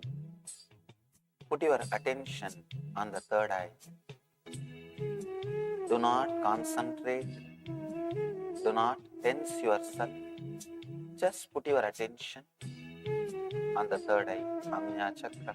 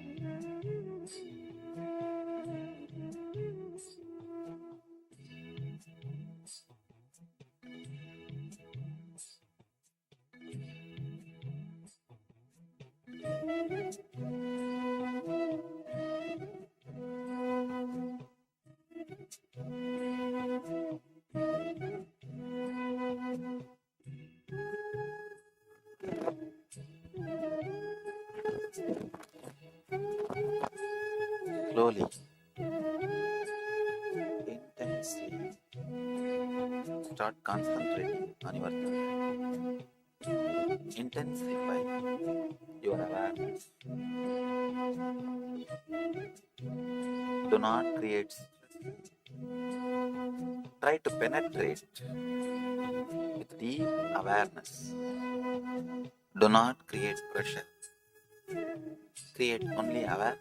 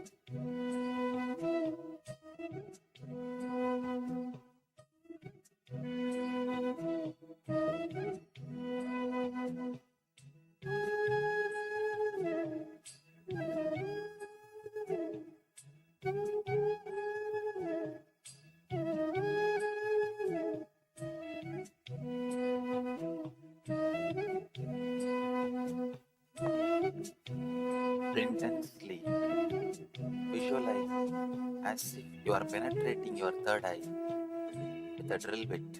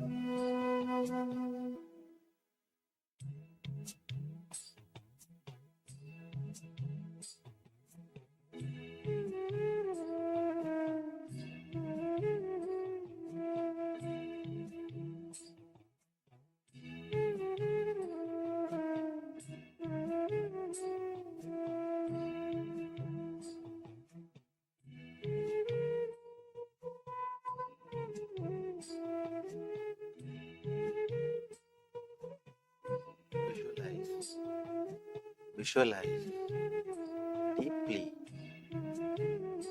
as if you are penetrating your third eye with a drill bit.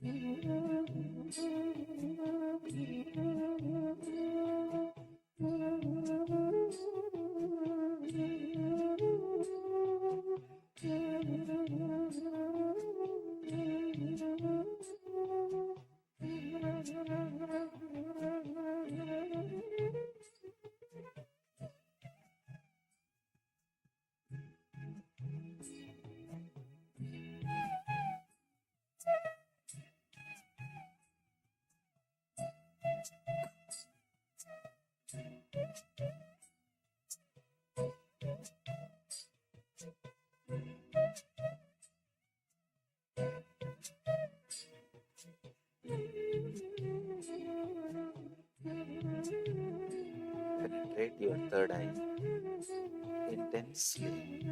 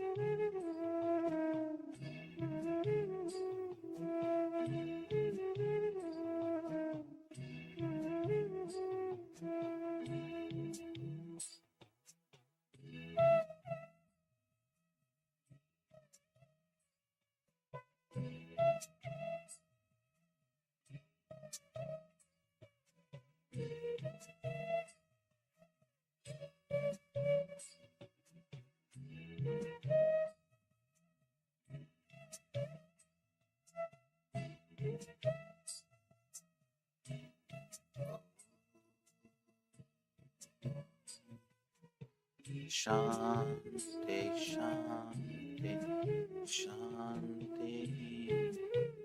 Relax. Slowly, you can relax and open your eyes. Try with this technique in a very comfortable posture. You will see tremendous energy created in your third eye to awaken your intuition. As of now, I saw many were juggling. Sit in a comfortable pose where your hand is supported. Then you will see you are entering into deeper energies, the higher consciousness. Let these techniques give you the high energy and liberate you. Let you all become one with the Shiva consciousness.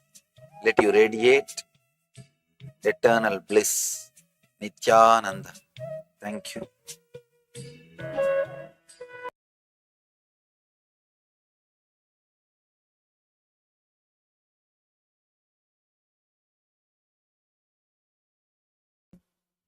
Now, yoga for spirit, being.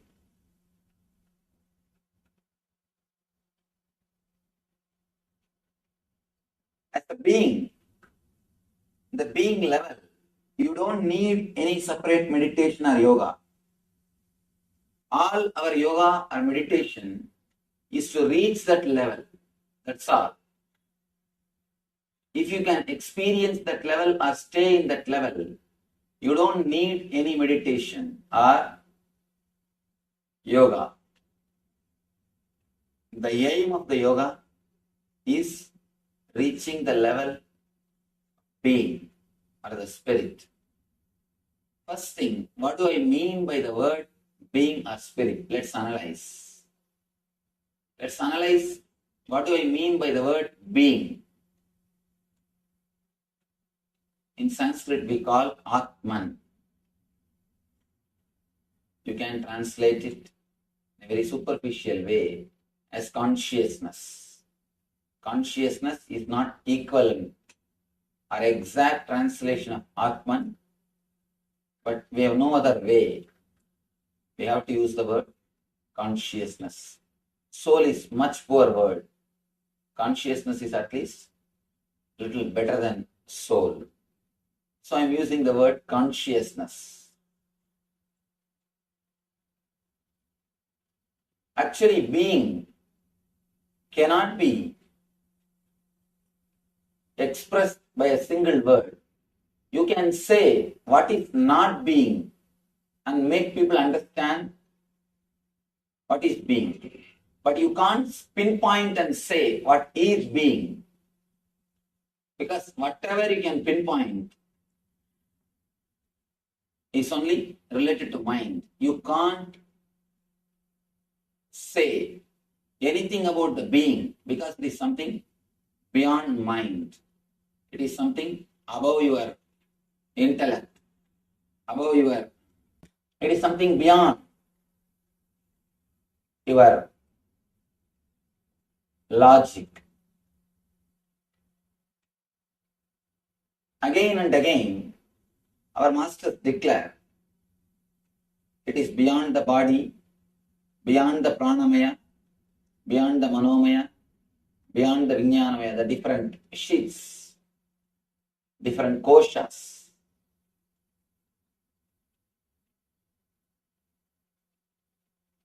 You have 5 bodies according to our Upanishads, are the 5 parts of your being. First thing, physical body, which you are having, made out of flesh and bones, you know. Next thing, the pranic body, all the prana movement which is happening inside your system.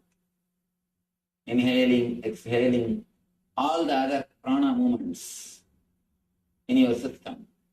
Third thing, your inner chattering, that is called manomaya. Fourth thing, the deep sleep state, what they call vijnanamaya, which you experience at the time of deep sleep. fifth thing, Anandamaya, of course, which you experience very rarely when your mind is totally in peace. When your mind is totally in silence. It is very rare people experience this Anandamaya Kosha. It's like if you are continuously asking for something, for example, a sweet, particular sweet, continuously you are thinking about it. You want to have it. You are working for it. Suddenly one day you get that sweet. When you put that in your mouth, the restlessness which you had for that sweet, or continuous thinking which you had for that sweet, it disappears. It comes down. Your mind becomes a little calm for a few moments. That few moments you experience Anandamaya Kosha. You experience the joy which is from your being. But unfortunately, your mind starts thinking that joy is from the sweet. Then you start running behind it. You think if you create a same situation or a same atmosphere, you will be able to experience the same joy. If that is the case, continuously the sweet must give you the same joy. But it's not giving. 4 sweets, okay. 5th, it's all right. 6th, say, I think, no, too much. 7th, you try to escape from it. If it is from the sweet, it must only continue or grow. If it is from particular space or particular situation, it must continue or grow. But it is not our experience. Sometimes you go to the beach, you feel sudden peace, calmness in your mind. If you think, oh, the beach is associated with peace and calmness, try to go every day, but you start experiencing. You will sit there and start your regular worries. That's what I always tell people. It is not the outer space which decides. It is the inner space which decides.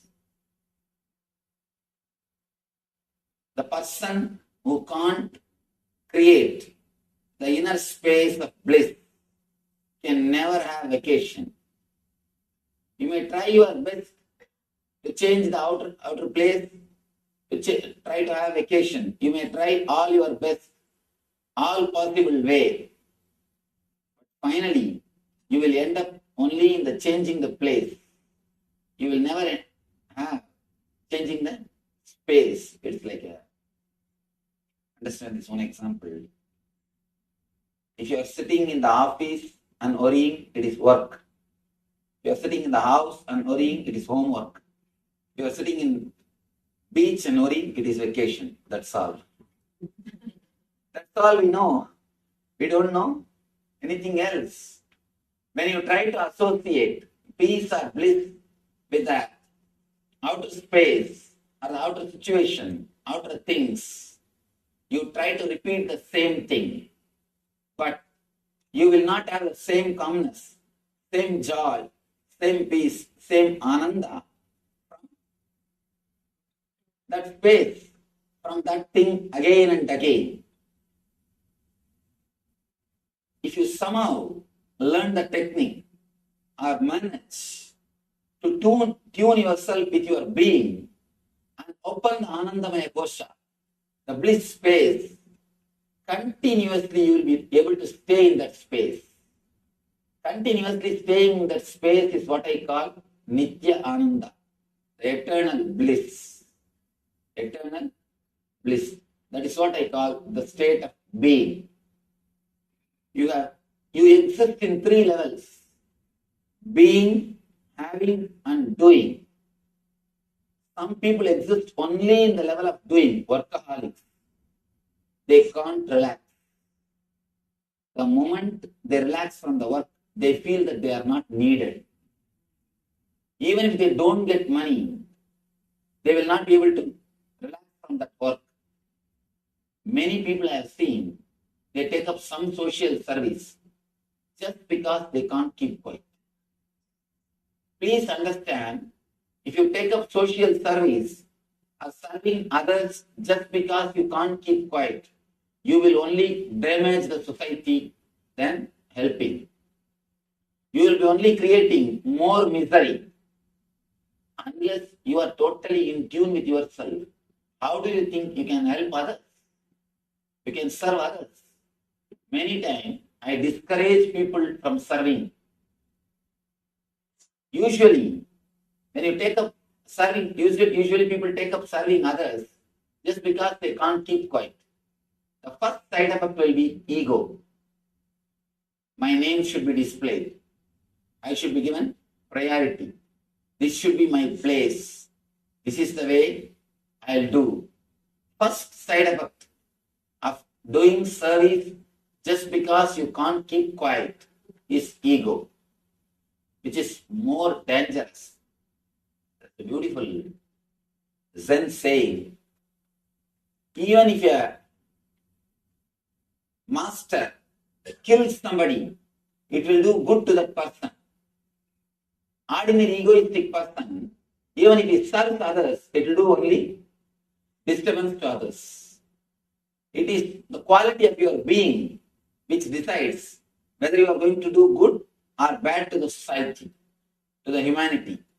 If you take up any service just because you can't keep quiet, just because of your workaholic attitude, be very clear, neither you will be peaceful nor others will be peaceful.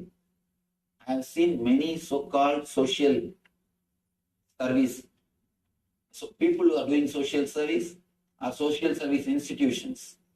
Actually, the social service organizations are the root cause for all the troubles. They create trouble so that they will have their job. They just wait. Otherwise, they feel they are not needed. Please don't do any service just because you can't keep quiet. Let all the service be outcome of bliss and joy. Then you will never expect any other result. It's a beautiful story. Bodhidharma goes to China. There, he was received by the king of China in the border. The king is very devoted to Buddhism. He has built thousands of monasteries. He has translated all Buddhist scriptures to Chinese language. And he has done all possible things to spread Buddhism. He is standing in the border and receiving the Bodhidharma. After receiving Bodhidharma, he asks, Buddha, please tell me, I have done so much of service to Buddhism. What will I get after death? What is the reward for me? Because I have done so much of service. It's a wonderful story. He says, I have asked so many Buddhist monks. They told me that I will reach the seventh heaven. But I wanted to listen from you. What will I get after my death? What will be the reward for me for all this service? Bodhidharma is a very honest man. Very honest man. Straight away he says, doesn't even bother that he is a king of this country. He says, I can be sure of one thing, you will reach only seventh hell. Totally shaken. The king was totally shaken. He said, what are you talking? I have done so much for Buddhism. How can you say that I will reach seventh hell? Bodhidharma makes a beautiful statement. If you have really done the service, the very service itself is a reward. If you have really done this out of your joy and bliss, from your being, the very service itself is a reward. You have done from your doing, just because you can't keep quiet. Your whole personality is centered on doing. Our personality is will be centered in three levels. Either it will be centered in being level, or having level, or doing level. Person who is centered in doing level, he is in hell. That's one more beautiful statement Bodhidharma makes. Don't think you will do some sins and then reach hell.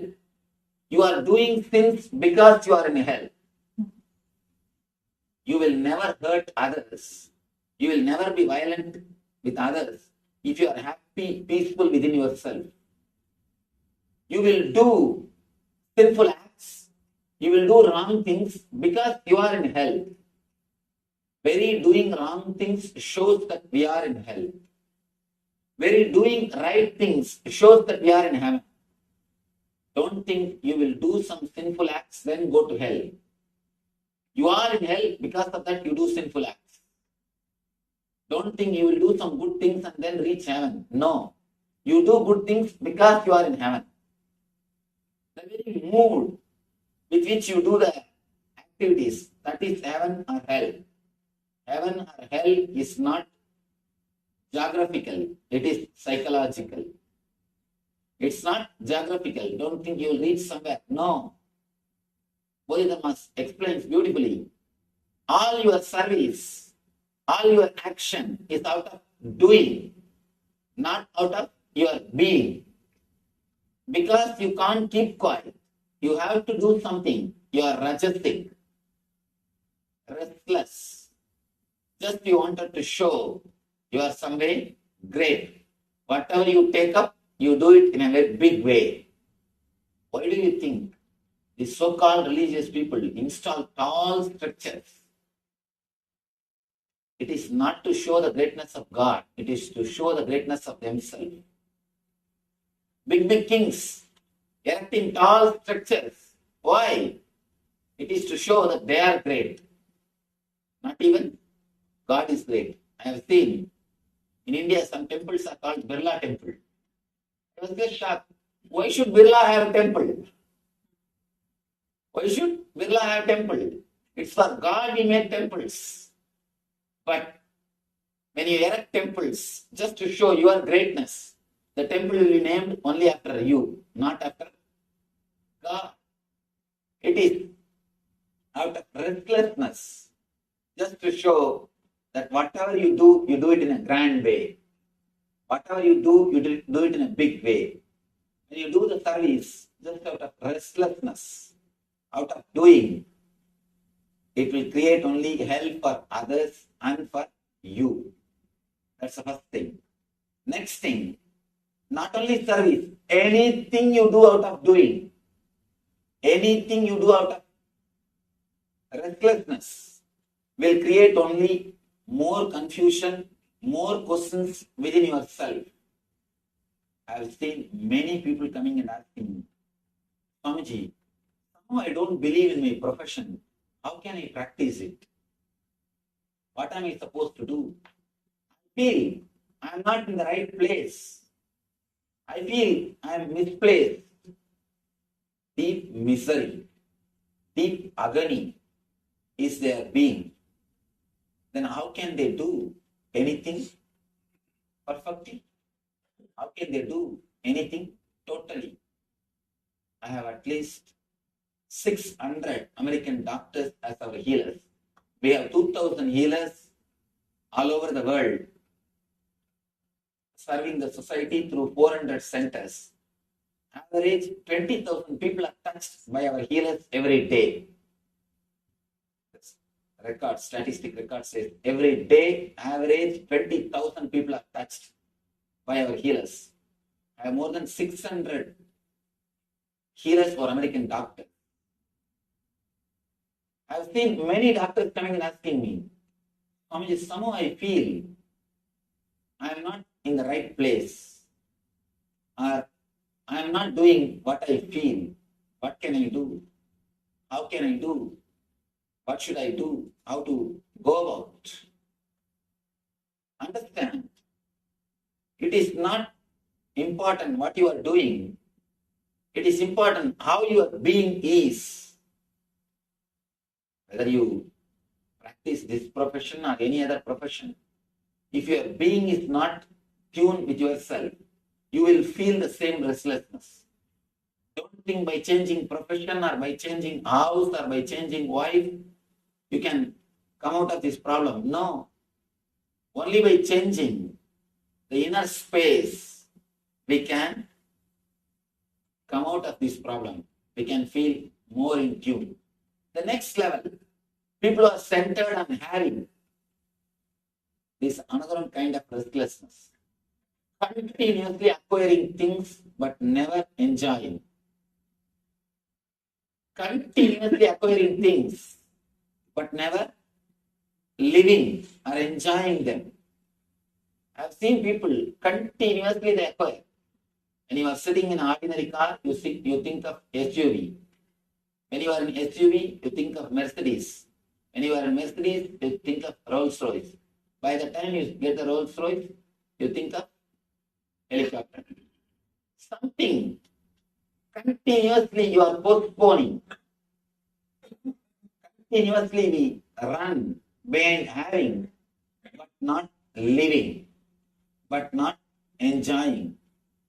The persons who are centered in the level of I, they are centered in the level of doing, just for the sake of ego. The persons who are centered on having, they are centered in the level of mind. I and mind. I is continuously doing, mind is continuously having. Continuously you try to expand your boundary. Continuously you try to change the outside things. Continuously you want to expand our boundary. I've seen people, if they have 5 acres, they will be standing near the boundary and try to expand the boundary a little more. Suddenly, by fortune, if their boundaries, if they are given 500 acres, again they will be standing near the fence and try to push the boundary just few inches, just 3-4 feet. Whether it is 5 acre or 500 acre, these people are going to stay only near boundary. They are bound to be near boundary. They can't stay inside the home happily. Continuously pushing the boundary. Continuously trying to expand the boundary. These kind of personalities are based on having. They will feel happy. They will feel secure.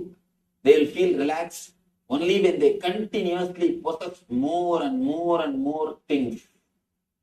Deep feeling of insecurity, the fear, is what makes you to have more greed and continuously trying to possess things. Continuously possessing things is nothing but deep insecurity feeling. If you penetrate your being a little deeply, we can understand. It is nothing but feeling deeply insecure. All our possessions, the idea of possessing continuously more and more things is just because of fear, just because of feeling of insecurity. We think, let this be with us, let this be with us. You feel your boundary is more. You feel if you have more things, you will not be taken away from this world. We usually feel if we have more friends, more relatives, more things around us, we feel we are secure. We will not be taken away. That's a beautiful sloka in Mahabharata. Dharmaraja is a hero of the Mahabharata. He was questioned by a demigod. Beautiful question. Himascharya itah param. What is the great surprise in the planet Earth, in this universe? What's the greatest surprise which you are seeing in the universe? Dharma beautifully answers. Adanyagani bhutani gacchanti yamamandiram tesha sthiramischandi himascharya itah param. The running translation goes, every day We are seeing so many beings reaching the abode of Yama. Agani Bhutani Gatsantiha Yamamandira. Every day we are seeing so many beings reaching the Yama's abode, the Lord of Death's house. But even after seeing, we feel that we are going to be here eternally. We are going to be here eternally. We are going to be here forever. We never think, our being never feels that we are also going to leave. Continuously we are seeing. For a few minutes we feel, especially for doctors, after a few times, we just become insensitive to the whole concept. Or we just take it for granted. We don't think, we don't look, we don't prepare ourselves consciously for the whole life and death. We don't look the whole event. We don't look both sides. Either you try to forget yourself through greed, means expanding your boundary, or you try to forget yourself because of the fear. Of course, the fear also ends in expanding the boundary. We try to hide, we try to forget all these things by continuously expanding the boundary. Whether you stay in the level of doing or in the level of having, unless you reach the level of being, you will not be able to relax. You will not be able to experience what is really life. Actually, a person who is born blind, you can never make him understand what he is missing. Can you make him understand what he is missing? No. Same way, the person who has not experienced the ecstasy of being, the bliss of being, we can't explain to him what he is missing, what he is just not having. By not entering into the space of being, what we are missing can never be explained or expressed by words. That is the reason. Again and again and again, our rishis, our masters insist on reaching the state of being. In India, this is a basic lesson. The moment a person reaches the age of 7, the first lesson given to him is how to connect yourself into your being. How to connect yourself to your being. The first lesson taught to anybody is how to stay in your being level. The Gayatri Mantra is a straight technique to reach the being level. Of course, the Gayatri Mantra is nowhere related to any ritual, any puja or any worship.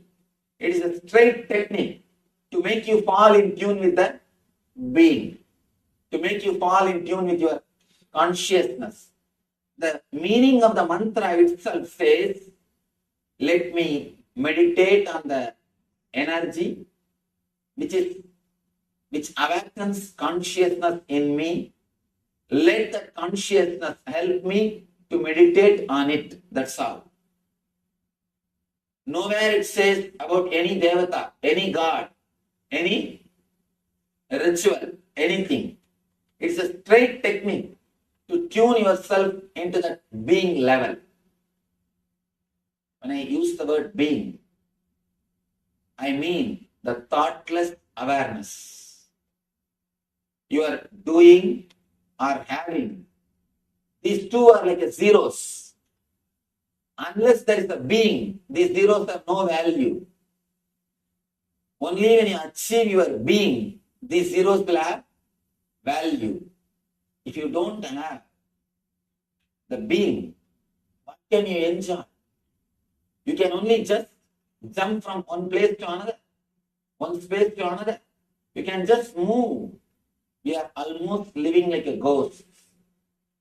We are living like ghosts. Our body is there. We are moving. Something is happening. We are there. but the being, the feeling of homeliness is missing. The enlightenment doesn't mean that you become extraordinary or you become something like a superhuman or you become somewhere superlative. No.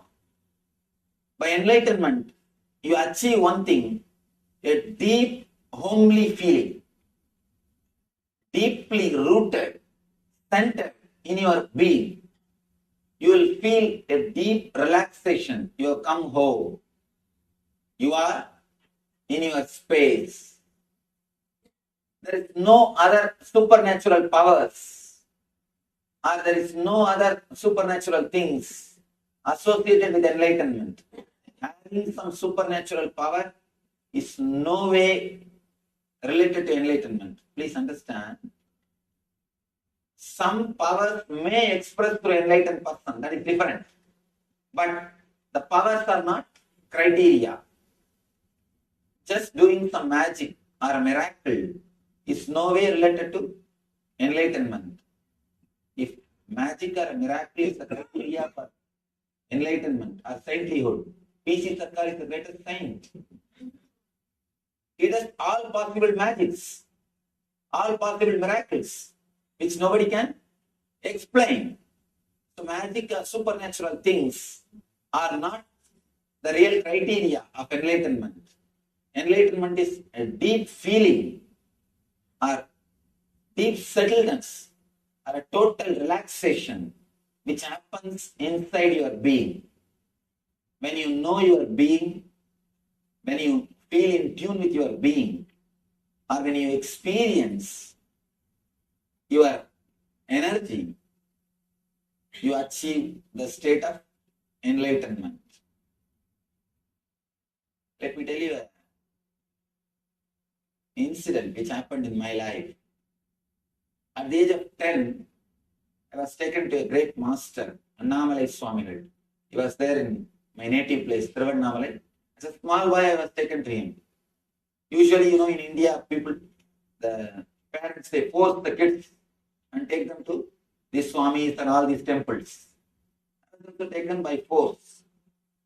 He was talking to a group of Westerners. He was talking that we are not body, we are not disturbed, we will not have any pain or suffering, we are beyond pains, we are beyond suffering, all these high, great Vedantic ideas. He was talking. When I heard the first thing, I felt surprised. I was surprised.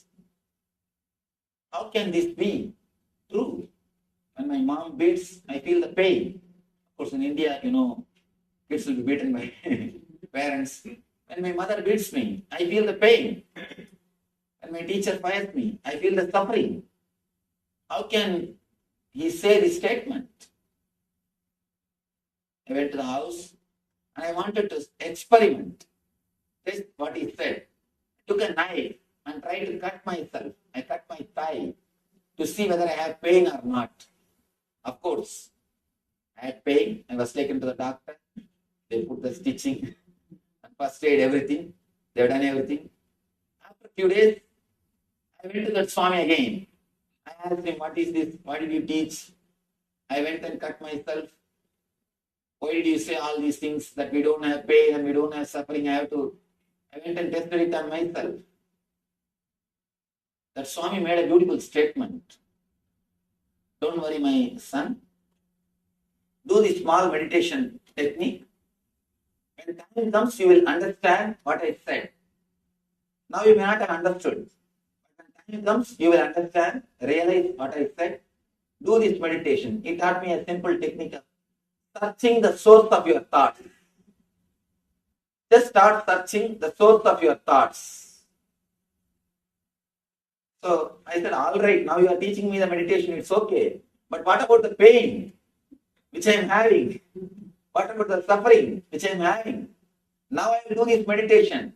This you could have told me earlier itself. What about the suffering? He told me a beautiful statement. Don't bother about this suffering. The courage to experiment the truth which you have more than enough. That will liberate you. These one or two small mistakes, these small things, don't bother about it. It is worth doing. Or these troubles are worth facing. The courage to experiment with the truth, that's the greatest thing anybody can have. You have that. That is enough. That will guide you. That will lead you to the ultimate experience or to the end of the life. Of course, that one statement, the courage to experiment with the truth, that one statement gave me the courage to experiment with all these truths. To reach the being level, we need only one thing, the courage to experiment with the truths.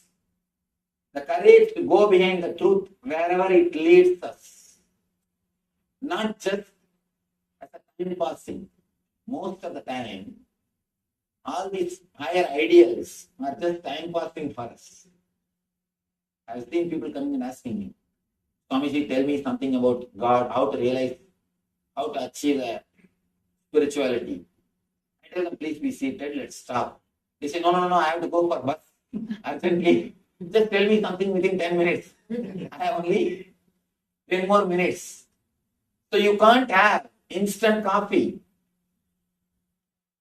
If it is superficial, if it is very shallow, it will be only time pass and entertainment.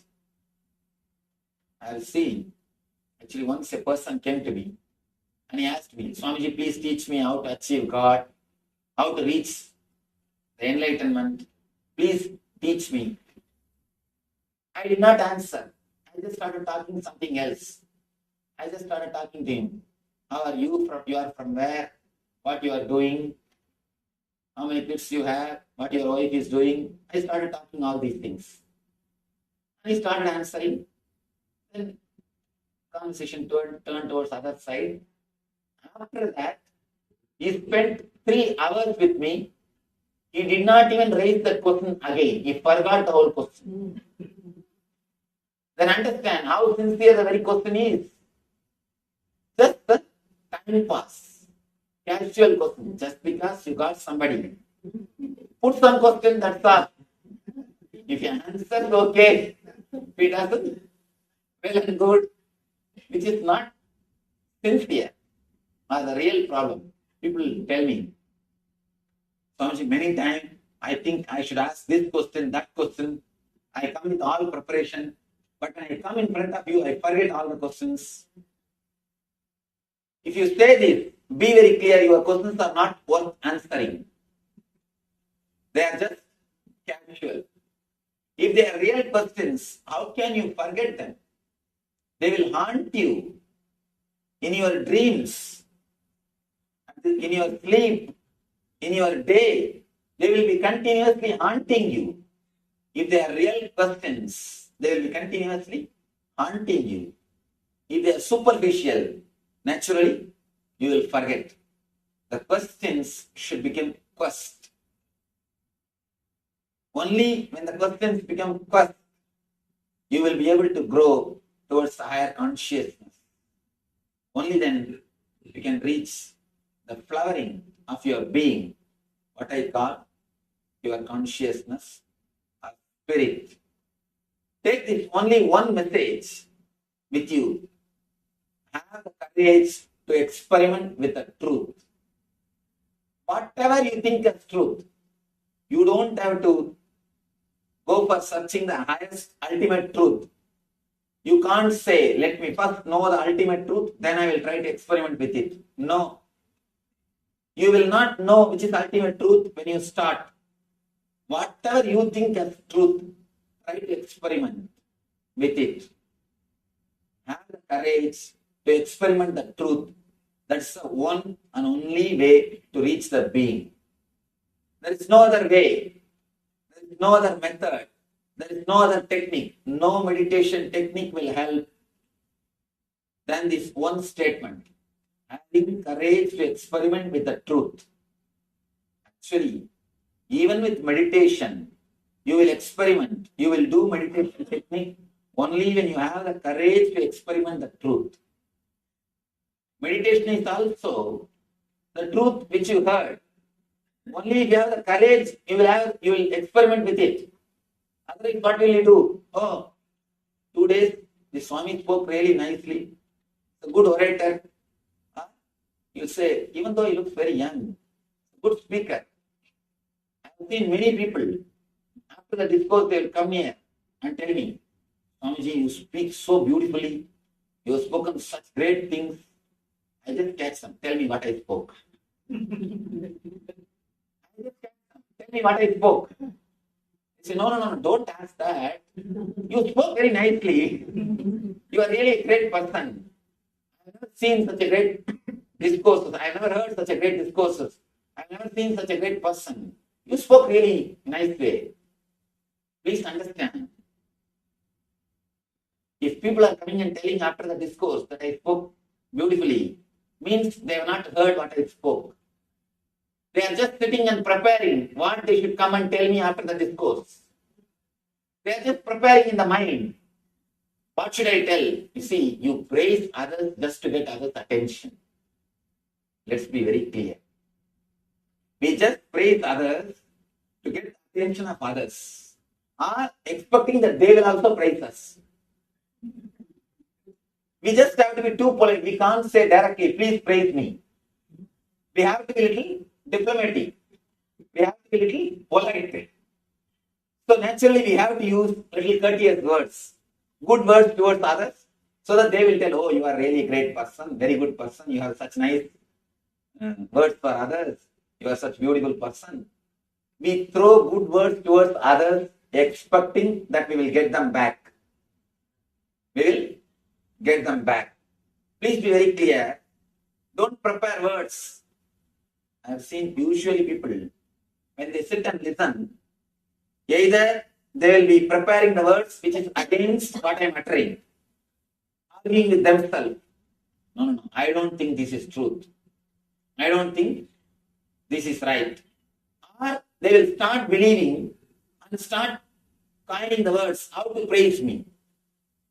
By doing both, you are missing what is said.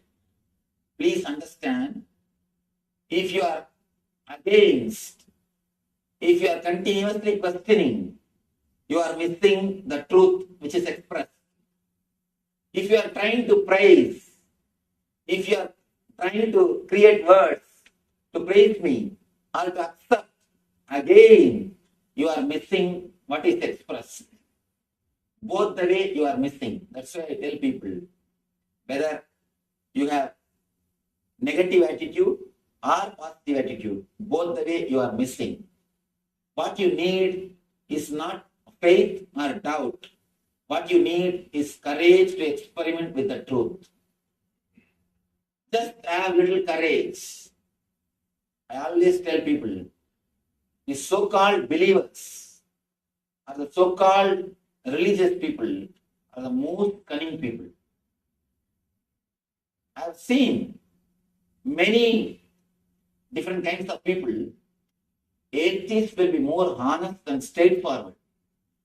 In my experience, I tell you, atheists, non-believers, they will be more honest. They are more straightforward. If they don't feel, they are very clear, straight. They don't care for anybody. But the so-called believers, believing out of fear or greed, without having the courage to go behind the truth. I call only these people as believers. Believing just out of fear or greed, without having the courage to experiment with the truth. This type of believers, they will be, first thing, they will be hypocrites. Next thing, egoistic. They will design all cunning methods to escape from the truth. They will have everything except truth.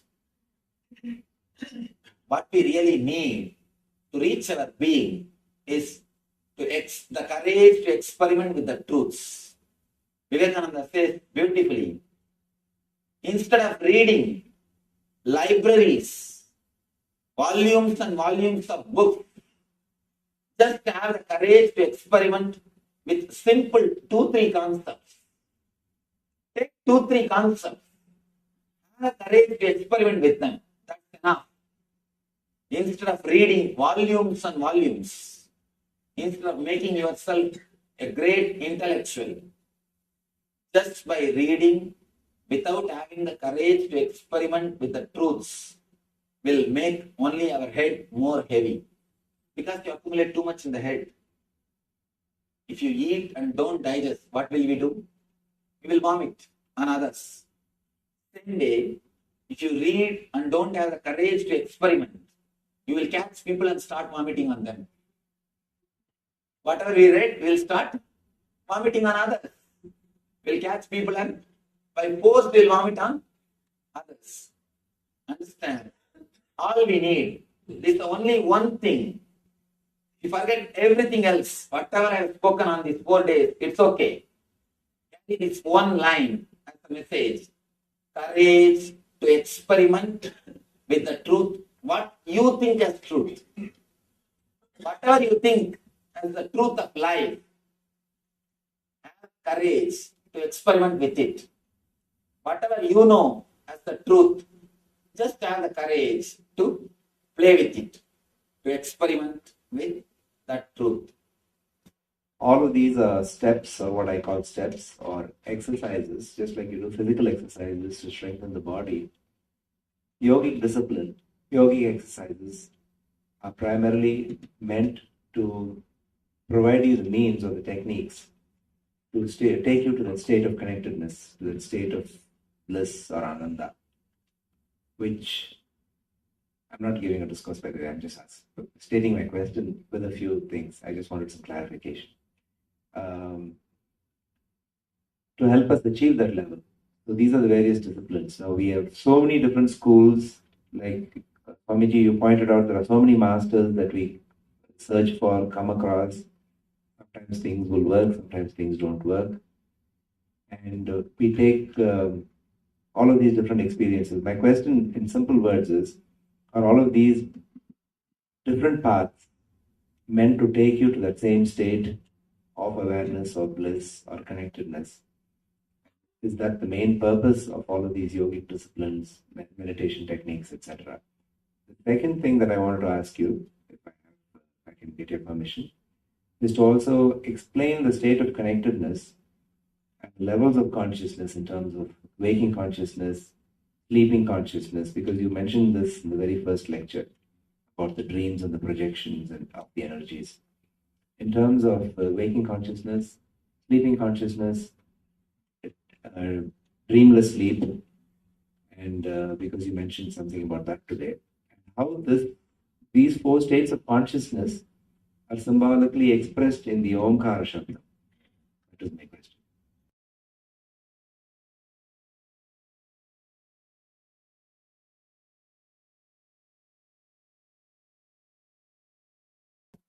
Yes. Could you, Swamiji, tell something about Sarupa Samadhi? Oh, that's nice. 2 big words.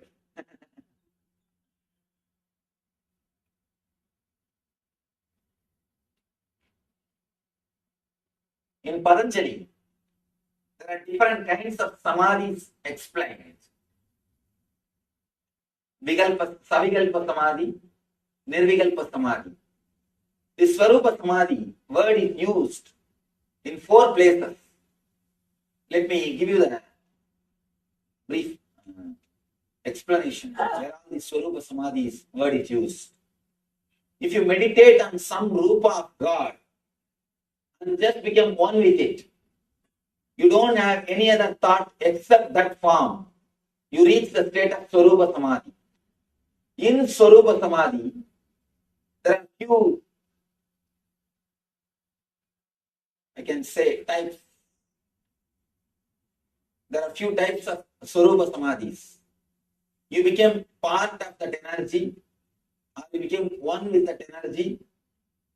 This is called, in Sanskrit, they say beautifully, Sarupya Samadhi, Sayujya Samadhi, or Salokya Samadhi, Samyukya Samadhi. Salokya means, for example, if you are meditating on Vishnu, if you are given the state, or if you are given the place in Vishnu Loka, it is called Salokya.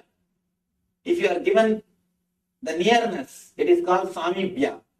If you are given his own form, it is called Sarupya. If you just become one with him, it is called Sayujya. Of course, these are deeper levels. There is no need for us to do research on all these things. Just follow any one method, simply you will reach the goal. Instead of analyzing too much about the goal, if we work on the path, that will be really helpful for us. Next. You talked about experiment the truth. What are your suggestions for dealing with the truth? Dealing with the truth is what I call experimenting with the truth. First thing, we are not so mature to deal with the truth directly. Always we need buffer springs. In the car, we have buffer springs so that we will not have the shock of the roads. The shock of the road will not be felt by us. We have a buffer spring. Just like that in the life also, continuously we keep buffers. The fantasies are the buffers. Hopes are the buffer spring. Continuously, we keep ourselves away from the truth. We don't directly face the truth face to face. We don't deal the truth face to face. We say, no, this is, today it may be like this, but tomorrow it will change. Day after tomorrow, it will change. Only kids need time to dream. Kids need a lot of time to dream to cope up with the reality. Even after becoming a mature person, still, if you have the habit of dreaming to cope up with reality, please be very clear, we are childish. We are not childlike, childish. I use the word mature person to a person who can directly deal with the reality, who can directly deal with the truth without having fantasies or hopes. If you can, if you are matured enough to face the truth as it is, without trying to give the sugar coat or without trying to postpone, no, tomorrow things will change. No, after some time things will change. I think there is some hope. If you are continuously postponing with your fantasies and hopes, we are immature people. Maturity is nothing but the ability to face the truth as it is, to deal the truth as it is, without any hopes, without any fantasies.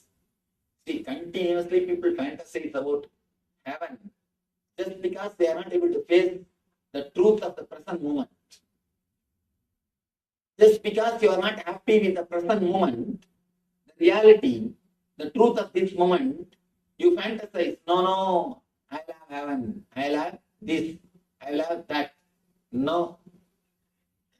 The ability to face, the ability to respond spontaneously is what I call responsibility. If you can respond spontaneously to this moment without having any buffer between you and the truth, you are a responsible person. Only then we can be called as mature person. Maturity is nowhere related to 21 years. It is somewhere related to our being. How much we are able to respond spontaneously to the present moment. How much we are able to respond to the truth as it is without having our own hopes, without having our own fantasies. So, whether you accept or not, whether you want it or not, you have to deal with the truth. Am I right? You have to deal.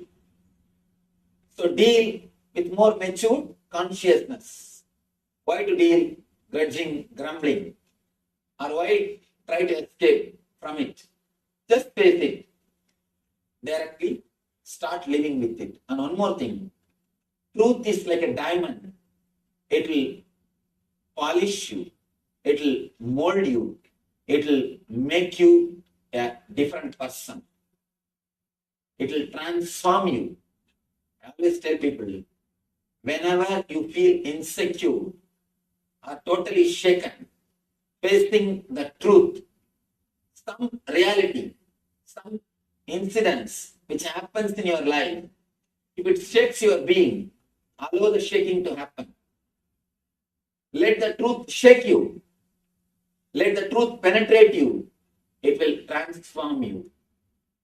Truth is always intelligence. The truth will give you enough intelligence and energy to face the life. Only thing, when you try to protect yourself, when you carry some shield to escape from the truth, then you miss the whole thing. Then you miss the whole thing.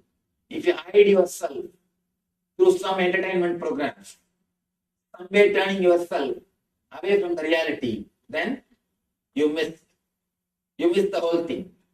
Whenever your being is depressed, whenever you face low mood, face it. Don't escape from it. If you try to escape through some entertainment, partying or drinking or TV or some media or magazine or some way, continuously it will be running behind you. The depression will not leave you. It is waiting. It will chase you. When you sit with yourself, it will come up. Don't try to escape from your being. Whatever is, whether it is guilt, low mood, or depression, whatever is reality, face it. Let's see who else can face. If you are not ready to face your being, if you don't want to be with your being, nobody else will want to be with you. So be very clear. Only when you face the reality of your being, you will be able to be with yourself. So you have to face, you have to deal the reality. You have to see the truth, whether today or tomorrow. The earlier you see, better for yourself. All of these are steps, or what I call steps, or exercises, just like you do physical exercises to strengthen the body. Yogic discipline, yogic exercises are primarily meant to provide you the means or the techniques to take you to that state of connectedness, to that state of bliss or ananda, which I'm not giving a discourse, by the way, I'm just stating my question with a few things. I just wanted some clarification. To help us achieve that level. So these are the various disciplines. Now we have so many different schools, like Swamiji, you pointed out, there are so many masters that we search for, come across. Sometimes things will work, sometimes things don't work. And we take all of these different experiences. My question in simple words is, are all of these different paths meant to take you to that same state of awareness or bliss or connectedness? Is that the main purpose of all of these yogic disciplines, meditation techniques, etc.? The second thing that I wanted to ask you, if I can get your permission, is to also explain the state of connectedness, levels of consciousness in terms of waking consciousness, sleeping consciousness, because you mentioned this in the very first lecture about the dreams and the projections and of the energies. In terms of waking consciousness, sleeping consciousness, dreamless sleep, and because you mentioned something about that today, how these four states of consciousness are symbolically expressed in the Omkara Shabda. That is my question. Actually, two big questions. But beauty is he's able to repeat it exactly. Usually, when I ask people to repeat the question, they just forget. Two big questions, especially about these four states. In the next session, I'll speak about these four states. About these four states, I'll speak about it in the next session. The first question which you asked, are these steps to put us in the bliss? They are not steps actually, they are techniques. When you use the word steps, it's like you do them and then reach the bliss. But when I say the word technique, I mean by doing it itself, it will put you in the bliss. Not that you will do, master it, then reach the bliss. No. Very doing will put you in the bliss. It's like the eyes will open and you will fall into the bliss. Not that you will walk and reach the bliss, just the eyes will open and you will dissolve into the bliss. That's why I say these are techniques. Patanjali uses the right word, Ashtanga Yoga. Not 8 steps of yoga, 8 parts of yoga. Anga means parts, not steps. Always, almost all translations, they say 8 steps to yoga. The Sanskrit and English translation, there they miss the whole thing. It is not 8 steps to yoga, it is 8 parts of yoga, Anga. So these things are also techniques. They are not steps. They straight away put you into the bliss. That's the first thing. One more thing is I asked about, we see many masters and many techniques. Are they all helping us to reach the same bliss? Here I have to say honestly, I don't know. I know only one thing about what I am speaking, are the techniques which I am giving. I do not know, I have not experimented with all the systems, with all the techniques. Of course, there are so many masters, so many techniques. Anything which suits you, which suits your system, you can follow it. How to find out whether it suits you or not? Something beyond your intellect will happen. You will feel connected. Just like something has happened in you, you will feel connected. People ask me, Swamiji, should I accept you as Guru? Should I remember you continuously? Should I meditate on you? I tell them, never do that mistake. If I am your master, you can't forget me.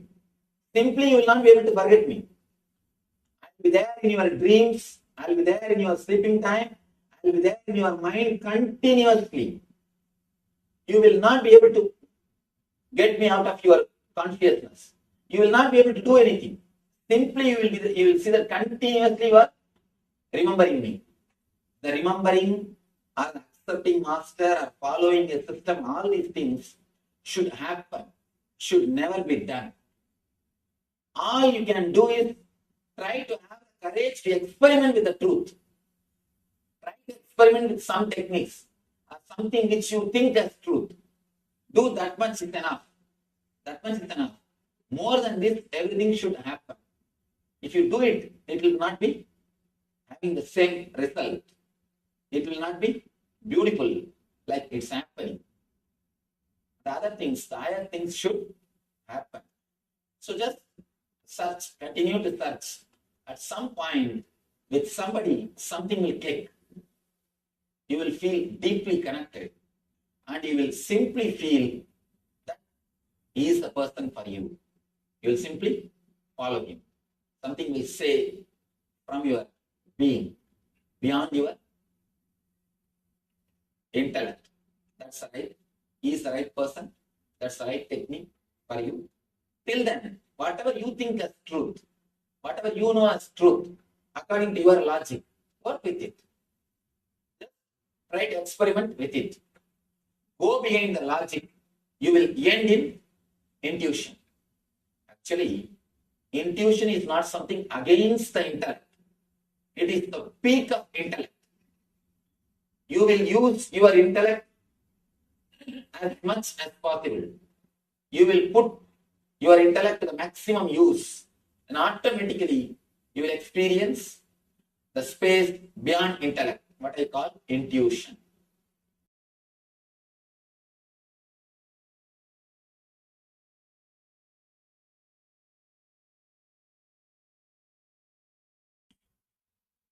The topic is art of meditation. I'll try to present few ideas from our ancient wisdom. Then we'll analyze these ideas with our questions and try to internalize them through our question answers. Then we'll have a practical meditation technique to practice. Yoga for body, yoga for our inner verbalization, yoga for our mind, yoga for our being, spirit. Every day we had a different topic, different subject. Now I'll give you a very simple presentation, few concepts about how our mind works, how we perceive things, how we process information inside our system, and how we take decisions, and where we can infuse peace, where we are missing the peace and bliss, where we can infuse peace and bliss. Let me give you a simple diagram. How we perceive things, how the information is processed inside our system according to yoga. Then we'll analyze these concepts with our questions. First thing, you see something through your eyes. The information which you receive through eyes goes to something called chakshi. In Sanskrit, we call it chakshi. It's almost like a digital signal processor. The whole file is digitized. The information which you receive through eyes are digitized in the chakshi. Next, the whole file goes to chitta. Chitta is the memory. In chitta, elimination happens, the excluding happens. For example, if you are seeing me, the information which you receive through eyes goes to the chakshu. In chakshu, the whole file is digitized. Then the file goes to chitta. Chitta discriminates. This is not animal. This is not a plant. This is not a tree. This is not a mountain. The discrimination is done by the chitta. Then the whole file goes to manas. In Sanskrit, they call it as manas. English, mind. You may use any word. The mind, that's the process of identifying. Memory, chitta does the work of this is not, this is not, this is not. Manas does the work of this is it, this is it, this is it. It starts identifying. First it says, oh, a Swami. Then it says, meditation teacher. Whatever your mind wants to say, it gives you the identification. This is it. That is explained by the mind. Next, the whole file takes a quantum leap, goes to your ego. The whole file completely takes a quantum leap, goes to your ego. Then you decide how I am supposed to respond to this moment or to this file. You decide what is there for me with this information. For example, you are seeing me, the file, you are seeing me through the eyes, the file goes to chakshu, the whole file is digitized. And then the file goes to chitta. Chitta says, this is not this, this is not this, this is not this. This is not a tree, this is not a plant, this is not an animal. Then the whole file goes to manas. Manas decides, oh, this is a human being, this is a Swami. This is, you start identifying. Then the whole file goes to ego. Ego decides what is there for me with this person. Based on your past experiences with other meditation teachers or other Swamis, you decide whether to sit here or not to. You decide based on your past experiences. If you had good experiences with some other guru, some other master, with some other spiritual teacher or meditation teacher, you decide, let me sit here. This is the place for me. I should learn something. If you had some bad experience with somebody who was wearing the same orange robe, immediately you decide, no, this is not the place for me. I don't want to sit here. That what is there for me, that connection is given by the ahankar, ego. Then the command comes back to the mind. The command is executed. You start doing what you want to do. One thing, if this whole process, if it is straight, clear, as I explained now, there will be no problem. But it is not completely conscious or straight, as I explained. At one point, you take a different path. Only from I to mind, the process is conscious, straight, which is under your control. As I explained now, it is straight, logical. From I to mind, it is completely logical. No problem. But from mind to ego, it is unconscious. It is not under your control. That is why, logically, if you analyze, you know smoking is injurious to health. According to the information which you receive through senses, according to the process of Chakyu, Chitta, Manas, you know smoking is injurious to your health. But suddenly you decide to smoke. Why? If it is straightforward conscious process, when you know it is not good for your health, naturally you will drop. But we say, no, I know it is not good. But it's a small story. One guy came to me and said, Swamiji, a week ago I read a book which explains the negative impacts on our being by smoking. After that, I stopped. I asked him, oh, you stopped smoking, that's nice. He said, no, Swamiji, I stopped reading like this confusing book. You know, many times you know which is right and wrong, but we are not able to decide with our straight logical data. The data which you get logically, if you decide based on that, your whole life will be conscious. The conscious life is what I call spiritual life, integrated life, holistic life. But we are not. In many places, we do make unconscious decisions. Why we make?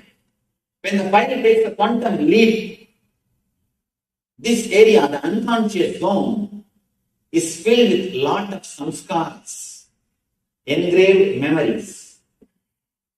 That is the right word for samskara. Engraved memories. These engraved memories, they just decide on their own without asking your permission. Logically, you know smoking is injurious for health. But suddenly you decide, let me smoke. Because of the engraved memory, samskara. Samskara is so powerful, it can just pull you to do the same act again and again. It has got tremendous power, force over your being. These samskaras are the root cause for many illnesses. I can say at least all psychosomatic illnesses. Samskaras are the root cause. These samskaras, these engrams, are the reason for stress. If you see your life, the same incident, the same person will create a different type of response, will create a different emotion in your being at different times. When you are in a good mood, calm mood, the same incident, you will be able to handle it much better way. If you are disturbed, even a small incident, you are totally depressed. You are not able to handle it. It is because of the samskaras. The engrams play a major role in your thinking system. For example, if you are hurt or disturbed by somebody who is wearing white clothes, whenever you see a person wearing white clothes, that engram automatically comes up. That is why, if you are hurt, disturbed in a particular place, when you see that place again, even if the person is not there, you will have the same low mood. You will have the same depression. You will project the same thing in the place. At some time, it's very serious. The major decisions which you make are because of these samskaras.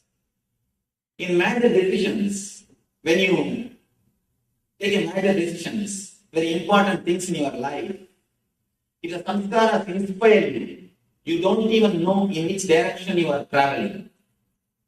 You don't even know in which direction you are traveling. Especially some engrams, which is deeply recorded inside your being unconsciously, continuously you repeat them without awareness. Continuously you repeat them without even your awareness. Especially morning when you start brushing your teeth, you can see your mind will be repeating some words which is not directly related to your life, which is not directly related to your routine. Simply you will be repeating something. When you are taking bath, your mind will be repeating some words. I tell people, if you are in the house, brushing your teeth, you are already in the office, thinking about your routine. If you are in the office, seeing patients, already you are in the beach, having vacation. If you are sitting in the beach, enjoying the cool breeze, already you are there in the house, thinking about your next routine. One thing is sure, you are not there where you are. If you are here, we can be sure you are everywhere except here. We just continuously go around. We almost live like ghosts because of these samskaras. Because of these engrams. Continuously you are repeating something inside your being which is not directly logically connected to your routine or to your life. This unconscious process creates a lot of disturbance in your physical health and mental health. For example, when you are in deep fear or in a high peak mode of grief, these engrams, these samskaras get recorded in your system. A small girl falls into a swimming pool or a stream of water. If people shout, "Oh, she can't breathe, catch her, help her," that word gets recorded in a system as a samskara. She will suffer asthma, even if she after becoming 40, 50. Continuously the samskara repeats itself in her being. I have seen hundreds of cases like these people suffering because of samskaras. I work with patients. We heal through meditation. At least in the last 2 years, more than 200,000 people had spiritual healing touch or meditation through our institution. I'm working with lakhs of people. I tell you from my experience, many of the psychosomatic illnesses have got their roots in samskaras. If we can heal this samskara, we can do a very big service to the humanity. The meditation heals the samskaras. Meditation helps you to come out of the samskaras. Apart from the physical health, the mental health also. The stress, the main root cause for stress is the samskaras. Actually, these samskaras, when they are sitting in this unconscious zone, they will not allow any file directly to reach the ego. More the samskaras more the file will be distorted. Everybody will sign their opinion on that file. The file is supposed to move from this table to this person to that person. Between, if there are only 2-3 persons, the file will move quickly and file will go as it is. If there are 300 persons sitting in between, everybody will write their opinion. By the time the file reaches the last person will not know what decision to make. He just says something, decision is made, and it is executed. More the engrams, more the samskaras, more confusion and more stress. And the process also takes more time. That is why many times you will not be able to decide for 10 years. Simple decision, we will not be able to take even for 10 years because more engrams, more samskaras. By the time people decide whether to get married or not, already the life is over. Many times you can't decide. Why? Because too many engrams, too many samskaras. The process takes too long time. So many persons writing their opinions. What will happen to the file? You will never be able to decide. It becomes a complete confusion. Too many engrams create many psychosomatic illnesses and confusion in our day-to-day life, whether it is relationships or it's a profession. It will be very difficult to take any decision. Even small decisions look like too big. You feel that you are not able to take the decisions. You feel insecure continuously even to take a small decision. People are not able to do any change in their life because of these engrams. Too many samskaras. You will not be able to move in your life. The whole courage or to move in the life is completely disturbed.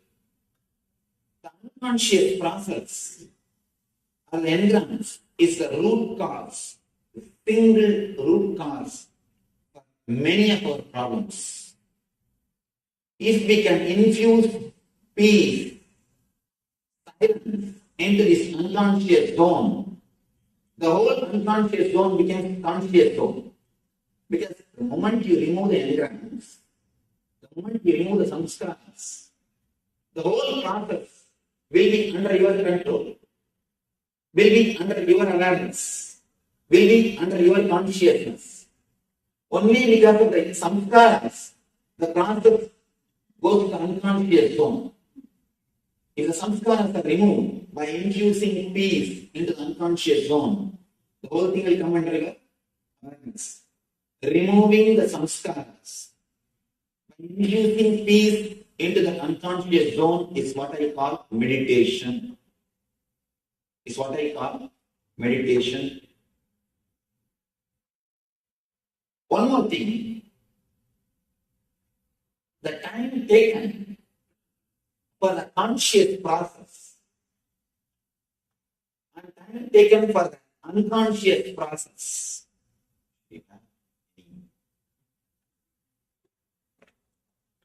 Okay, I can show.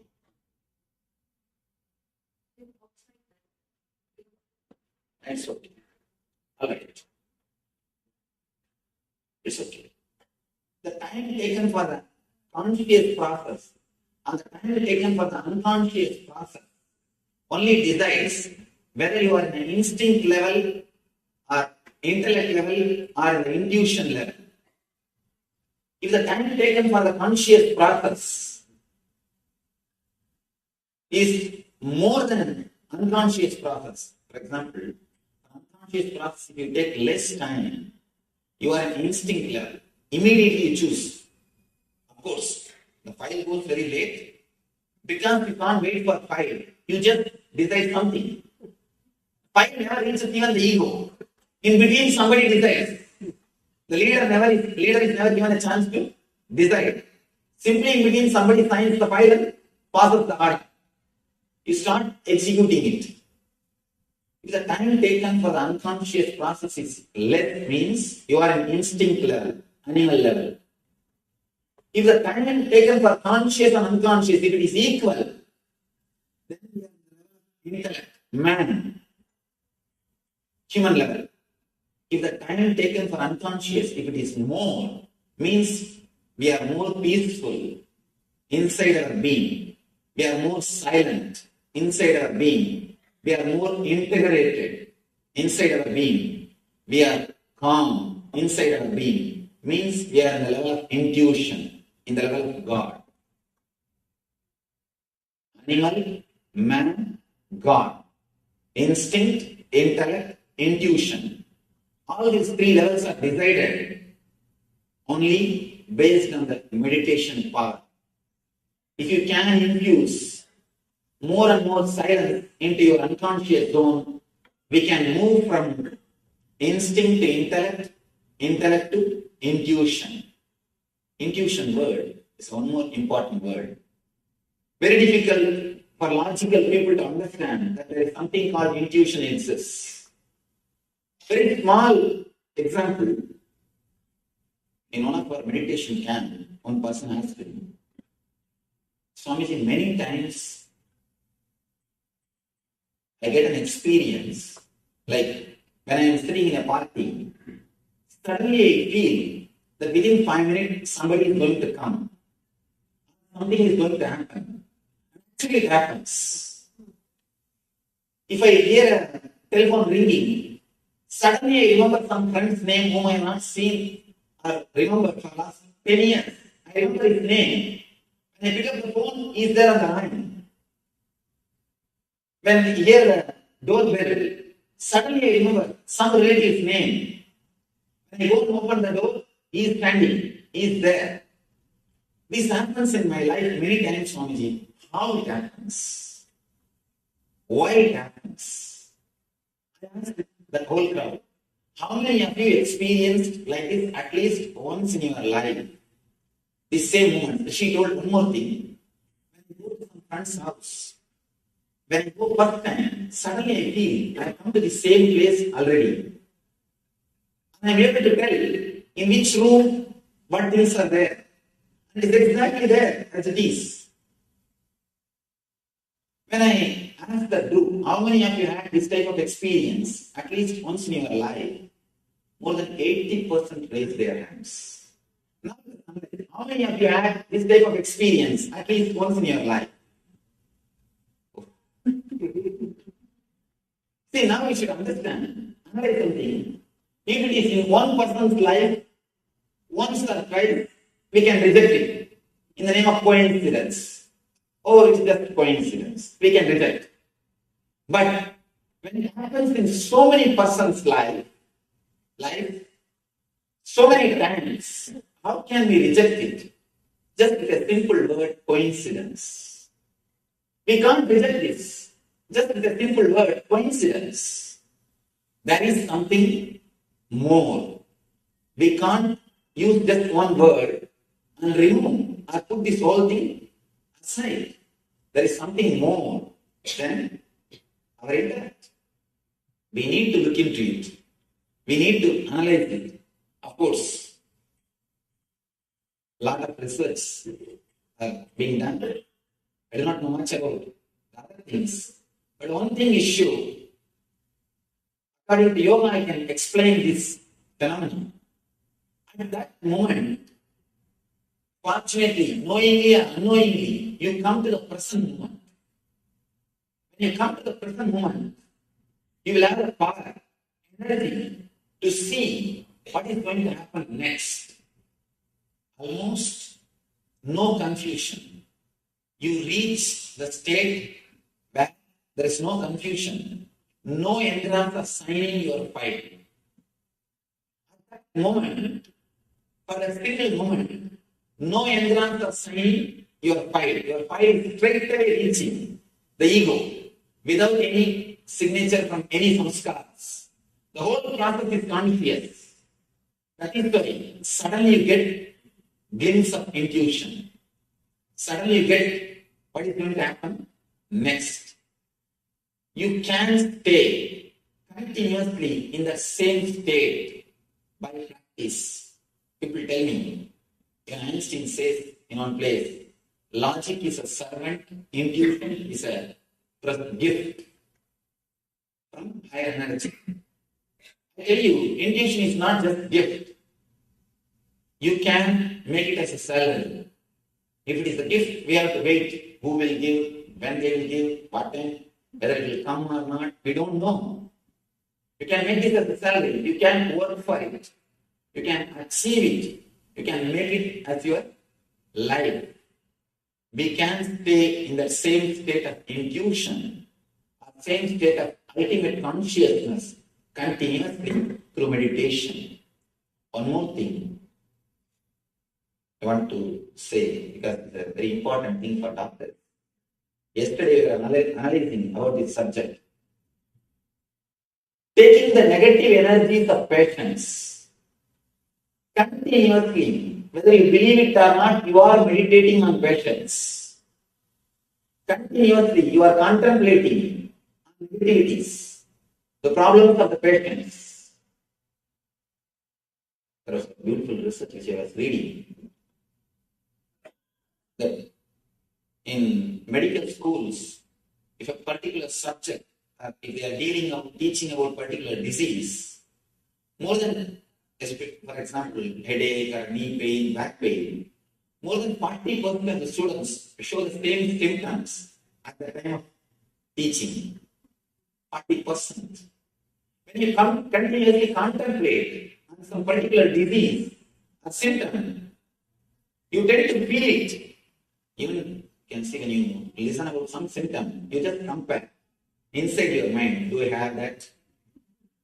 Do I have it? When you contemplate, you try to express or experience the same things in your system. Continuously, whether you believe it or not, accept it or not, we are meditating on patience. And when whatever things you are receiving, the negative engrams or the negative ideas you are receiving from the patients, straight away goes and settles down in the unconscious zone. It is in the unconscious zone, creating more trouble for us, as if we have less karmas, as if we have less samskaras. We acquire more and more samskaras, which creates more trouble, more complications in our life. That is why in Ayurveda and Yoga system, they emphasize every healer has to meditate to disconnect the etheric connection from the patients. Every healer has to clean himself, disconnect himself from the etheric connection of the patients. It is not only for healers, even for doctors. When you are continuously listening to the problems of patients, naturally you get associated, or you start swallowing all their problems, those negative ideas, negative thoughts. You can see in your life many times, even after coming back to the house, your mind will be repeating the words which you heard from the patients. Mind is just continuously repeating the same words which we heard from patients. We need to clean ourselves.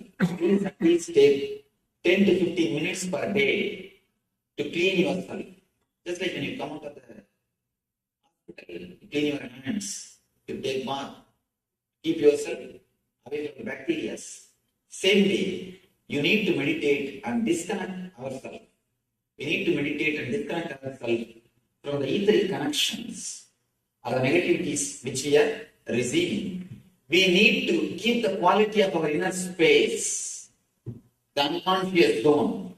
We need to keep our inner space clean and peaceful. It is our responsibility. We give appointment to everybody, but we don't give appointment to ourselves. Please decide now onwards to give at least 15-20 minutes appointment to yourself. To keep your inner space peaceful, happy, and healthy. These are the few concepts which I wanted to express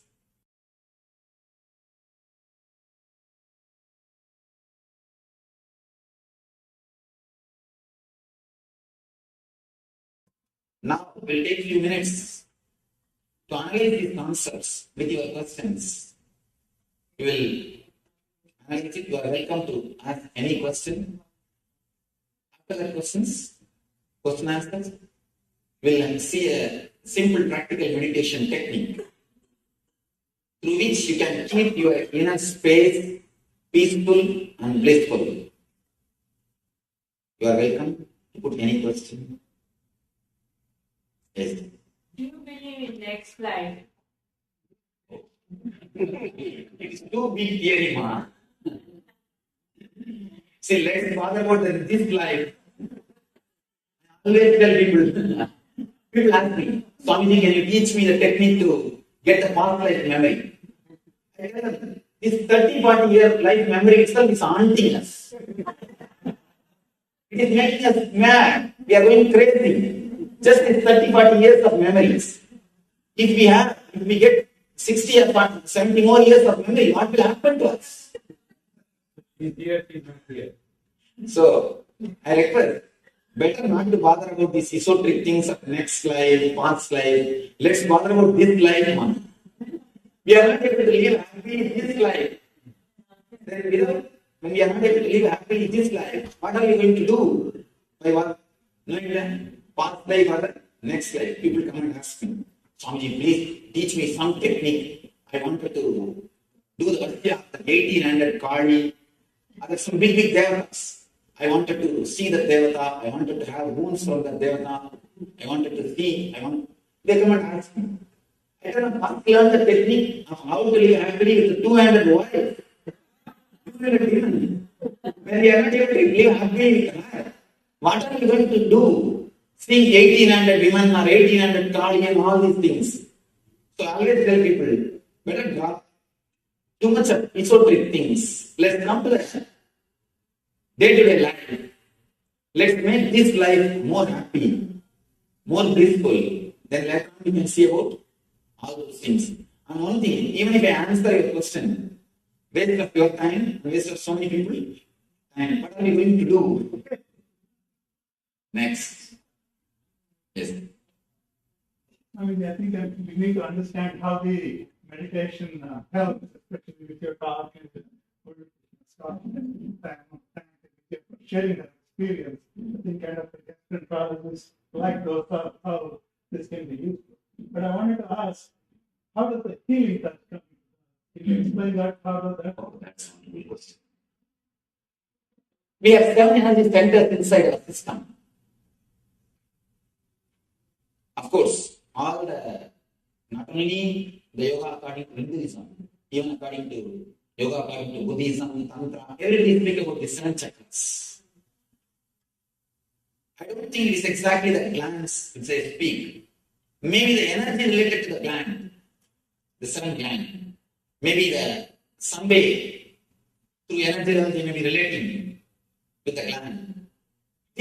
Of course, the traditional belief is that these chakras are only controlling and managing our physical, mental, emotional, and spiritual activities. If some of these chakras are disturbed, we fall or we get diseases. If we can heal those chakras, activate those chakras through meditation, naturally disease disappears. They become healthy. If you can do by your own meditation, it is called self-healing. If you take the help of a master who meditates, it is called healing. One question comes here. How can somebody else give energy to us? Of course, in the modern day, a lot of research are done about this Kirlian photography and all those things. They prove very clearly the energy can be shared. And even if you study deeply Einstein's theory, he says there is no such thing as matter and energy in the end. In the end, he speaks almost like a mystic, as Murali Krishna was mentioning, Dr. Murali Krishna was saying, he's a rishi. Einstein is the rishi. The end of his theory, what he says, equal to mc square. The same thing is expressed by Isava's Upanishad. Isha Vasyam Idam Sarvam. Whatever exists is energy. He's almost like a rishi. In the end, he says, that there's no such thing as a matter energy separately. So when you can give a matter to somebody, why not energy? All you need is a right technique to share. Of course, still we are not able to quantify how much of energy is shared and all those things. That's the reason we are not able to give something like a across the table. But one thing is sure, energy can be shared. That much I can be sure. How much it can be shared, how better way we can share, through what techniques, all those things, we have to do a little more research. If you do it by yourself meditating, it is called self-healing. If you take the help of a master, it is called healing. And it is possible for time immemorial. In India, this practice is, of course, it was practiced and it is in the practice. You can see even, of course, your own villages. You go to your villages, you can see some kids fall sick, they will take the child to the village priest, and the village priest will take the neem leaf and beat the kid with some mantra, some words, and the kid will cry like anything. Within 2-3 days, he will become all right. And you can see this as a regular phenomenon. It is not that once or twice. Somehow, in India, the healing is a regular phenomenon which happens in every village. I can say India has got at least 2-3 million healers. 2-3 million in every village is the regular thing. There are many villages. People don't go anywhere else. Somehow, even though we are still yet to come up with a clear-cut data to present the whole phenomenon across the table, even though we are not able to completely objectify it, completely present in the objective form, the whole thing, but there is something behind this whole healing system. That much only I can say. Yes, next. What about continuous internal japas like I remember, for example? Yes, of course. The japa is a beautiful technique to reduce the power of engrams over your thinking, to make the whole thing into conscious. Japa is one of the beautiful technique. But one more thing, there is a danger. When you do japa, it should not become one more unconscious process. I have seen many people, one side they will be saying, Rama Krishna, Rama Krishna, Rama Krishna. Hey, what happened to the brinjal? Did you attend the phone call properly? What happened to your work? Did you get ready? Hare Rama, Hare Rama, Hare Krishna, Hare Krishna. Then it becomes one more unconscious process. Please don't allow the japa to become one more unconscious process. If it is done consciously with awareness, then it helps you to come out of the engrams. It helps you to be more aware, more conscious of your thought process. You will be liberated from samskaras. If it becomes unconscious process, there is a big danger that itself will become one more engram. And will continuously create a fear if you don't do. Continuously create a fear if you don't do. Please just be careful. You need to be conscious when you do japa or meditation. Yes.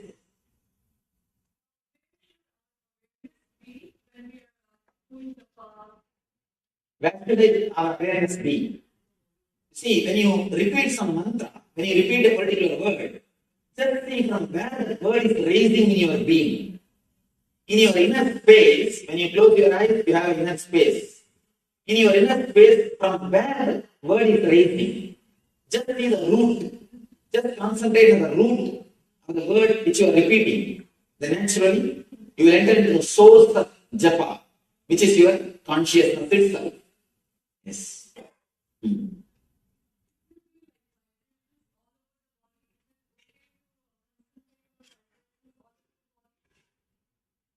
You can see, you can start touching the source of vibrations, from where the vibration starts.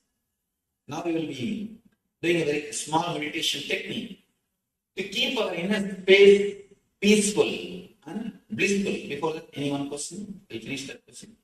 When we utter mantras, most of the time it will be in Sanskrit like that. We don't even know what we are uttering, the meaning of it.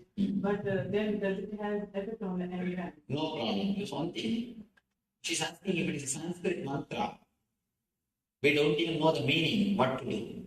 There is no need for you to know the meaning. If you know the meaning, it's okay. Any word repeated with awareness will silence your mind. Any word repeated with awareness will make your mind silent. I've seen few people repeating even Coca-Cola. Of course, you need to be aware. You need to be aware. You can't just repeat and do something else. You need to be aware. Of course, one more thing. I just made fun of this Coca-Cola. Naturally repeating the divine name has got its own impact. We can't compare Coca-Cola and Ramakrishna. Surely we can't compare. But what I'm emphasizing is more on awareness. Just to emphasize on awareness, I made this statement. But surely, when you repeat the divine names, it has got its own effect, its own thing on your being. Yes. How long does the meditation effort take? Oh. Even if you can clean your inner space only once a day with a 15 minutes, that is enough.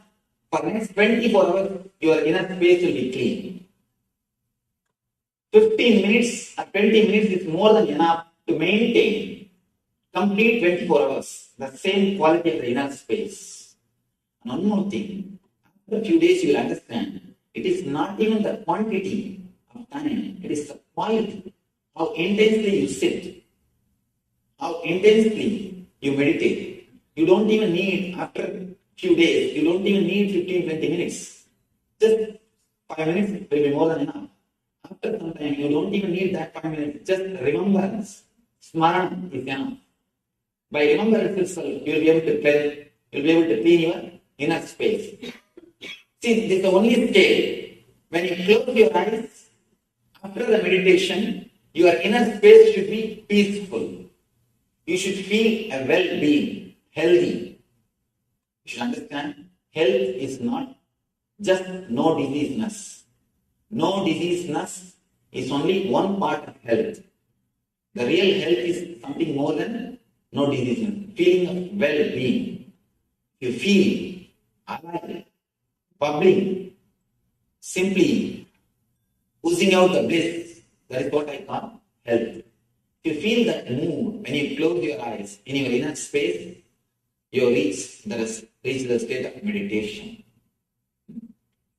Closing eyes is important, or you can do closing eyes? In the initial level, you need to close your eyes. After that, you don't need. I think this time should be entered into that. Yes. You share with the audience what the NSP training is, and then if anyone really wants to get serious about uncovering their ingress, there's the most wonderful program, and everyone should know about information.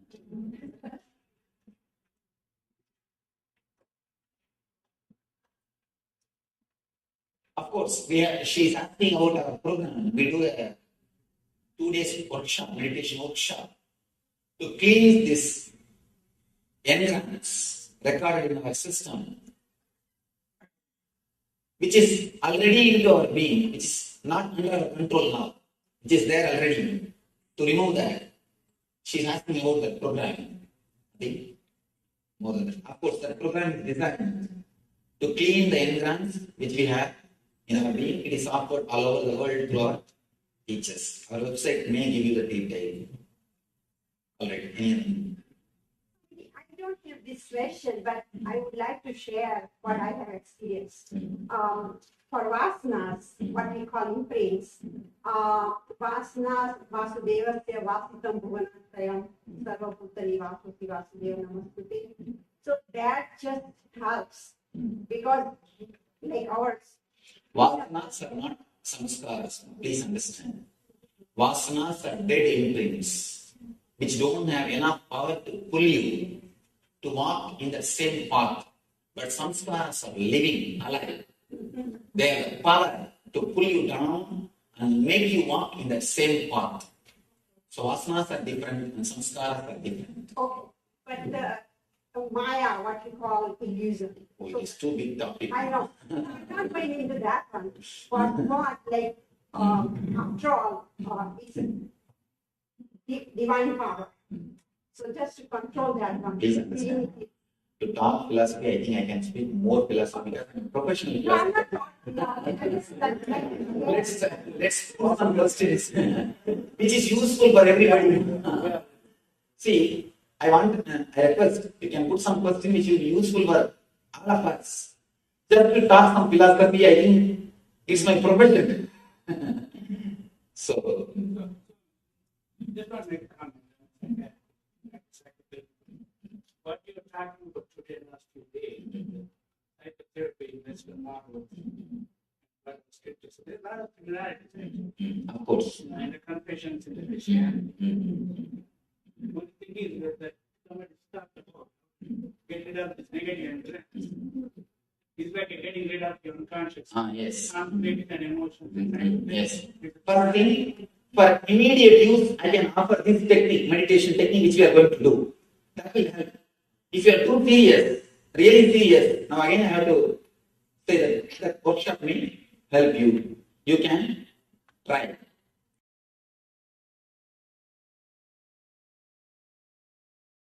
It's time to enter into the sutra, the great sutra of Mahadev.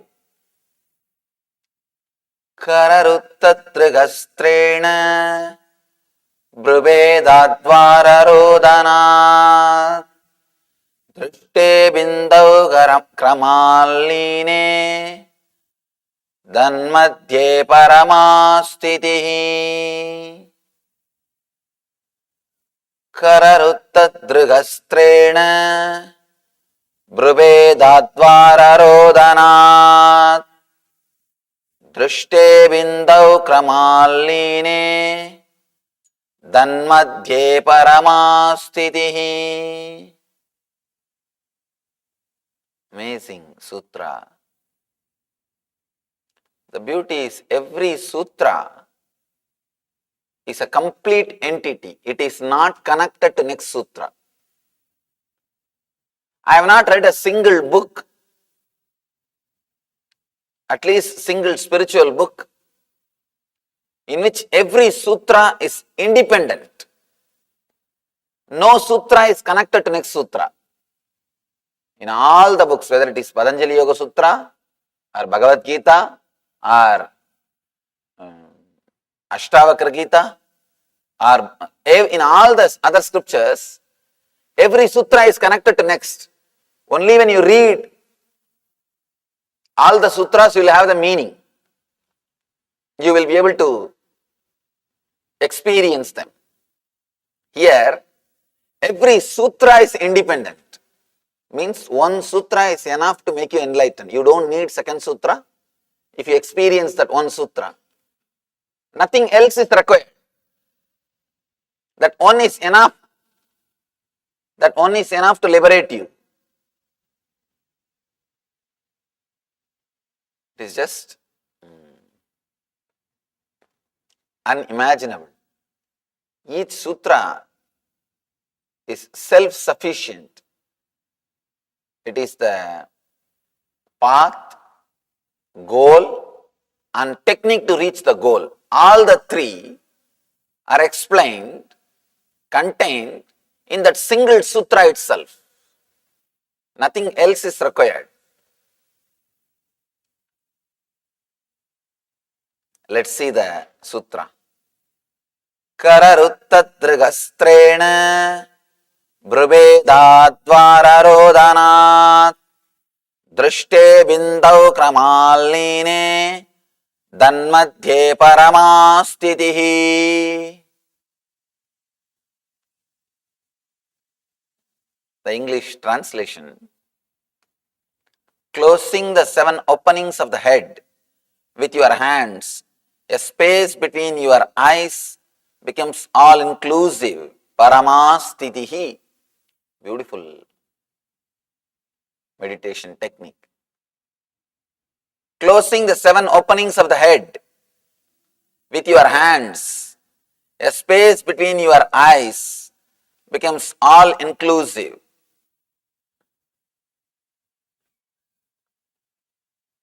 The whole Tibetan Buddhism is this one technique. This book, each sutra of this book is the base for one religion. That is why I say this is the book of books. Each sutra from this book can create one religion. The whole Tibetan Buddhism worked on this single sutra. Dhanmadhye paramastitaha. In that space, let you achieve the ultimate, eternal. It's a technique to work on the third eye. The Bhashyakara says, by using the hands as tools, block the entrances in all directions, the eyebrow center is pierced, Bindu is seen, being gradually absorbed within that, the supreme state is realized. It's a beautiful commentary. Let's enter into the sutra. From the time immemorial, almost all religions were working on the third eye, the mystical third eye, the Ajna chakra, Shiva's third eye, the center between the eyebrows. I always tell people, if other chakras have got 10 or 20 techniques to awaken them, Ajna has got at least 5,000 techniques to awaken. Because there is no master, no religion, no guru, no mystic who has not worked on Ajna chakra. Knowingly or unknowingly, his Ajna has to open. Only when his Ajna opens, he becomes a mystic. Till then, he is only a mistake on the planet Earth. Only when his Ajna opens, he becomes a mystic. At least 5,000 techniques are available to work on the Ajna chakra, to explode through the Ajna chakra. Ajna is the window to cosmos. I always tell people, Ajna chakra itself is not ultimate, but when you look through that, you will experience the whole cosmos. It is window to cosmos. You can take a quantum jump from Ajna to the ultimate space. Here Shiva says in this technique, to close, to cover all the other openings of the head, so that the energy will be directed inside and the Ajna can be opened. He is asking us to use the concentrated energy as a tool to penetrate the Ajna and open and see the cosmic energy, experience the cosmos. You will be surprised. In Tibet, actually, literally they penetrate it with a wooden piece. They have a sharp wooden piece. Literally they penetrate. Neither any wound nor bleeding happens when they penetrate it. They penetrate at least, I can say something like 2 inch, at least 2 inch they penetrate it. They have a beautiful method. They make you sit under a big bell. There will be huge bell, 6 feet height bell.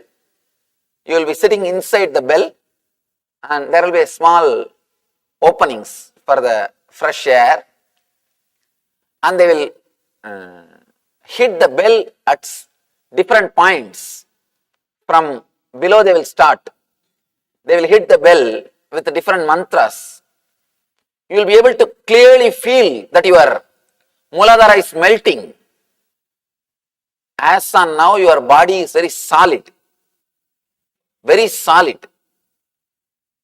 When they hit the Mooladhara area of that bell, lower area of that bell, and chant mantras, you can clearly feel that your body is becoming slowly like a liquid. You are disappearing, your weight is getting lost. You will just become like a bone covered with butter, just like a flowing liquid. It will be very amazing to see how the body melts. I had the great fortune to be with them for some time. They did it on me also. And it was amazing experience. You can't believe unless you undergo. You can't believe that just by mantra and vibration, your body becomes just like the feeling of liquid starts happening in you. As now you have the feeling that you are a solid body. That is why anything pokes your body, you are hurt, wound and bleeding starts and all those things. They just really make you feel like you are liquid. And then they come to next chakra, Swatisthana, and they start beating the bell. They just come little up and start beating the bell and chanting some other mantras, Manipatmeham or some mantras. And you are sitting inside the bell, that vibration, you feel like you are being penetrated with thousands of needles from all corners. And if you don't resist and relax, that very vibration makes you feel you are not solid, you are liquid. And slowly you relax into that vibration. You can't make out where your body starts and where the vibration starts. Suddenly you feel you become vibration. Such a powerful, strong vibrations of that bell. By the time they come up to the Vishuddhi, they take at least 6 to 7 hours. And you don't feel like eating or 1, 2, 3 anything. Your body becomes just like a liquid. You become a vibration.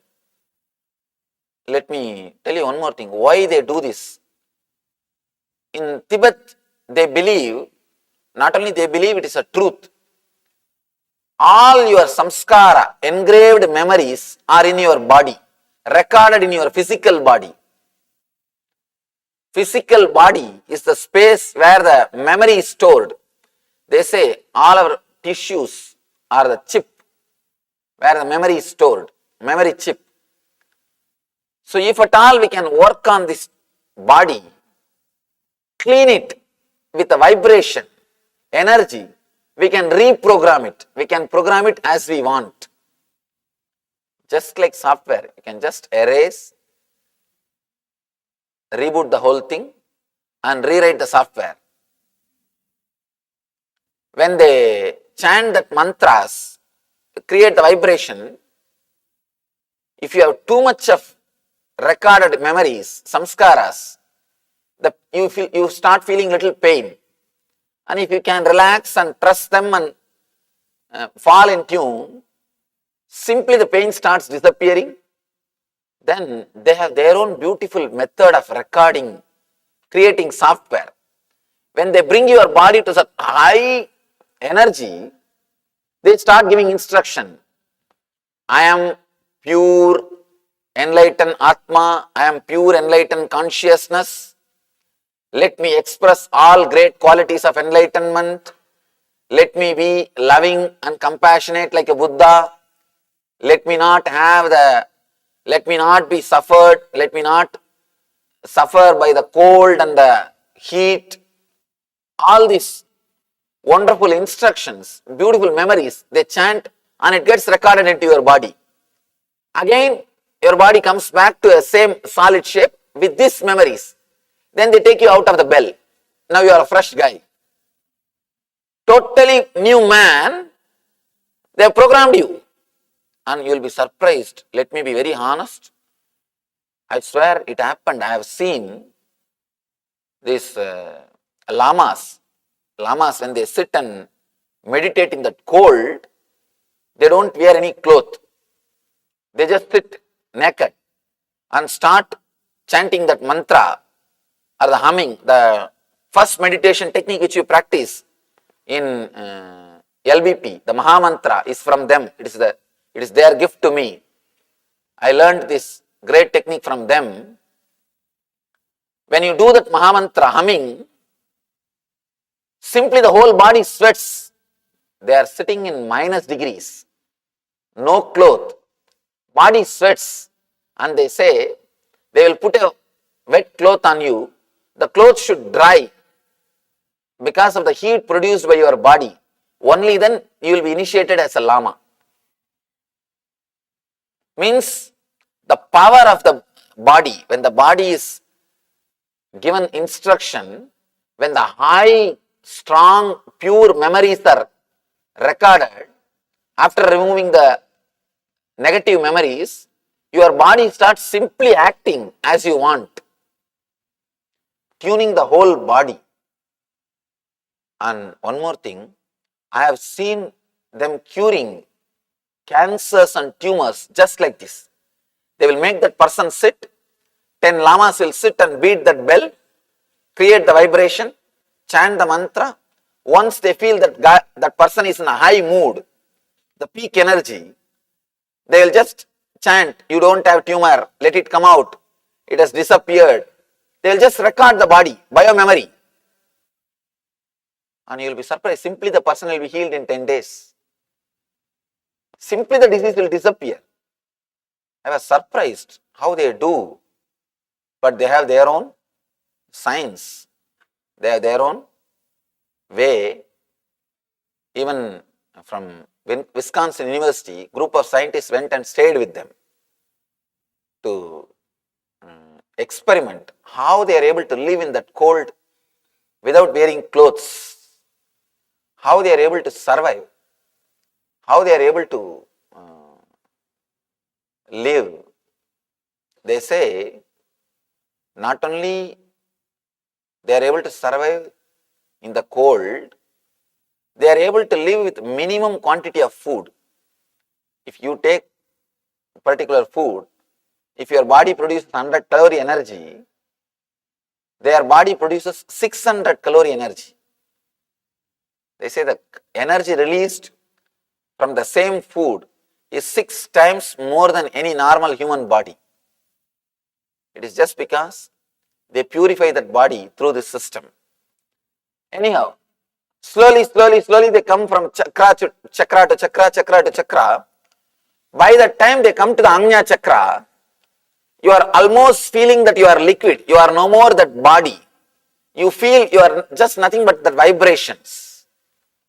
Then they take you out of the body, they take you out of that bell and start inserting that wooden needle on your third eye. It's just amazing process. I am just talking to you to tell how the whole Tibetan Buddhism is centered on third eye. And they did on me also. I don't know how you will be able to believe. It is very difficult to believe for any logical person.